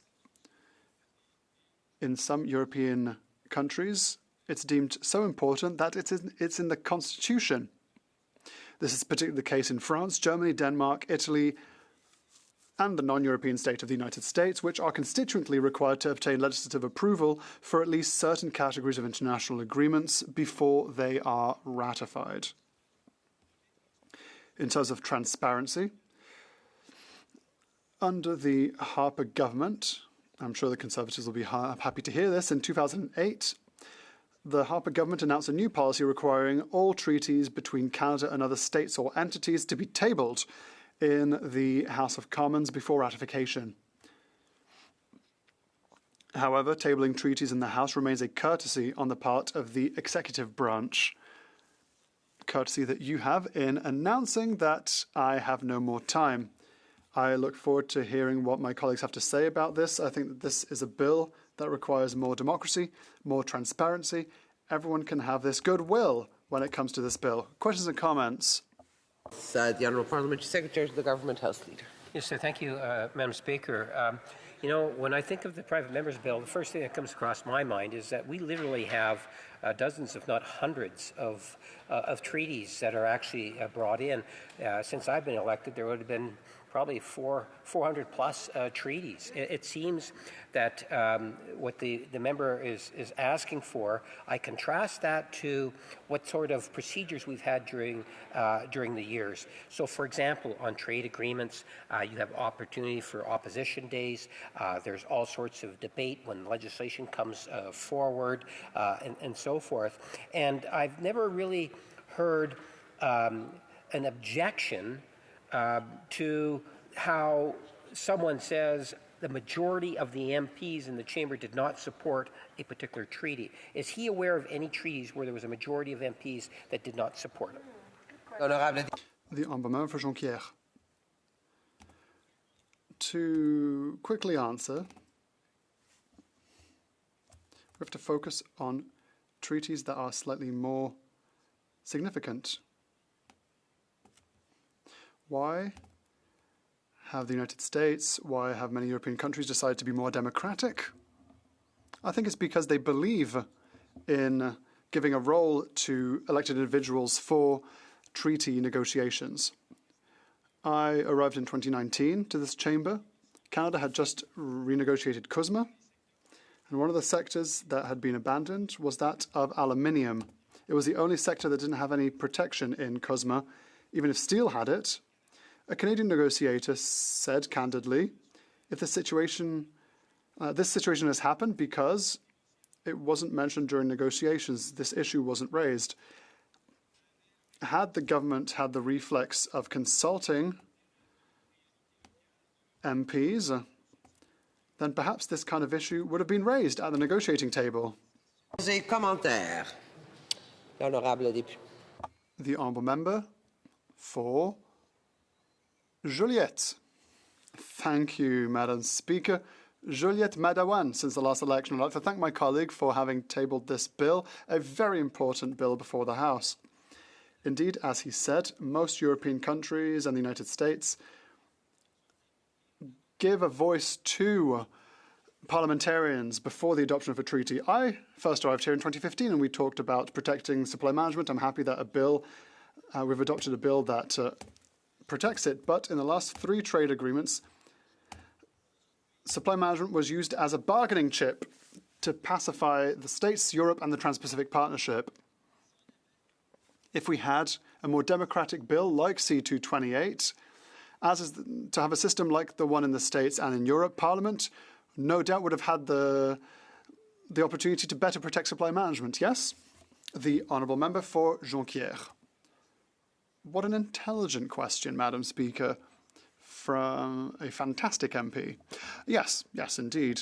In a recent discussion I had, that the caucus of my caucus of my party had with former Premier of Quebec Johnson, who was part of the negotiations, Mr. Johnson told us how dysfunctional Canada's process was. They were not going to validate the object of its negotiations in its constitutive assemblies. In Canada, we do not have political representation in treaty negotiations, so supply management, that is primordial for Quebec and also helps farmers from coast to coast to coast, was used as a bargaining chip, was set aside. It took a lot of work from the Bloc Québécois to bring it to the table. We had to fight with senators. We could have rectified this very rapidly. We would have asked MPs here, members of the Quebec National Assembly, so that we could have a better negotiation. Thank you, Madam Speaker. Resuming debate, the Honourable Parliamentary Secretary to the Minister for Foreign Affairs. Thank you, Madam Speaker. Of course, I would like to thank the member for Jonquière for having tabled this bill, Bill C-228. I acknowledge his work, and I'm grateful for his work on the matter. This bill touches fundamental aspects of our democracy and our constitution. In a world context that is full of geopolitical uncertainty, it's essential to make sure that Canada's system be adapted to today's reality. First of all, Madam Speaker, I would like to confirm the integrity, the transparency, and the accountability that are already in our treaty negotiation process, which includes the tabling of treaties before the House. This is respected by Canadian governments of any allegiance since its announcement in January 2008. Since the introduction of the policy on the tabling of treaties in Parliament in 2008, successive governments have maintained a strong commitment to transparency by regularly tabling treaty texts before this House. These documents, along with negotiating positions and impact assessments, are made available to parliamentary committees, allowing Parliament to exercise oversight. Notre gouvernement défendra tout. Our government will always defend transparency. In our treaty negotiations and in our partnerships, we agree that we could diversify our work with foreign entities. There should be no compromise on transparency. We focus on diversifying our relationships and treaty relations abroad. There must be no sacrifice on openness with Parliament. Et comme les députés de cette Chambre le savent, and like members know, the power to conclude treaties belongs to the elected government. As for a number of our Westminster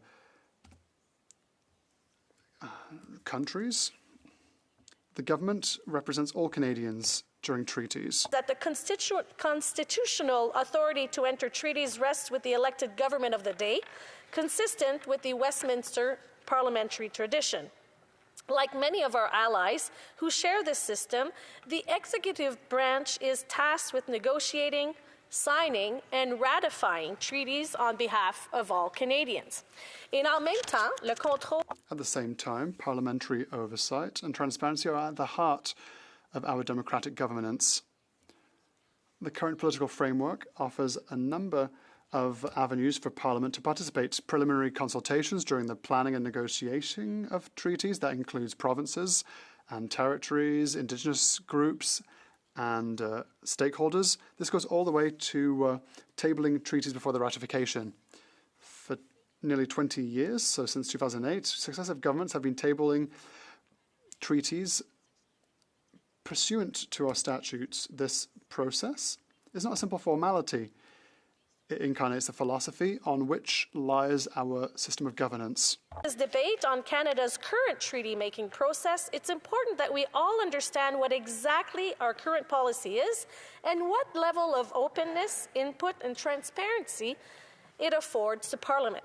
Premièrement, First of all, a government's accountability when it comes to adopting a treaty comes well before ratification or signing. It starts from the very beginning, the planification phase. When a negotiation mandate is created, public servants have to prove that they consulted fulsomely. This includes federal departments, but also provinces and territories, Indigenous people, as well as civil society,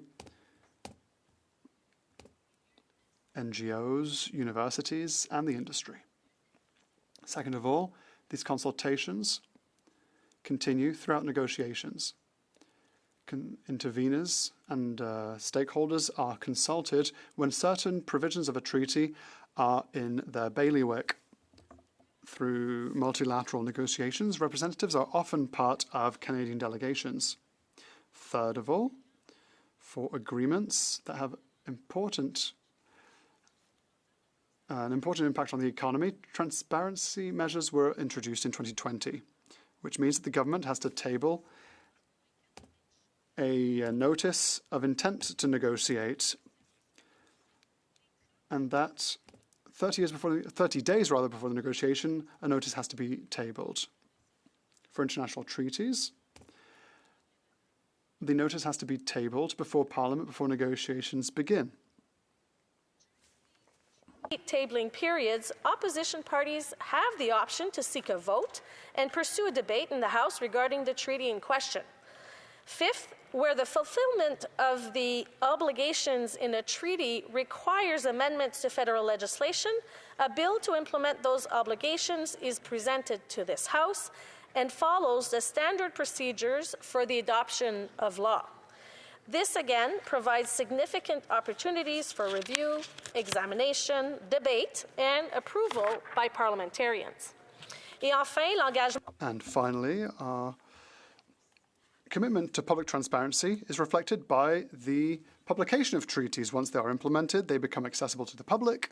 They are registered by the United Nations and stored in the public domain, making sure that they are visible in Canada and abroad. Treaties with significant economic implications, such as free trade agreements, the government introduced enhanced transparency measures in 2020. These include the requirement to table a notice of intent to negotiate and the negotiation objectives in this House before talks begin. Furthermore, Parliament's approval is required before implementation. Legislation can be enacted, ensuring legislative scrutiny before these treaties take full effect domestically.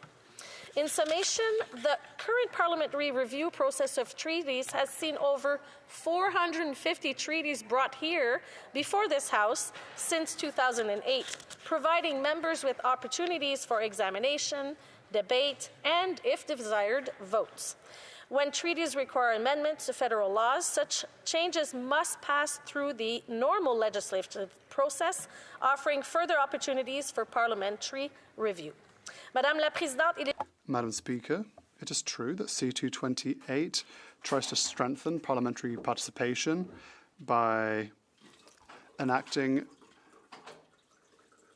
an approval of the House before a treaty is adopted. Ratification process, particularly when they may introduce delays and uncertainties that could hinder Canada's ability to negotiate effectively and respond swiftly to evolving global circumstances.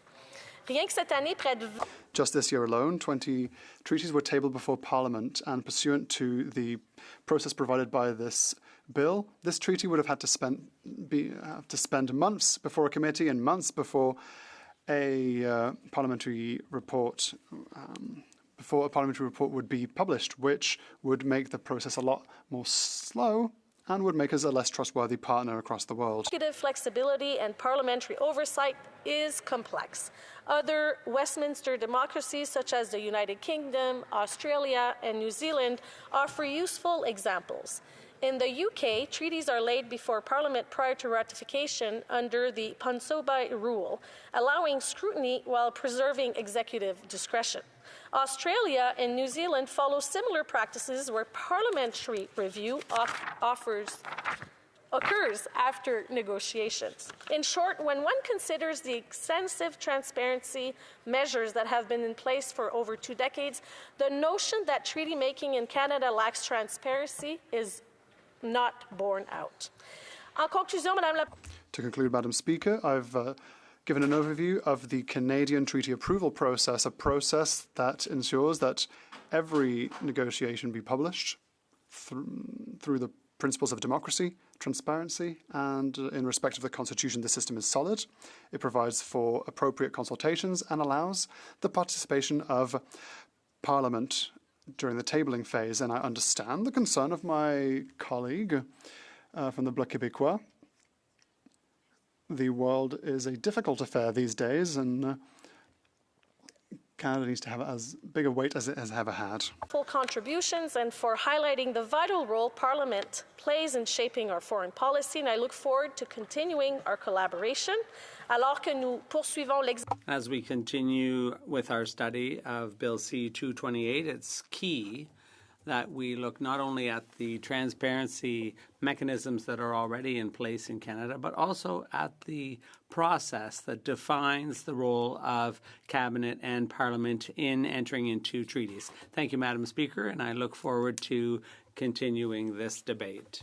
Resuming debate, the Honourable Member for Wellington Halton Hills North.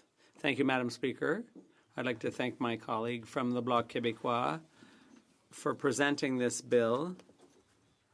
I think it'll give us an opportunity to speak about the process by which treaties are entered into here in Canada and here in the House of Commons. Multilateral treaty negotiated and signed by Canada was the Treaty of Versailles in 1919. The first bilateral treaty negotiated by and signed by Canada was the Halibut Treaty between Canada and the United States in 1923. Before that, the United Kingdom negotiated, signed, and ratified treaties on behalf of all of the countries of the Empire. And full treaty authority wasn't fully delegated to Canada until 1947 with the issuance of the letters patent of 1947. And as I think my colleague mentioned, there's some 4,400 treaties that Canada has entered into or is bound by over the years past. I think the important starting point here for this particular private members bill is to actually discuss what the nomenclature of a treaty is. Under the Vienna Convention that codified international practice, of 1969, Canada defines a treaty as a single instrument or two or more related instruments, and indicates that treaties can come in various forms of description. They can be called treaties or conventions, agreements, protocols, or some similar word. They can be a simple exchange of diplomatic notes or a simple exchange of diplomatic letters. All of these are incorporated into what Canada considers to be a treaty. What is not a treaty is an arrangement or a memoranda of understanding. Those two documents are not considered to be treaties by Canada, although other states do consider them to be treaties. And I think it's important, Madam Speaker, to start with that description of what we call a treaty here in Canada before we go on to a discussion of the bill. Now, when I look at this bill, Bill C-228, I note that it describes a treaty as it further defines a treaty as an amendment to a treaty. That treaties are not simply the original bilateral or multilateral or plurilateral agreement, that any amendment to such an agreement is also considered a treaty in the definition provided by the bill. And then the bill goes on to define what a major treaty is. But when I read the bill, Madam Speaker, a major treaty seems to encompass pretty much all treaties, that they are almost one and the same thing, because a major treaty is defined as any treaty that requires for its implementation an act of Parliament, the conference of new powers on His Majesty and right of Canada, the imposition of a tax by Parliament, any treaty that imposes a direct or conditional financial obligation on Canada, concerns the transfer in part of Canada's territory, concerns the imposition of economic or military sanctions on a state, concerns the territorial jurisdiction of Canada, and in the final two descriptions, a major treaty is any treaty that concerns international trade or investment, or any treaty that concerns Canada's participation in international institutions. So when you look at what a major treaty is defined as in the bill, it pretty much encompasses all treaties. And so it's a very broad definition that would be captured by this bill. What the bill requires, what the bill would do is really can be summarized with three elements. The first is that it would codify existing policy and practice by the Government of Canada and the practice here in the House of Commons, what my honourable colleague across the aisle called the Ponsonby Convention. And as an aside, I might mention that I went to one of the primary schools I went to when I was a kid was Ponsonby Public School, which is just down the road from where I grew up, which was probably named after the namesake of the person who authored the convention. But it's the Ponsonby Convention, which was the Ponsonby Rule that was in place, that had been in place in the United Kingdom since 1924. That rule in the United Kingdom has been codified into law by the 2010 Constitutional Reform and Governance Act in the United Kingdom. And so what we currently do here in practice in the House, what the government currently does in policy, which was enacted by the Harper government, as was mentioned in 2008, is being proposed to be codified by this bill. And I think that's an interesting idea. It's something that the UK has done. But in practice, I don't think it would have any real change to the way we consider treaties here in this House. The second and third element of this private member's bill would change significantly how we deal with treaties in this bill. The second element is that the minister must obtain the advice of the House of Commons regarding a treaty before ratifying it. In other words, the minister needs to ensure that a debate and a vote takes place in the House as a whole for each treaty laid before the House. And the third element of this bill is that all treaties, all major treaties, are to be reviewed by a committee of the House, and that committee must report back to the House. Again, the third element of the bill. And so, Madam Speaker, I think the second and third elements of this bill would be a problem.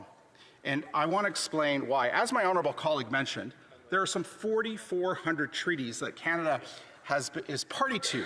And let's just assume that they've been negotiated over about 100 years.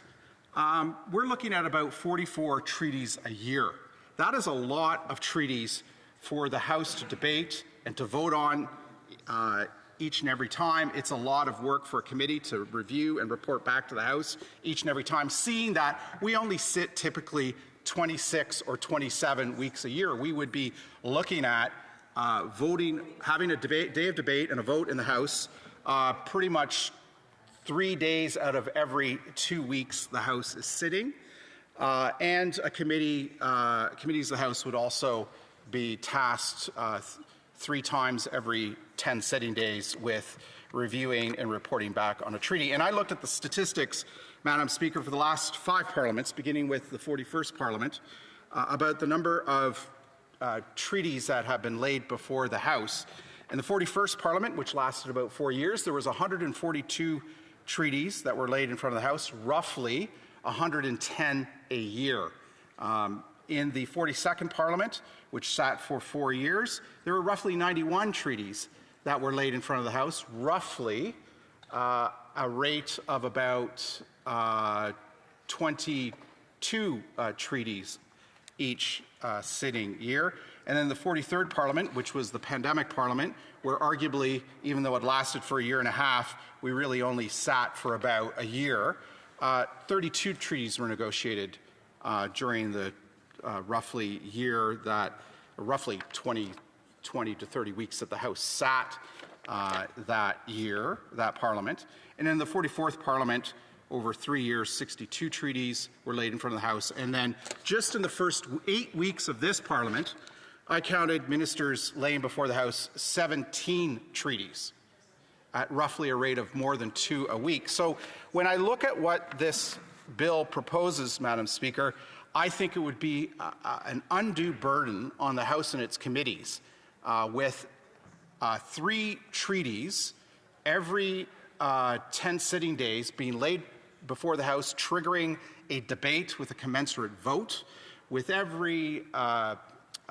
3 treaties every 10 calendar days being sent down to committee for review and report. I think it would put a big burden on the House and distract us from the other critical work that we need to do in this place. So, Madam Speaker, I'll finish by saying that I think this is a well-intentioned bill that has allowed us to shine a light on the Ponsonby rule that has been in place here in this chamber since the Harper government issued the policy through a ministerial statement in 2008. Some of the aspects of the bill are interesting, such as the codification of that rule into law, but I think the way the bill has been worded in its second and third elements related to a review and vote in the House and its committees would put an undue burden on the House. Thank you. Resuming debate. The honourable member for Saint-Hyacinthe, Bagot-Acton.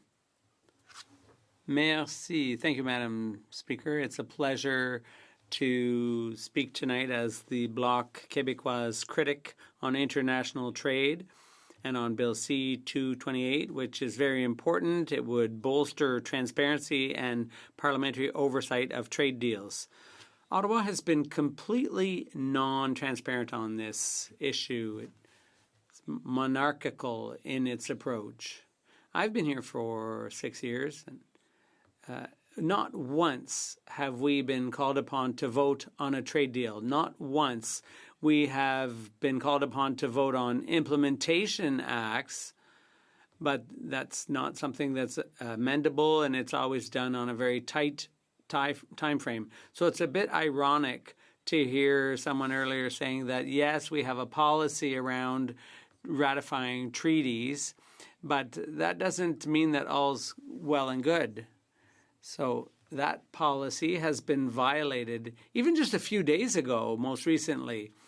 And that policy called for, normally, because it's just a policy, not an act, so it's not binding by definition, but the policy called for 21 days between announcing the conclusion of treaty and the enacting or the presentation of the bill. So the bill was presented only 15 days, not.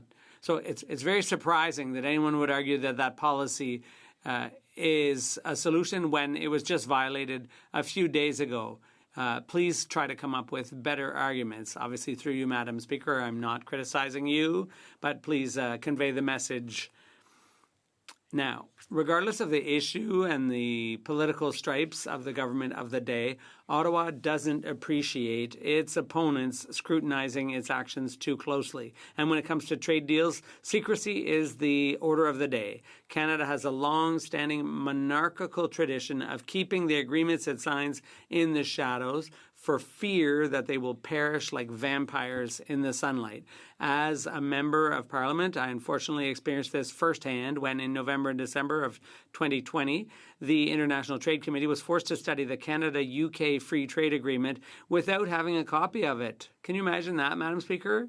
We didn't even have a copy of the deal we were supposed to be studying. So we heard from witnesses and officials, organizations who said, we recommend that this deal be passed and so on. And I said, well, I haven't been able to read it. Do you have any information I don't have? And one after another, they said, no, we don't know any more than you do. We haven't seen the deal. So it makes no sense, Madam Speaker.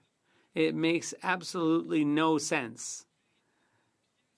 This was theater of the absurd, Madam Speaker, and something that you would see in Canada only.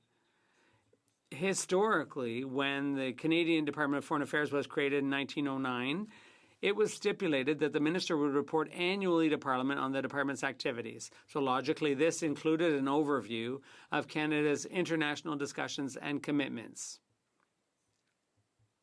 So there was an attempt to just begin to show a little bit of transparency. But in 1995, at the height of globalization, the law governing the department was amended to free it up and give it more freedom by granting the department jurisdiction over international trade at the expense of Parliament's role.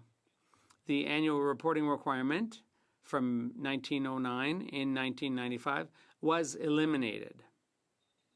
In 1926, going back a few years, the House of Commons did pass a resolution stipulating that, quote, Her Majesty's ministers, before advising the ratification of any treaty or convention affecting Canada, or giving notice of any acceptance of any treaty, convention, or agreement involving military or economic sanctions, shall obtain the approval of Parliament. In reality, on the facts, this practice was applied inconsistently for 40 years until it was completely abandoned in 1966. Any parliament worthy of the name should adopt procedures to increase the level of democratic control over international agreements. And the party I belong to, the Bloc Québécois, introduced 7 bills on the procedure governing entering into deals between 1999 and 2004, requiring the minister responsible for ratifying an agreement to table it in Parliament with an explanatory memo within a reasonable time frame and requiring parliamentary approval before ratification. The Bloc's efforts led to this mandatory tabling of an explanatory memorandum within a reasonable time frame prior to ratification. So that became policy, but no government has ever enacted it as law, which would make it binding. So, and as I said, that policy was violated no later than just a few days ago. Wow, incredible. So it's still an option for any government to proceed arbitrarily. We are a long way from the British system here, where Parliament has a partial veto over ratifications. And it should also be noticed that this process, the policy, which is desirable in itself, but woefully insufficient, this policy of asking members of Parliament after the fact for their opinion, it could serve as a tool for parliamentary oversight, but it doesn't truly involve members of Parliament in the drafting of international agreements. This policy serves more as a way of sounding out the opposition parties on their positions. Around the world, there are some parliaments that even consult elected officials prior to any negotiations in order to obtain mandates. For example, in the United States, there's a law that protects the sugar industry. In the EU, they frequently hold votes among members to say, where should we push, where should we protect, where should we take off the table, what should we take off the table? And the principle is logical. Parliamentarians are elected by the people and are responsible for representing the interests and values of their constituents. However, with Ottawa's culture of non-transparency before, during, and after trade negotiations, Canada falls short when it comes to involving members of Parliament. And Canada also falls short when it comes to involving the provinces in these negotiations. It's ridiculous. In a democracy it's ridiculous how non-transparent Ottawa is. In Canada, to sum up, Cabinet alone adopts the mandate for negotiating deals and keeps that mandate secret. Federal negotiators report only to Cabinet and not to Canadians. We're told basically nothing in committee, whether it's an open meeting or in camera. Third, the government alone ends negotiations and signs the final text before showing it to anyone. Public debate can only begin once the negotiations are over, the texts have been signed, and those texts cannot be changed. Parliament is basically relegated to the role of a rubber stamp. Parliament never debates the treaty itself. We merely debate the implementation legislation. There's no opportunity to change it. And sometimes the debate is very short on very lengthy treaties. And all Parliament can do is adopt the changes to the laws that allow the treaty to come into force. And when studying a bill, any amendment that might affect the draft treaty is ruled out of order. And I think it's a shame that our Conservative friends are opposing our bill, from what we gather here, because after all their amendments to the Ukraine trade deal were rejected and ruled out of order. I disagreed with the Conservatives' proposals, but every time they were ruled out of order, I still voted along with them to question the chair's decision, because it seemed to me logical that those amendments should at least be debatable and proposable. But now they're defending the same policy that made it such that the Conservatives could not propose any amendments. So hats off to them. And finally, Parliament is basically forced to do its work with a knife to its throat. I'm sorry, I have to do my work here. And unfortunately, that means cutting you off because your time is up. Hastings, Lennox, and Addington, Tiendinaga, that she may have a minute less than expected for her speech. Thank you, Madam Speaker. I'm happy to rise tonight to speak on C-228, legislation that would fundamentally reshape how Canada affirms its treaties.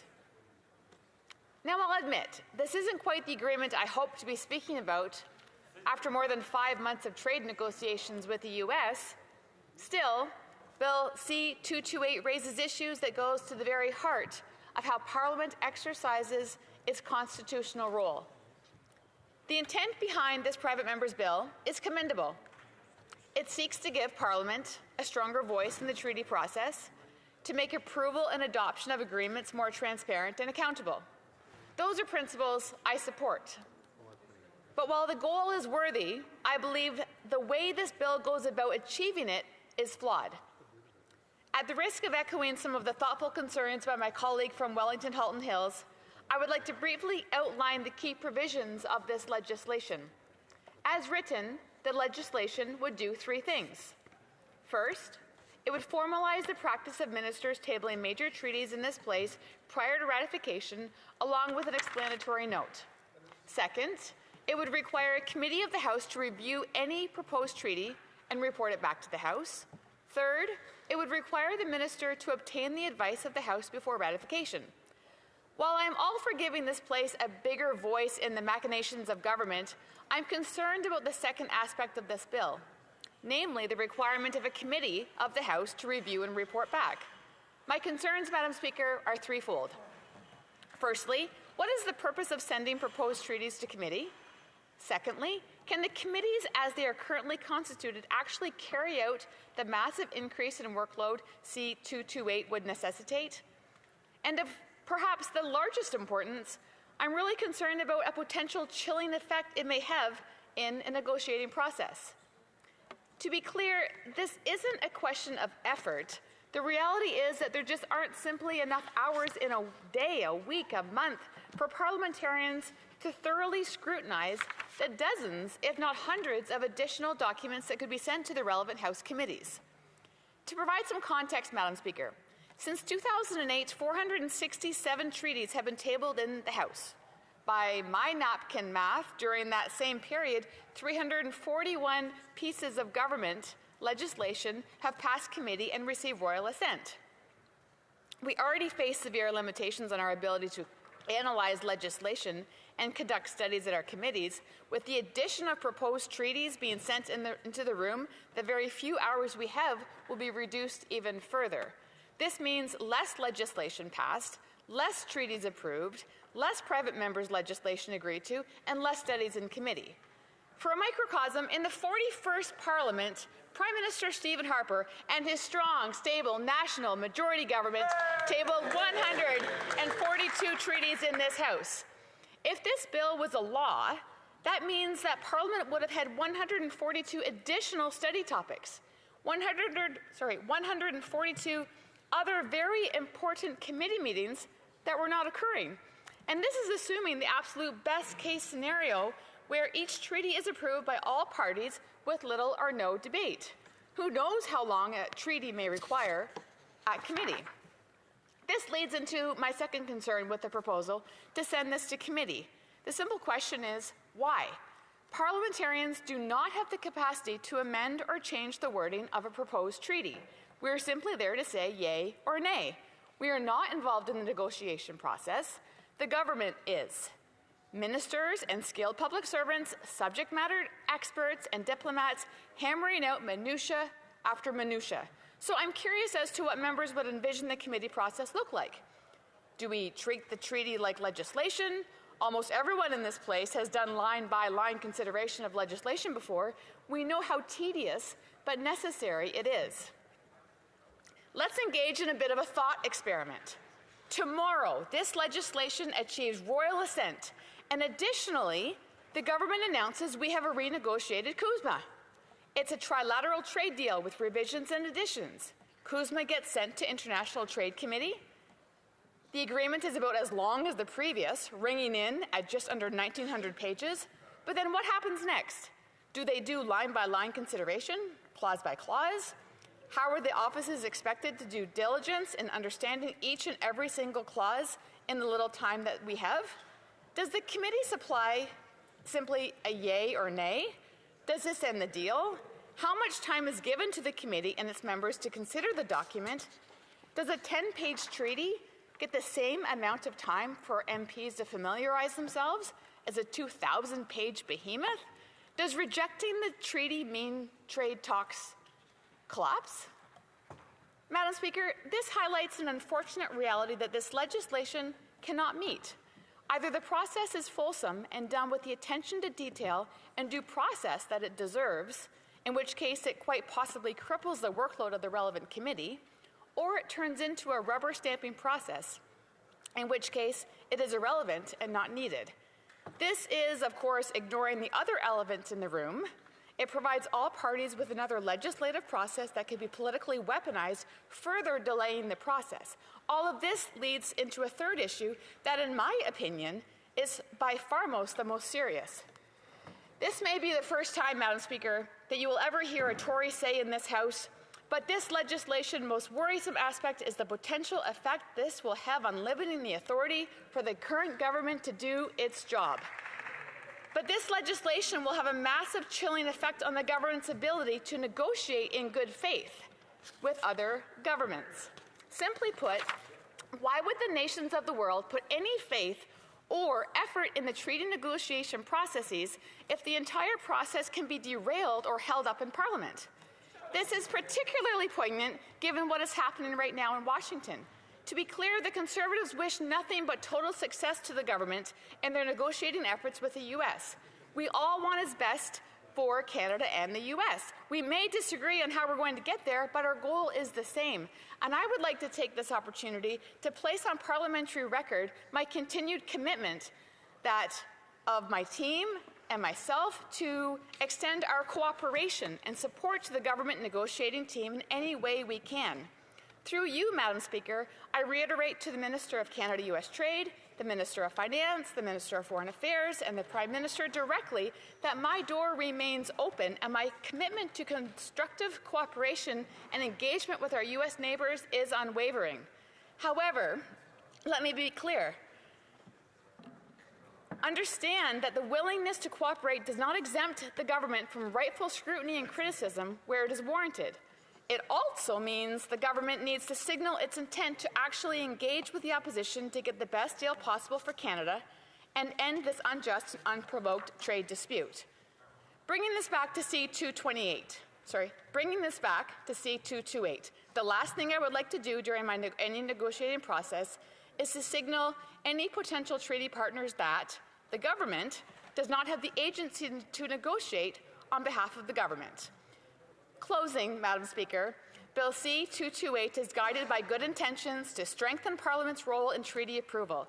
As drafted, it risks slowing decision-making and blurring the line between advisory oversight and executive responsibility. I would like to applaud the member from Jonquière for his vision and his efforts to empower this place, but unfortunately, I cannot support this implementation of that vision as is. Thank you, Madam Speaker. La période prévue pour l'étude des affaires émanant des députés est maintenant expirée. The time provided for the consideration of private members' business has now expired, and the order is dropped to the bottom of the order of precedence on the order paper. 38, a motion to adjourn the House is deemed to have been made and seconded at this time. Therefore, the question is that this House do now adjourn. The Honourable Member for Sherwood Park, Fort Saskatchewan. Madam Speaker, during a question period in the spring, I pointed out that this Liberal government has no plan when it comes to the then already metastasizing youth unemployment crisis. But things have continued to get worse, and the government still has no plan. Youth unemployment, according to the latest StatsCan numbers, has jumped to 14.7%. We are now approaching 500,000 unemployed young people in this country between the ages of 15 and 24. This is hopes eroding, opportunities lost, young people who want to work hard, want to contribute, want to get ahead, who are not able to because of failed policies of this government. And we have called on them to adopt a plan to reverse their bad policies, a plan to help young people get back to work. But we've done more than just suggest they put forward a plan. We've actually put forward a plan ourselves. Last week, the Conservative Party released our Conservative Youth Jobs Plan here in Ottawa. And that plan was released in a constructive spirit. It hopes that Liberals will adopt our Youth Jobs Plan as part of their budget. They have no plan, but we have a plan, and we've put it forward in hopes that the Liberals will adopt it. Now, our Conservative Youth Jobs Plan has 4 elements. We are calling on the government to unleash the economy, fix immigration, fix training, and build homes where the jobs are. When it comes to unleashing the economy, The government needs to reverse policies that are blocking economic development. They need to repeal Bill C-69, repeal Bill C-48, get rid of the production cap, eliminate the industrial carbon tax, change these policies to allow our energy sector to move forward. But more than that, they need to address red tape and high taxes that are making it so difficult to start and grow a business. They need to implement our proposals around stimulating economic activity. We proposed in the last election that the government should eliminate the capital gains tax for dollars that are immediately reinvested here in Canada. These measures would unleash our economy and help young people get back to work. The second part of our plan is fixing immigration. We've put forward constructive proposals on immigration, recognizing that under this Liberal government, the system has gotten way out of whack with our labour market needs. And we keep hearing experts during public hearings at the Human Resources Committee study about how Liberal policies on immigration have particularly exacerbated challenges for youth and working class people by not having effective screening based on skills, by not aligning our immigration system with our labour market, and the Liberals need to address these immigration failures. So unleash the economy, fix immigration, fix training. We have proposed significant new investments to support union-based training, support trades programs in high schools, as well that student loan programs should offer relatively more generous support for students pursuing studies in high-demand fields. Right now, loans and grants are offered regardless of the program you're studying. We're proposing relatively more generous support be offered to students who are pursuing in-demand fields. And finally, we need incentives to assist employers building employee housing, building homes where the jobs are. We're proposing 100% accelerated capital cost write-off for employers who build employee housing. This plan will help to get housing built where jobs are and make it easier for unemployed young people in regions of high unemployment to move to areas where there are jobs and opportunity and find housing along the way. This is our plan to unleash the economy, fix immigration, fix training, and build homes where the jobs are. The Liberals have no plan to address the metastasizing youth unemployment crisis. Conservatives have a plan. Will the Liberals adopt our plan in the budget? Le secrétaire parlementaire. The Parliamentary Secretary. I'd like to thank the member for Sherwood Park, Fort Saskatchewan, for this latest question on unemployment. Government, businesses, and workers are navigating new challenges because labor is changing at a dizzying pace. We are looking at a whole new kind of labor market. Many workers are retiring from important sectors, which will lead to critical labor shortages. 600,000 skilled trades workers will retire by 2031. But that means 600,000 new job opportunities are opening up.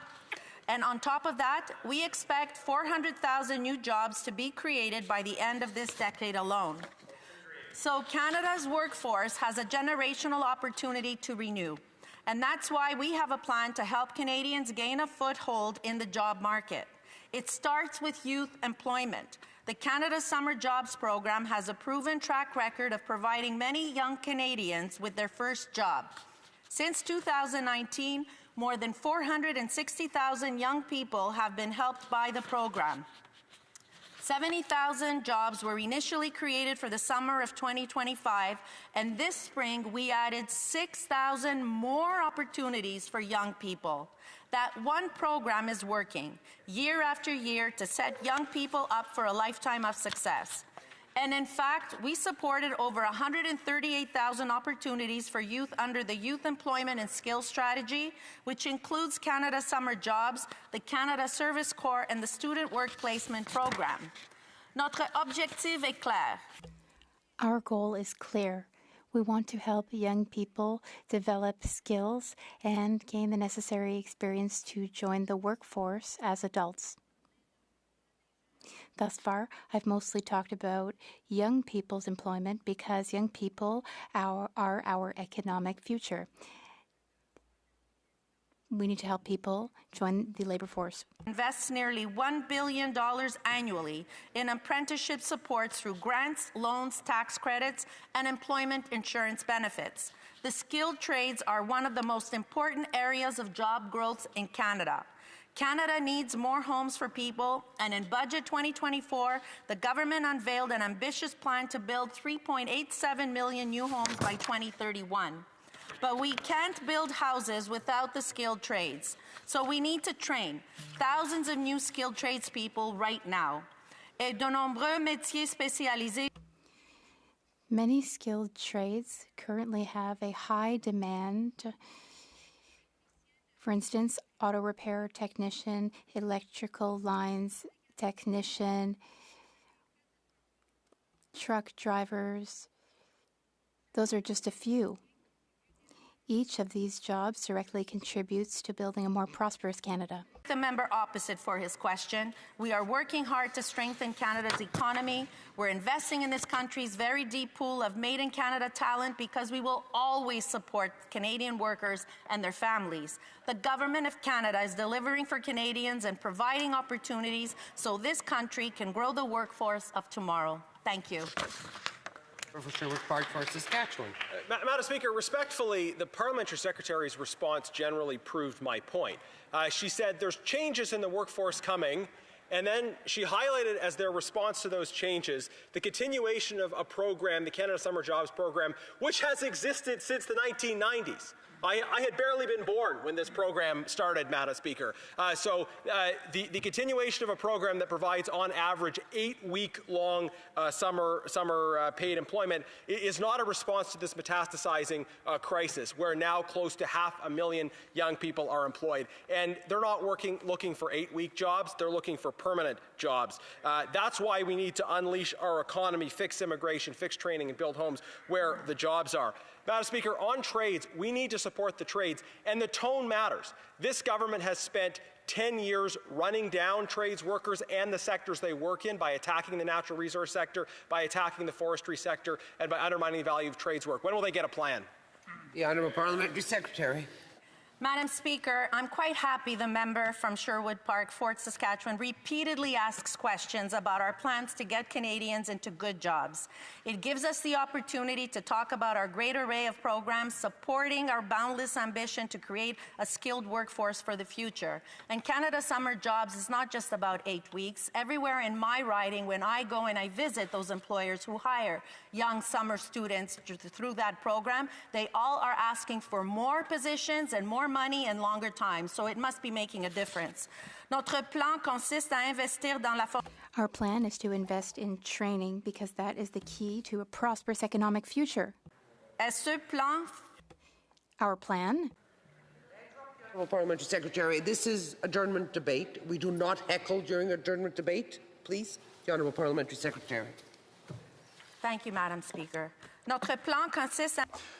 Our plan is to invest in training because it's the key to a prosperous economy in the future, and this plan works. Canada is adapting itself to a tumultuous world to become stronger and more resilient. To work should know their employment aspirations will be met. There are jobs. The Honourable Member for Riding Mountain. Thank you, Madam Speaker, and it's always an honour to stand here at the Late Show.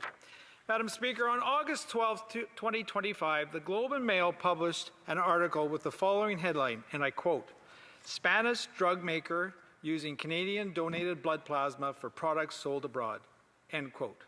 Was the Globe and Mail's report false? Yes or no? The Honourable Parliamentary Secretary to the Minister of Health. Mr. Speaker, 2 weeks ago, the member opposite raised this question and used it as an opportunity to spread unfounded conspiracy theories and get clips for social media. Here we go again today, and once again the member opposite is using his time to spread unfounded conspiracy theory and get clips for social media. The answer today is the same as it was 2 weeks ago. I will spell this out clearly, even though we know the Conservative will continue to spread incorrect information. Despite what the Conservative would have you believe, Health Canada has no role in the day-to-day operations of Canadian Blood Services. It regulates the safety of blood and plasma collection and products made from blood and plasma. Canadian Blood Services operates independently from the federal government, working with the provinces and territories outside of Quebec to collect plasma. The provinces and territories determine how plasma is collected in their jurisdictions, including the role of paid plasma collection. Canadian Blood Services has confirmed again and again that it does not sell the blood or plasma it collects from Canadians. It is selling a waste byproduct called albumin to Grifols. Canada has more than enough albumin to meet the needs of Canadians. Grifols turns this waste byproducts into life-saving plasma. Canadian Blood Services then buys this plasma at a significantly reduced rate, increasing our domestic blood supply. In fact, not only is this increasing our blood supply, it is also creating jobs. A manufacturing facility for plasma products recently opened in Ville-Saint-Laurent, Montreal. This will establish Canada's first end-to-end domestic blood supply chain. At a time when our provincial and territorial partners need to increase their blood and plasma supply, it is deeply disappointing that the Conservative will rather spread misinformation and fear via social media clips. Canadians can rest assured that if they have donated plasma to Canadian Blood Services or Héma-Québec, it is going to Canadians. Thank you. The Honourable Member for Riding Mountain. Madam Speaker, I'll repeat the Globe and Mail's headline. Spanish drug maker using Canadian donated blood plasma for products sold abroad, end quote. Those are not my words, those are the Globe and Mail's, a very well-respected media outlet. So, Madam Speaker, on September 11th, 2025, the CBC published an article with the following headline, and I quote, "Blood donors are surprised Canadian plasma products being sold abroad. Spanish drug maker Grifols using donated plasma byproducts to manufacture albumin," end quote. Was the CBC's report false? Yes or no? CBC's. Parliamentary Secretary. Thank you, Madam Speaker. There is no evidence to suggest that Canadian Blood Services is not working in the best interest of Canadians. It operates at arm's length from the federal government, but we have confidence that Canadian Blood Services is making sure that Canada's blood supply is there for Canadians. We hope the Conservative will stop trying to discourage Canadians from donating blood to Canadian Blood Services and focus on saving lives rather than getting clicks. Thank you. The Honourable Member for York Durham. Thank you, Madam Speaker. In response to my question in June about the over 70% increase in major assaults in Ontario since 2015, the Secretary of State for Combating Crime assured me that new legislation was coming that would solve this problem. Now it's well past June, and we still don't have that legislation, but I understand it's coming. But in fact, the situation, of course, it's much worse than just a few-month delay. We have had 10 years of this Liberal government, and in fact, they have created the mess with bail through Bills C5 and C75. Now, while the Prime Minister has made some comments about what this legislation will include, I have a very simple question for the Parliamentary Secretary, and it's, will the new legislation repeal the principle of restraint that currently requires violent offenders to be released, quote, at the earliest reasonable opportunity and on the least onerous conditions? Yes or no? L'honorable secrétaire parlementaire. Madame la Présidente, je prends la parole aujourd'hui pour répondre aux... I would like to respond to the concerns with regards to public safety and reforming the aforementioned system. Canadians are rightly preoccupied by recidivism and violence. They want our justice system to protect our communities whilst respecting also the rule of law. Former Bill C75 does not force courts to free offenders as soon as possible. This characterization is simply false. Bill C75 modernized and made more clear the provisions of the criminal code with regards to the system. It made sure that non-violent offenders and low-risk people would not be detained uselessly, whilst giving discretionary power to judges when there is a threat to public safety. These reforms codify the principle of retenue. This was reaffirmed in 2017 by the Supreme Court in the Antic decision that states that pre-trial detention should only be ordered when it is necessary to make sure that the accused appears before the court and in order to protect society. Madam Speaker, the Canadian Charter of Rights and Liberties guarantees the presumption of innocence, and a reasonable bail is justified unless there is a justified reason to keep someone imprisoned. The law is clear. No one should be freed on bail or under any condition if they are a flight risk, if they are a threat to the public, or if their release would jeopardize trust in the judiciary. In 2024, we strengthened our system through C-48 that changed the burden of proof rules and brought targeted changes to better fight against recidivism and violent offences using firearms and other arms. The federal government has invested $1.8 billion over 4 years to hire 1,000 new members of the RCMP to increase the capacity of police bodies and to fight against financial crime, online fraud, and organised crime. That includes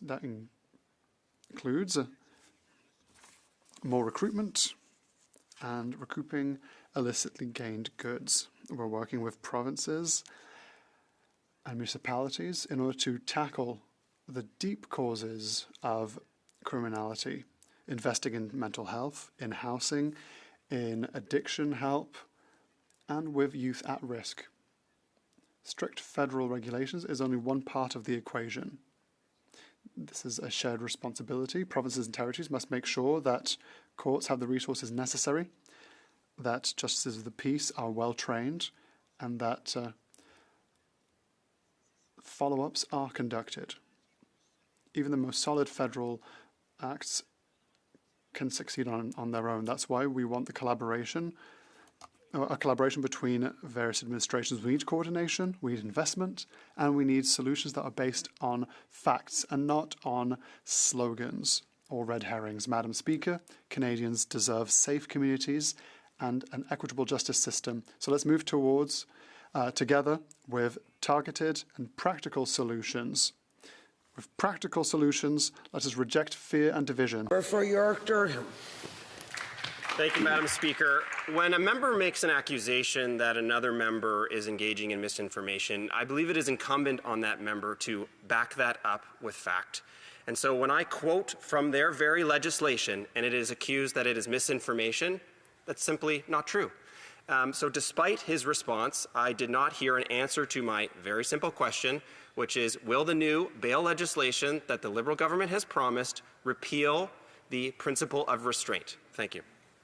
The Honourable Parliamentary Secretary. Madam Speaker, my colleague should know full well that we cannot announce measures in a bill that will be tabled later this week. He is fully aware of our obligations, and I hope that he won't ask me to betray my obligations. Let us be clear, Madam Speaker. The government has acted. The government has intensified its efforts thanks to new statutes and important investments, and we encourage our provincial and territorial partners.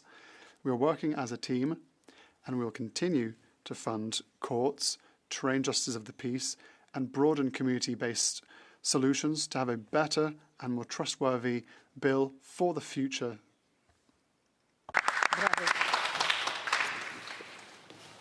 The motion to adjourn the House is now deemed to have been adopted. Accordingly, this House stands adjourned until tomorrow at 2 p.m. pursuant to Standing Order 24-1.